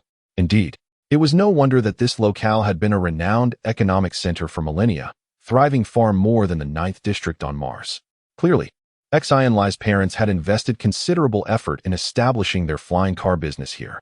Arrived, Xin Lie discovered that this was an open-air takeoff and landing area specifically designated for rental flying vehicles. As he stepped out of the vehicle, another customer hurriedly boarded and took off. Xin Lie surveyed his surroundings. He was on the 225th floor of the building, which was expansive, featuring a wide pedestrian walkway. Unless one stood at the edge of the railing and looked down, it was difficult to grasp that he was perched over 700 meters in the air. Directly opposite the open-air area was the flying vehicle shop owned by the Xin couple, which appeared to be quite substantial, occupying nearly half of the 225th floor. From time to time, flying vehicles would enter or exit the establishment. As Xin Lie entered through the main door, he found himself in a vast hall spanning thousands of square meters. The flying vehicle shop was divided into 3 sections: a sales area, a rental area, and a maintenance area. At that moment, several staff members, engaged by the Xin couple, were busily scattered throughout the space, and there were quite a few customers present, creating a lively atmosphere. Welcome. How may I assist you? A young woman approached Xin Lie with a bright smile, her demeanor unaffected by his appearance, which suggested he was not in the market to purchase a vehicle. The young woman was taken aback. She had heard from her colleagues several times that the owner's son had recently passed the entrance examination for the prestigious first-star military academy, which was quite remarkable. Upon closer inspection, she noticed that Xin Lie bore a striking resemblance to the owner, about 70% alike, explaining why he seemed vaguely familiar. However, wasn't he first-star military academy currently engaged in new recruit training? What brought him here unexpectedly? Was there an issue, or were his parents absent? Xin Lie found it curious that she appeared lost in thought.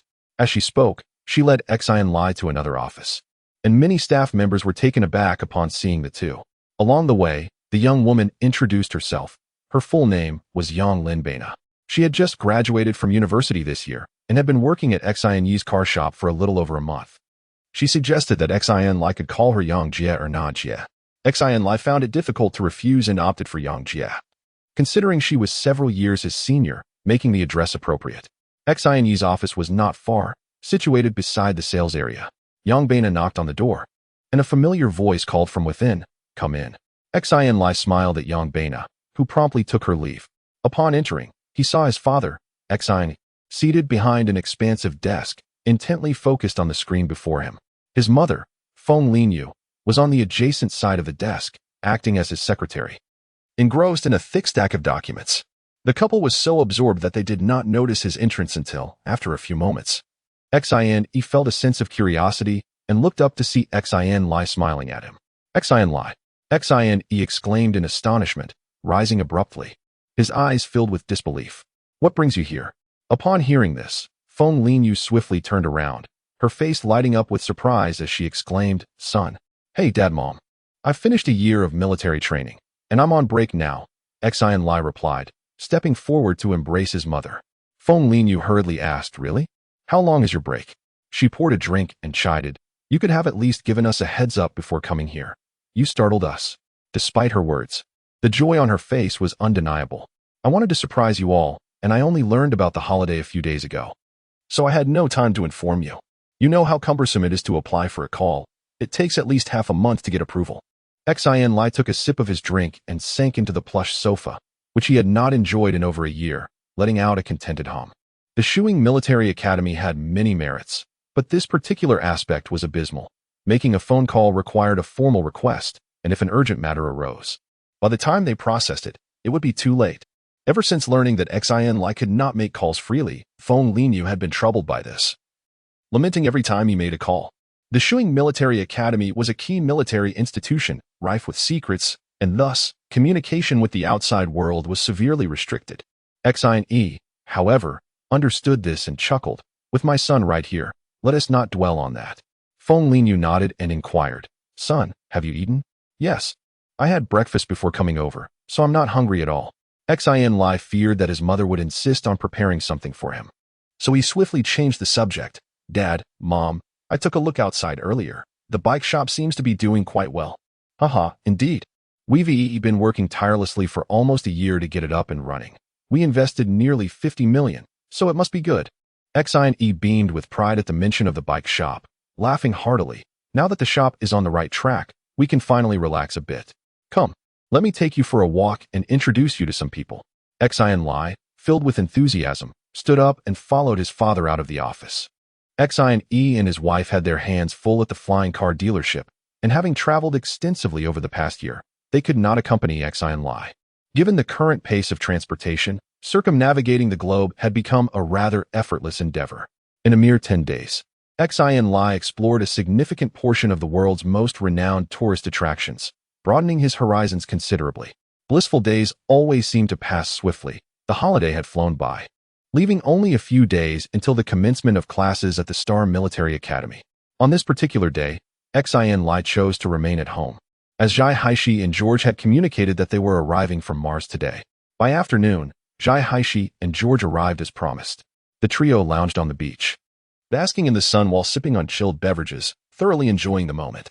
After a while, George appeared to recall something and inquired, Xin Lie, where are your uncle and aunt? I haven't seen them today. The flying car dealership? George's voice rose in excitement, his face lighting up with joy. Wow, I can't believe your family owns a flying car dealership. As a seasoned flying car enthusiast, I can't believe you're only telling me this now. That's rather inconsiderate. We must go see it right away. Of course, that's no problem at all, Xin Lie replied. Not one to decline a friend's request to visit his family's dealership, he turned to Zhai Haishi and asked, Are you coming along? All right, let us go now. Xin Lie raised his hand and tapped on his phone, causing a uniquely designed blue flying car to emerge from the villa's garage, gracefully hovering before the three of them. Wow, George exclaimed, his eyes lighting up as he dashed to the vehicle, admiring it while exclaiming, This is the latest model of the Blue Sort 12 flying car. Its aerodynamic design is touted as the most efficient, capable of reaching speeds of 1,000 kilometers per hour within the atmosphere. It was just released 6 months ago, with each unit priced at a staggering 950,000. Xin Lie was momentarily taken aback. This flying car had been a gift from his father not long ago, intended as his mode of transportation on Earth. He had been piloting it during his recent global travels. Lacking knowledge about such vehicles, he was oblivious to its model and price, merely recognizing its unique appearance, reminiscent of a dart, and its impressive speed, which had drawn many gazes during their travels. It was only upon hearing George's words that he realized how exorbitantly priced his flying car truly was. How cool, he thought. George continued to marvel, expressing his envy. I wish I could have one too, but it's simply too expensive for me. Stop rambling and get in the car, Xin Lie replied, unconcerned with the details. As he took his place in the driver's seat, his interest in the flying car was minimal. All he cared about was its ability to fly and its speed. Thus, he found George's enthusiasm perplexing. Meanwhile, Zhai Haishi remained silent, quietly taking her seat inside the vehicle. To her, this flying car was no different from any other. Two individuals who fail to appreciate beauty, George muttered under his breath, casting a disdainful glance at the pair as he excitedly climbed aboard the flying car. Without delay, Xin Lie commandeered the air car, ascending to an altitude of several hundred meters. The velocity surged swiftly, soon eclipsing 600 kilometers per hour as they expeditiously navigated toward the Hong Kong district. Despite such velocity, the trio ensconced within experienced nary a tremor.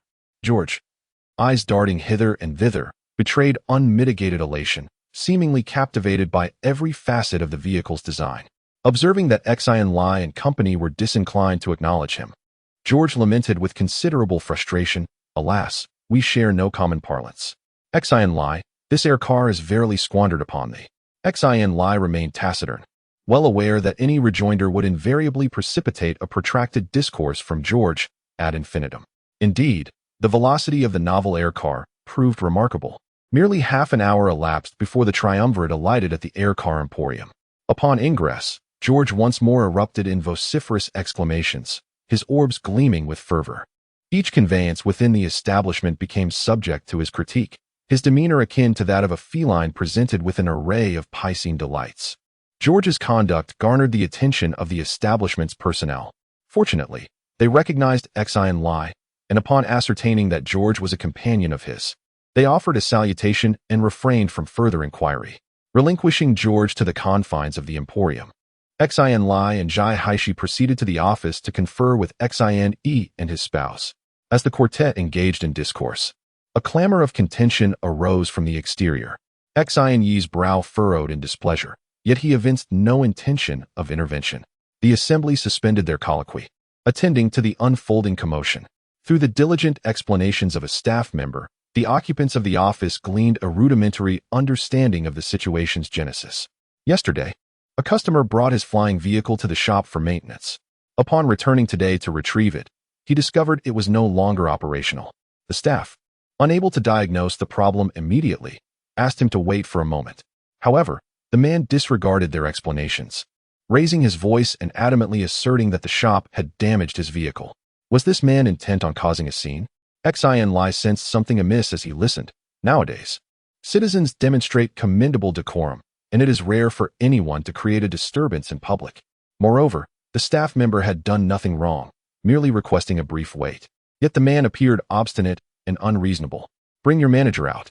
After the staff's futile attempts to reason with him, the man shifted his focus, loudly demanding to see the manager. Unable to remain idle, Xin Yi rose from his office chair and stepped outside, followed closely by Xin Lie and others. As they exited, they noticed a palpable tension in the shop. The gaze of all the staff and several customers were fixed on the maintenance area. There, a seemingly brand-new red flying vehicle stood still, while a casually dressed middle-aged man was vociferously demanding to see the manager. Beside him stood a robust young Caucasian man in his 30s, whose imposing stature was complemented by a perpetual smirk. In front of them, a young employee clad in work attire wore an expression of frustration as he attempted to explain the situation, but to no avail. Upon spotting the young man, Xin Lie's demeanor shifted subtly. He slowed his pace and fell behind the Xin Yi couple, refraining from approaching. Zhai Haishi noticed his hesitation and paused as well, whispering, "What is the matter?" "That man is a superpowered warrior," he replied. Xin Lie discreetly pointed at the tall Caucasian youth behind the middle-aged man. At that moment, George approached the two and, upon hearing Xin Lie's words, remarked, "He should be a second-tier warrior, roughly on par with Haishi." As he spoke, George cast a peculiar glance at Xin Lie. Being a psychic sorcerer himself with keen senses, he could generally discern the strength of others. Despite Haishi, also a psychic warrior of considerable prowess, failing to recognize that the man was a psychic warrior, how had Xin Lie perceived it so readily? "What shall we do now?" George inquired. "Let us observe for the time being," Xin Lie replied, shaking his head and remaining in place to see how his father would handle the situation. At that moment, Xin Yi stepped before the middle-aged man and introduced himself. "I am the proprietor here, Xin Yi. May I inquire your name, sir?"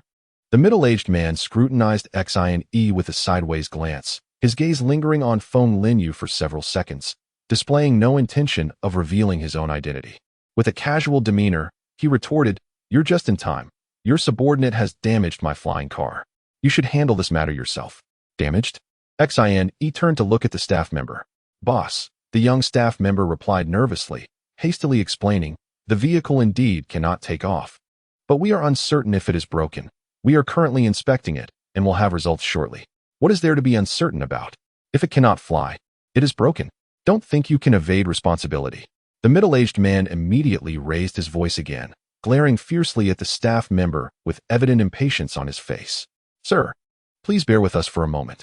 Once the inspection results are available, rest assured that if the issue indeed stems from our establishment, we shall not shirk our responsibility." "We pledge to rectify your speeder," Xin said, maintaining his composure. "Humph, fine words," the middle-aged man retorted, casting a menacing glare at Xin. "See to it that your actions align with your words. Let me tell you, we are not easily trifled with, so tread carefully."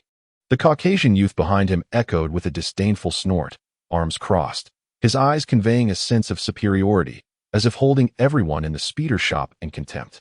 A subtle shift in countenance was evident in Xin and his wife, yet they remained silent, awaiting the outcome of the inspection. Observing from afar, Xin Lie promptly proceeded towards the reception desk, where customer information was digitally archived. After a brief manipulation of the computer, he retrieved the middle-aged man's customer profile, identifying him as Marcus, a resident of the Guangdong district and an ordinary citizen. Subsequently, Xin Lie discreetly captured a photograph of Marcus with his mobile phone, appended his basic information, and transmitted it to Luo Zhengfeng, briefly outlining the situation and requesting assistance in investigating the individual's background. Given Luo Zhengfeng's stature and authority, the task of scrutinizing an ordinary citizen's data should prove unchallenging. At that moment, the inspection results for the speeder were finalized.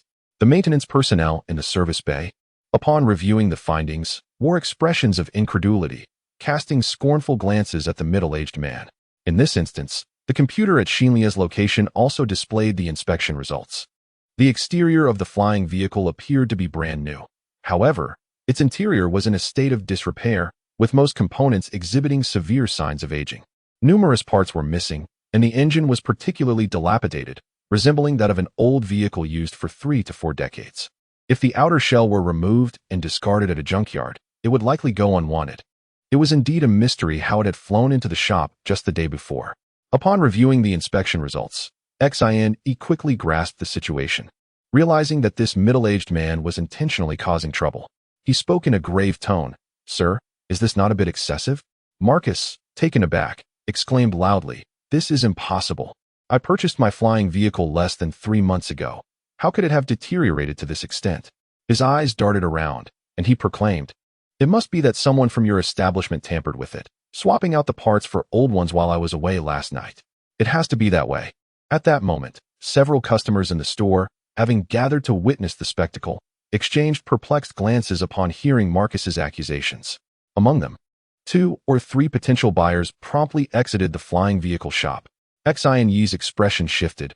He had not anticipated the adversary's retaliatory strike. He turned to the staff members and inquired, "Did any of you conduct an inspection on this flying vehicle yesterday?" The young man previously responsible for the flying car quickly shook his head.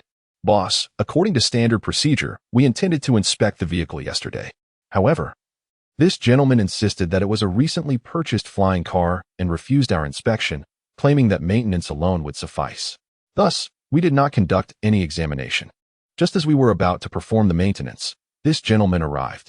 Xin, who operated the flying car shop and had devoted considerable effort to mastering the intricacies of the flying car industry, immediately sensed the underlying issues. Typically, a flying car undergoes maintenance only after a year of usage. A vehicle purchased less than 3 months ago does not require such attention. Furthermore, the refusal to allow an inspection clearly indicated a fear of uncovering any hidden faults within the vehicle. Not only Xin, but also the staff and customers present in the shop were not naive. Even a cursory contemplation would reveal that this Marcus was a fraud, intent on using this dilapidated vehicle to swindle money. Considering the other customers in the shop, Xin refrained from a direct confrontation, although his tone was no longer as courteous as before. He spoke in a low voice. Before I call the authorities, it would be wise for you to leave this place. Otherwise, do not blame me for being impolite. Oh, so you wish to turn the tables and deny responsibility? Just a moment ago, you claimed you would take responsibility, and now you seek to evict us?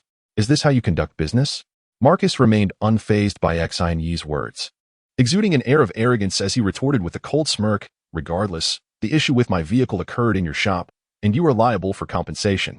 The Crimson Phantom is valued at 1.2 million. Out of the kindness of my heart, I am offering you a discount. Simply produce 1 million, and this matter shall be settled. Otherwise, haha. Xin Lie paid no heed to Marcus's threats and pointed angrily at the entrance of the motorcycle shop, exclaiming, "Get lost. A level 2 super warrior. He is a member of the Yunzhong Martial Arts Academy." Instantly, gasps echoed within the motorcycle shop as patrons regarded the young Caucasian with awe.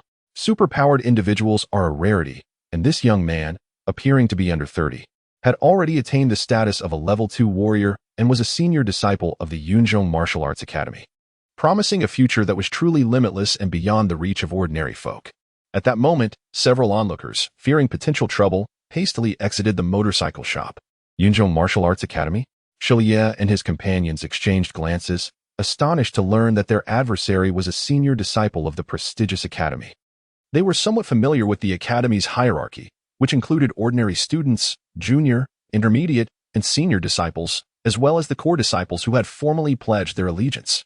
The fact that this young man had achieved senior status before the age of 30 indicated that he was highly valued by the academy. Once he advances to a level 3 warrior, he would likely be assigned a mentor and promoted to a core disciple. Xin Lie was reminded of an incident at the spaceport last year, when he had declined the Yunzhong Martial Arts Academy's invitation, nearly causing embarrassment for the Sun family. Could they be scheming against him now? He quickly dismissed this notion, recognizing that he was but a minor character. And the Yunzhong Martial Arts Academy had not descended to such pettiness as to send someone to trouble him specifically. The Caucasian youth smirked with pride, reveling in the reactions of those around him, and regarded Xin Lie with nonchalance. Prior to his arrival, Marcus had informed him that this newly opened speeder shop lacked influential backing or affiliations, and was merely a fledgling business.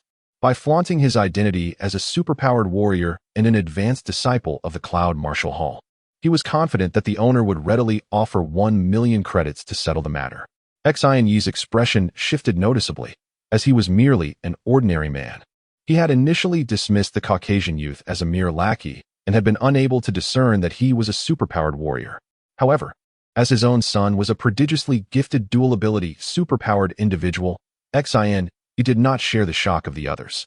He cast a casual glance at the Caucasian youth and retorted icily, "So what if you're a superpowered warrior?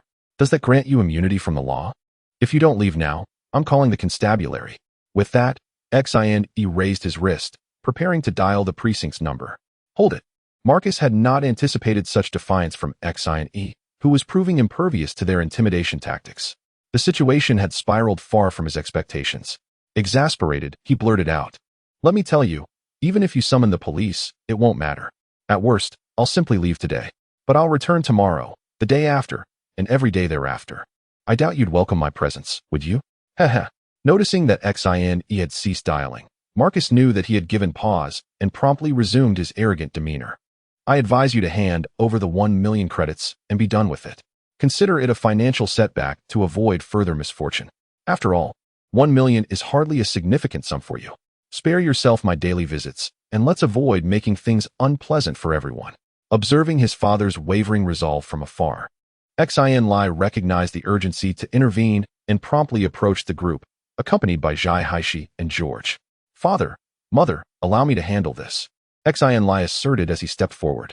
Mr. and Mrs. Xin exchanged a questioning glance with Xin Lie, their gaze sweeping over George and Zhai Haishi beside him. With a nod of acquiescence, they receded into silence. Marcus cast a sidelong glance at the trio, acknowledging their youthful adulthood, yet noting their imposing stature, each exceeding 1.8 meters in height. Xin Lie, in particular, stood at nearly 1.9 meters tall. The year of military training had instilled a resolute air about them, readily distinguishing them from ordinary individuals. The demeanor of Xin Lie and his companions instilled a sense of unease in Marcus. However, buoyed by the presence of a level 2 superpowered warrior behind him, his courage resurged. With a derisive snort, he scoffed dismissively. What? You intend to resort to violence? Xin Lie disregarded Marcus's provocation, fixing his gaze upon the Caucasian youth. With a composed countenance and an unconcerned tone, he inquired, will you depart, or will you not? George and Jai Haishi mirrored his nonchalant attitude. Truthfully, a level 2 warrior posed little threat in their eyes, as Xin Lie alone could effortlessly resolve the situation. Their presence was merely observational. Upon setting eyes on Xin Lie and his companions, the Caucasian youth's complexion underwent an immediate transformation, sensing an anomaly. While lacking the acute perception of a superpowered sorcerer, his martial instincts conveyed that Xin Lie and his comrades were far from ordinary, potentially even superpowered warriors themselves. The originally contemplative young Caucasian was momentarily considering whether to take a step back, but a single provocative remark from Xin Lie ignited his fury. His previously elevated demeanor plummeted as he fixed a menacing glare upon Xin Lie, his eyes alight with ominous intent. Who do you think you are to speak to me in such a manner? With a slight smile, Xin Lie responded in a nonchalant tone. Did you not hear me clearly? I want you to leave. At that moment, he sensed the latent energy within the young man stirring restlessly, yet he remained unfazed. He intended to provoke his adversary into striking first, thereby ensuring that any subsequent repercussions would be deemed the fault of the other, positioning himself as merely a defender of his own rights. Indeed, the young man's face flushed crimson. Ever since he had become a superpowered warrior and joined the Yunzhong Martial Arts Academy, he had been surrounded by reverence. When had he ever been so belittled? In his eyes, even though Xin Lie was also a superpowered warrior, he had only just reached adulthood, and his strength could hardly be formidable. What right did he have to act so arrogantly in his presence? This insolent fool would receive a lesson today on humility. Unable to contain himself, the young man raised his hand to deliver a slap to Xin Lie's face. Witnessing this unfolding scene, many patrons within the motorcycle shop gasped in shock, unable to believe that this superpowered warrior would actually resort to violence. Convinced that Xin Lie was about to suffer a severe setback. Observing his plan come to fruition, Xin Lie chuckled softly. This fool was indeed devoid of wit, easily provoked by merely 2 of his words. Just as the young man's hand was about to make contact, Xin Lie swiftly extended his right hand and seized the other's wrist with remarkable speed. The young Caucasian man, caught off guard, suddenly realized that his hand was firmly grasped by an iron fist, rendering him unable to escape. With a chilling smile, Xin Lie tightened his grip with 80% of his original strength, producing a cacophony akin to the sound of popping beans. The young man felt his fingers utterly crushed. A visceral connection severed, and he emitted a blood-curdling scream akin to that of a slaughtered pig. Releasing his grip, Xin Lie stepped back, but in a fit of rage. The young man retaliated with a powerful kick aimed at Xin Lie, channeling all his strength into the blow, intent on inflicting fatal harm. A sharp crack echoed as his right leg was abruptly broken, twisted in an irregular manner. Overwhelmed by the excruciating pain, the young man collapsed to the ground with a thud, clutching his shattered leg, convulsing as he gasped in agony, his face ashen, beads of sweat pouring from his forehead. Xin Lie showed no mercy. The bones of the young man's entire right leg had been reduced to fragments. This unbearable torment was beyond the tolerance of most, and within 3 seconds, he succumbed to unconsciousness. In the close-quarters combat between second-tier super warriors, ordinary onlookers found it challenging to perceive their movements. Aside from George and Jai Haishi, the others present were momentarily taken aback. The staff and customers in the store merely witnessed a flurry of motion between Xin Lie and the young man, and before their astonished exclamations could fully escape their lips, they found the young man sprawled on the floor, the entire sequence unfolding in less than 2 seconds. As they beheld the tragic condition of the white youth on the ground, with his grotesquely twisted right leg and the haunting sound of shattering bones echoing in their minds, they could not help but gasp in astonishment. To them, a second-tier warrior was a figure of immense strength, an advanced student of the Yunzhong Martial Arts Academy. Yet in the blink of an eye, he had been reduced to this pitiful state by Xin Lie, lacking even a semblance of resistance. The transformation in the gazes of those around Xin Lie was palpable. Particularly, the staff in the establishment were left in a state of shock, their hearts racing with disbelief. Over the past fortnight, Xin Lie had frequently visited the motorcycle shop, engaging in amiable conversations.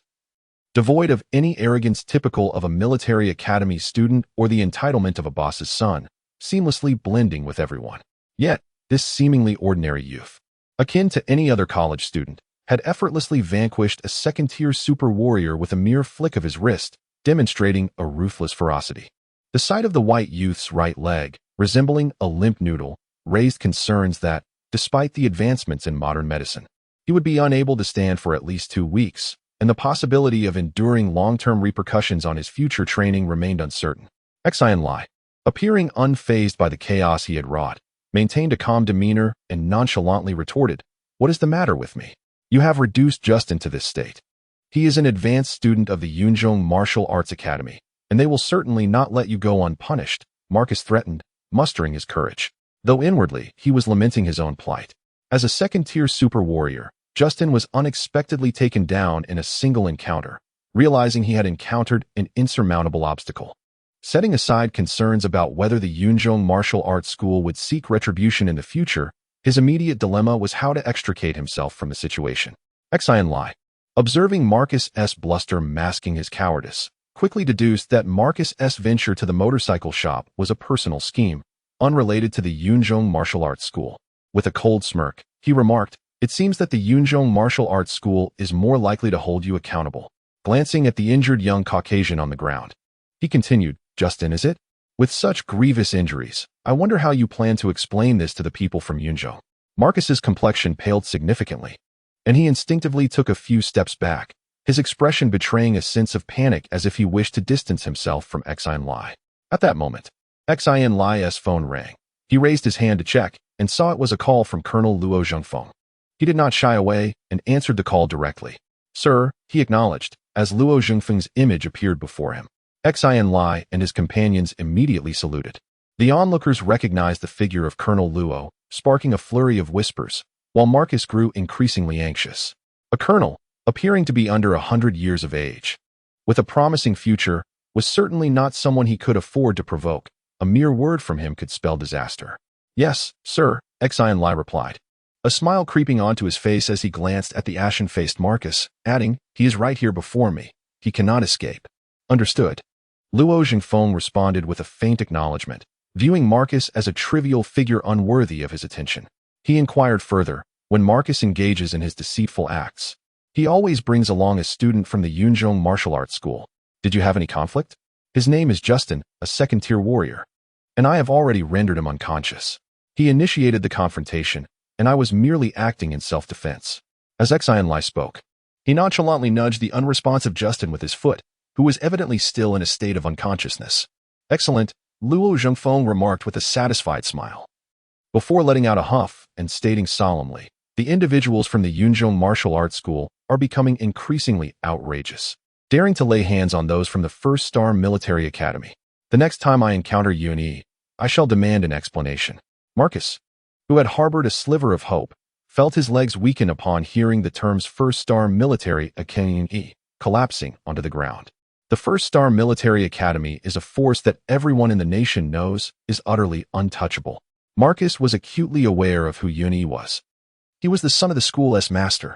Yet, the colonel from the first-star military academy seemed to regard Yun with utter disdain, and now, with his intention to confront Yun, he had truly landed himself in dire trouble. Whether it be the first-star military academy or the Yunzhong Martial Arts School, any slight misstep from either side could condemn him to a lifetime of imprisonment. Overwhelmed with regret, Marcus nearly broke into tears, lamenting his failure to investigate the background of this car rental establishment. This was not merely a case of encountering a formidable obstacle. It was akin to colliding with an interstellar warship. The staff and customers in the store looked on with a sense of schadenfreude at Marcus, fully aware that this fraudster's time had come, and he would likely languish in prison for an extended period, which brought them immense satisfaction. The Xin couple approached and exchanged a few casual remarks with Luo Zhengfeng, merely expressing their gratitude for his assistance before ending the call. Marcus immediately lunged forward, his face contorted in anguish as he pleaded for mercy, but upon noticing Xin Lie's expressionless gaze, cold and piercing, a chill gripped his heart, rendering him unable to articulate the pleas he had prepared. Moments later, 2 police cars roared into the store, and 7 or 8 officers disembarked. Xin promptly greeted them. Xin Lie and the others stood silently to the side, merely observing as Xin managed the situation. The leading officer was a stern-faced middle-aged man who introduced himself as the deputy chief of the local police station, a position of considerable authority. It was apparent to Xin Lie and his companions that he had undergone basic genetic enhancement, suggesting he was a retired military personnel, his demeanor distinctly bearing the marks of military discipline. Due to Luo Zhengfeng's prior introduction, the deputy chief's attitude was notably amicable. Upon learning that Xin had once been a police officer himself, he became even more approachable. Xin recounted the detailed sequence of events, and the deputy chief, taking his words at face value, asked Xin Lie a few procedural questions for the record. Subsequently, he took Marcus, along with the still unconscious Justin and the dilapidated vehicle, into custody. Marcus, utterly resigned to his fate, did not utter a single word of protest throughout the ordeal, nor did he possess the audacity or capability to flee. His perpetration of the crime was irrefutable, with irrefutable evidence. The speeder shop also possessed video footage of Xin Lie and Justin's altercation, substantiating Xin Lie's actions as self-defense. Furthermore, with contemporary medical technology, the concept of excessive self-defense is rendered moot unless a fatality occurs. In essence, neither the speeder shop nor Xin Lie's family bears any culpability for this incident. With the conclusion of this farce, Xin promptly restored the speeder shop to its customary order. The staff, having witnessed the formidable backing and immense influence of their proprietor, were galvanized to exert themselves even more diligently. The patrons who had lingered to observe the spectacle remained, contentedly patronizing the establishment. Despite the resolution of the matter, a sense of unease lingered on Xin Lie's countenance, his brow furrowed as if preoccupied with other concerns. George and Zhai Haishi were similarly pensive, refraining from comment in the absence of Xin Lie's initiation. Feng Lingyu, however, remained perplexed. She cast her gaze upon her husband and then her son, inquiring with curiosity, "What troubles you all? Has the matter not been resolved? Why do you appear displeased?" Xin shook his head with a wry smile. "Alas, Lingyu, you are too naive. The resolution is not so facile. A greater predicament looms." Xin Lie concurred, elucidating, "Mother, Justin is a senior disciple of the Yunzhong Martial Arts Academy. Given the severity of his injuries, the Academy will undoubtedly inquire. Even if we are absolved of culpability, the Yunzhong Martial Arts Academy will still seek redress, irrespective of right or wrong, for the sake of face and prestige." Upon reaching this point, Xin Lie felt a twinge of melancholy. Had he known that Marcus merely exploited the reputation of the Yunzhong Martial Arts Academy for deceitful purposes, and that he himself bore no affiliation with the institution, he would have refrained from such a heavy-handed approach. It was an unprovoked offense against the Academy, a consequence of his own oversight. "This cannot be attributed to you," Xin reassured, patting his son's shoulder with a smile. Taking a firmer stance can serve to deter those scoundrels, preventing a recurrence of such incidents. Feng Lingyu finally grasped the gravity of the situation and felt a surge of anxiety. The influence of the Yunzhong Martial Arts Academy was formidable, far beyond the reach of their family. She found herself at a loss for solutions and could only inquire, "What shall we do now?" "My dear child, what do you mean by saying the problem is not significant?" Feng Lingyu's face bore a persistent worry, her concern intensifying. She exclaimed, "The Academy has numerous experts.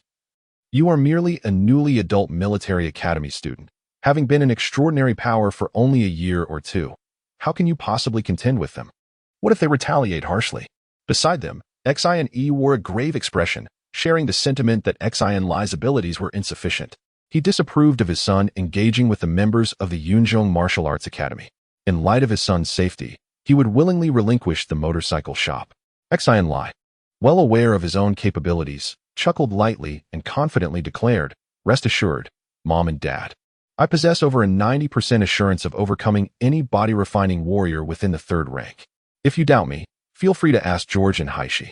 The couple turned their gaze towards George and Zhai Haishi. George chuckled and remarked, "Uncle and Aunt, you have no idea how extraordinary Xin Lie truly is." "Heh, you will find out soon enough."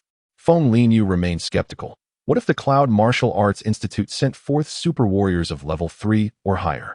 Apart from her, the others could only chuckle in disbelief. Xin Lie shook his head and remarked, "If the Cloud Martial Arts Institute is truly so shameless, I would have no words left to say. At that point, I would have to seek assistance from Colonel Luo." Anticipating that individuals from the Cloud Martial Arts Institute would soon come knocking, Xin Lie and his companions deliberated and ultimately decided to forego their previously arranged outing. Instead, they resolved to remain at the flying car shop for the next few days until the commencement of classes at the First Star Military Academy, to ensure they were present should any incident arise, which would overwhelm Mr. and Mrs. Xin. This proposal filled George with delight. As a flying car enthusiast, he relished the thought of immersing himself in the shop all day. As for Zhai Haishi, she was indifferent. Her requirements of the external environment were modest, as long as she had a quiet room for her training. In truth, this matter had no bearing on George and her. They could easily excuse themselves.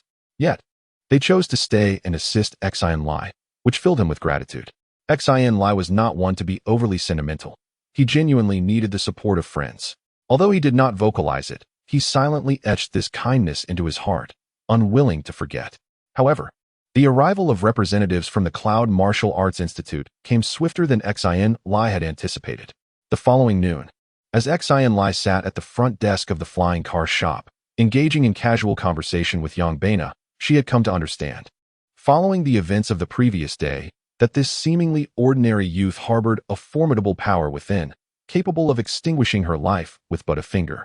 Despite Xin Lie's continued amiability, she could not help but regard him with a degree of reverence, her words tinged with awe. The transformation of Yang Baina did not escape the keen eyes of Xin Lie. Their once light-hearted conversation had turned tedious, leaving him somewhat helpless. At that moment, a silver hovercar descended in the parking lot outside, from which two young individuals emerged, making their way towards the hovercar shop. Xin Lie had been attentively observing the surroundings of the shop, and when he discerned the features of the two, his expression subtly shifted. How could it be him? Xin Lie mused, recognizing the figure in front as Yun Fan, whom he had encountered a year prior at the Eastern Spaceport, trailing behind Yun Yi. Although Xin Lie was unaware of Yun Fan's precise identity, the fact that he bore the surname Yun and was associated with the formidable Yun Yi suggested that he must hold a significant position within the Yun family, likely a distinguished descendant. Xin Lie ceased his conversation and signaled to George, who was fiddling with a hovercar, to inform the Xin Yi couple and Zhai Haishi in the office. Upon seeing two guests arrive, Yang Baina instinctively moved to greet them but was halted by Xin Lie. Uncertain, she was about to inquire when Xin Lie shook his head and said, "They are here to see me." With that, he approached the entrance of the hovercar shop, coincidentally meeting Yun Fan's gaze. With a forced smile, he remarked, "Mr. Yun, it has been quite some time." In response, Yun Fan showed no hint of surprise upon seeing Xin Lie. With a cold tone, he retorted, "Xin Lie, your lack of self-awareness is forgivable, but a mere insignificant person like you, even possessing some ability, is hardly worthy of our Yun family's attention. However, you, relying on your status as a prominent military academy student, have severely injured Justin. Do you believe that the people of Yunchong martial arts are easily bullied?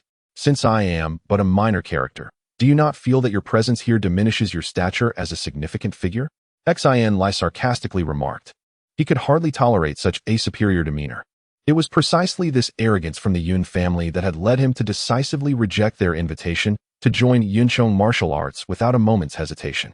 Upon hearing these words, Yun Fan's expression darkened, and he was about to erupt in anger, when another young man following him quickly stepped forward and whispered in his ear, "Young master, let us focus on the matter at hand. As long as we bring him to the martial arts school, dealing with him will be a trivial matter." His voice was barely audible, as soft as a whisper, but neither of them anticipated that Xin Lie was an extraordinary sorcerer with keen senses, and he caught every word. Xin Lie maintained a calm facade while discreetly observing Yun Fan and his companion. A year prior, he had sensed a powerful latent energy within Yun Fan, indicating he was undoubtedly an extraordinary warrior. Upon closer inspection, he found that Yun Fan's strength was comparable to his own, also a level 3 extraordinary warrior, perhaps with slightly higher energy cultivation, yet not by much. The individual trailing behind Yun Fan exuded an even more menacing aura. He had likely been a level 3 extraordinary warrior for quite some time, at least 3 or 4 years, though he had certainly not reached the pinnacle of that rank, with his energy index not exceeding 5,000 points. Despite realizing that both opponents possessed greater energy cultivation than himself, Xin Lie felt no surprise whatsoever. In contemporary society, Citizens live beyond 2 centuries, with individuals entering middle age only at 50, and those under 50 still considered youthful. The physical transformations that accompany adulthood are minimal. These two individuals appear remarkably youthful, yet in reality, they have surpassed the age of 30, potentially nearing 40. Within the realm of 30-something third-tier super warriors, they are often regarded as prodigies. However, to Xin Lie, they are of little consequence. Xin Lie harbors a quiet disdain, coupled with a hint of pride, for he is merely half the age of Yun Fan, yet has already attained the status of a third-tier super warrior. Should a conflict arise, it is likely that even if these two were to unite, they would not stand a chance against him. The Yunzhong Martial Arts Academy boasts branches across over 600 colonial planets, with numerous establishments on the same planet. Each branch is overseen by a headmaster, all distinguished by their exceptional prowess, and only those trusted by the Yun family are eligible for such positions. While there may be many headmasters, there exists but one master of the academy, the esteemed Yun Chong, head of the Yun family. Earth serves as both the primary and mother planet, teeming with a population exceeding 3 billion. The Yunzhong Martial Arts Academy has established several branches on Earth, each of considerable scale, particularly in Asia, which is home to 4 branches, one of which is the South Asia branch, ranking among the top 3 nationwide. Yun Fan's father, having ascended to the position of headmaster of the South Asia branch, clearly holds a significant status within the Yun family and possesses formidable strength. Today, upon inadvertently hearing the name Xin Lie, Yun Fan recalled events from a year prior and thus requested this assignment from his father, seeking an opportunity to settle a score with Xin Lie and alleviate his boredom. As for Justin being his friend, that notion is utterly preposterous. This rascal, after being verbally berated by Xin Lie, Yun Fan found himself in a rather embarrassing predicament. He gritted his teeth and muttered an insult, unsure whether it was directed at Justin or Xin Lie. With a wave of his hand, he spoke gravely, "I do not care whether Justin is a fraudster. He is nonetheless a member of the Yunzhong Martial Arts School. Your grievous injury to him tarnishes the reputation of our esteemed institution." However, Xin Lie interrupted him with a look of utter disdain. Does the Yunzhong Martial Arts School even have a reputation worth mentioning? Yun Fan, at a loss for words, felt a tumult of emotions wash over him, his face alternating between shades of blue and white. The fact that Justin was involved in fraud was indisputable. No matter how he tried to defend himself, the Yunzhong Martial Arts School was in the wrong. As Yun Fan struggled to find words, a brash individual behind him stepped forward with an air of arrogance, declaring forcefully, "Regardless, our director has spoken. You must visit the martial arts school today. Whether you wish to or not, you will come." Xin Lie, disinterested in this person's name, merely fixed a cold stare upon him and asked darkly, "What if I refuse?" "Humph. The consequences of refusal are yours to bear." This individual dismissed Xin Lie entirely, and upon spotting Xin E and others approaching from the office, he raised his voice deliberately, boasting, "Don't say we didn't warn you. If matters are not resolved today, the Yunzhong Martial Arts School has 100 ways to ensure that this car rental business will be shuttered within 3 days." Xin E and the others, as well as the staff in the shop, were taken aback by this threat, turning their gazes towards Yun Fan and his companion. Upon hearing the name of the Yunzhong Martial Arts Academy, several patrons who were in the shop promptly settled their accounts and departed through another exit. Zhai Haishi also recognized Yun Fan, her expression shifting slightly as she emitted a soft hum, yet remained silent. Noticing the effect his threat had, the individual ceased paying attention to Xin Lie and uttered a subdued "young master." Yun Fan immediately understood, and the two turned and left, entering a silver flyer and departing. "Son, please don't go," Feng Lingyu urged hastily. "We can simply close the flyer shop if necessary." She feared Xin Lie might act impulsively and rush to the Yunzhong Martial Arts Academy. Xin E concurred. The people of the Yunzhong Martial Arts Academy are so unreasonable and overbearing. Even if we went today, it's unlikely we could resolve the issue. It might even lead to further complications in the future. George and Zhai Haishi both looked at Xin Lie, awaiting his decision. After a few moments of contemplation, Xin Lie suddenly smiled, stating, "I still intend to make a trip." Seeing the anxious expressions on his parents' faces, as if they wished to dissuade him, he reassured them, "Rest assured, I won't be reckless. However, before heading to the Yunzhong Martial Arts Academy, I'll first contact Colonel Luo to make some preparations." Despite his decision to visit the Yunzhong Martial Arts Academy, Xin Lie displayed no sense of urgency. He leisurely had lunch with his parents and two friends at the flyer shop, rested for another half hour, and then boarded a flyer to the Nanya branch. The Nanya branch is renowned on Earth, boasting a vast scale, formidable strength, and a large number of students, ranking among the top branches of the Yunzhong Martial Arts Academy nationwide. As one of the nation's preeminent martial arts academies, the South Asia branch is naturally situated in a prime location. In fact, it graces the Shisha Islands, renowned for their pristine beauty, not far from the Guangdong region. Xin Lie and his entourage journeyed southward over the sea in their air car for a little over an hour until a breathtaking spectacle of sandbars, reefs, and flocks of birds emerged before them.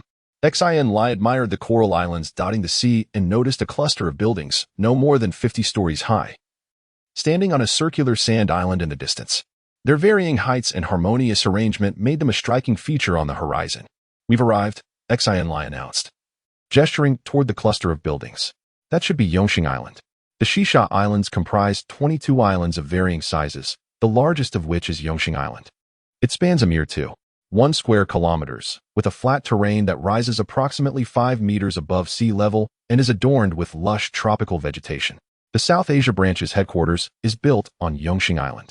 Through nearly a century of operation, the Martial Arts Academy has completely occupied this small island, transforming it into a miniature island kingdom.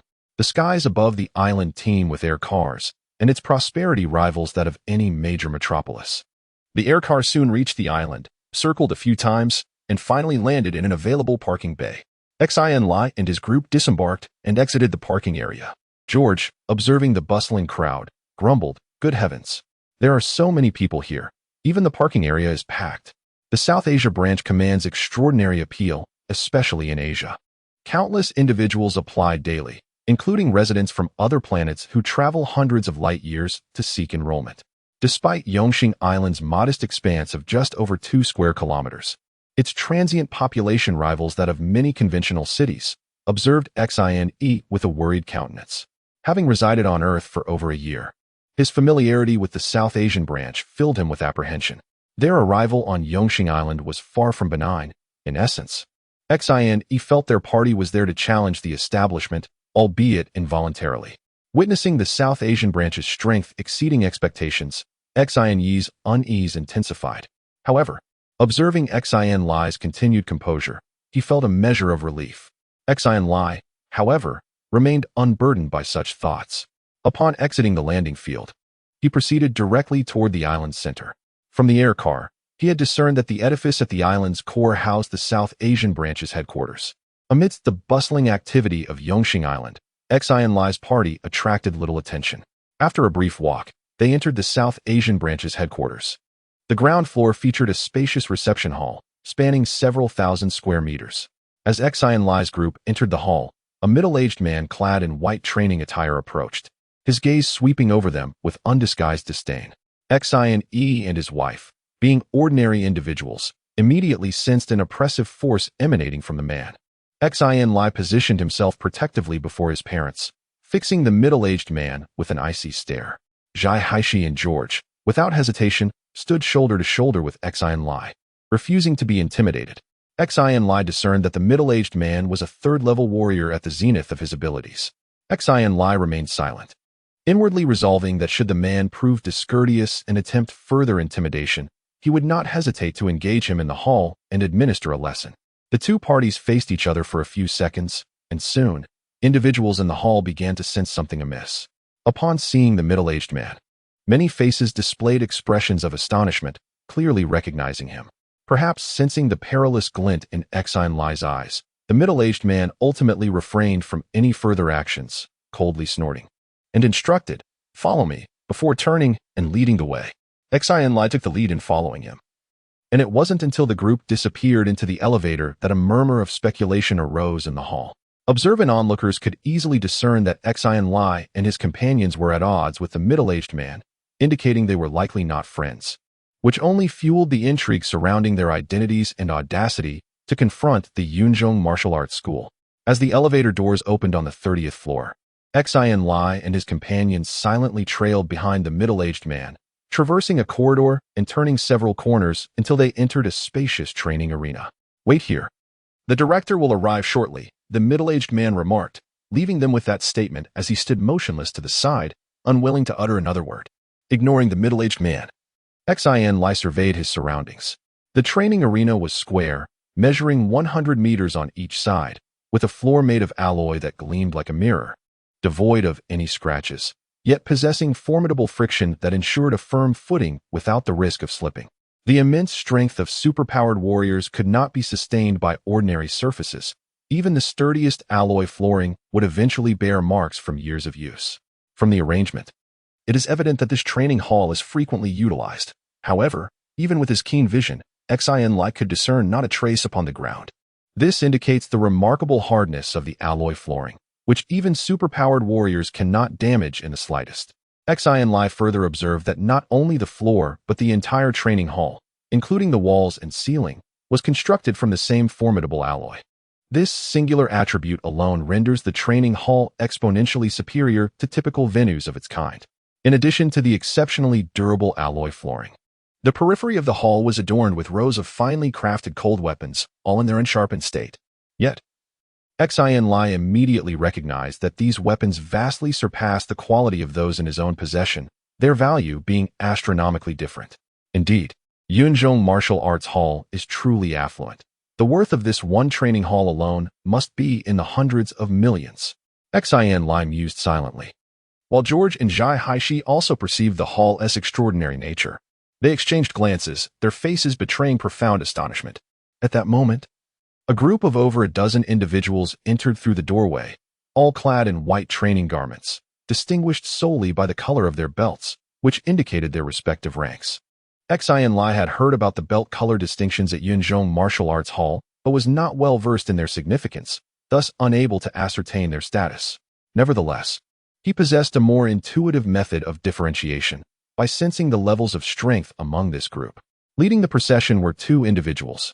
One was Yun Xing, the director of the South Asia branch, whose youthful appearance belied his true age, and following closely was his son Yun Fan, both of whom appeared more like brothers than father and son. Another individual present is Luo Zhengfeng from the First Star Military Academy. His arrival comes as no surprise to Xin Lie and his companions.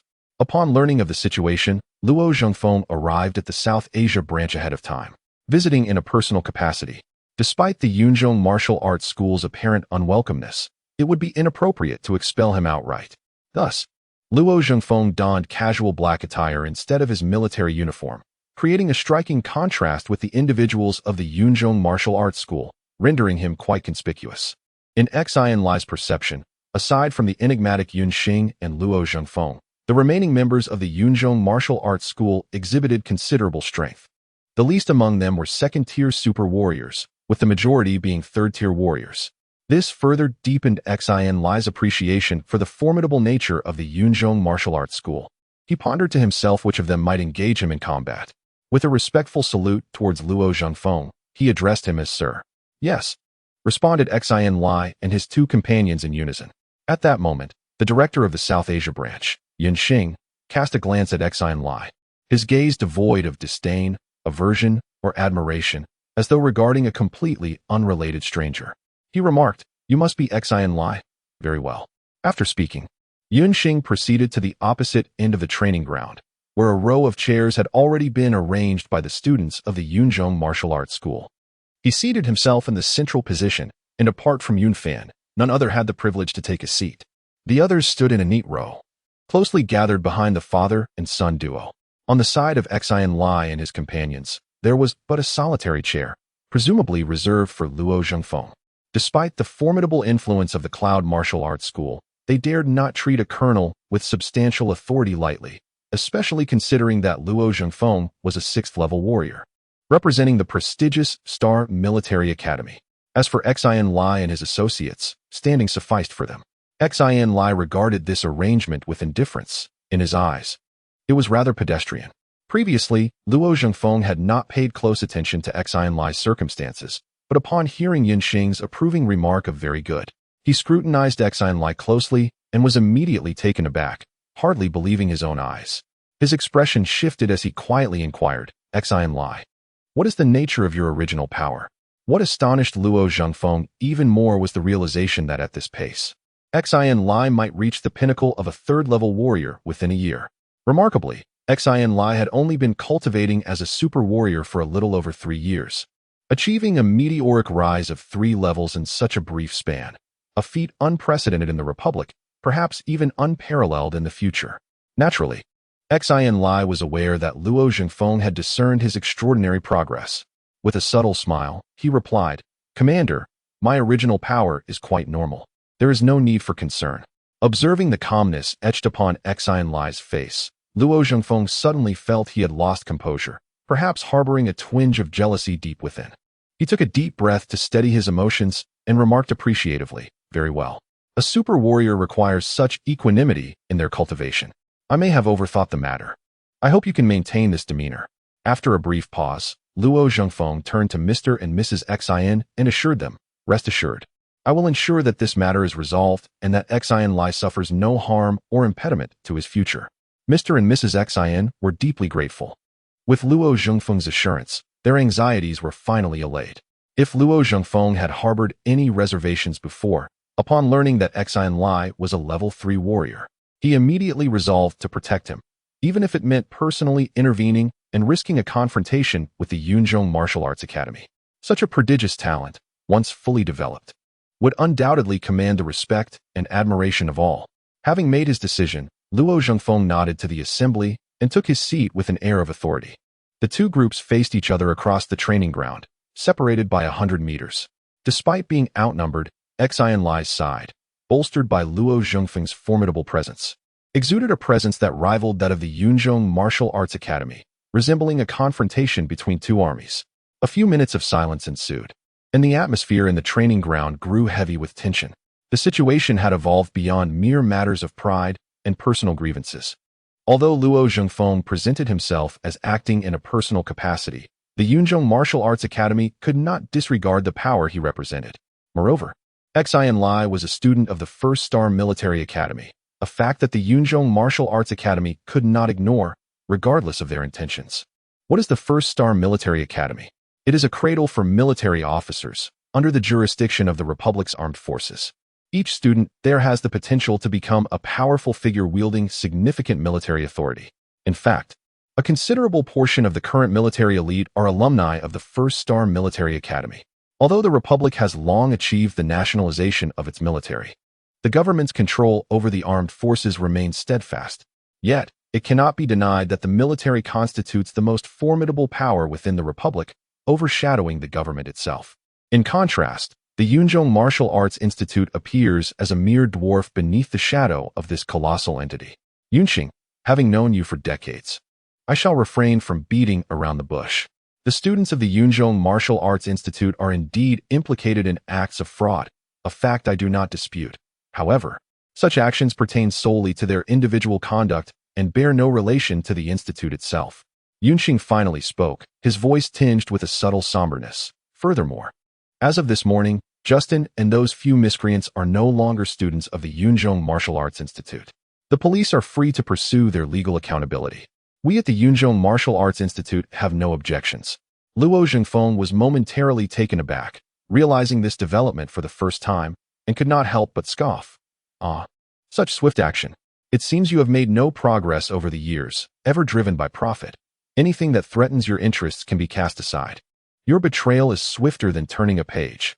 The calm demeanor of Yunxing finally shattered, as Luo Zhengfeng's words seemed to expose a deep-seated wound, a shadow crossing his eyes, though he ultimately managed to suppress his ire.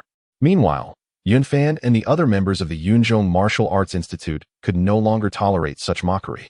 Casting furious glares at Luo Zhengfeng, their expressions filled with indignation, yearning to rush forward and teach him a lesson, yet restrained by the presence of Yunxing. Xin Lie observed the behaviors of the group, discerning that many individuals from the Yunzhong Martial Arts School exhibited a certain pretentiousness, seemingly exerting themselves to display their anger as vividly as possible, though the audience for their performance was all too apparent. Yunxing gestured for those behind him to quiet down and, feigning ignorance to Luo Zhengfeng's derision, continued, "It is indeed a fact that Justin and his associates are implicated in fraud," his gaze sweeping over Xin Lie. Yet it is equally true that Xin Lie injured members of the Yunzhong Martial Arts School. Although Justin is no longer a student here, He was still enrolled when Xin Lie inflicted his injuries. Xin Lie furrowed his brow. Yunxing's penetrating gaze felt almost tangible, causing him a slight discomfort. He was taken aback by the formidable presence of Yunxing, as even a mere glance seemed to bear significant weight. Operating a martial arts school necessitates maintaining a stellar reputation.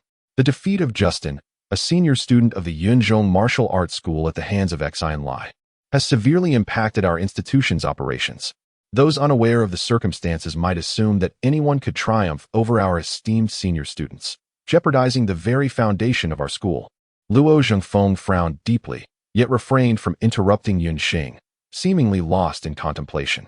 Xin Lie and his companions were momentarily stunned, unable to fathom that the director of the South Asia branch, a person of considerable influence on the planet, would articulate such flawed reasoning. Conversely, the members of the Yunzhong Martial Arts School found nothing amiss. To them, preserving the undefeated reputation of their institution was a matter of course. Her countenance taut with resolve, Zhai Haishi uttered specious reasoning. Though her voice was not loud, each person present possessed acute hearing, distinctly perceiving every syllable.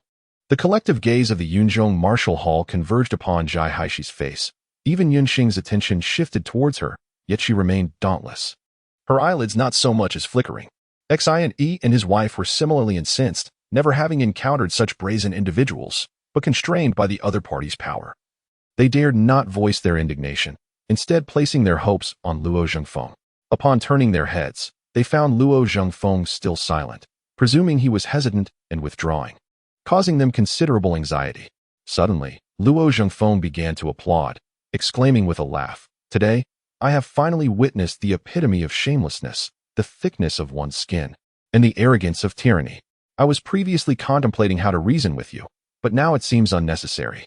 Reasoning with Yunxing is akin to reasoning with swine, utter nonsense." Zhai Haishi's mockery, Yunxing could dismiss as a magnanimous person not stooping to petty grievances. However, Luo Zhengfeng's words were exceedingly disparaging, and even with Yunxing's thick skin, he could not help but feel a surge of anger. He abruptly stood up, appearing on the verge of erupting, and fixed his gaze on Luo Zhengfeng, uttering in a deep voice, "Luo Zhengfeng, watch your tongue. To act thee and still demand a monument." Luo Zhengfeng curled his lip, refraining from uttering the words to further provoke Yunxing. After all, this is the Cloud Martial Arts Hall, where the adversaries are numerous and formidable. If truly provoked, Yunxing possesses the confidence to lead Xin Lie and the others in a fierce confrontation. However, the Xin couple are merely ordinary individuals. Even a slight ripple from the ensuing battle could cost them their lives. Just as Yunxing seemed poised to speak further, Luo Zhengfeng waved his hand dismissively and interrupted, urging him to get to the point. "Enough of the pleasantries. How do you propose to compete?" Suppressing his rising anger, Yunxing took a seat once more, his voice adopting a softer tone as he replied, "It is quite simple. Our martial arts hall will dispatch a body refinement warrior student to engage in a sparring match with Xin Lie, and the outcome shall determine the victor. Do not attempt to play tricks on me." Luo Zhengfeng scoffed, immediately discerning the hidden implications within Yunxing's words. He noted that the crucial details regarding the aftermath of the competition had been deliberately omitted. "How will we address the outcome? Should we agree beforehand to avoid any disputes later?" Finally, Yunxing added, "Regardless of the victor, both parties shall refrain from mentioning the fraud case again after this match. All grievances will be resolved." Xin Lie turned his gaze directly toward Yunxing and inquired loudly, "Director Yun, can you guarantee that your word is binding?" Fury surged within Yunxing. It was evident that Xin Lie harbored doubts about his integrity. Yet, in such a public setting, he could not openly concede his unreliability. With great effort, he suppressed his indignation and nodded, affirming, "Of course, I, Yunxing, have always been true to my word." The onlookers were left in stunned silence, only to realize that at some point, Xin Lie had discreetly activated his phone's recording function, capturing the proceedings and subsequently disseminating the footage. It was then that Yunxing comprehended the extent of Xin Lie's cunning, nearly succumbing to a fit of rage. If it could be said that he previously harbored only a slight aversion towards Xin Lie, now he yearned to personally eliminate him with fervor. Luo Zhengfeng raised his thumb towards Xin Lie, exclaiming with a smile, "What a clever scheme." Xin Lie chuckled softly. He had activated the video recording function on his phone before entering the Yunzhong Martial Arts School, initially merely out of caution, yet it unexpectedly proved beneficial. Luo Zhenfeng shook his head, a confident smile gracing his lips as he remarked, "In truth, there was no need for such measures. I trust he would not dare to default. If he can undermine your family's car dealership, I am equally capable of shuttering his South Asia branch." A look of astonishment crossed Xin Lie's face. After all, Luo Zhenfeng was merely a colonel and could not possess such extensive authority. It was evident that he was backed by a more formidable force, yet this was beyond Xin Lie's current knowledge. Meanwhile, Yunxing beckoned with a gesture, "Daxin, come here." "Yes, Director," responded a young man with a slightly dark complexion and a robust physique, who promptly stepped forward. Upon hearing the director call his name, he understood that he was being summoned to take the stage, excitement lighting up his face. This was a splendid opportunity to earn merit before the director, and he resolved to seize it with all his might. The other members of the Yunzhong martial arts school gazed at Daxin with a mix of jealousy and surprise. Daxin's mastery of the force approaches the pinnacle of a level 3 warrior, with a force index exceeding 6,000 points. As a descendant of Thai heritage from the Earth era, he has practiced the family art of Muay Thai since childhood, and upon reaching adulthood, he amalgamated various martial art styles, culminating in a ferocious close combat technique honed over 4 decades. His comprehensive prowess ranks among the elite within his circle, and even when contending with a level 3 warrior boasting a force index nearing 10,000 points, he does not find himself at a disadvantage. In the eyes of those at the Yunzhong martial arts school, assigning Daxin to handle a mere young adult is an egregious misallocation of talent. It appears that Xin Lie has genuinely provoked the director's ire. Luo Zhenfeng discerns that Xin Lie is a level 3 warrior, and Yunxing certainly perceives this as well. A year ago, Xin Lie had just ascended to level 2, yet now he stands as a level 3, a testament to his alarming rate of advancement. Given his enmity with the Yunzhong martial arts school, it is wiser to eliminate him in his infancy rather than allow him to mature into a formidable adversary. As Daxin approached, Yunxing whispered in an inaudible tone, "Do not hold back, incapacitate that boy. Even if it results in his death, it matters not." Daxin hesitated momentarily, perplexed by the director's profound animosity towards Xin Lie, yet he nodded subtly in acknowledgement. While conversing with Luo Zhenfeng, Xin Lie's body quivered slightly. Though others could not decipher Yunxing's words, as a level 3 psychic with a mental frequency just surpassing 4,000 Hz, he comprehended Yunxing's directive with crystal clarity. From his youth onward, this marked the inaugural instance of Xin Lie hearing someone utter the intent to strike him dead. In that fleeting moment, a tempest of fury surged within his breast. With several profound inhalations, he managed, though with considerable effort, to quell the tempest. Yet a chilling glint could not be restrained from manifesting in his eyes. George, being well acquainted with Xin Lie, promptly discerned the subtle shift in Xin Lie's demeanor and hastily inquired, "What ails you?" Despite George's status as a Tier 3 Esper, his psychic power barely exceeded 1,800 Hz, and his attention was not focused upon the Cloud Marshal Hall's side. Thus he did not overhear Yunxing's pronouncement.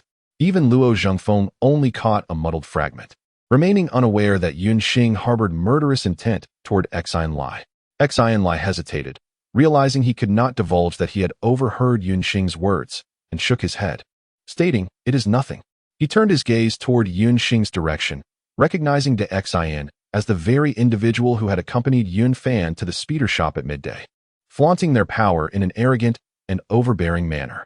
Luo Zhenfeng cast a glance at Xin, roughly assessing his strength, and his brow furrowed as he murmured, "I underestimated Yunxing's audacity. The person he dispatched possesses a force index of approximately 6,000 points, fully double yours, and appears to be exceptionally skilled. He undoubtedly has engaged in numerous battles, possessing considerable combat experience." A tremor of astonishment ran through Xin Lie's heart. Although he could vaguely perceive that Xion's force cultivation was above 5,000, he had not discerned that his true strength reached as high as 6,000 points. Having only recently advanced to a Tier 3 warrior, his force cultivation had been progressing rapidly in recent months, absorbing dark energy at a frenzied pace. Yet his force index had only just surpassed 3,000 points. Upon hearing Luo Zhenfeng's words, Xion and the others were struck with astonishment. Feng Linyu could not help but exclaim, "How can we possibly fight when the strength disparity is a factor of 2? Indeed. The audacity of the Yunzhong martial arts school was appalling. George chimed in, glaring at the Yunzhong martial arts school, barely restraining himself from unleashing a torrent of invective. Zhai Haishi remained silent, her attention fixated on the implications of Luo Zhengfeng's statement. The figure of 6,000 half to 3,000 indicated that Xin Lie's power level had surged significantly within a mere few months. This revelation filled her, who prided herself on her prowess, with a sense of dismay, as her own arduous training over the past year had barely nudged her power index towards the daunting threshold of 1,000, causing her delicate brows to furrow in concern. Xin sought assistance, pleading, "Colonel Luo, could we possibly arrange for someone else to take the place of Xin Lie? It is utterly unfair for him to compete under such circumstances." Luo Zhengfeng hesitated, acutely aware as a 6th-level warrior of the formidable challenge posed by an opponent whose power level doubled his own. Even with unwavering confidence in Xin Lie, he harbored doubts about the latter's assured victory. A triumph, if achieved, would likely come at a grievous cost. Xin Lie's future was bright, and it would be imprudent to gamble it away for what seemed to him a trivial matter, risking the possibility of faltering today. "Well, can you prevail?" After much contemplation, Luo Zhengfeng ultimately decided to let Xin Lie make his own choice. Most would have retreated upon learning that their adversary's power level was twice their own. Yet Xin Lie was unyielding, harboring not a trace of apprehension. Instead, his eyes shone with fervor, brimming with an indomitable spirit for battle. At noon, in the martial arts shop, Xin Lie had already taken a strong disliking to Xin, and now, the opportunity presented itself perfectly. With the thought that he possessed over 100 types of universal martial arts, all mastered to perfection, Xin Lie's confidence soared. He believed that not only could he contend with a 3rd-level warrior boasting a power index of 6,000 points, but even a peak 3rd-level warrior nearing 10,000 points would find him a formidable opponent, capable of at least achieving a draw, if not victory. Oh, Luo Zhengfeng was quite taken aback. He understood Xin Lie's character well enough to know he was not one to boast without merit. It appeared that Xin Lie had a solid assurance of triumph. Luo Zhengfeng could not fathom the source of such unwavering confidence, but he deemed it not the moment for inquiries. With a smile, he said, "As long as you feel confident, then go ahead and fight. I will watch from the sidelines and ensure you do not suffer any loss." Initially, Xin and his wife had intended to further dissuade Xin Lie, but upon hearing Luo Zhengfeng's words, they had no choice but to acquiesce. Xin Lie nodded to the onlookers and strode towards the center of the training arena. Meanwhile, under Yun Xing's directive, Xin was also making his way into the arena. Step by step, the two approached one another gradually, keenly observing each other in the process. In terms of appearance, Xin appeared to be of East Asian descent, unmistakably with ancestry that had not extensively intermingled with other ethnicities. His skin was slightly darker, bearing traces of Southeast Asian heritage, predominantly from the local populations near the Spratly Islands. While Xin Lie did not deduce that Xin was of Thai descent, he made a close approximation and immediately associated him with Muay Thai. The art of Muay Thai, passed down through millennia, while not as potent as the modern force martial arts, still holds a notable reputation. Xin Lie, though unfamiliar with Muay Thai, possessed some knowledge of it, adding a layer of caution to his approach. Xin, however, harbored no such concerns, viewing Xin Lie as a trivial opponent, his victory a foregone conclusion. His sole preoccupation was how best to fulfill the task entrusted to him by the master. Should he cripple the boy, or simply end his life? Xin was vexed, mindful of the rule of law. To kill outright, even with the master's protection, would invite a maelstrom of complications. The distance of 100 meters was swiftly closing, the two drawing nearer, entering the central expanse of the training ground. Silence reigned in the spacious arena, the onlookers mute, save for the barely audible footfalls of the two combatants. Xin Lie ceased his contemplation, fixing his gaze upon Xin's eyes, his expression serene, like an undisturbed ancient well.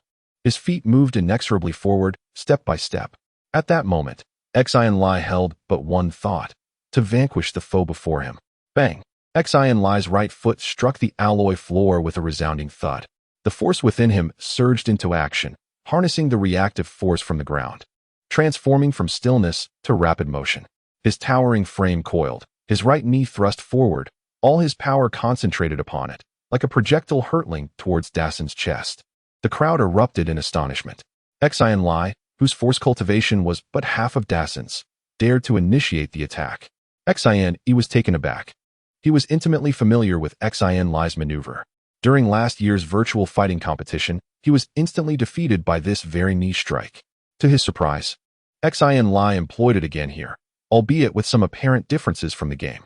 Regrettably, Xin Lie was merely an ordinary person, and his eyes could not keep pace with Xin Lie's swift movements. He could only discern the initial moment when Xin Lie executed the niche strike, followed by a bewildering flurry of motion, leaving him anxiously observing from the sidelines. Humph, Dashin scoffed. To attempt a niche strike in his presence was simply laughable. Dashin's eyes radiated disdain, yet his actions were far from sluggish. He swiftly took a large stride forward and delivered a forceful downward elbow strike, precisely aimed at Xin Lie's knee. The spectators at the edge of the arena heard a muffled thud, akin to the sound of air exploding. It was evident that this elbow strike had surpassed the speed of sound, demonstrating formidable power. Luo Zhengfeng furrowed his brow. A sonic punch could only be executed by a third-level warrior with a force index of 3,000 points or higher. Xin Lie's force cultivation had just barely crossed the threshold for sonic punches, suggesting he had not yet fully mastered the technique of sonic attacks. Conversely, Dashin had long been capable of exceeding the speed of sound with every strike. Moreover, with a twofold difference in their force cultivation, Xin Lie would be imprudent to engage in a direct confrontation. However, observing Xin Lie's unwavering momentum, it appeared he had no intention of altering his tactics. He seemed determined to clash head-on with Dashin.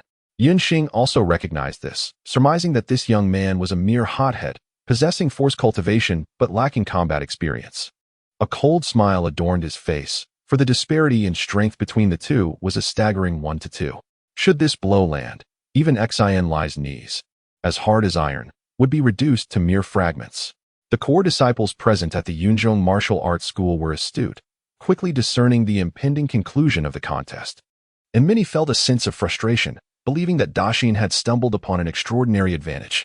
However, before their thoughts could settle, the dynamics of the arena shifted in an instant. Dashin, taken aback, regained his senses only to find Xin Lie towering above him, his right palm descending with tremendous force. "Shattering palm," exclaimed Zhai Haishi in a hushed tone. Recognizing the technique from the alignment of his fingers, she instantly identified it as Xin Lie's signature move. Yet, she soon perceived subtle differences. This was not entirely the shattering palm, as it seemed to carry echoes of the overturning earth palm as well, caught beneath the descending hand. Dashin had no time to ponder the nature of the technique. Xin Lie, already a head taller and suspended in midair, unleashed the strike with accumulated power, exceeding the speed of sound. The air above Dashin was violently compressed by Xin Lie's palm, a force that bore down upon him, causing pain to flare across his face. Dashin felt as if a colossal titan loomed before him, an immense hand descending from the heavens, casting him into its shadow with no escape in sight. In this moment of peril, Dashin crossed his arms, channeling his energy into his forearms, positioning them to shield his head. Boom! With a powerful strike, two arms were forcefully entwined, and an immense pressure descended relentlessly, transmitting through the body from top to bottom. Dashin had no time to dissipate this overwhelming force. His legs buckled under the weight, and with two resounding thuds, he fell heavily to his knees upon the alloy floor.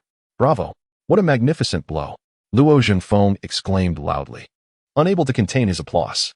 With his keen perception, he could discern that Xin Lie's strike had undergone several transformations, employing three distinct forms of palm techniques: the fierce and unyielding shattering palm, the imposing ground-pressing palm that overwhelmed with sheer force, and the agile, stealthy soft-bone silken palm.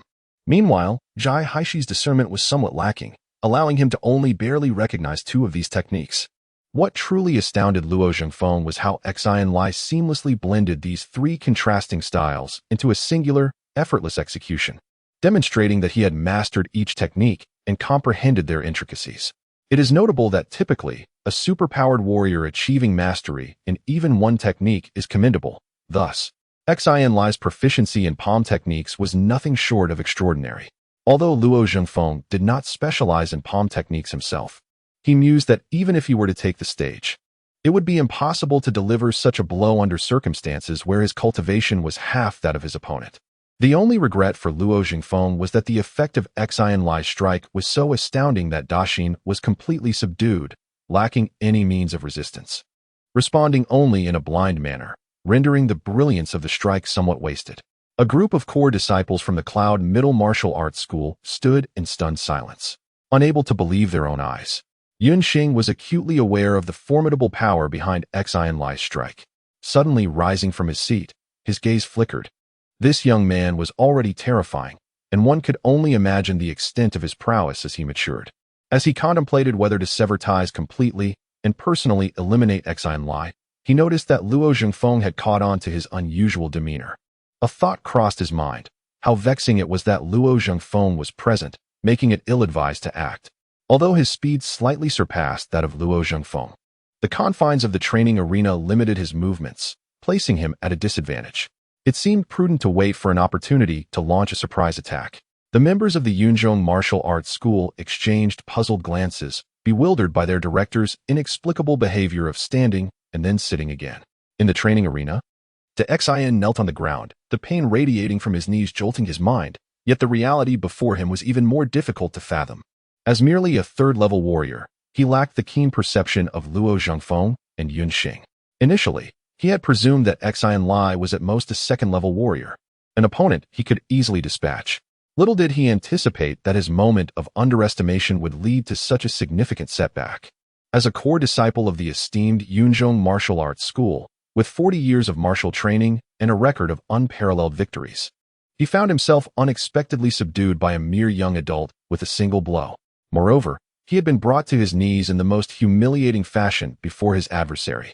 A wave of infinite humiliation surged through Xion's mind, his eyes reddening as the energy within him surged wildly. With a fierce roar, he summoned his strength and forcefully stood, pushing aside Xin Lie's hand. After forcing Xin Lie to retreat, Xion clenched his fists and lunged at him with unrestrained aggression. Initially, he contemplated whether to take Xin Lie's life, but now he cast aside all previous hesitations. His mind consumed with a singular intent, to slay Xin Lie and erase the stain of humiliation. Sensing Xion's murderous intent, Xin Lie's heart flickered with a cold mirth.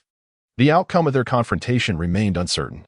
With unwavering composure, he met Xion head-on, engaging in a fierce struggle. As they clashed once more, Xin Lie quickly became acutely aware of the drawbacks of his insufficient force mastery. The mastery of primal energy is the cornerstone of a super warrior. No matter how exquisite one's combat techniques may be, they pale in comparison to overwhelming strength, rendering one constrained and ineffective.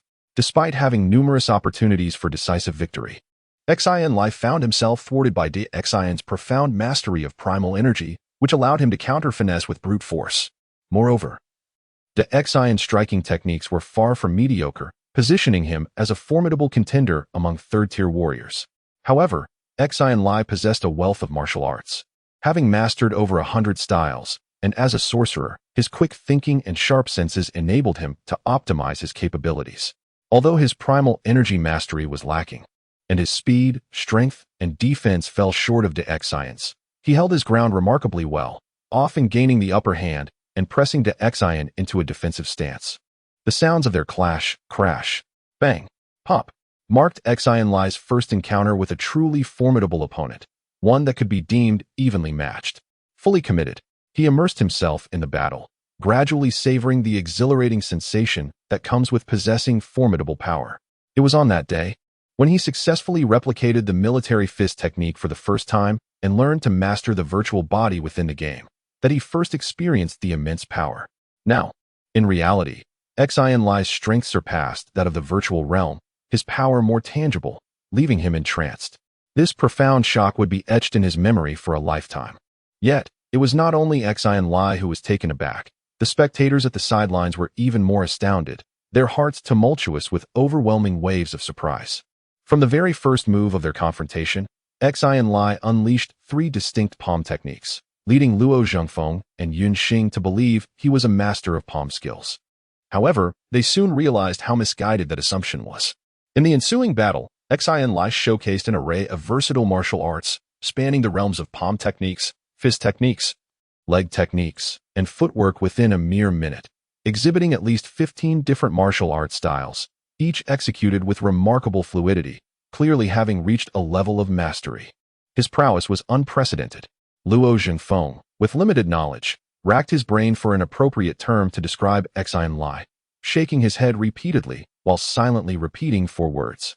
Yunxing's expression fluctuated between hope and despair as he gazed at Xin Lie, feeling a tinge of admiration for such talent. It would be a grave loss if such a genius were to perish. Regret also lingered in his heart for having made an enemy of Xin Lie. As for the members of the Yunzhong Martial Arts School and Zhai Haishi, their discernment was insufficient. They could not recognize a significant portion of the versatile martial arts Xin Lie displayed, yet it was enough to leave them profoundly shaken. As Xin Lie unleashed his 18th martial art, the spectators had become utterly desensitized. Zhai Haishi had completely relinquished any desire to compete with Xin Lie, while George, being a sorcerer with remarkable insight and extensive knowledge, would announce the name of each new martial art Xin Lie demonstrated, continually marveling at his extraordinary prowess. Among the onlookers, only Xin Lie's parents managed to maintain a semblance of composure. In their eyes, the figures of Xin Lie and Xin appeared to flicker like phantoms.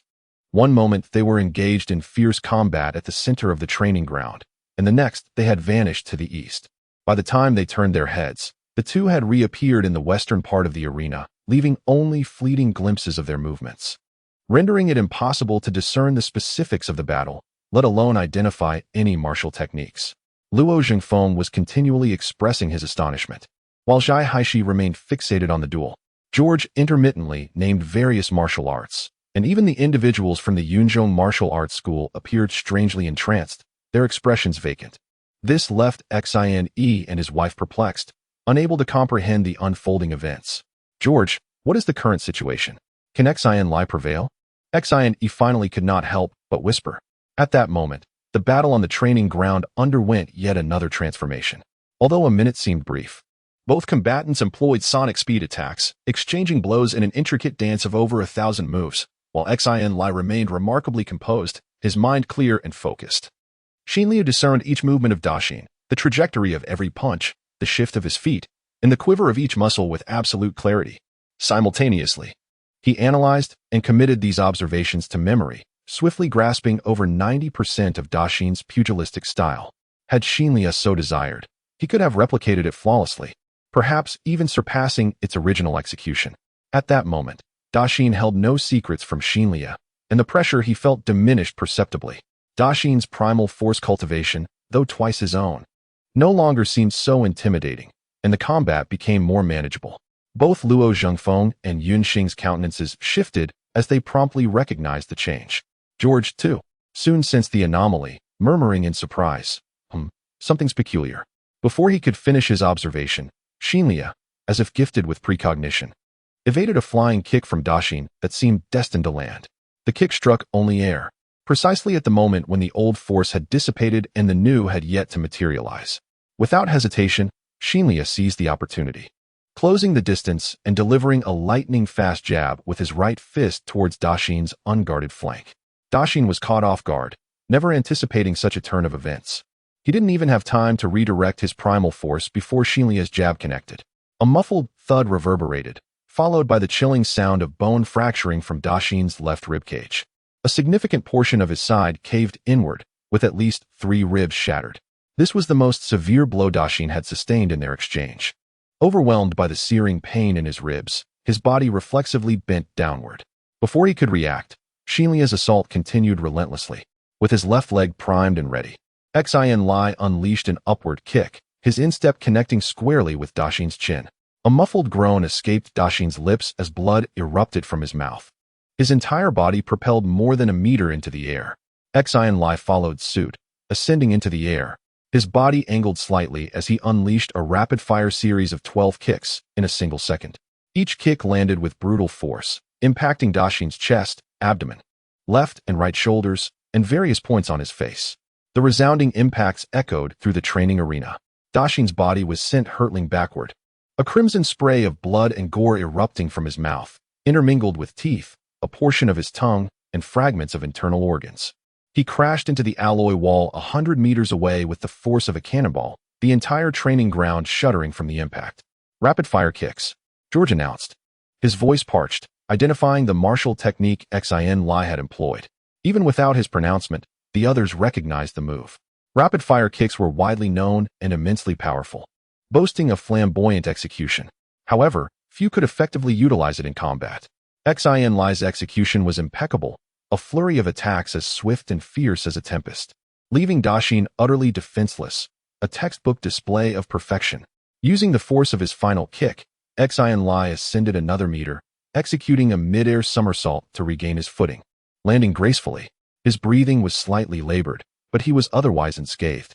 Da Xin, however, lay prostrate against the wall, his breath faint, resembling a man on the brink of demise. Without a doubt, Xin Lie had emerged victorious. As Xin Lie raised his hand to arrange his slightly disheveled attire, his gaze swept over the group at the Yunzhong Martial Arts Academy, pausing momentarily on Yun Fan. The latter's demeanor appeared quite unnatural, his eyes flickering and avoiding direct contact with Xin Lie. Xin Lie, you've been deceiving us for so long. If it weren't for our attendance today, we would have been oblivious to your ruse for who knows how long.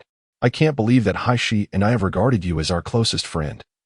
It's truly disappointing, George exclaimed loudly, slapping Xin Lie's shoulder with considerable force, seemingly venting his frustrations.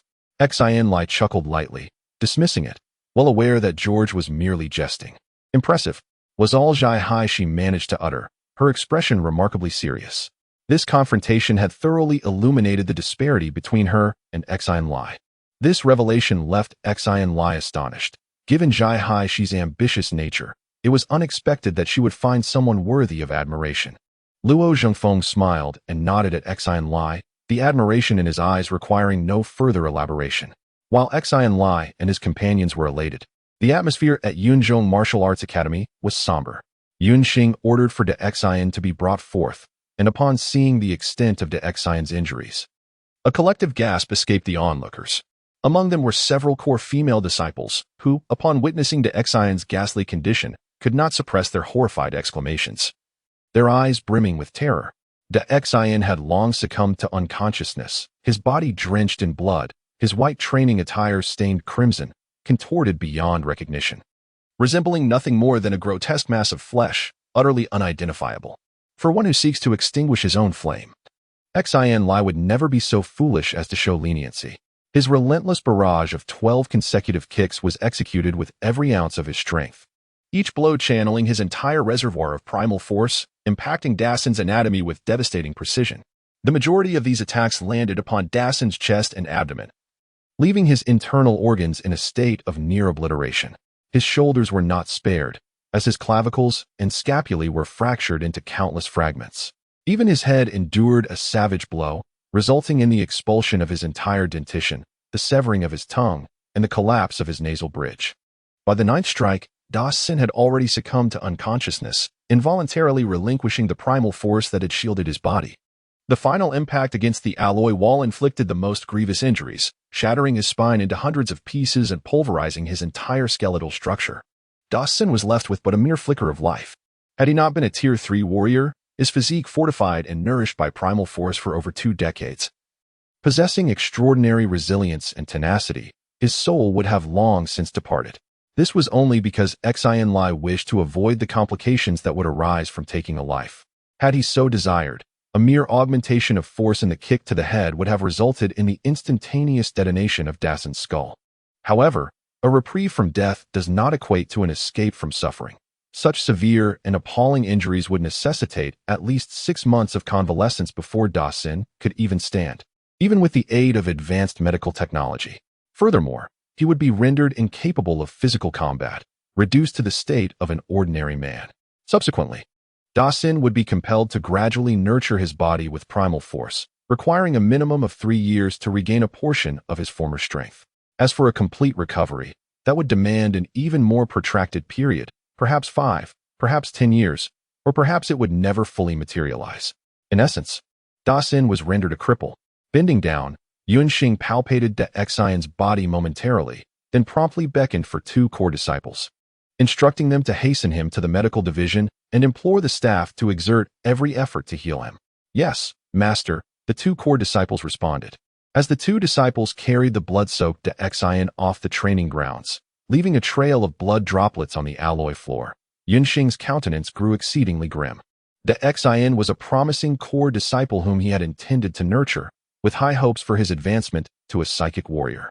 He had given Xin this opportunity to showcase his abilities, yet unexpectedly, it had backfired, nearly costing him his life.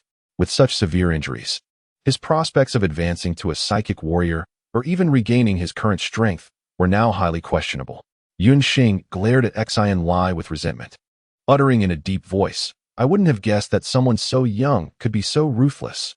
At this moment, he conveniently forgot that he had ordered Xin to kill.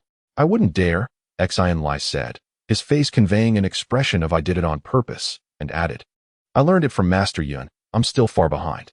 Yunxing's eyes blazed with murderous intent. Unaware that Xin Lie had overheard his earlier words, he assumed Xin Lie was merely speaking casually. The dozen or so core disciples of the Yunzhong Martial Arts Center, oblivious to the inside story, were incensed by Xin Lie's arrogance.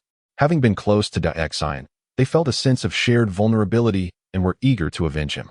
"Yunxing, there's no need to feign concern." Luo Zhengfeng rose to his feet, interrupting Yunxing's words, and proclaimed loudly, "According to our prior agreement, this contest has been won by Xin Lie, and from now on, the Yunzhong Martial Arts School shall cease its harassment of the flying car shop."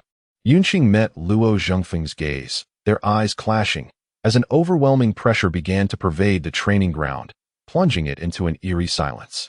It was not until several tense seconds had passed that Yunxing finally spoke. "A bet is a bet. Since Daxin has lost, I shall certainly not go back on my word. Henceforth, any grievances with the Xin family shall be resolved, and we shall keep our waters separate." At that moment, the onlookers felt the oppressive atmosphere dissipate, though they remained shaken. Even a 6th-level warrior exuded such formidable presence without resorting to violence. "You had better keep your word, or you shall find me less than courteous," Luo Zhengfeng replied gravely, clearly indicating that he was not merely making idle threats. Seemingly unsatisfied with the impact of his warning, he added, "To be frank, Xin Lie is the most favored individual by those in power. Before you contemplate any underhanded actions, it would be prudent to consider whether you can bear the consequences. Do not provoke the master of the Yun school." Yunxing's expression shifted as he comprehended the implications of Luo Zhengfeng's words. He noted that Luo referred to the master of the Yun school rather than the director. There exists only one person in the nation who holds the title of master of the Yun school, and that is his father, Yuncheng. With this realization, Yunxing's myriad thoughts quieted, and he regarded both Luo Zhengfeng and Xin Lie with increased wariness. Nevertheless, he maintained a facade of defiance, waving dismissively toward the entrance and stating, "There is no need for further discussion. Please leave." This was a clear dismissal. Not wishing to linger in a place where words had grown bitter, Luo Zhengfeng simply said, "Let us depart," and escorted Xin Lie and the others out of the training ground. Emerging from the Cloud Martial Hall's headquarters, Xin Lie and his companions exhaled deeply. The brief half-hour they spent inside feeling more like half a year. Xin Lie and his wife wore wry smiles, the experience having been stimulating yet fraught with anxiety, a thrill they would rather not repeat. The group strolled a few hundred meters to the parking area, boarded a speeder, and set off in the direction they had come. Luo Zhengfeng, having arrived in a rented speeder, joined them in the same vehicle. Fortunately, Xin Lie had anticipated this, bringing a large, 5-meter-long speeder capable of comfortably accommodating 10 people. As the speeder raced northward above the sea, Xin Lie sat by the window, silently gazing at the deep blue expanse below. Lost in thought, noticing his demeanor, Luo Zhengfeng inquired with a smile, "Well, what are your reflections on today's battle?" "The victor reigns, the vanquished are forgotten," Xin Lie responded. Luo Zhengfeng, taken aback, repeated the phrase several times before exclaiming, "The victor reigns, the vanquished are forgotten. Well said. With such awareness at your age, you are destined to surpass me." Xin Lie's pronouncement silenced George and Zhai Haishi, while Xin Lie and his wife exchanged astonished glances, as if seeing their son in a new light, a stranger to them. After a moment, Luo Zhengfeng snapped his fingers, as if recalling something, and asked with interest, "Xin Lie, you still haven't told me how you managed to master so many martial arts? I calculated that just now you utilized a total of 22 distinct martial arts, and it appears that each one has been mastered to a remarkable degree, achieving perfection. This is truly impressive." 22? George was momentarily taken aback. How did I only perceive 17? As a superpowered sorcerer, discerning 17 forms of martial arts is commendable. Luo Zhengfeng chuckled and turned to Haishi, inquiring, "How many did you discern?" "Quite a few. Xin Lie, you have yet to reveal how you acquired such an extensive knowledge of martial arts. Luo Zhenfeng continued to probe, evidently intrigued by the matter. George and Jai Haishi gazed at Xin Lie with eager anticipation, hoping he would divulge some secrets. In truth, there was one aspect in which Luo Zhenfeng erred. Xin Lie had actually demonstrated 23 different martial arts, one of which even Luo Zhenfeng failed to recognize. However, the ability to replicate the martial arts experience of others is one of Xin Lie's two greatest secrets, the other being his identity as a superpowered sorcerer, a fact he would never disclose to anyone apart from his parents. Is that true? George asked, skeptical. I learned according to a video tutorial as well. Why am I unable to master even one martial art to perfection? Xin Lie cast a sidelong glance at George and deliberately remarked, that is merely a reflection of your ineptitude. Haishi has managed to master at least 3 martial arts, far surpassing you, wouldn't you agree? Jai Haishi nodded in agreement with Xin Lie's statement. George, incensed, retorted, I have only been undergoing basic genetic enhancement for less than a year, and with constant training, how could I possibly find time to practice martial arts? Being a metapsychic savant renders the cultivation of myriad martial arts superfluous. Xin Lie, eschew digressions and disclose the extent of your mastery over common martial disciplines. Xin Lie, feigning reluctance, scratched his head. George pounced, seizing Xin Lie's neck, exclaiming, cease this charade and reveal the truth. Xin Lie effortlessly shrugged off George, demurely stating, indeed, the count is rather modest. Including diverse sword and saber techniques, the aggregate barely surpasses 30. The assembly was dumbfounded. 30 considered meager? What number would satiate such an appetite? At that instant, Jai Haishi yearned for oblivion. Even Luo Zhenfeng, a 6th-grade warrior, was rendered speechless, his decades of cultivation yielding a repertoire barely exceeding half of Xin Lie's. Observing their stunned countenances, Xin Lie inwardly chuckled. 30 was an understatement. His true grasp encompassed 127 common martial arts. If they were privy to my attainment of mastery in 127 common martial arts, would they succumb to astonishment? Xin Lie mused with impish delight. Yet only in thought, refraining from such an ostentation. The mastery of 30 common martial arts at the age of 20 could be ascribed to innate genius. However, 127 would defy credibility, prompting even the most obtuse to suspect the concealment of a profound secret. Only Xin Lie and his wife harbored some misgivings. As the individuals privy to Xin Lie's most profound secrets, they surmised that he might be embroiled in some predicament. However, having withstood numerous trials, they understood the imperative of discretion and betrayed no hint of their suspicions. The airspeeder journeyed northward. It was past 2 p.m., still early, so the party intended to visit the airspeeder shop first. As it often happens when one is engrossed in an activity, time elapsed swiftly. Before they knew it, the airspeeder had landed outside the shop, and the group reluctantly ceased their martial arts discourse and disembarked. Xin Lie emitted a disgruntled hum, though he refrained from voicing his displeasure. He led the others into the office for a respite, having assisted with minor matters during the airspeeder shop's inauguration. Luo Zhenfeng was no stranger to the place and settled familiarly onto a sofa. Feng Linyu promptly poured beverages for everyone. Luo Zhenfeng took a sip, noticing Xin Lie's lingering apprehension. Having observed the situation outside, he chuckled softly and offered reassurance, do not fret. The circumstances will improve in due course. Even the Yunzhong Martial Hall, for all its unscrupulousness, would not stoop to antagonizing a mere airspeeder shop. Even if they have ulterior motives, they will not target the airspeeder shop. Upon hearing these words, Xin Lie's countenance brightened slightly. He rose to his feet and declared solemnly, we are deeply indebted to Colonel Luo for his assistance in this matter. Without you, I know not what we would have done. Luo Zhenfeng waved his hand dismissively. Xin Lie is my student. It is my duty to protect him. Furthermore, Cloud Martial Hall's overreaction this time was partly due to the incident at the spaceport last year, which was, in a way, initiated by me. Therefore, there's no need for excessive gratitude, as it would only create unnecessary distance. Xin Lie nodded, refraining from further remarks. But he firmly etched this kindness into his memory. Actually, I should also express my gratitude to the Cloud Martial Hall group. Had it not been for their disturbance, I wouldn't have realized Xin Lie's strength had reached such a level.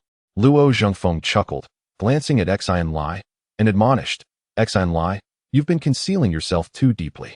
Having talent is advantageous, but it shouldn't be perpetually hidden. It must be displayed appropriately so that others recognize your capabilities, leading to more and better opportunities. At times, excessive modesty and forbearance can be detrimental. George and Jai Haishi, seated beside them, echoed their agreement. Having lived under the halo of genius since childhood, they had experienced numerous inconveniences, but also reaped many benefits. Yes, sir, I understand. Xin Lie nodded in affirmation, thoughtfully considering the validity of the statement. Had Marcus known from the outset that Xin Lie was a level 3 warrior, he wouldn't have dared to commit fraud in the speeder shop. Nor would he have caused so much trouble. Well, it's good that you understand. Luo Zhengfeng was pleased with Xin Lie's attitude. He shifted the conversation, stating, there's another matter. Since we're all here today, and you're all present, I'll mention it in advance so you can prepare yourselves. Potential activation potion? George's eyes widened in astonishment, and he nearly leaped from the sofa, exclaiming in disbelief, the advanced kind? Not only George, but even Jai Haishi, who typically maintained a stoic countenance, struggled to maintain her composure. Her eyes gleamed with excitement and anticipation as she gazed intently at Luo Zhengfeng, seemingly yearning to obtain the advanced potential-inducing agent he mentioned immediately. Only Xin Lie remained unmoved, not because of superior composure or unwavering poise, but because he was entirely unfamiliar with this potential-inducing agent. As the most recent addition to the ranks of superhumans, he had only recently acquired intermediate network access. Furthermore, he had spent the past year training at military academy, leaving him unaware of many things. Although Xin Lie vaguely suspected something, he couldn't be certain and could only await an explanation from others. Noticing Xin Lie's bewildered expression, Luo Zhengfeng chuckled and inquired, Xin Lie, you haven't heard of potential-inducing agents, have you? Indeed, sir, Xin Lie honestly admitted, finding no shame in his ignorance. Thereupon, Luo Zhengfeng provided an explanation. The potential-inducing agent was an essence extracted from a plant known as perennial blood orchid, meticulously processed through hundreds of procedures and skillfully combined with artificial compounds. Its sole purpose was to stimulate the body's latent potential, making it easier for the body to perceive the existence of dark energy, hence its alternative designation as awakening agent. Perennial blood orchids were exceedingly rare in the universe, thriving only in exceptionally specific environments and exhibiting slow growth rates. They were impossible to transplant and cultivate outside their native habitat. The Republic boasts over 600 colonized stars. Yet to date, only 3 locations for the growth of the primordial blood orchid have been discovered, underscoring its elusive nature. Consequently, the production of potential enhancement elixirs has remained exceedingly limited. Furthermore, the synthetic compounds required for these elixirs are of considerable value, culminating in the exorbitant prices of these enhancements. Despite this, the demand for potential enhancement elixirs continues to surpass supply, rendering them among the rarest, most expensive, and most sought-after pharmaceuticals in the market. Moreover, the essence extracted from primordial blood orchids of various ages yields significant discrepancies in efficacy. The older the specimen, the more potent the effects. Pharmaceutical companies categorize the elixirs into 4 tiers based on their effectiveness: basic, intermediate, advanced, and elite. Basic potential enhancement elixirs are effective solely for ordinary individuals. If consumed by a superhuman, the effects are minimal, nearly negligible. Only intermediate and higher tier elixirs can influence superhumans, accelerating their absorption of dark energy, with higher tier elixirs yielding more pronounced effects and longer durations. An intermediate potential enhancement elixir can increase the training speed of body refining warriors by over 3-fold, lasting for 20 days. An advanced elixir can amplify this speed by over 5-fold, sustaining its effects for 30 days. The elite potential enhancement elixir, however, is unsuitable for body refining warriors as it constitutes a grave waste. It can elevate the training speed of spirit warriors by over 10-fold, enduring for 3 months. The precise efficacy is variable, contingent upon individual physiology. Some experience heightened effects, while others perceive diminished results, though the outcome invariably surpasses the baseline. A caveat exists with potential unlocking elixirs. Repeated administration engenders a swift proliferation of antibodies, rendering subsequent applications of the same grade elixir ineffectual. Only escalation to a higher grade elixir can circumvent this immunity. As the Republic's preeminent military academy, the armed forces allocate an annual consignment of elixirs to First-Star Military Academy, exceeding 1,000 doses, encompassing beginner, intermediate, and advanced grades. Access to advanced potential unlocking elixirs is exclusive to special training cohort members. The remaining intermediate and beginner elixirs are bestowed upon the most distinguished cadets from the preceding year's military training, with 500 cadets each selected from the elite and general cohorts in recognition of their exemplary performance.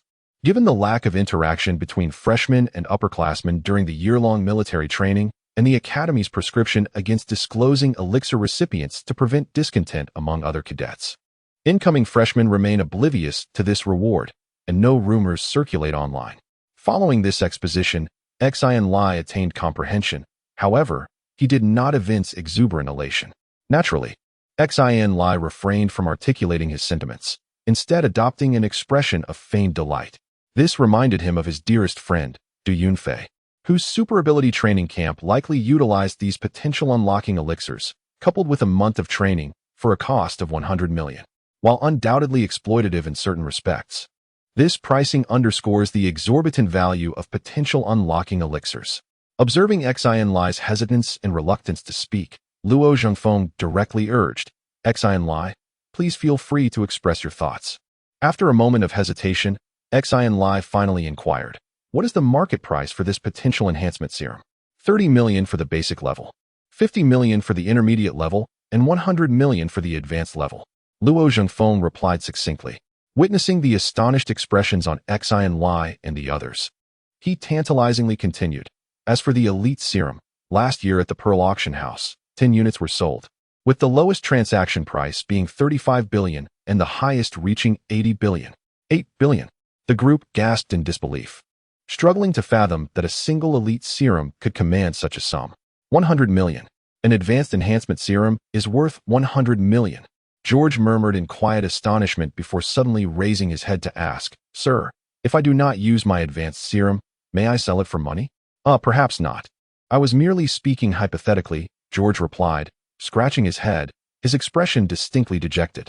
His impulsive inquiry quickly revealed itself to be futile, as he realized that the military academy would never permit such actions. Observing his demeanor, the others erupted into laughter. In the following days, Xin Lie and his companions spent their time at the hovercar shop, where the Cloud Martial Arts School indeed refrained from sending further disturbances. Gradually, the hovercar shop's business began to improve, providing a sense of relief to the Xin couple. The commencement date for the Star Military Academy was drawing near. Luo Zhengfeng previously mentioned that this academic year differs significantly from the last. It marks a true immersion into a fully enclosed style of learning and training, unlike a typical university that observes winter and summer breaks. Even on rare occasions of respite, the total does not exceed 10 days throughout the year.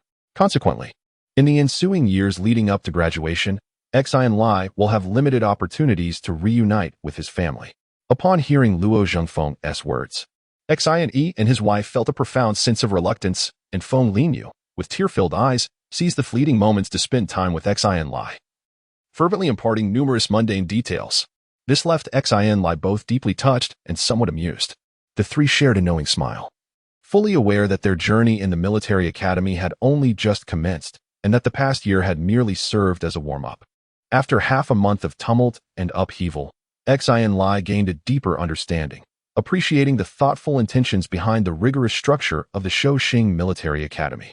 In such a serene and minimalist environment, it becomes easier for one to quiet the mind, allowing for focused cultivation and study, thereby enhancing one's capabilities. As night fell, and with no other distractions at hand, Xin Lie promptly seated himself at his desk, opened his phone, and retrieved his course materials to commence his studies and training. Seconds morphed into minutes in the stillness of the room, with Xin Lie remaining motionless. Had it not been for the occasional flutter of his eyelids, he could easily be mistaken for a sculpture. He resembled a sponge, fervently absorbing everything within his reach. His intake encompassed not merely dark energy, but also a vast reservoir of knowledge, enriching both his physique and intellect. When the clock he had set on the wall chimed to signal the early hours, it was already 5 o'clock the following morning. Xin Lie rose from his seat, feeling no discomfort from the night spent in study and practice. He gently stretched his body, welcoming the dawn of a new day. After attending to his personal hygiene, practicing physical exercises, and meditating in quiet contemplation, he shared breakfast with friends as the clock approached 7 in the morning. Although military training was no longer a requirement, the members of the special training class habitually gathered in the lobby of the dormitory building. After 2 weeks apart, many exhibited a newfound vitality, each brimming with energy and ambition. To this day, the military academy had issued no notifications, nor had any instructors appeared. Everyone remained unaware of the day's schedule. Yet each person patiently awaited developments. The lobby was filled with over 100 individuals, yet it was remarkably tranquil, with only soft murmurs of conversation. Xin Lie and his companions huddled together. Today, George was more restless than usual, constantly glancing around as if anticipating something, his expression a curious blend of anxiety and excitement. Xin Lie and Jai Haishi understood his thoughts. Their rational temperaments allowed them to remain composed.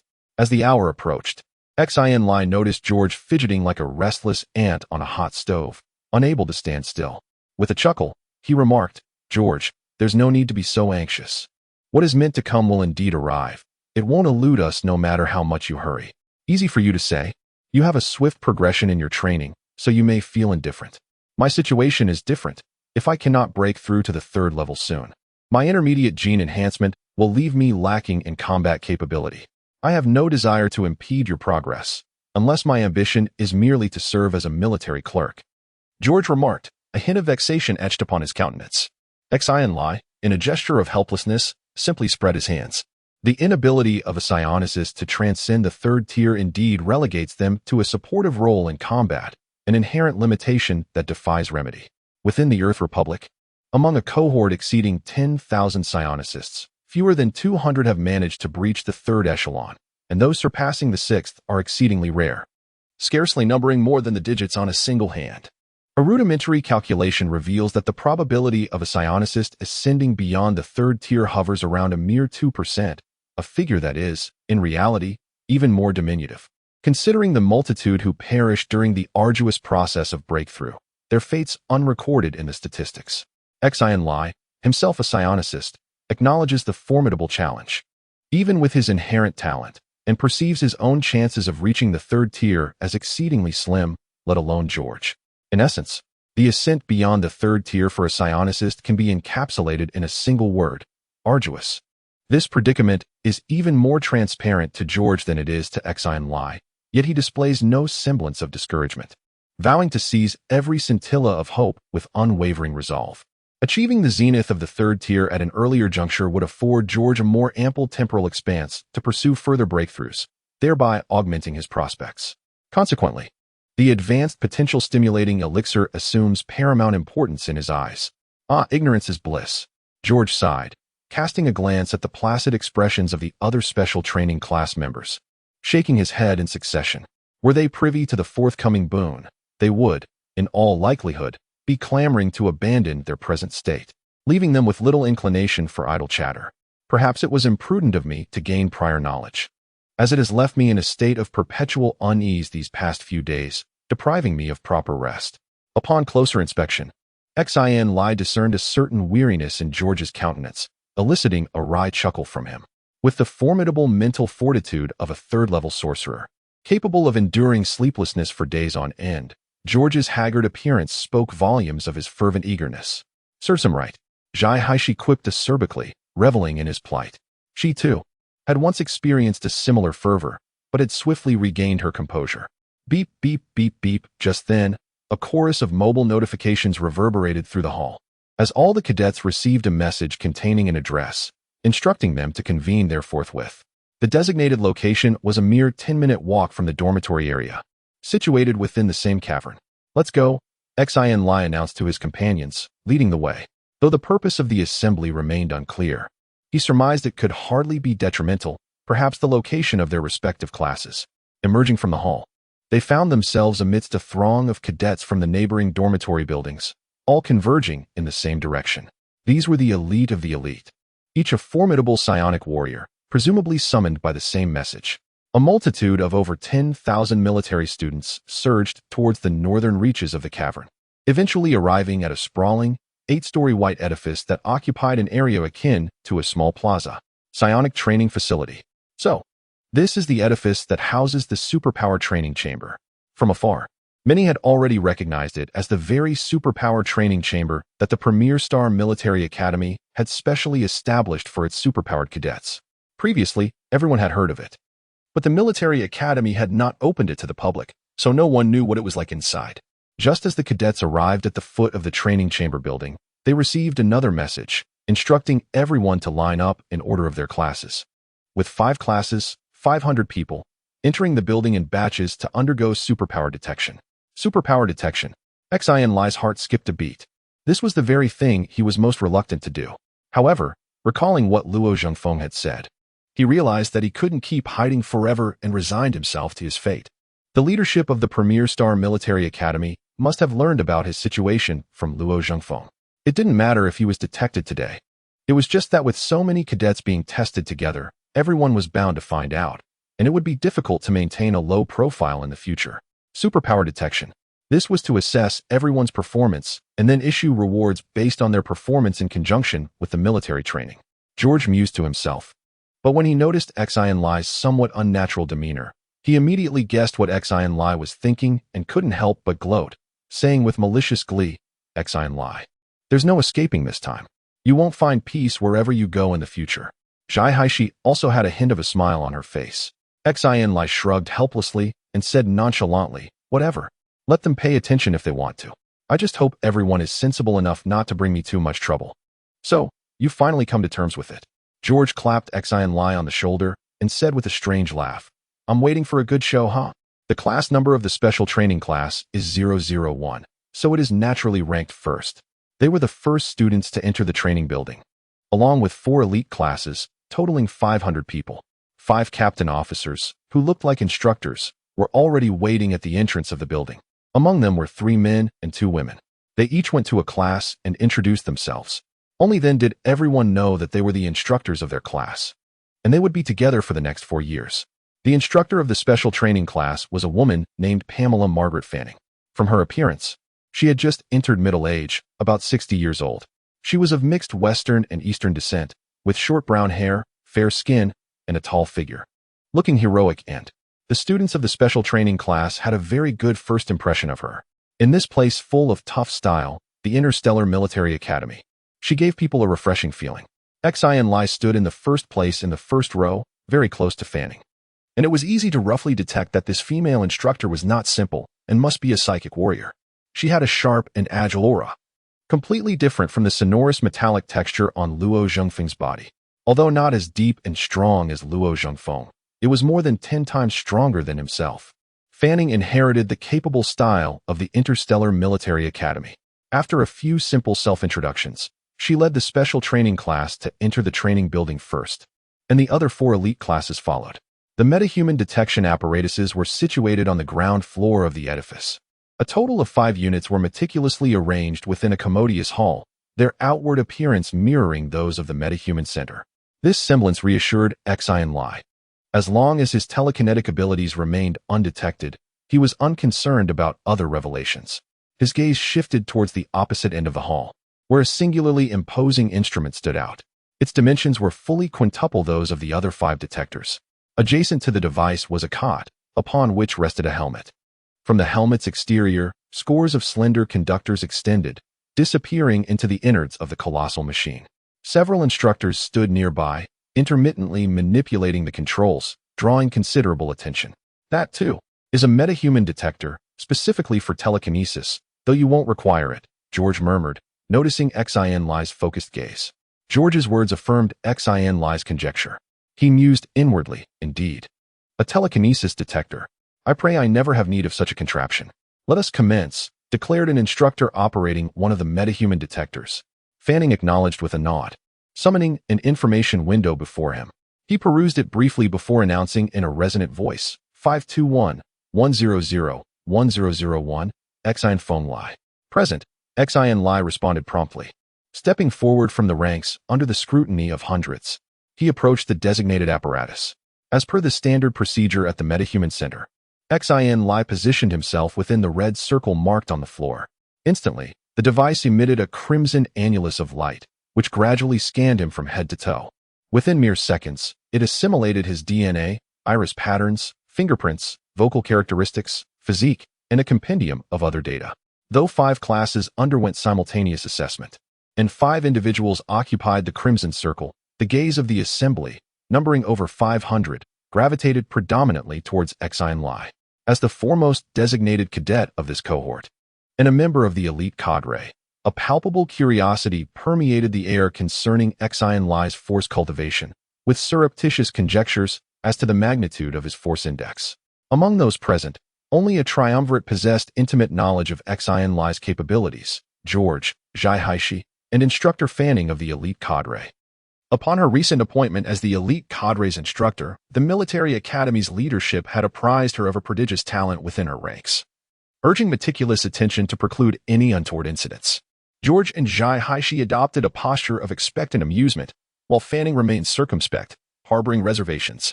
A third-tier martial artist below the age of 20 was unprecedented in her experience, leading her to suspect hyperbole on the part of her superiors.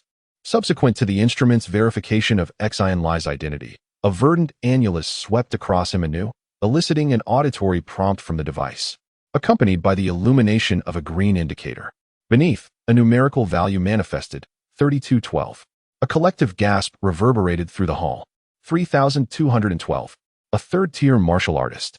Such a feat defied comprehension. Surely, the instrument had malfunctioned. The assembly erupted into a cacophony of disbelief, akin to a cauldron reaching its boiling point. Countenances, numbering over 500, registered a uniform state of bewilderment, eyes dilated in incredulity. That Xin Lie, contemporaneous with their cohort, had already attained the status of a seasoned third-tier martial artist strained credulity. The students exchanged glances, for they were aware that the cadets of the First-Star Military Academy encompassed some of the nation's most exceptional elite youths. Not only did they excel academically, but their training progressed at a rate several times faster than that of ordinary superhumans, making them truly the pride of their generation. Even so, achieving the rank of a level 3 warrior before the age of 20 was a feat they could hardly dare to dream of, let alone witness with their own eyes. Typically, only the highest graduating class of the First-Star Military Academy might boast a few level 3 warriors, most of whom were members of specialized training programs. And by that time, they were usually around 25 years old, recognized as rare geniuses across the country. However, in comparison to Xin Lie, they seemed utterly mediocre. Not only the elite class students, but also the members of the specialized training program were left astounded.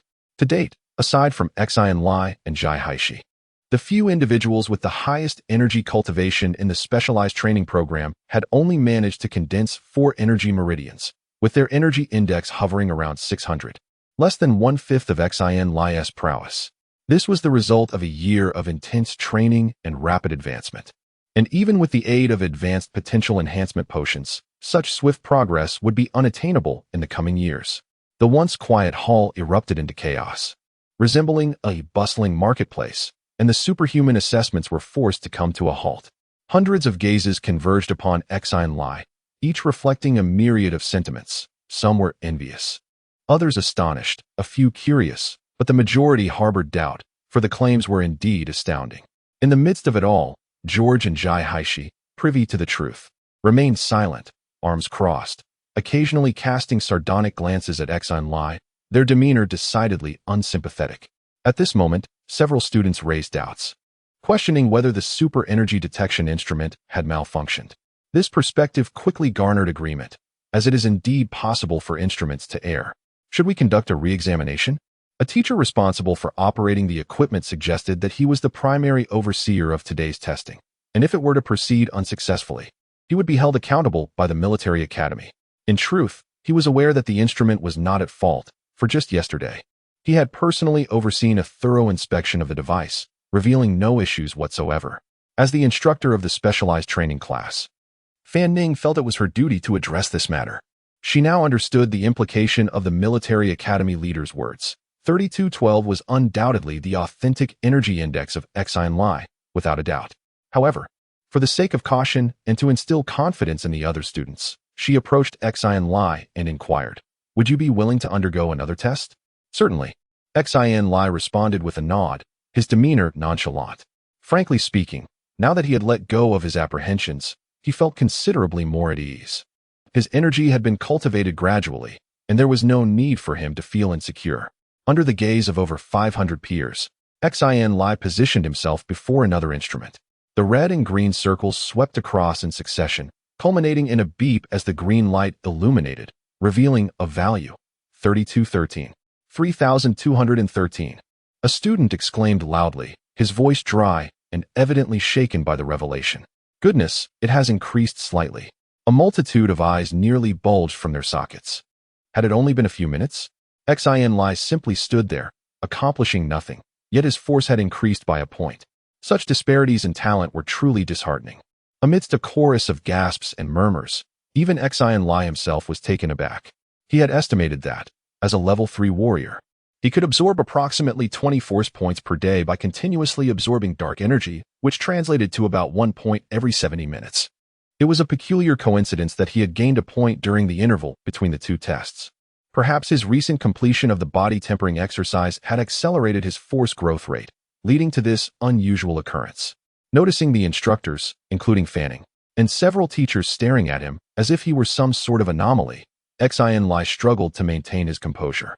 He chuckled dryly and offered a feeble explanation. This is just a coincidence, really. Regrettably, at that moment, no one would believe him, regardless of what he said. No one doubted the accuracy of the instrument any longer. But this only amplified their astonishment. They stared at Xin Lie, each harboring the same thought. A level 3 warrior before the age of 20. Where did this prodigy come from? The instructors swiftly restored order to their respective classes, and the testing process resumed methodically. The subsequent results were far more conventional, confirming the machine's accuracy. In the ensuing tests, several students in the special training class demonstrated commendable force cultivation, with several exceeding 600 force points. Notably, Zhai Haishi achieved an impressive 875 force points, causing quite a stir. In previous years, he would undoubtedly have been the most captivating genius. However, the presence of the extraordinary Xin Lie today has significantly overshadowed him. Additionally, George's telekinetic frequency exceeds 1800 Hz, yet it has not stirred much excitement, as everyone was already aware of his status as a level 3 sorcerer. The cultivation of superpowered sorcerers predominantly hinges on innate talent. The earlier one awakens, the more effortlessly one can ascend to the pinnacle of level 3. While it is indeed rare for individuals to attain level 3 sorcerer status before the age of 20, it is not entirely astonishing. Among the 36 superpowered sorcerers this year, apart from George, 2 other students recently surpassed 1600 Hz, achieving level 3 status as well. During the assessment, regardless of where Xin Lie positioned himself, he was perpetually under the scrutiny of dozens to hundreds of gazes. Initially, he felt somewhat uncomfortable. However, after adjusting his mindset, he became completely acclimated within a few minutes, as if the others were non-existent. Soon, nearly all 500 students had undergone testing. Xin Lie also observed that the average cultivation level of the special training class indeed surpassed that of the elite class. Nevertheless, the disparity in the power indices of the top students from both groups was not as pronounced as one might imagine, of course excluding himself as an anomaly. The most formidable individuals in the elite class also boasted power indices exceeding 400 points, with 1 or 2 even surpassing 500 points, outclassing many members of the special training class, which should not be underestimated. The sole reason these individuals could not enter the special training class was their less than stellar examination results. A commendable officer requires not only formidable combat prowess, but also a keen intellect. While examination results may not entirely reflect an individual's intelligence quotient, they do possess a certain representational value. If your examination scores are inferior to those of your peers, it may indicate either a lack of intellect or insufficient effort, both qualities that the Star Military Academy holds in little esteem. One should not make excuses, such as claiming that a focus on training leaves no time for study. Members of the special training class, who are equally matched in capability, manage to achieve commendable scores while balancing both pursuits. Why can they succeed where you cannot? In summary, there are no weaklings among the members of the special training class. Each possesses distinct advantages.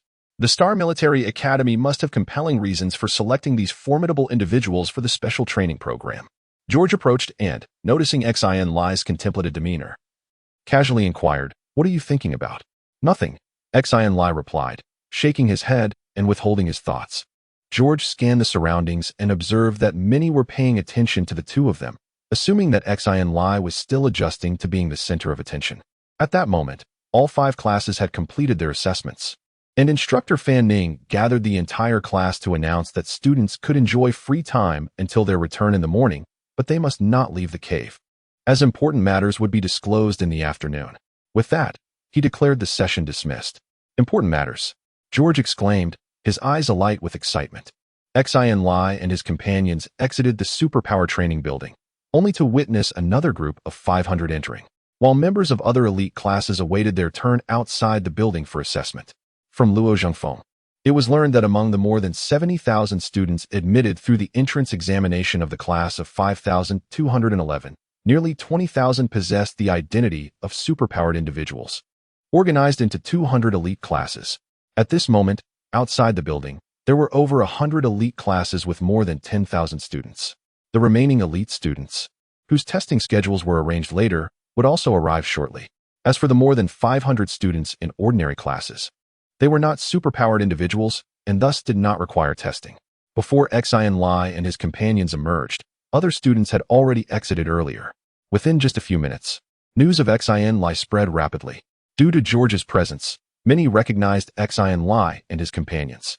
As he stepped out of the building, the once bustling square fell silent in mere seconds, with thousands of eyes converging upon Xin Lie, akin to the awe with which one might regard a rare gem, eliciting gasps of astonishment. George, who had been joking and laughing moments before, suddenly froze, pausing to survey the myriad gazes surrounding him. He finally began to comprehend why Xin Lie had previously detested the sensation of being the center of attention. In contrast, Xin Lie remained remarkably composed. The scrutinizing stares of thousands did not cause his pace to falter even for a second. Unfazed, he traversed the crowd with the nonchalance of a leisurely stroll. Standing at a height of 1.90 meters, Xin Lie towered above the throng, creating an impression of a crane among chickens. As he surveyed his surroundings, the sea of dark heads parted before him, creating a path as if he were an emperor on a royal procession, exuding an aura that commanded respect and admiration. At this juncture, the world belonged solely to Xin Lie. The uproar surrounding the assessment dissipated, yet those present would forevermore recall this day. The day Xin Lie's name was formally and widely recognized, setting in motion an unstoppable ascent to legendary status. That afternoon, the special training class reconvened at the superpower training facility. With the assessments concluded, the elite students who had gathered outside the building had dispersed. A cohort congregated in a hall on the facility's 6th floor, divided into 3 groups: 100 special training class members, 500 elite students, and 500 regular students. The hall was heavily guarded, with a company of 300 fully armed soldiers standing like statues around the perimeter and in every corner. The faint hum emanating from their powered armor suits, the energetic whine of power transfer, indicated that they were in combat mode. Their laser rifles were unlocked, power levels maximized, presenting an image of utmost vigilance. Luo Zhengfeng, the head instructor of the class of 5211, was also present. He stood at the hall's center, before a 20-meter-long table upon which 11 silver-white metal cases were arranged. Each case, modest in size at half a meter in length and 20 centimeters in height, was closely guarded by 2 instructors. The dozens of instructors and teachers present were all formidable psychic warriors, particularly one burly figure whose mere presence inspired trepidation among the students. Towering over B by a head, the hulking man exceeded 2 meters 2 in height. His bald head gleamed like a polished bulb, marred by a prominent scar that bisected his left eye and coursed down his cheek to his Adam's apple. His thick neck was nearly the same circumference as his head, and his mountainous shoulders framed arms thicker than a normal man's thighs. His hands, as large as winnowing fans, flexed with surprising dexterity. Encased in a black military-grade compression vest, his chest muscles rippled with each subtle movement, accentuating his inverted triangular physique. His lower body was clad in black military trousers, and his custom-made boots were of such immense size that they could easily serve as pillows. Even a bodybuilder wouldn't be this exaggerated. The trainees marveled inwardly. The formidable man stood motionless, eyes closed in repose, yet he exuded the presence of an imposing mountain, stifling the trainee's breath. What is this thing? Xin Lie thought, taken aback and scrutinizing him intently. Sensing Xin Lie's gaze, the giant abruptly opened his eyes, his gaze sharp and piercing. Xin Lie recoiled, startled.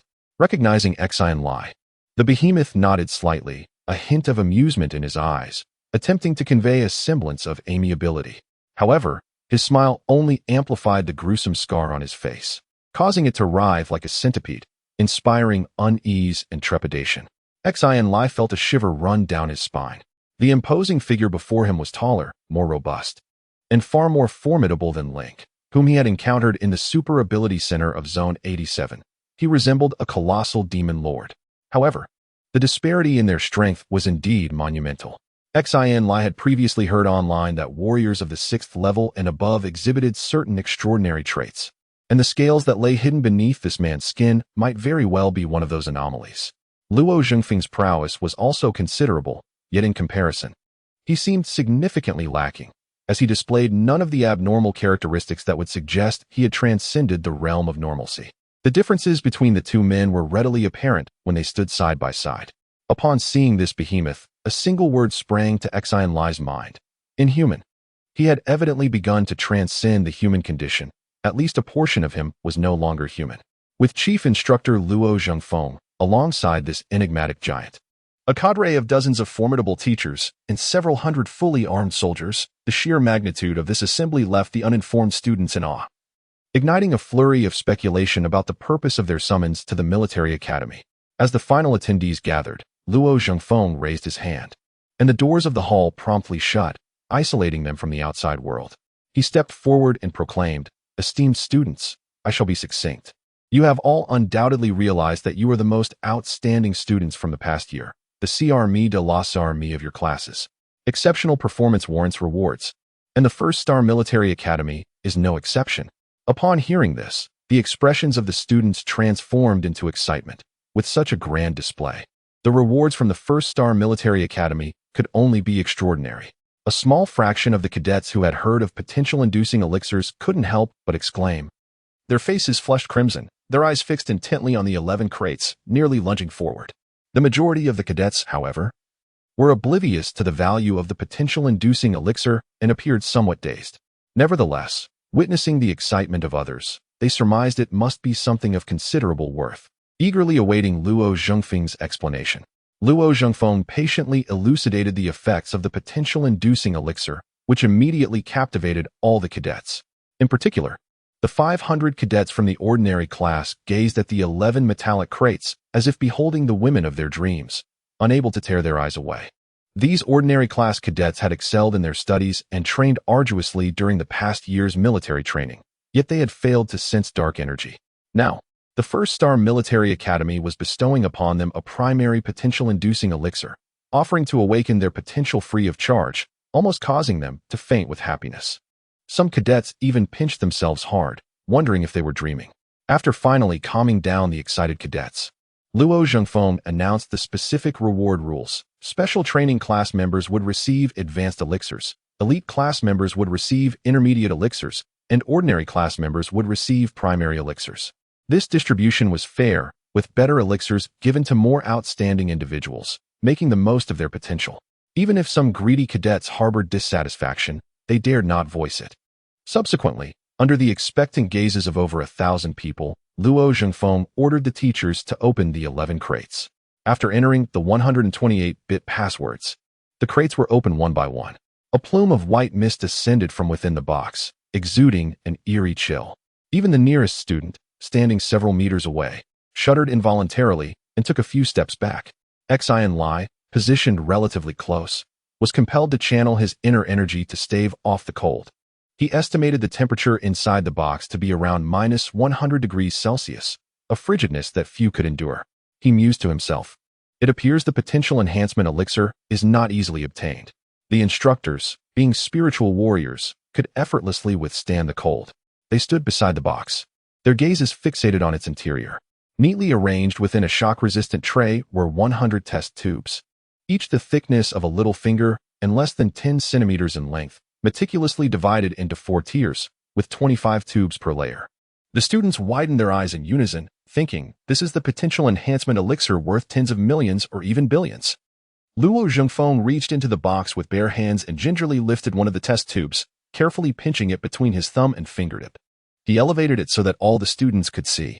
The test tube was transparent, allowing everyone to clearly observe a droplet-sized bead of bright red liquid within, resembling a drop of blood. Intriguingly, it did not disperse like ordinary liquids but flowed and rolled languidly inside the test tube, a phenomenon characteristic of superfluids. The potential enhancement elixir must be preserved at low temperatures, as the lower the temperature, the longer its shelf life. In such frigid conditions, the elixir transforms into a superfluid, thus appearing distinct from typical liquids. The prospect of ingesting a superfluid potential-inducing agent is inadvisable, Luo Zhengfeng elucidated with a smile. Should anyone be unaware of this fundamental principle and recklessly consume it, they would undoubtedly suffer dire consequences. Sir, what repercussions would arise from such an act? A student inquired, unable to contain their apprehension. The students listened, their spines tingling with unease. Their gazes, now tinged with trepidation, were fixed upon the brawny figure. Zhou Bao. Refrain from instilling fear in them, Luo Zhengfeng implored with a wry smile. Turning to the students, he reassured them, the situation is not as dire as it may seem. Ingesting a single droplet of superfluid will not prove fatal. At most, it will result in minor internal and frostbite injuries, requiring a brief sojourn to the hospital for treatment. It was at that moment that the students learned the name of the burly man, Zhou Bao. However, the chilling nature of his description dissuaded any of them from entertaining the notion of experimenting with the effects of ingesting superfluid. Very well. Now I shall instruct you on the proper method of utilizing the potential-inducing agent, Luo Zhengfeng announced in a resounding voice, immediately capturing the students' undivided attention. The process is quite straightforward. Simply place the potential-inducing agent at room temperature. Given its critical temperature of 15 degrees Celsius, once its temperature ascends to approximately 15 degrees Celsius, it will metamorphose into a supercritical fluid, existing in a state between liquid and gas. It can be accurately described as both a liquid and a gas, as its density surpasses that of a gas by 2 orders of magnitude, while simultaneously being 2 orders of magnitude lower than that of a liquid. As the ambient temperature within the hall was precisely 15 degrees Celsius, Luo Zhengfeng elevated the test tube slightly. The vivid crimson liquid contained within gradually transformed, expanding at a rate perceptible to the naked eye, ultimately culminating in a viscous, reddish mist that permeated the entirety of the test tube. It is now nearly ready for use. Luo Zhengfeng gently shook the test tube and solemnly stated. One final point to note. The potential enhancement serum is not to be consumed orally. This supercritical fluid cannot be ingested, injected, or applied topically. It must be placed beneath the nostrils and inhaled forcefully. He then inquired, is there any student from the elite class willing to demonstrate? Sir, I will. Several elite class students eagerly raised their hands, vying for the opportunity. Luo Zhengfeng pointed to the student who had just spoken up, and he too raised his hand. The student, brimming with excitement, quickly stepped forward, joyfully jogging to Luo Zhengfeng and offering a formal salute. What is your name? Luo Zhengfeng asked, recognizing the necessity of recording the name for the distribution of the serum. The surrounding students and teachers paused momentarily, and Luo Zhengfeng couldn't help but chuckle, praising Long Outyin. What a splendid name, full of grandeur. Thank you, sir. I think so too, replied Long Outyin, causing the crowd to break into a sweat at his unabashed confidence. Luo Zhengfeng was somewhat speechless. He had merely spoken in jest, not anticipating that Long Outyin would take it to heart. Upon closer inspection, he realized that Long Outyin indeed possessed commendable abilities, with a power index nearing 600. It seemed that his dismal exam results had prevented him from being selected for the special training class. However, within the elite class, he undoubtedly stood at the forefront. Remember, once the vial is opened, you have a mere 5 seconds to inhale its contents. The quicker, the better. Beyond that, the reagent will rapidly dissipate, and each individual is afforded only one opportunity. The Academy provides no second chances. With these words, Luo Zhengfeng entrusted the vial to Long Outyin's care. Long Outyin accepted the vial without a word. Deftly unscrewing the cap, he brought it to his nostrils and, with a swift inhalation, effortlessly drew every wisp of the crimson mist into his nasal passages in under a second. A tremor coursed through him as he closed his eyes, his countenance an expression of sheer ecstasy. A stunned silence fell over the instructors and cadets alike. Had it been them, they would have surely hesitated before using something so precious and costly. Yet Long Outyin had been so decisive, completing the task in mere moments with a practiced ease, as though he were no stranger to such inhalations. Long Outyin, having just inhaled 50 million credits in one go, What sensations do you experience? Another cadet inquired, curiosity piqued. Exquisite, Long Outyin exclaimed, opening his eyes. After a moment's contemplation, he elaborated. It's akin to the satisfying shiver after urination or the climactic release of an orgasm. Truly exhilarating. Far superior to hallucinogens. The male cadets erupted in knowing laughter, while the female cadets responded with a chorus of scoundrel. Luo Jingfeng, both amused and exasperated, could only shake his head. Indeed, Long Outyin is quite the character. Nevertheless, his demonstration was flawless. Very well, now that everyone understands the proper method of administering the reagent, he announced. The elixir will commence its effects in 1 hour. During its duration, you are temporarily excused from attending classes until the effects subside. Please form a line, and as your name is called, approach to receive your potion and consume it immediately. The assemblage of over 1,000 students erupted in jubilant cheers. In an odd turn of events, a family lodged a complaint with Qi Dian, asserting that the names Xin Lie, Xin Zhen, and Luo Xiangze within this book coincide with their family names, thereby infringing upon their rights to their names and demanding a plausible explanation. This is purely coincidental. The names Xin Zhen and Luo Xiangze were randomly selected from hundreds of names. As for the protagonist, Xin Lie, whose full name is Xin Feng Lai, phonetically resembles mental schism, symbolizing the ability to multitask. Initially, I intended to depict this as the protagonist's unique power, but the setting was later altered. However, the name remained unchanged, and I do not intend to modify it now. Furthermore, the family's surname is Xing, signifying happiness, rather than the Xin that implies hardship. Thus, it cannot be considered homonymous. As even the pronunciation differs, at most, they are homographs. Nevertheless, to avoid unnecessary complications, I have amended Luo Xiangze to Luo Xingfeng in Xin. These alterations were implemented this afternoon. Although they may not be reflected on Qi Dian until tomorrow, I implore the readers for their understanding. Such an occurrence has befallen me, causing me considerable distress. I shall purchase a lottery ticket tomorrow. All the test tubes in the metallic box were extracted and placed at room temperature. After a few minutes, the reagents within the test tubes dissolved into a viscous red mist. A dozen instructors began calling names, and one by one, the summoned students approached, receiving their test tubes and swiftly uncapping them to inhale the contents through their nostrils, flawlessly executing the task. The special training classes reagents were personally administered by Chief Instructor Luo Zhifeng, and soon it was Xin Lie's turn. Luo Zhifeng handed the test tube to Xin Lie, a glint of encouragement and amusement flickering in his eyes. Xin Lie nodded slightly, unhesitatingly opening the test tube and inhaling its contents in one swift motion, completing the act in less than a second. The chilling mist penetrated his nostrils, coursing through the nasal passages and swiftly descending into his lungs, subsequently entering the bloodstream like oxygen, circulating throughout his body. Typically, foreign substances entering the nasal cavity induce a suffocating discomfort. However, the potential activation reagent elicited no such unease. Xin Lie shivered lightly, invigorated as the reagent flowed through him, leaving him feeling weightless, and his mind refreshed, enveloped in an indescribable sensation of comfort. How is it? Luo Zhengfeng inquired softly, not addressing Xin Lie, but rather the observant Zhou Bao beside him. Zhou Bao had been scrutinizing Xin Lie, his penetrating gaze seemingly attempting to see through him. After a considerable pause, he nodded with approval, expressing, quite impressive. This lad possesses more potential than either of us. With proper cultivation, he will undoubtedly become a significant asset to the military in the future. This was not a matter of Xin Lie's arrogance, but rather an acknowledgement of his self-awareness, regardless of innate talent or a promising future. Such matters pertain to the realm of the future. In the present, he is perceived as an extraordinary genius by others. However, a genius, prior to maturation, remains a mere novice, possessing not even 1% of the capabilities of Luo Zhengfeng or Zhou Bao, let alone those of their esteemed military academy. No matter how the military academy orchestrates its affairs, Xin Lie is left with no choice but to acquiesce. At this juncture, any expression of his sentiments or utterances would be deemed inappropriate. It would be far wiser to diligently cultivate his abilities, striving to enhance his own strength and swiftly attain the privilege of knowledge and discourse until he possesses the prowess to command his own fate.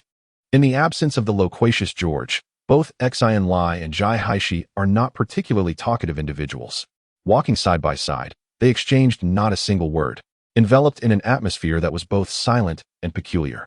Many who were acquainted with the trio once speculated that Xin Lie was romantically linked to either George or Xin Lie. However, the lack of any private encounters swiftly dispelled such rumors. Even now, when Xin Lie and Xin Lie find themselves alone, the circumstances do not lend themselves to the notion of them being a couple. In contemporary society, gender equality transcends mere rhetoric. As women have long been liberated from the duty of procreation, embracing a broader array of societal responsibilities. In various fields, regardless of the profession, one can observe a significant presence of women, achieving an equitable gender ratio. In the military, the proportion of female soldiers exceeds 40% in numerous respects. They frequently outshine their male counterparts. The gender ratio among cadets at the military academy hovers around 6-4. However, unlike typical universities, the presence of romantic relationships within military academies is notably rare. The rationale is quite simple.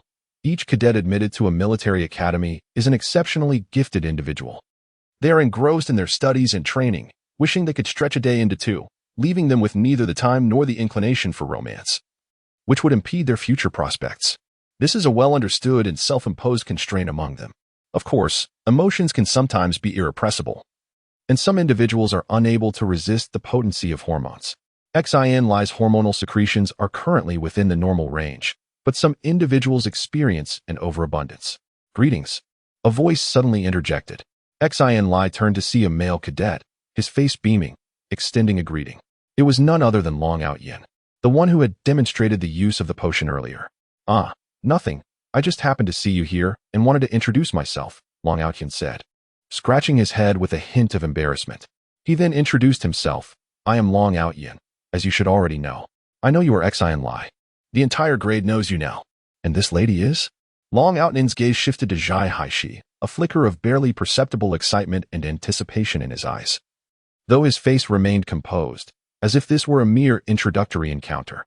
Xin Lie was suspicious, judging from his demonstration of the potion. This Long Outyin was undoubtedly a brazen character. How could he be embarrassed now?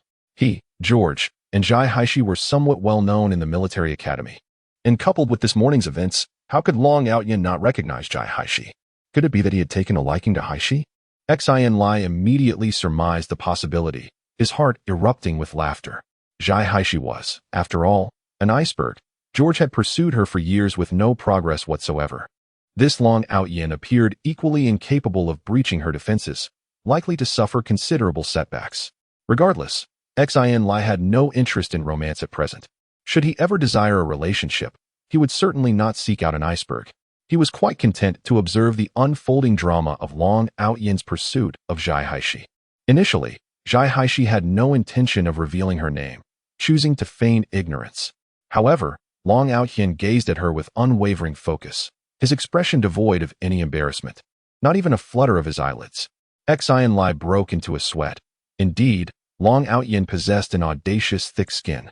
Yet, he had no desire to extricate Xin Lie from this situation and was curious to see how long she could endure.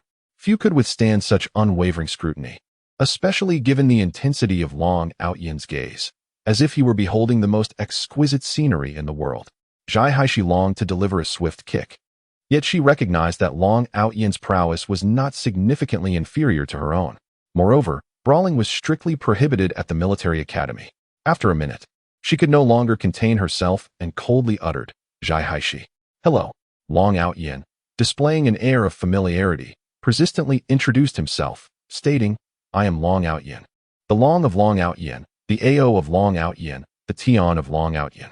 Unexpectedly, instead of continuing to pursue Xin Lie, Long Outyin shifted the conversation to Xin Lie, first expressing admiration for him and declaring himself a devoted admirer, before earnestly inquiring about martial arts and cultivation techniques. With keen insight, Xin Lie could naturally discern that Long Ao Tian was genuinely seeking guidance. His inquiries were not mere trifles intended to brush off the conversation. For a moment, Xin Lie found himself perplexed by Long Ao Tian's true intentions. Noticing Long Ao Tian's commendable demeanor, Xin Lie chose not to decline and proceeded to address the questions posed. After sharing a few thoughts, Xin Lie soon realized that Xin Lie, walking ahead, had slowed her pace, evidently eavesdropping on his dialogue with Long Ao Tian. An epiphany struck him. Long Aotian was utilizing him as a means to capture Zhai Haishi's attention. Xin Lie was left speechless. This crafty maneuver by Long Aotian was indeed a masterstroke, resolving his own cultivation dilemmas while compelling Zhai Haishi to take notice of him. Casting a glance at Long Aotian, who was intently absorbing his explanations and occasionally posing thoughtful questions, Xin Lie couldn't help but marvel. This Long Aotian had clearly come prepared. Otherwise, how would he have known of Haishi's fervent passion for martial arts? It appeared that George had encountered a formidable rival. However, Xin Lie refrained from exposing the ruse on the spot. He held a favorable impression of Long Aotian and recognized that he was not guaranteed to win Zhai Haishi's affection.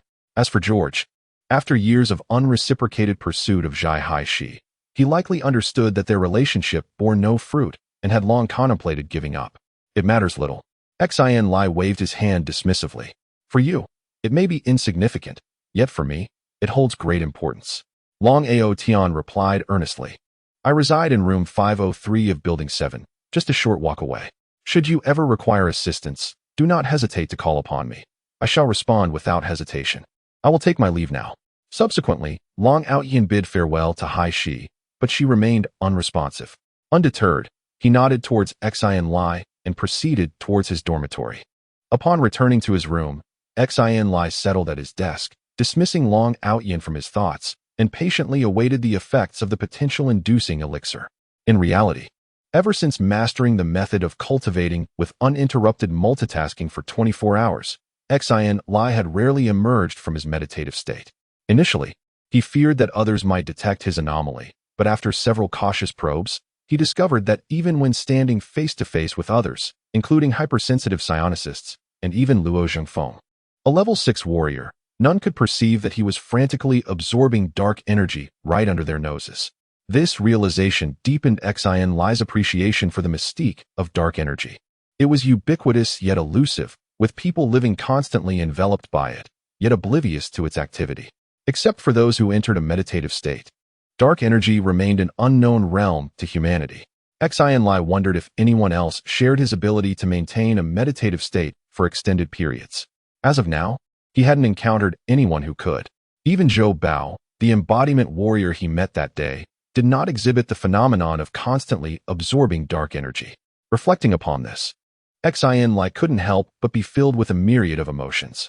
A minor mishap during a physics lab, a mere 10 minutes of mild electromagnetic radiation, has drastically altered his destiny, transforming him into a dual cultivator of both primal and psychic energies. Furthermore, he has acquired the formidable abilities to replicate martial arts experience and maintain unwavering tranquility. Such a bizarre twist of fate is truly unparalleled. Shortly thereafter, nearing the 1-hour mark since ingesting the advanced potential stimulating elixir, Xin Lie swiftly composed himself, heightened his senses, and concentrated on his cultivation progress. As always, the room's ambient dark energy flowed towards him, his body acting as an insatiable abyss, seemingly impossible to satiate. Upon entering his body, the dark energy automatically bifurcated, with one half converting into primal force and the other into psychic energy. The 12 primal force meridians within him circulated ceaselessly, each containing approximately 270 points of primal force, a notable doubling in size compared to their initial state. These 12 meridians permeated his entire being, connecting his limbs, torso, and internal organs, forming an autonomous circulatory system. As the primal force coursed through him, it gradually fortified every cell, muscle, and bone it touched, rendering his body increasingly robust, resilient, and powerful. Simultaneously, a potent psychic force lay dormant deep within his mind, oscillating at a frequency exceeding 4,000 Hz, indicating the capacity for over 4,000 calculations per second. However, this was insufficient, as the psychic power was confined within the brain, akin to a dragon trapped in a shallow pool. Every moment, it absorbed dark energy, causing the frequency of its fluctuations to intensify and the speed of its transmission to accelerate, accumulating power as it awaited the moment to shatter its constraints. In a fleeting instant, Xin Lie comprehended the state of his cultivation. In truth, he was content with his current condition. The advanced potential stimulating agent was merely an embellishment. Just then, Xin Lie discerned an anomaly. His perception of dark energy seemed to have become more acute. This subtle alteration immediately impacted his cultivation. causing the rate at which his body absorbed dark energy to increase slightly. A thought stirred within Xin Lie's mind. He realized that the potential stimulating agent was beginning to take effect, and he promptly focused his attention. In the ensuing minutes, Xin Lie's perception of dark energy grew increasingly distinct, as if a distant lens were drawing closer. In less than 10 minutes, this sense of clarity had quintupled and continued to improve gradually. If, previously, dark energy had resembled a layer of hazy moonlight in Xin Lie's perception, it now shone as brilliantly as the midday sun, making it impossible to ignore. Concurrently, Xin Lie discovered that his body had become exceedingly sensitive. Perhaps the agent had indeed unlocked the potential of his cells, whether brain cells or somatic stem cells. Their efficiency in converting dark energy had also increased fivefold. Consequently, Xin Lie's efficiency in absorbing dark energy had also quintupled. Xin Lie's absorption rate had already been astonishingly rapid. The sudden fivefold increase caused the dark energy, which had barely maintained its equilibrium, to surge and churn violently. In the blink of an eye, the dark energy within a radius of several meters was completely devoured, creating a vacuum of dark energy. This vacuum persisted for less than 1/100th of a second before being inundated by surges of dark energy from all directions. However, this influx was swiftly absorbed by Xin Lie's body, only to be followed by another wave of dark energy, leading to an incessant cycle of absorption. Stunned, Xin Lie involuntarily murmured, "This is utterly insane." Previously, he had merely regarded his body as akin to a black hole. Now, he perceived it as an actual black hole, a vortex of dark energy within the cosmos. In a near-manic fashion, he ravaged the dark energy of the universe, quickly realizing its advantages. He could distinctly sense the gradual increase of both his original power and mental strength. This was not a mere illusion, but a genuine experience. It was exhilarating, enveloped by an endless surge of dark energy while simultaneously witnessing the rapid enhancement of his own power. Xin Lie was filled with a profound sense of exhilaration, softly reflecting, "No wonder high-grade potential enhancement elixirs are priced at 100 million to those influential figures. What is 100 million? It is undoubtedly worth every penny." Over an hour later, Xin Lie had become accustomed to this frenzied absorption of dark energy, and the effects of the elixir had fully manifested, stabilizing thereafter.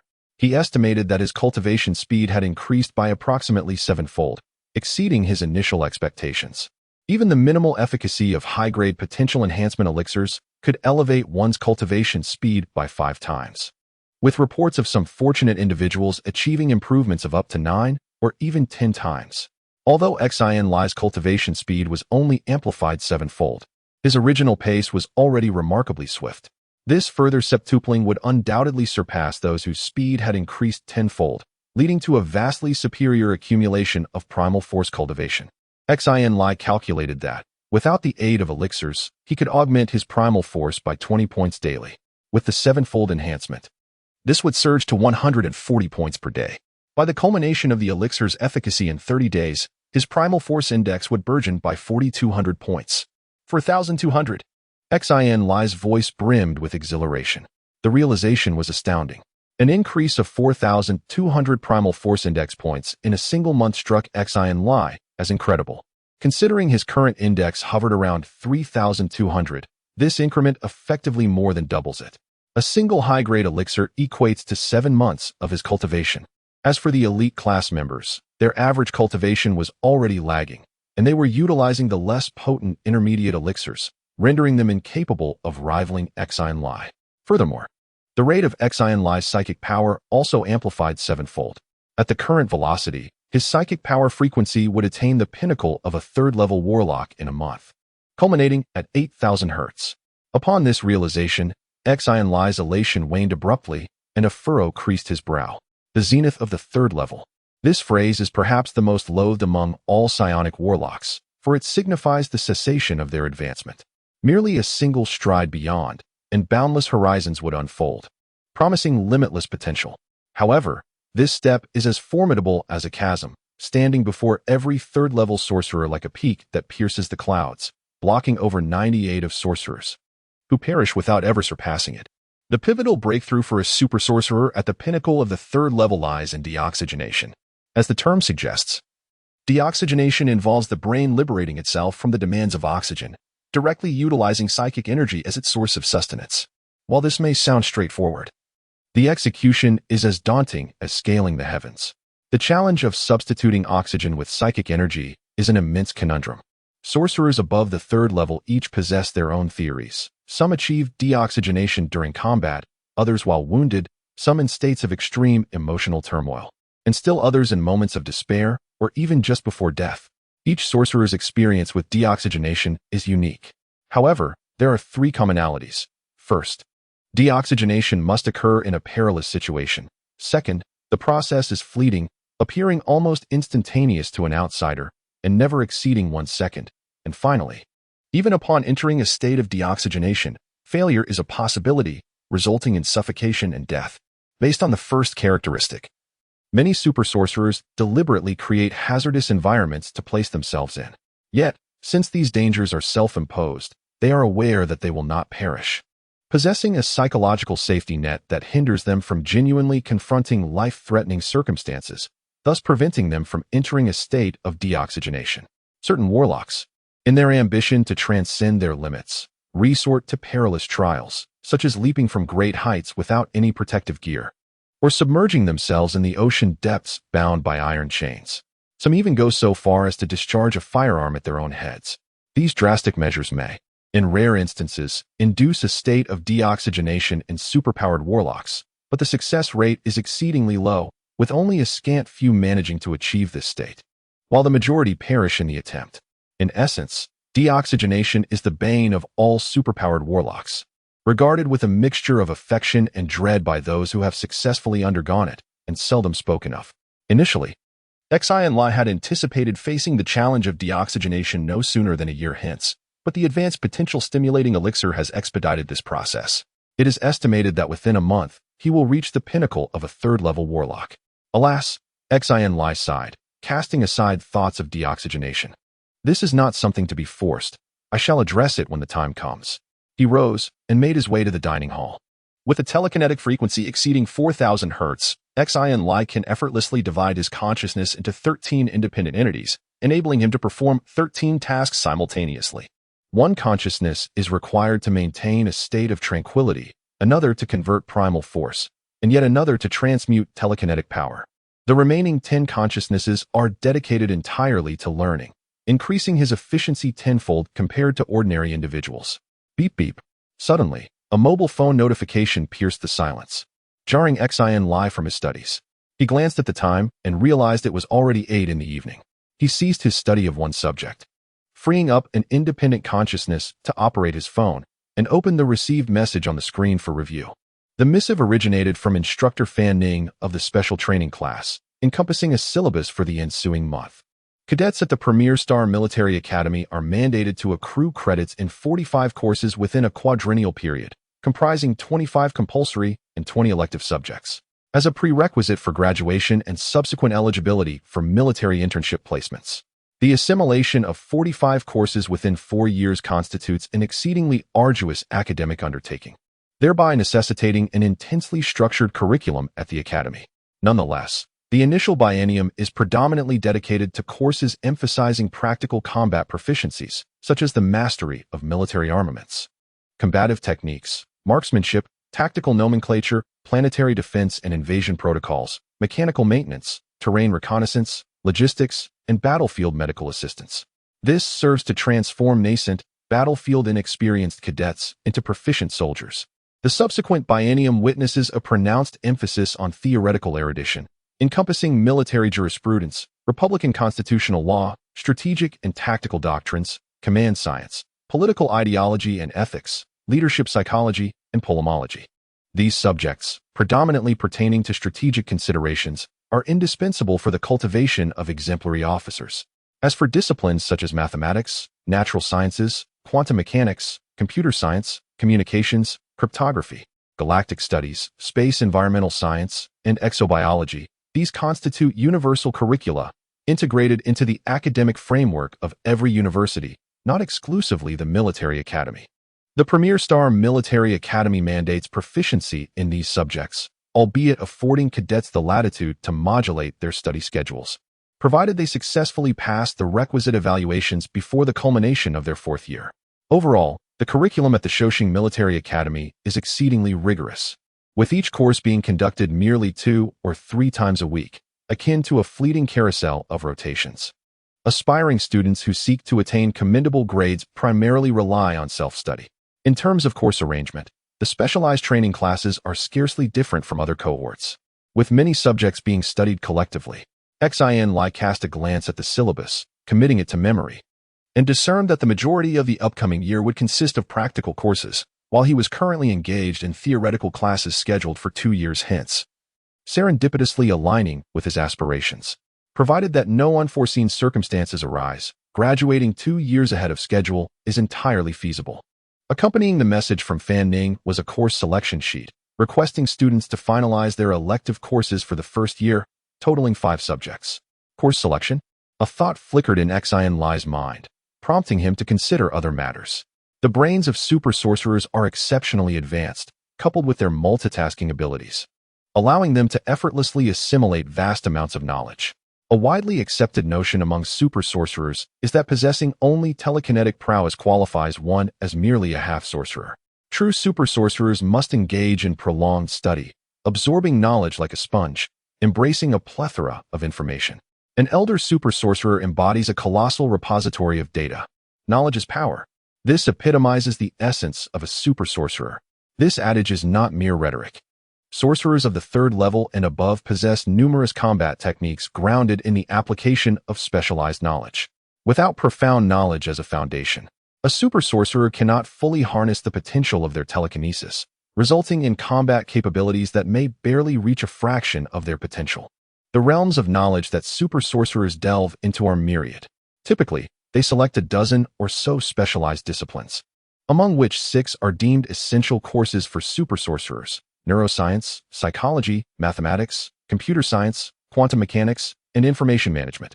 Mental telekinesis originates from the brain and consciousness. Thus, it is imperative for super sorcerers to master neuroscience to understand the source of their powers. Psychology enables them to easily discern the psychological phenomena of others, granting them the ability to penetrate the depths of another's soul. Mathematics and information management provide an absolute grasp of their surroundings, endowing them with omniscience within their perceptual range. Computer science allows super sorcerers to navigate the virtual realm with unparalleled prowess, making them the foremost hackers in the digital landscape. Quantum mechanics, on the other hand, opens the gateway to the microscopic world, revealing the ultimate structure of matter and being the sole discipline capable of directly enhancing a super sorcerer's combat capabilities. When their telekinetic prowess reaches formidable heights, combined with the principles of quantum mechanics, super sorcerers can wield cataclysmic power.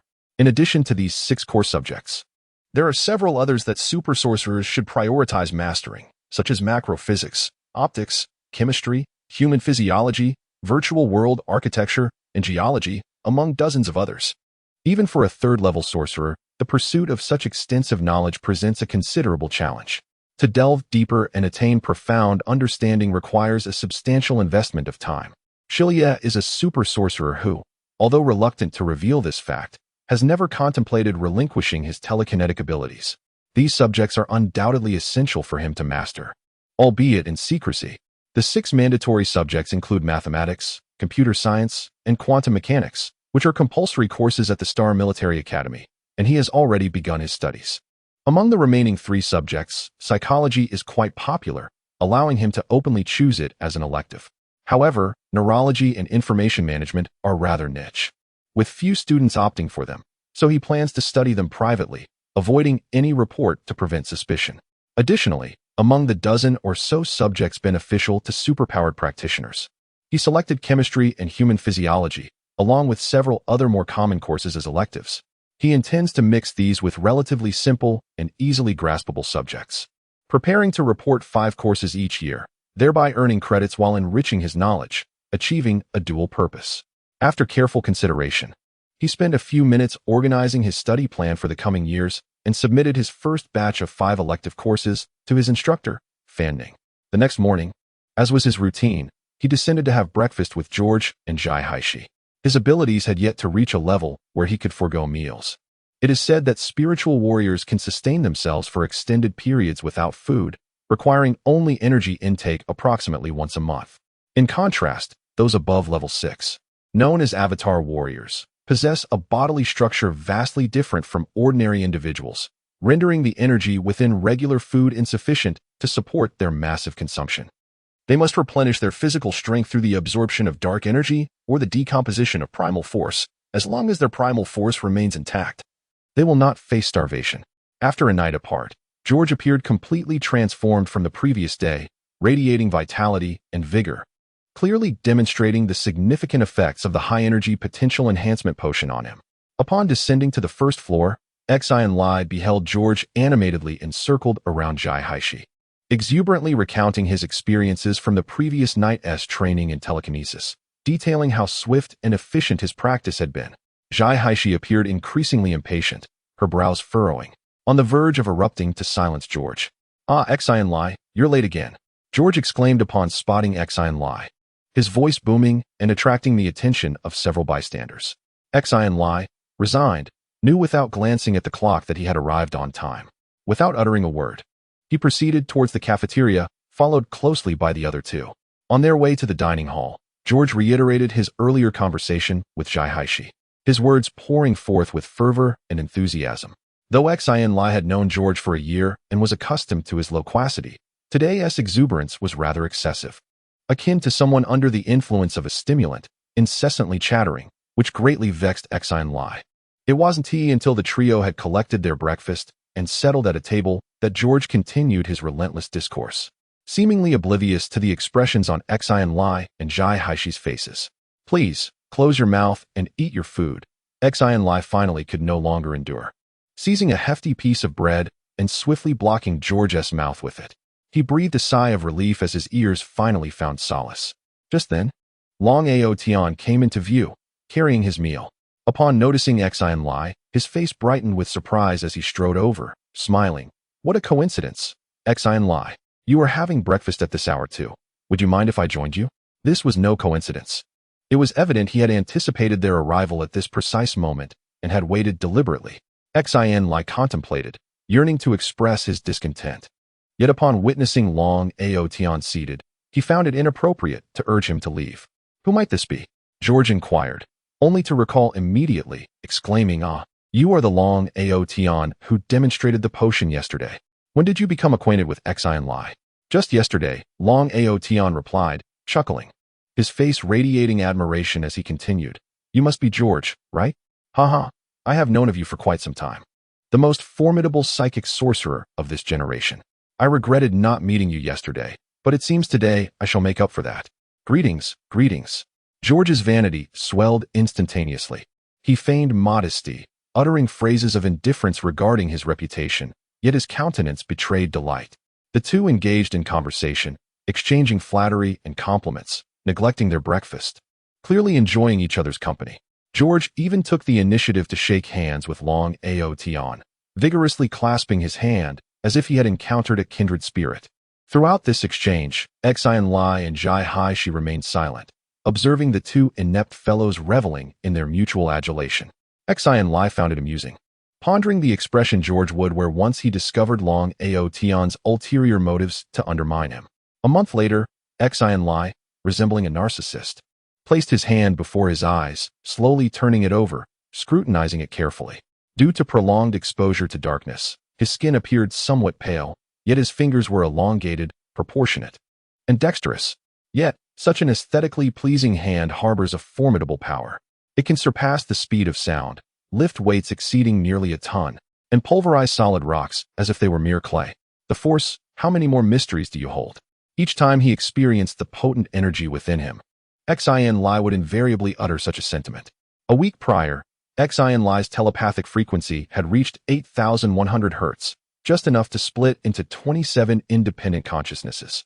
Subsequently, its growth essentially ceased, having reached the limits of his cerebral capacity. As the origin of great telepathic power, his brain had now become its prison, firmly confining it within its domain. No matter how he struggled, he could not break free. After several attempts, Xin Lie finally comprehended the difficulty of a psionic adept breaking through the peak of the third level. He simply could not find a starting point. It was as if a wall stood before him, preventing him from advancing any further. In the end, He had no choice but to give up and await a future opportunity, focusing for the time being on cultivating the force. From the moment he ingested the advanced potential-stimulating elixir until its effects waned, a total of 30 days and 10 hours, Xin Lie remained in a state of tranquil stillness, not wasting a single second. Only now that the potion had lost its efficacy and the rate of dark energy absorption had slowed down did he breathe a slight sigh of relief. If only I could maintain that sevenfold speed indefinitely, Xin Lie mused, only to shake his head and chuckle self-deprecatingly. Indeed, the human heart is never content. I am no exception. Glancing at the time, he noted that it was past midnight. Xin Lie had intended to continue his cultivation, but suddenly felt a wave of weariness wash over him. It had been a month since he last slept. As Xin Lie was roused by the alarm, the day had already dawned. The hours of profound slumber had completely rejuvenated him, invigorating his spirit. He bounded out of bed, shedding his clothes and darting into the bathroom. After a few minutes, he emerged, refreshed and invigorated, donned a pristine black school uniform, and headed straight downstairs. After rendezvousing with his two companions, they arrived at the cafeteria, where, predictably, Long Outyin materialized before them. For the past month, Long Outyin had been joining Xin Lie and his friends for breakfast every day, fostering a sense of familiarity among them. George, oblivious to Long Outyin's ulterior motives, was particularly close to him. Long Outyin, adept at concealing his true intentions, had cultivated a fraternal bond with George, who regarded him as one of his dearest friends. Over the course of the month, they had gradually come to understand Long Outyin's character. His most prominent trait was his audacity, coupled with a penchant for jesting and an impulsive nature reminiscent of George. Furthermore, Long Outyin possessed considerable strength. He diligently cultivated his force abilities and was fortunate enough to experience the near-advanced effects of the intermediate potential-enhancing drug. Although the effects lasted only 20 days, he made rapid progress during that period, with his force index approaching the 1,000 mark. However, his greatest shortcoming was his aversion to studying, which resulted in his academic performance lagging behind that of other military academy students. Otherwise, with his strength, he would undoubtedly have been recruited into the special training class. Overall, Long Outyin was a worthwhile companion. Zhai Haishi, who initially held a negative impression of him, had softened her demeanor and occasionally engaged in conversation with him, much to his secret delight. As an observer, Xin Lie was acutely aware of Long Aotian's thoughts, yet chose not to reveal them, allowing events to unfold organically. Xin Lie, has the duration of your enhancement potion expired? Long Aotian inquired softly. Luo Zhengfeng had instructed that the matter of the potential activation potion must remain confidential, which is why they seldom discussed it. Even when the topic arose, they exercised caution to avoid being overheard. 2 years? Is that not considered a brief period? Long Aotian couldn't help but chuckle, nearly spewing his breakfast. George, you are exceedingly greedy. A superior potion does not yield such exaggerated effects. You are overthinking it, Zhai Haishi scoffed, expressing disdain for George's fanciful notions. George, aware of the improbability, nonetheless wore a look of longing as he shook his head. While superior potions do not possess such effects, there surely exist substances in the cosmos that surpass them. The Earth Republic simply lacks the means to produce them. We remain oblivious. If an extraterrestrial civilization were to bestow upon me such a super potion, stop dreaming and wake up. Long Aotian interjected rudely, delivering a playful slap to George's shoulder. Let us discuss something more tangible. How much has your telekinetic power increased this month? Have you reached 300 Hz? If not, that means you are trailing behind me. The effect of the intermediate potion lasted only 20 days, yet Long Aotian's own power surged by nearly 300 points, filling him with pride. And he had not hesitated to mention it frequently in front of others these past few days. George rolled his eyes dismissively, retorting, 300 points? You underestimate me. I achieved an 8-fold enhancement, raising my telekinetic power by a total of 600 Hz. With a gesture indicating 6, George's countenance radiated triumph, nearly bursting with pride, as he exclaimed that his gains were twice yours. Rendered speechless, Dragon shifted his attention from George to inquiring about her own progress and, expecting it to surpass George's, nonchalantly replied that she too had gained 600 before resuming her meal. Gasped, acknowledging that potential-enhancing elixirs generally yield more pronounced effects on. Given George's pre-existing status as a Tier 3, an increase of 600 within a month was deemed within expectations. However, merely a Tier 2, had achieved an extraordinary tenfold amplification of within the same time frame, consolidating 4 meridians in one fell swoop, an almost unfathomable feat. Himself was taken aback, considering that he had initially deemed his own consolidation of 1 meridian per month as remarkable, yet had proven to be even more formidable, consolidating 4 in one go. Factoring in her prior cultivation, her current index neared 1,500 points, indicative of the consolidation of 10 meridians, bringing her close to the Tier 3 threshold. Praised prowess. Acknowledging her status as a member of the special training cohort, whose index was approaching twice his own. Subsequently, his gaze settled upon, and with a start, he realized that another extraordinary individual was present. Overwhelmed with curiosity, he eagerly inquired about its gains, questioning whether they amounted to 1,000 points. George turned their attention as well, equally curious about the response. 1,000 points? You underestimate me. Xin Lie had no intention of concealing the truth. The Stellar Military Academy would conduct assessments for its cadets every 2 months, so it would inevitably be discovered. Therefore, he extended 4 fingers and brandished them before the trio. Instantly, their expressions morphed into a spectacle of astonishment. George, who was mid-sip of his milk, couldn't contain himself and spewed a mouthful, narrowly averting a direct hit on Xin Lie's face. Zhai Haishi appeared to be frozen in time. Oblivious to the fact that the breakfast in her hand had tumbled to the floor, her face a mask of bewilderment. Long Outyin stared blankly at Xin Lie, and after a prolonged moment, he stammered, 4,000 points? His voice trembled, seemingly unable to fathom such an astonishing feat. Xin Lie leisurely swallowed the food in his mouth before nodding and replying with a smile. To be precise, it's 4,200 points. 4,200 plus 3, 200 equals 7. 400. Add another 1,000 points, and that's 10 times mine. Damn it. Are you even allowing others to live? Long Outyin, after a few seconds of stunned silence, couldn't help but utter an expletive. He pointed a finger at Xin Lie, stuttering, unsure of how to articulate his feelings. George and Zhai Haishi were slightly more composed.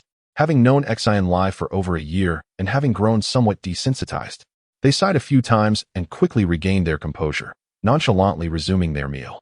All right, Outyin. Don't get so worked up. Let's keep this under wraps for now and not spread it around. Seeing Long Outyin still agitated, Xin Lie felt compelled to calm him down, cautioning him to maintain secrecy. Long Outyin's expression shifted to one of seriousness as he stated, I will certainly not divulge this to anyone. Yet you cannot keep it hidden for long. The superpower assessment is scheduled for next month. Ah, I am aware of that. We shall discuss it then, Xin Lie nodded, opting to refrain from further discourse on the subject. We all must commence our classes today, correct? This morning features a shooting lesson, and I have yet to handle a real firearm, which I find rather exhilarating. Upon hearing this, Xin Lie's anticipation diminished slightly. He realized that no matter how realistic the simulation, it could not compare to the thrill of wielding a weapon in reality. On his desk lay a virtual network access terminal, provided to the cadets shortly after the commencement of the semester by the military academy. Xin Lie had been preoccupied with his training this month and had yet to utilize it even once. Reclining comfortably in his seat, he affixed the sensor wires into his temple and silently murmured login. Instantly, his surroundings flickered and transformed. To his surprise, Xin Lie found himself still within his own room, a look of bewilderment crossing his face as he momentarily feared a login failure. Xin Feng Lie, student ID 521-100-1001. Identity confirmed. Welcome to the virtual world of the First Star Military Academy. A melodious female voice echoed in his ear, and before him appeared 3 options: virtual classroom, combat platform, and library. The purposes of the virtual classroom and library were immediately apparent, yet Xin Lie harbored a slight curiosity about the combat platform. However, noticing that it was nearly 7 o'clock and class was about to begin, he resolved to explore it another time and reached out to select the virtual classroom. The system, recognizing Xin Lie's identity, retrieved his course schedule and promptly transported him to the designated virtual classroom. The vista metamorphosed, and in the succeeding instant, Xin Lie discovered himself in a spacious arena. This was a shooting range, encompassing several square kilometers, with undulating meadows and mountains in the distance. Azure skies and alabaster clouds graced the scene, and a gentle breeze caressed the face, making it challenging to believe that one was situated within a virtual realm. Xin Lie exhaled upon his palm, distinctly perceiving the presence of the airflow. He was filled with admiration, as the level of verisimilitude here was indeed remarkably high, seemingly surpassing that of the virtual superpower center by 1 or 2 percentage points. A number of students had already arrived at the shooting range, all of whom were members of the special training class. Several students, who were relatively acquainted with Xin Lie, greeted him. This was not due to Xin Lie's exceptional popularity. He had maintained a low profile for the past year and was not considered particularly prominent in the special training class. However, the superpower assessment a month prior had reverberated throughout the school, causing a sudden surge in attention directed toward him. After walking a few paces, Xin Lie discerned several issues. His strength here had diminished by more than half, with his force registering only slightly above 3,200 points, which was the result of the previous superpower assessment. Evidently, the Capital Star Military Academy had not yet updated his records, and the system could only configure his strength in the virtual world based on the data from a month ago. Fortunately, the rapid thought processing speed, enhanced memory capacity, and multitasking abilities conferred by his formidable telekinesis remained unaffected. These could still be utilized within the virtual world, which constituted the most significant advantage for a psychic adept in a virtual environment. Precisely at 7 o'clock, a middle-aged captain, resembling an instructor, materialized before the students. Attention! Upon his arrival, the captain bellowed an order, and the assembled members of the special training class immediately straightened their postures. The captain's gaze swept across the faces of the trainees, and he nodded in satisfaction before commanding, "At ease. My name is Krell, and I am your shooting instructor." Krell announced succinctly before proceeding directly to the matter at hand. Mastering marksmanship is quite simple. There is but one precept: extensive practice. Even a swine, were it to discharge a firearm 100,000 times, would acquire a certain degree of proficiency. I presume none among you consider themselves less intelligent than a pig. A ripple of subdued laughter arose from the trainees, alleviating much of the tension brought on by the inaugural lesson. Our Republic's individual firearms are categorized into 4 primary types: rifles, handguns, heavy machine guns, and sniper rifles. Each category encompasses a variety of weapons differing in function, model, and manufacturer. Each possesses unique characteristics, which I shall address individually in subsequent lessons. After introducing the classification of weaponry, Krell gestured in the air, manipulating the virtual interface. Today, I will introduce you to the most ubiquitous, widely used, and favored weapon among soldiers, the laser rifle. As the words left his lips, hundreds of laser rifles materialized before the trainees, who swiftly reached out to catch them. Seizing the laser rifle, Xin Lie felt a slight heaviness in his grasp, estimating its weight to be around 18 kilograms. The weapon, resembling more of a rectangular prism, measured over 110 centimeters in length, nearly 20 centimeters in width, and 7 centimeters in thickness. Its color was a deep, matte black. Concealed within the front end, just beyond the minute muzzle, was a bayonet exceeding 20 centimeters in length, ready to deploy when needed. The stock was notably thick and heavy, possessing an unyielding hardness that rendered it suitable for striking. Such a cumbersome laser rifle would pose a considerable challenge for the average individual to wield. However, it was not intended for the common person, but rather meticulously designed for soldiers clad in powered armor suits, evident from its grip, which was significantly larger than the average human hand. The cadets, each holding a laser rifle, were visibly elated. While numerous virtual shooting games existed in the market, offering a semblance of laser rifle experience, their simulation fidelity barely reached 50. Furthermore, these games often altered the weapon's specifications, diminishing its power and overall realism, making them pale in comparison to the real thing. Krell, observing that he had successfully ignited the class's enthusiasm, with the cadets appearing eager to commence, chuckled softly. He clapped his hands together, drawing their attention, and announced in a resonant voice, "This is the Tyrus fully automatic laser rifle, conceived and crafted by the renowned weapons design maestro, Mikhail Stone Tyrus. In the year 2087 AD, its history is nearly as extensive as that of the Republic itself. Subsequently, after the meticulous enhancement by over 100 weapon masters, a total of 85 distinct versions of the laser rifle emerged from the original design. The variant currently in your possession is the latest iteration, commonly referred to as the Model 85. Today, the Model 85 laser rifle exhibits a qualitative transformation compared to its predecessor from 3 millennia ago, boasting greater power, extended range, enhanced functionality, superior reliability, and prolonged operational duration. Apart from their shared purpose of combat, these two weapons are fundamentally disparate. It is well known that superconducting lithium batteries are reusable, lightweight, and convenient to carry, alleviating concerns of ammunition shortages on the battlefield. The original laser rifles emitted a beam of high-temperature laser capable of penetrating and incapacitating adversaries, with temperatures soaring into the thousands of degrees Celsius. However, high-temperature lasers possess a significant drawback. Their lethality diminishes sharply upon contact with heat-resistant materials, and they can only execute pinpoint strikes, which imposes considerable limitations. To address this issue, weapon designers ingeniously devised a method to envelop the high-temperature laser in a cluster of air particles, thus transforming it into a high-temperature particle mass for striking targets. Although this innovation drastically reduced the firing rate from the speed of light to a mere 1/100th of that, approximately 30 kilometers per second, equating to 100 times the speed of sound, the potency of the laser rifle increased exponentially.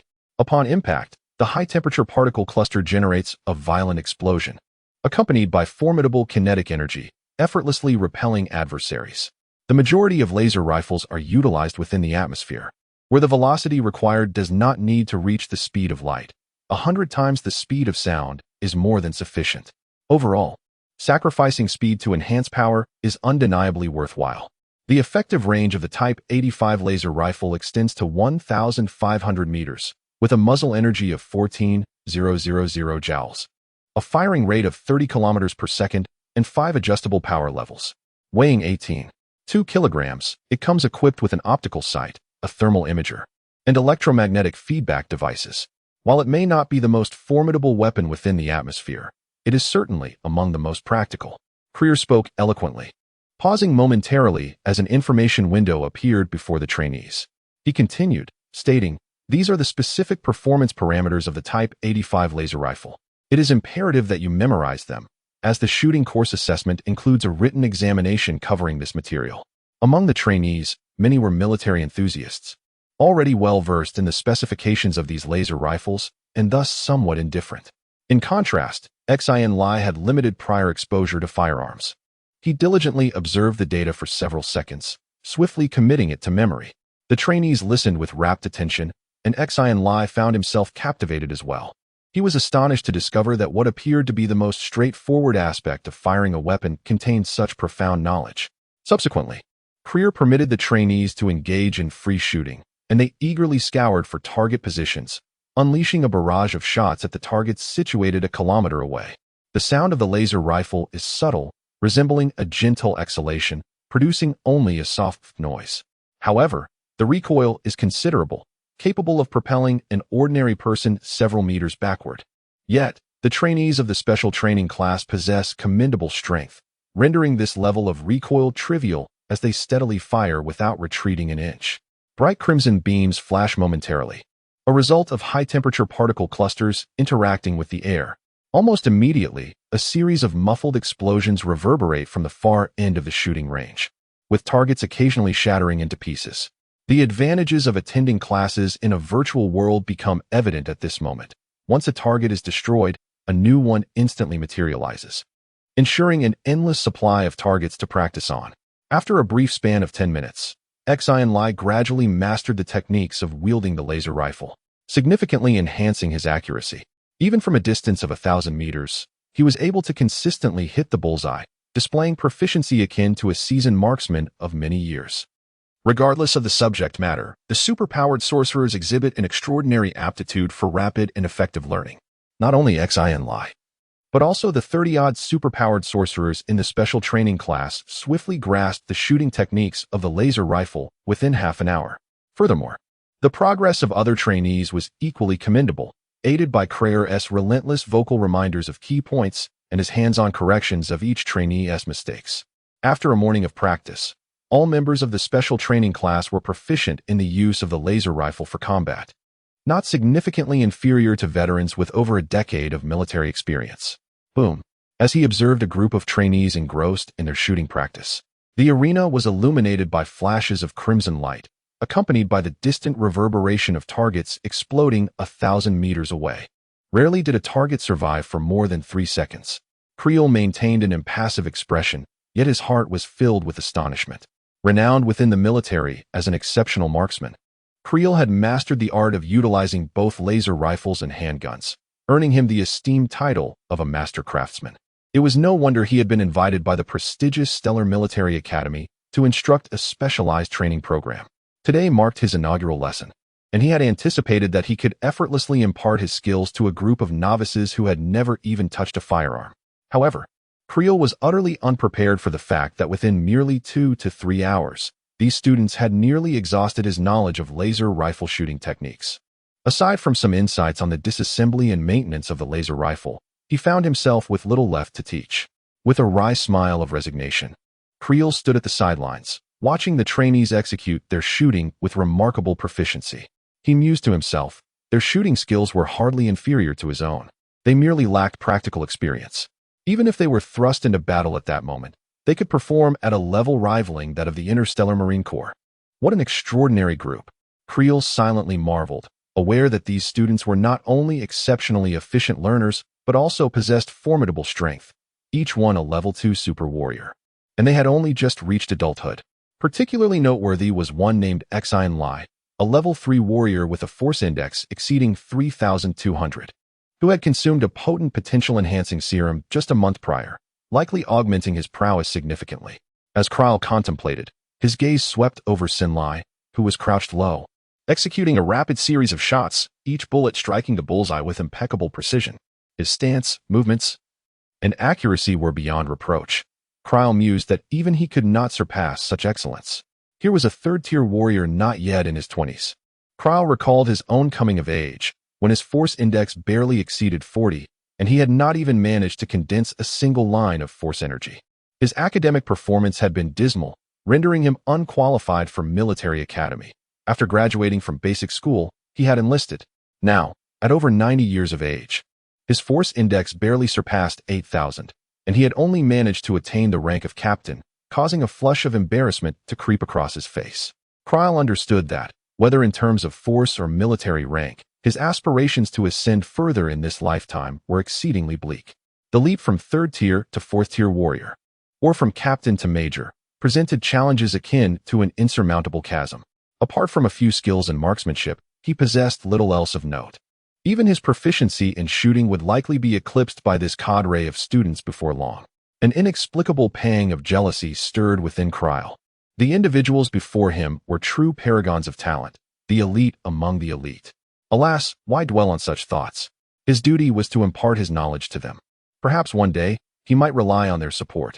With renewed determination, Creel reminded himself that he was, after all, a captain, proud of his rank and resolute in spirit. He could not allow himself to be easily disheartened. He must showcase his skills to command respect from these students, lest they underestimate him. Suddenly, he thought of his most cherished skill in gunfighting, and his confidence surged anew. Stop.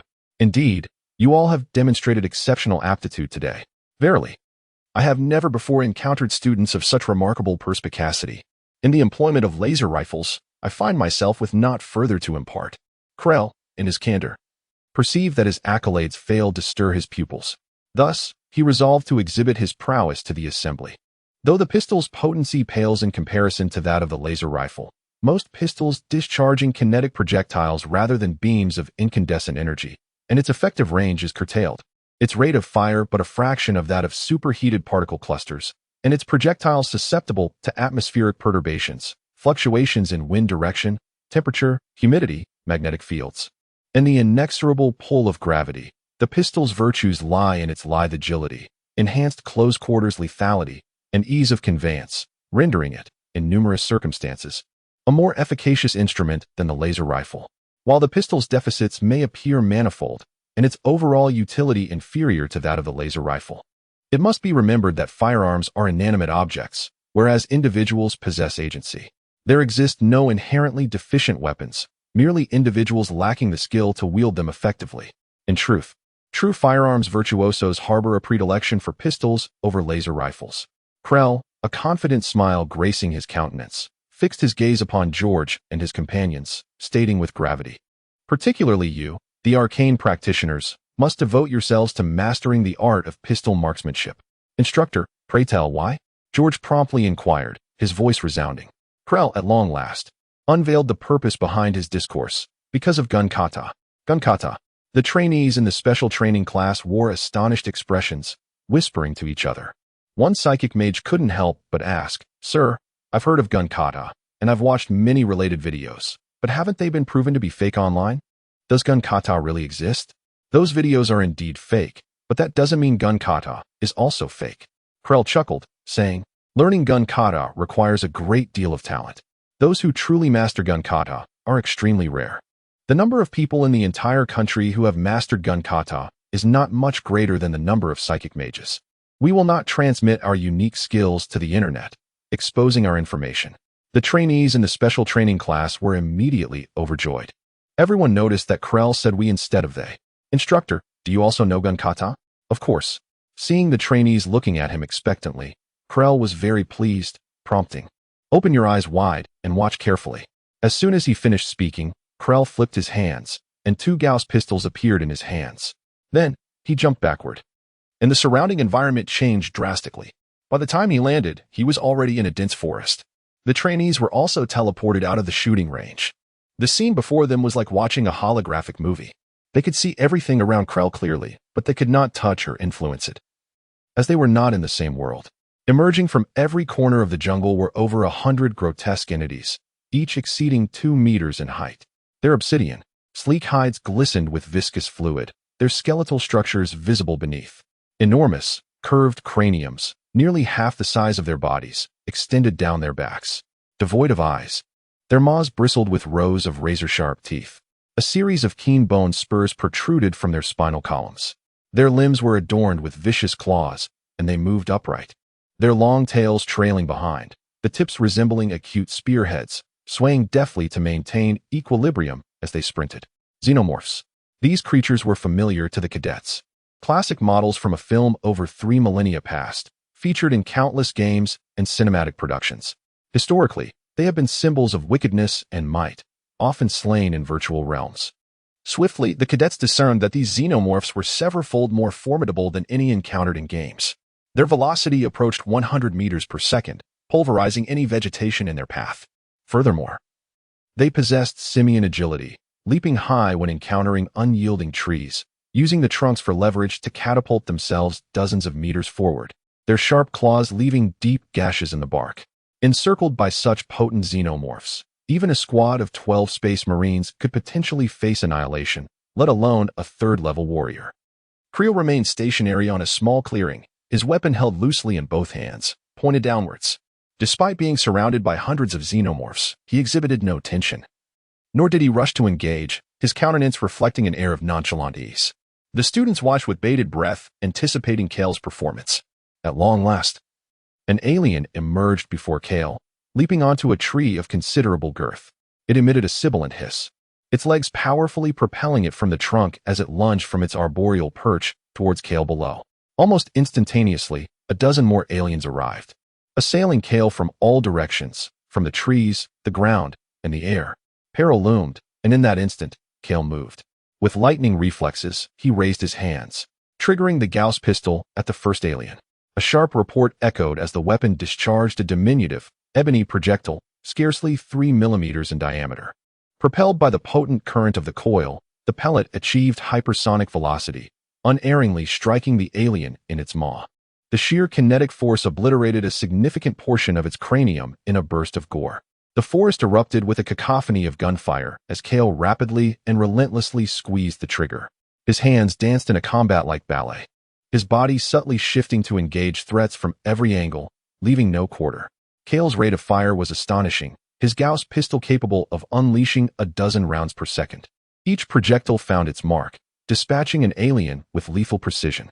No matter how the aliens evaded or veered, Kale's bullets, as if guided by an unseen hand, unerringly found their way into the aliens' mouths, obliterating their heads and preventing any from reaching him. In a mere second, the initial dozen xenomorphs were obliterated by Krell. As the second wave surged forward, Krell remained composed, his hands moving with incredible alacrity, leaving ephemeral trails in the air. The bullets from his Gauss pistols rained down like a tempest, and within moments, over 100 xenomorphs lay dead. The cadets watched in stunned silence, witnessing an absolute massacre. They had never conceived that someone could wield Gauss pistols with such devastating efficiency, akin to a heavy machine gun. The psychic adepts, in particular, were deeply impressed, having witnessed the entire sequence with crystal clarity. Each Gauss pistol magazine held 60 rounds, totaling 120 bullets for both. Krell dispatched precisely 120 xenomorphs, expending every single bullet. He fired 24 times per second, concluding the engagement in a mere 5 seconds, never once budging from his initial position. This was gun kata. The cadets marveled at the display. The psychic cadets pondered in silence, while Xin Lie feverishly analyzed the technique. Gun kata's essence lay not in the velocity of neural processing or the calculation of trajectories and targets, for these were trivial matters to psychic adepts. Instead, the crux of gun kata was the precise mastery of one's own body. Upon grasping this, Xin Lie inwardly rejoiced. When it came to the control of one's physical form, the psychic warriors were second to none. He possessed both the psychic warrior's exquisite control over his body and the psychic adept's unparalleled computational abilities, not to mention his extraordinary capacity to replicate the experiences of others. Mastering gun kata would be a cinch. The art of gunfighting seems tailor-made for him, igniting a sense of exhilaration within Xin Lie.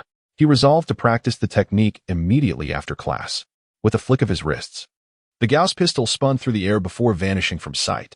Xin Lie demonstrated this skill, causing the student's eyes to sparkle with newfound admiration.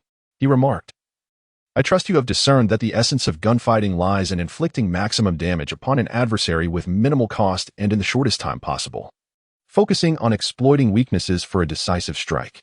In truth, gunfighting is not solely confined to the use of handguns. Laser rifles, heavy machine guns, sniper rifles, and even naval artillery can all be employed within this discipline. Furthermore, gunfighting can be seamlessly integrated with close-quarters combat and other melee weapons, allowing for both offensive and defensive maneuvers. The firearm becomes an extension of the body, wielded with the utmost precision and fluidity. This advanced form of gunfighting, often referred to as gunnery martial arts, represents a highly specialized combat technique. Naturally, mastering gunnery martial arts demands immense calculation and intricate bodily control, verging on the terrifying. Given my current abilities, I am still a considerable distance from achieving such mastery." At this juncture, Xin Lie's countenance reflected a deep yearning. Every expert in gunnery martial arts is a figure of legend, one I have yet to encounter. "Commander, gunfighting is incredibly impressive. When will you teach us?" One student inquired loudly.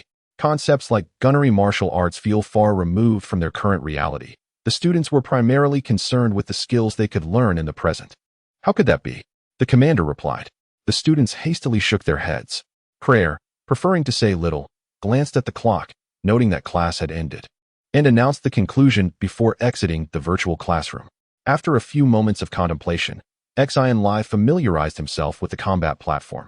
The platform is divided into two categories: the virtual training arena and the simulation drills, with the latter being particularly favored by the students. During their studies and practice, they often engage with friends in these simulations, which also enhance their combat experience. The simulation drills encompass various modes: single-player challenges, chaotic multiplayer skirmishes, team battles, squad confrontations, fleet engagements, and war exercises, among others, totaling over a dozen distinct formats. Each mode features thousands of unique environmental scenarios, some fictional and others meticulously designed based on real-life cases, all of which are exemplary. Everyone here is a military academy student, representing 4 different grades, and even many instructors frequently participate. Whatever can be achieved in the game can also be accomplished in reality. Overall, the simulation drills resemble a virtual online game. Yet their realism is strikingly high and their competitiveness is intense, making it an exceptional venue for honing the students' abilities. Xin Lie was eager to find a scenario to practice his gunfighting skills, and naturally, a single-player challenge seemed most fitting. He scanned through various environments and his eyes suddenly lit up as he read, "Tropical jungle of Black Cloud Star, spanning 3,000 square kilometers, inhabited by 13,826 species of exotic life forms, including 155 highly dangerous and 209 significantly perilous varieties, with a substantial population. The condition for success: survive for 1 hour within." He decisively chose this setting. Although Xin Lie was still somewhat unfamiliar with the use of a handgun, he had committed every movement of Creel to memory, and coupled with his formidable replication ability, He was confident in mastering the use of the handgun and even gunfighting techniques in a short span.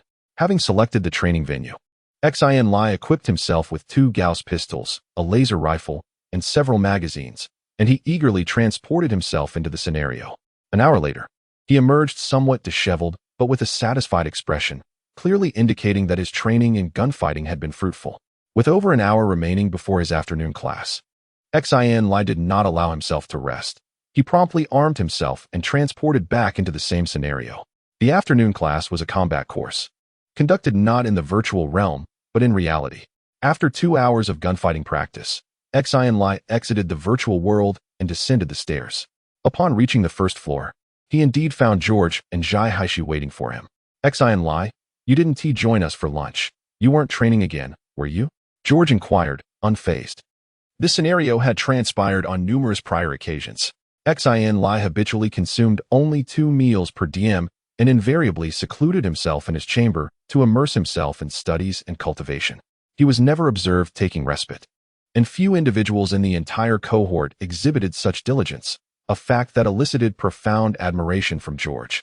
Xin Lie responded with a mere affirmation, offering no elaboration, thereby tacitly acknowledging the observation. The venue for the combat class was situated on the 4th floor of the superpower training building. Upon the arrival of Xin Lie and his companions, they discovered an expansive martial arts arena, spanning several thousand square meters, already occupied by over 100 individuals.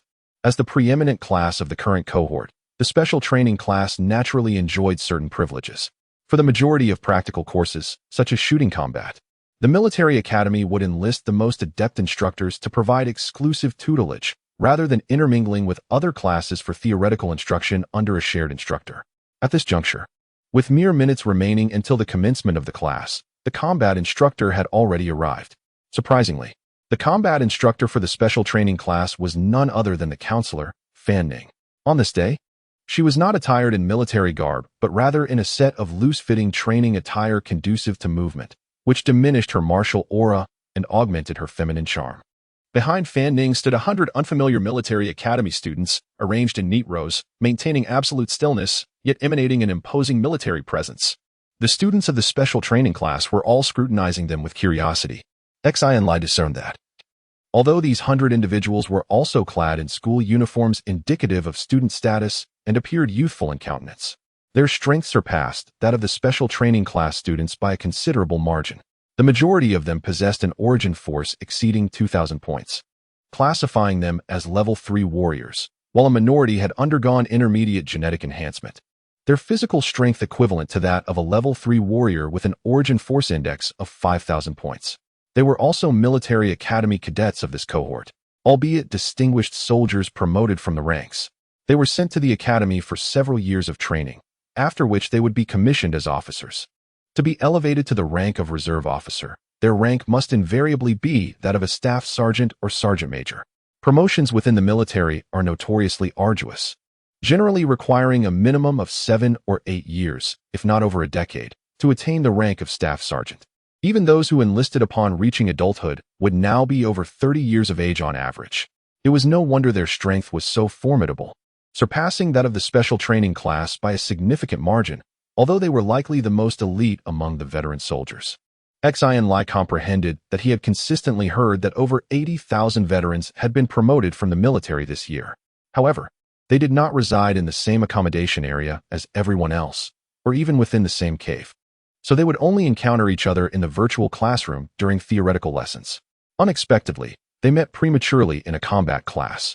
At precisely 1 o'clock, all the special training class members were present, standing in formation before Fan Ning.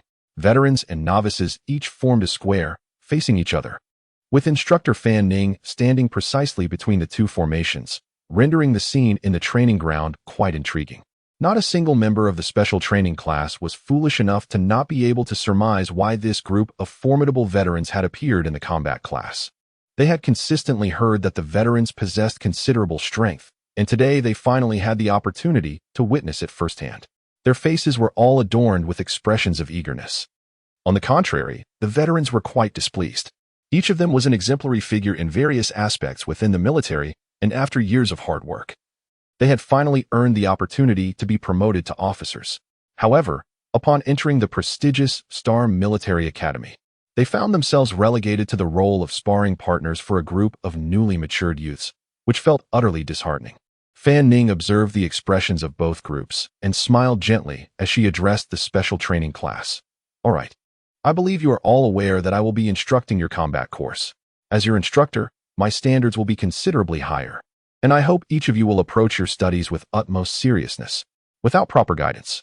Relying solely on the instructional videos available online makes mastering a martial art exceedingly challenging. Even if one manages to grasp it, the effort expended will be disproportionately large compared to the results, leading to a significant waste of time. Naturally, if you are a true martial arts prodigy, this does not apply to you, and attending my combat class would be unnecessary. When Fan Ning uttered this final remark, a hint of helplessness tinged her voice. Xin Lie understood she was referring to him, as it was evident that Luo Zhengfeng had already informed her about the competition at the Yunzhong Martial Arts School. Over the next 6 months, my primary focus would be on teaching the military Dao Killing Fist. The military Dao Killing Fist, as its name suggests, is a martial art specifically designed for soldiers, and indeed it serves that purpose. Every soldier must master the military Dao Killing Fist, which is why the majority of its experts emerge from the military. For instance, your training instructor during the past year's military training, Major Xingyu, is a master in this discipline. If you had been sufficiently diligent, you should have acquired a wealth of valuable knowledge. Although my military combat technique has not reached the level of Major Xingyu, I have nonetheless attained a high level of mastery. Therefore, I should have no difficulty in instructing you. A hint of pride illuminated Fan Ning's face as he proclaimed, "Now, I shall demonstrate the 7 moves of the military combat technique at the slowest pace, including each variation, connection, and combination, accompanied by detailed explanations. Listen attentively and observe closely. I will only demonstrate once, and the opportunity is fleeting, so seize it well." With that, Fan Ning assumed the initial stance of the military combat technique and began his gradual demonstration. The students of the special training class widened their eyes, hardly blinking, straining their ears to listen, their breaths becoming noticeably lighter, fearful of missing even a single movement or phrase. Not only the special training class, but also the 100 seasoned soldiers were profoundly captivated, feeling that receiving such meticulous and earnest martial arts guidance from an extraordinary warrior was immensely worthwhile. In the entire training ground, only one individual found the proceedings rather tedious, Xin Lie, having already perfected the military combat technique to its utmost. He saw no potential for further advancement. In his eyes, Fan Ning's level was insufficient. If the two were to engage in combat solely using the military combat technique, he was confident he could defeat Fan Ning within 10 moves. Nevertheless, as Fan Ning was the instructor of the special training class, he could not afford to leave a negative impression. Thus, Xin Lie was compelled to feign an air of earnest attentiveness. Fortunately, he possessed the ability to multitask, allowing a plethora of other course content to surge through his mind, analyzing and interpreting it like a computer, swiftly assimilating it into his own knowledge. With meticulous precision, Fan Ning demonstrated the military path killing fist for over half an hour, a presentation from which both the special training class members and the veterans gleaned significant insights. The demonstration concludes here. Presumably, you have all retained it, Fan Ning announced, concluding his movements. His gaze swept across the trainees, and he continued, "Practicing pugilism in solitude is insufficient for substantial progress. Therefore, I have specifically invited 100 veteran students to spar with you." Gesturing towards the veterans, Fan Ning introduced them. This cohort of veteran students represents the most exceptional of this session. The majority are either level 3 warriors or have undergone intermediate genetic enhancements. They possess profound attainments in combat skills, from which you should diligently seek guidance and learning. Upon hearing Fan Ning's commendation, the veterans' faces were adorned with an air of self-importance. Conversely, the special training class members were unconvinced, thinking that the veterans merely had the advantage of age and, consequently, a higher level of force cultivation, but were otherwise unremarkable. Noticing the trainees' dismissive expressions, the veterans inwardly smirked, plotting to impart a harsh lesson to these newly matured youths during the sparring session. Observing the eagerness emanating from both the students and the veterans, Fan Ning's countenance turned solemn, and he issued a grave warning. Bear in mind, this is merely a practice bout, not a life-or-death struggle. Only the military path killing fist is permitted for engagement, and you must exercise restraint. should anyone fail to control their force. A major demerit will be recorded. A major demerit. The veterans were taken aback. This was an exceedingly severe penalty, entailing not only a deduction of academic credits, thereby greatly increasing the difficulty of graduation, but also the blemish of their records, impacting their future prospects. The veteran immediately concealed various thoughts, deeming it unworthy to jeopardize one's future for the sake of a trivial dispute of pride. Satisfied that the warning had taken effect, Fan Ning nodded and stepped aside, allowing the veteran and the trainees to face one another directly. "Choose your opponents," she said, "and commence." The trainees exchanged glances, momentarily taken aback, with none daring to step forward to select an opponent. Fan Ning furrowed her brow, surprised by this unforeseen situation. Just as she was about to designate an adversary, a female trainee from the special training class stepped forward and approached a fellow female veteran, calmly stating, "I look forward to your guidance." Jai Haishi. Fan Ning acknowledged inwardly. She had committed the details of each special training class member to memory. Jai Haishi was a rare talent, a prodigy seldom seen in a decade. As a fellow woman, Fan Ning had felt an affinity towards her upon first reviewing her profile. Apart from her somewhat aloof demeanor, her other attributes were exceptional. Were it not for the presence of Xin Lie, she would undoubtedly have shone as the brightest star among this cohort of trainees. The veteran chosen by Jai Haishi hesitated for a moment, then swiftly regained her composure and accepted the challenge, following Jai Haishi to a corner of the training ground. With Jai Haishi leading the way, the trainees eagerly began selecting their preferred targets, while several veterans, unwilling to appear as mere commodities to be chosen, proactively invited the trainees to engage them. Those who had selected their opponents dispersed and soon engaged in combat, leaving fewer than 10 individuals still standing in place, with Xin Lie being one of them. The pugilism lesson was utterly tedious, or so Xin Lie mused. He had no inclination to select an opponent, preferring to wait for a veteran to approach him, whereupon he would engage in a perfunctory exchange. However, the veterans, noticing Xin Lie's imposing stature, a head taller than most, giving him an air of distinction, instinctively avoided him. Despite the fact that prowess is not necessarily correlated with height, they sensed a latent danger in this seemingly inattentive individual, deeming him too formidable to engage. The remaining veterans were either inherently passive or overly confident, believing no opponent to be of consequence, and thus were in no hurry. The special training class pupils cast strange glances at Xin Lie before choosing their adversaries and departing. Soon, only Xin Lie and a seemingly arrogant veteran remained. This veteran, shorter by a head, standing at approximately 175 centimeters, possessed a stocky build and a bristly crop of brown hair. He stood with his hands clasped behind his back, and upon realizing that only he and Xin Lie were left, he glanced over, casually surveying Xin Lie before nonchalantly uttering, "Make your move." Despite his invitation, he remained motionless, hands still clasped behind his back, as if allowing Xin Lie to attack at will, displaying the air of an unparalleled master. Xin Lie's lips twitched slightly, never having imagined he would encounter such a character. The veteran's perception was lacking, but Xin Lie had discerned that his opponent's force cultivation was comparable to his own a month prior, hovering just above 3,000 points. Attaining such a level of proficiency at the age of 30 is indeed considered remarkable by outsiders. However, Xin regards it as insignificant. Regardless of the veteran's combat prowess, Xin, with his force abilities exceeding the veteran's by a factor of 2, could effortlessly overwhelm him, even with rudimentary fighting skills. Unfortunately, the veteran was overly self-assured and oblivious to the fact that many special training class students were observing him with pity, including Fan.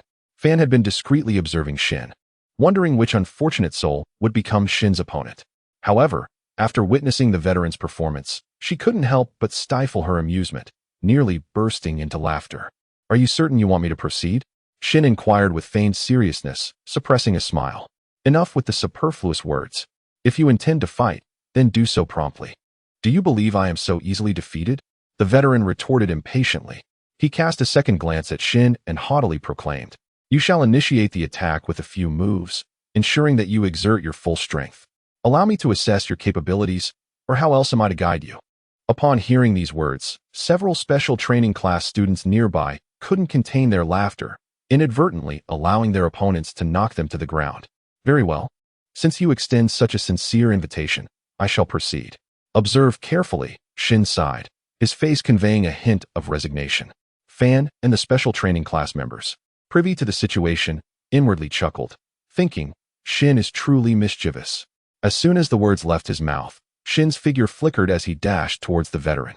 Due to Fan Ning's assertion that one could only engage in combat using military techniques, he refrained from employing any other methods and simply launched a straightforward jab towards the veteran's face. The veteran, poised to express his annoyance at Fan Ning's hesitance, suddenly perceived a flash at the corner of his eye. A towering figure had swiftly closed the distance before him. A fist loomed larger before his eyes, and before he could even contemplate evading the blow, a sharp pain pierced his nose. His head jerked violently backward, propelling his entire body to crash to the ground. With a resounding thud, the veteran fell heavily, the sound echoing crisply throughout the training hall, causing all the students to cease their activities and turn in unison to witness the spectacle. They discovered a veteran sprawled on the ground. While the members of the special training class had anticipated this outcome, the other veterans were taken aback. This marked the first instance of a veteran being felled, and it appeared to have occurred in mere moments. Who could this be? The veterans inquired softly among themselves. The students of the special training class, who had previously been overwhelmed in combat, now felt a surge of vindication at the sight of Xin Lie incapacitating a veteran. With pride swelling in their hearts, they responded, "It is Xin Lie. He is none other than Xin Lie, the prodigy who, at barely 20 years of age, possesses a raw power index exceeding 3,200 points." The veterans were astonished, their gazes fixated on Xin Lie as they scrutinized him intently. In the entire first-star military academy, who was unaware of the extraordinary talent named Xin Lie from the 5211 special training class.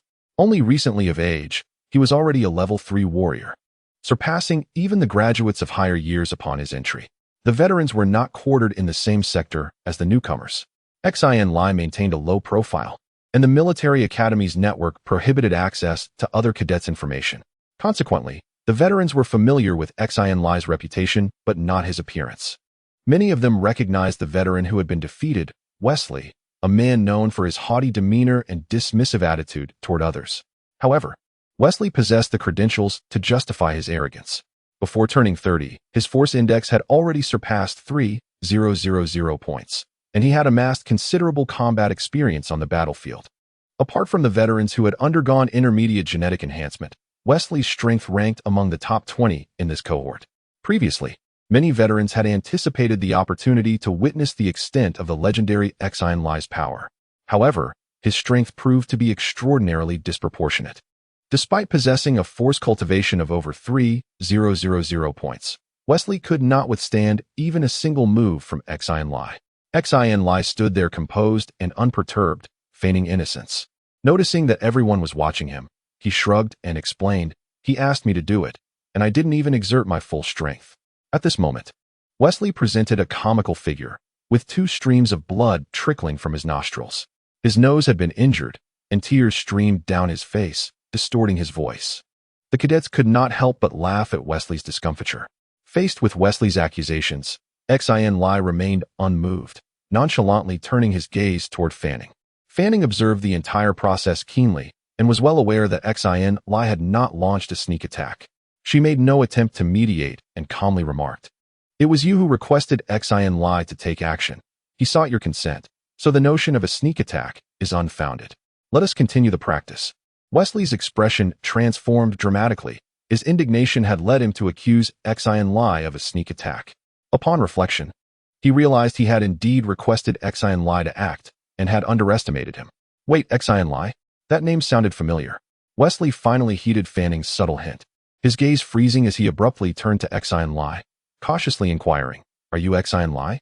"I am Xin Lie," he affirmed with a nod. Astonished that his reputation had spread so widely, he countered, "Do you know of me?" "Of course. Who at the Star Military Academy hasn't heard of you?" "Goodness, how unfortunate I am," Wesley lamented, his previous arrogance evaporating. He possessed the self-awareness to acknowledge his own abilities, but understood that such prowess must be measured against the caliber of his opponent. Recently, numerous rumors about Xin Lie had circulated, including tales of a newly adult 3rd-level warrior, a meteoric rise of 3 ranks within 3 years, and a slight increase in his power index under public scrutiny during the superpower assessment. Such stories flew rampant throughout the Star Military Academy, with some even dubbing Xin Lie as the most formidable genius in the history of the Earth Republic. The reputation of a person often casts a long shadow. Previously, Wesley had been skeptical of these claims, but now he not only believed them, but also perceived Xin Lie to be even more formidable than the rumors suggested. With a single punch, he found himself knocked down. Even accounting for his own overconfidence, it was evident that Xin Lie's prowess surpassed his own. Both possessed over 3,000 points of primal energy. Yet Wesley believed it improbable that he could be so easily vanquished. Moreover, it was clear that Xin Lie had shown mercy, had he not. A blow to the face from a third-tier warrior would undoubtedly result in more than just a trickle of blood. Wesley understood that in a life-and-death struggle, his head would have been obliterated. Recognizing the gravity of the situation, Wesley immediately humbled himself, wiping away the blood from his nose, and formally introduced himself. "My name is Wesley. I look forward to your guidance." Xin Lie responded vaguely, his mind preoccupied with the analysis of a vast array of course material. His brain was overloaded with calculations, leaving him little inclination to focus on the sparring session. Merely splitting off a fragment of his consciousness sufficed to contend with Wesley. Wesley, unable to discern Xin Lie's capabilities, observed him standing there with a casual demeanor, as if enjoying a scenic view. This nonchalance, however, exerted immense psychological pressure on Wesley. He assumed a serious stance, preparing to unleash the military's deadly fist technique, as if he were facing a formidable adversary. After a tense standoff lasting several seconds, Wesley, seeing no intention from Xin Lie to strike first, could no longer contain himself. He surged forward with remarkable speed, covering a distance of several meters in the blink of an eye. Harnessing the momentum of his run, he concentrated all his strength into a powerful jab aimed squarely at Xin Lie's face, seeking vengeance for the previous humiliation. Witnessing his fist about to connect with Xin Lie's countenance, Wesley was a mixture of alarm and elation. He was bewildered by Xin Lie's ploy, yet delighted at the prospect of so easily vanquishing him. Just then, Wesley sensed a vigorous gust assailing his abdomen. Acting on years of combat intuition, he reflexively positioned his left arm as a shield, simultaneously tensing his abdominal muscles. Bang! A tremendous force struck his arm, then reverberated into his abdomen. Wesley's body contorted into an arc as he was propelled into the air. While airborne, he observed Xin Lie leisurely retracting his right leg, remaining stationary, with no intention of capitalizing on the advantage. Such velocity! I couldn't even discern his movements. Xin Lie smiled faintly, inquiring, "Shall we proceed?" "Assuredly. Such a rare opportunity for tutelage is not to be squandered." Wesley now recognized that he was far from Xin Lie's equal, but his combativeness persisted. Neither the pride of a seasoned sergeant nor his masculine dignity would permit him to concede so readily. Moreover, with such a precious chance to challenge a master, he could not possibly relinquish it lightly. Xin Lie nodded. Wesley's spiritedness evoked a degree of admiration in him, and he resolved to be more earnest. Thus, Xin Lie abandoned his playful demeanor, adopting the opening stance of the military killing fist, awaiting Wesley's assault.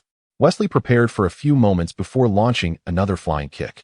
This time, he concentrated intently on Xin Lie's movements as he attacked. However, within 3 seconds, Xin Lie executed a half-turn, delivering an unexpected rear elbow strike squarely to Wesley's chest, felling him with a single blow, nearly incapacitating him. It was simply too swift. I couldn't even begin to follow his movements. Wesley sat heavily on the ground, panting, utterly frustrated, and unwilling to concede. Could the disparity between us truly be this vast? Again, Wesley roared, rising to his feet to resume the offensive. "Continue. It's not over yet." Wesley had lost all sense of his surroundings. His bellow echoed throughout the training grounds, gradually causing all those nearby to cease their exercises and observe Xin Lie's and Wesley's sparring match. Or, more accurately, Xin Lie's relentless domination of Wesley. What was astonishing was Wesley's display of unwavering resilience, holding his breath, never losing heart, and each time he was knocked down, he would promptly rise again to continue the challenge. His tenacious spirit and steadfast character earned him the admiration of the observing students, each secretly wondering how many times they could endure if they were in his place. With a thud, Xin Lie's arm locked around Wesley's neck, his waist exerting force as he spun and slammed Wesley heavily onto the ground, causing the entire training ground to tremble slightly with a muffled thud. "Bravo! A flawless back throw." Many students immediately cheered loudly. This time, Wesley did not swiftly rise again. Xin Lie's back throw had been somewhat brutal, and even with a third-level warrior's resilient physique, it was difficult to withstand. Wesley made intimate contact with the floor, feeling as though every bone in his body was shattered, his entire being aching, his muscles sore, and even the flow of his force was sluggish. He struggled several times before swaying unsteadily to his feet, his footing faltering, nearly causing him to slip. Standing adjacent, Xin Lie swiftly extended a hand, steadying Wesley before he could collapse. "My gratitude," Wesley expressed. Upon regaining his balance, he promptly released Xin Lie's grasp, keen to avoid any perception of his diminished capacity for combat or being held in contempt. Retreating a few steps, he prepared to resume his assault. "Wesley, let us conclude here for today," Xin Lie declared. Wesley had been felled dozens of times, and despite Xin Lie's restrained blows, he must have been in considerable discomfort, his stamina severely depleted, rendering him a shadow of his former fighting prowess, thus negating any potential for meaningful progress in their sparring. The task of swiftly incapacitating Wesley while exercising restraint, varying the method of each takedown, proved to be a challenge for Xin Lie. Every technique of the military killing fist is inherently lethal. Apart from those already employed, the remaining methods of subduing an opponent involved exceedingly brutal maneuvers, capable of inflicting grievous bodily harm or even death. Moreover, insufficient force would fail to achieve the desired effect, while excessive force risked dire consequences. Should Xin Lie misjudge his strength, potentially landing Wesley in the hospital, or worse, the repercussions would be severe. Xin Lie had no desire to incur a major demerit for a sparring match that held little significance for him. Wesley, momentarily taken aback, paused for several seconds before inquiring, "Why?" "It is of no consequence," Xin Lie demurred, reluctant to reveal the true reason. Truth, he felt, often wounds too deeply. Instead, he fabricated a flimsy excuse that convinced no one. "I am fatigued." A chorus of jeers arose from the assembled onlookers, each student silently despising Xin Lie for the transparent and unconvincing nature of his fabrication, a falsehood so blatant that even the most naive would see through it. After such an extended period of exertion, Wesley has not lost a single hair, nor has his clothing acquired even a hint of wrinkle. His range of movement barely exceeds a meter. Observing Wesley, drenched in sweat and appearing quite disheveled, one cannot help but notice that he has not uttered a word of fatigue. Yet here stands a third-level super soldier, capable of sprinting hundreds of kilometers in one breath. Claiming exhaustion, such a declaration is nothing short of preposterous. Xin Lie, continue. "We have yet to see enough." The trainees shouted exuberantly, while others, including seasoned veterans, felt that the spectacle was far from satisfying. After all, they were not the ones being subjected to the punishment. They held no particular affection for Wesley. They relished the opportunity for Xin Lie to teach a lesson to the often arrogant Wesley, all the while expanding their understanding of the martial arts. It was a win-win situation, and nothing could be more delightful. Noticing the absence of any veteran speaking on his behalf, Wesley's expression grew somewhat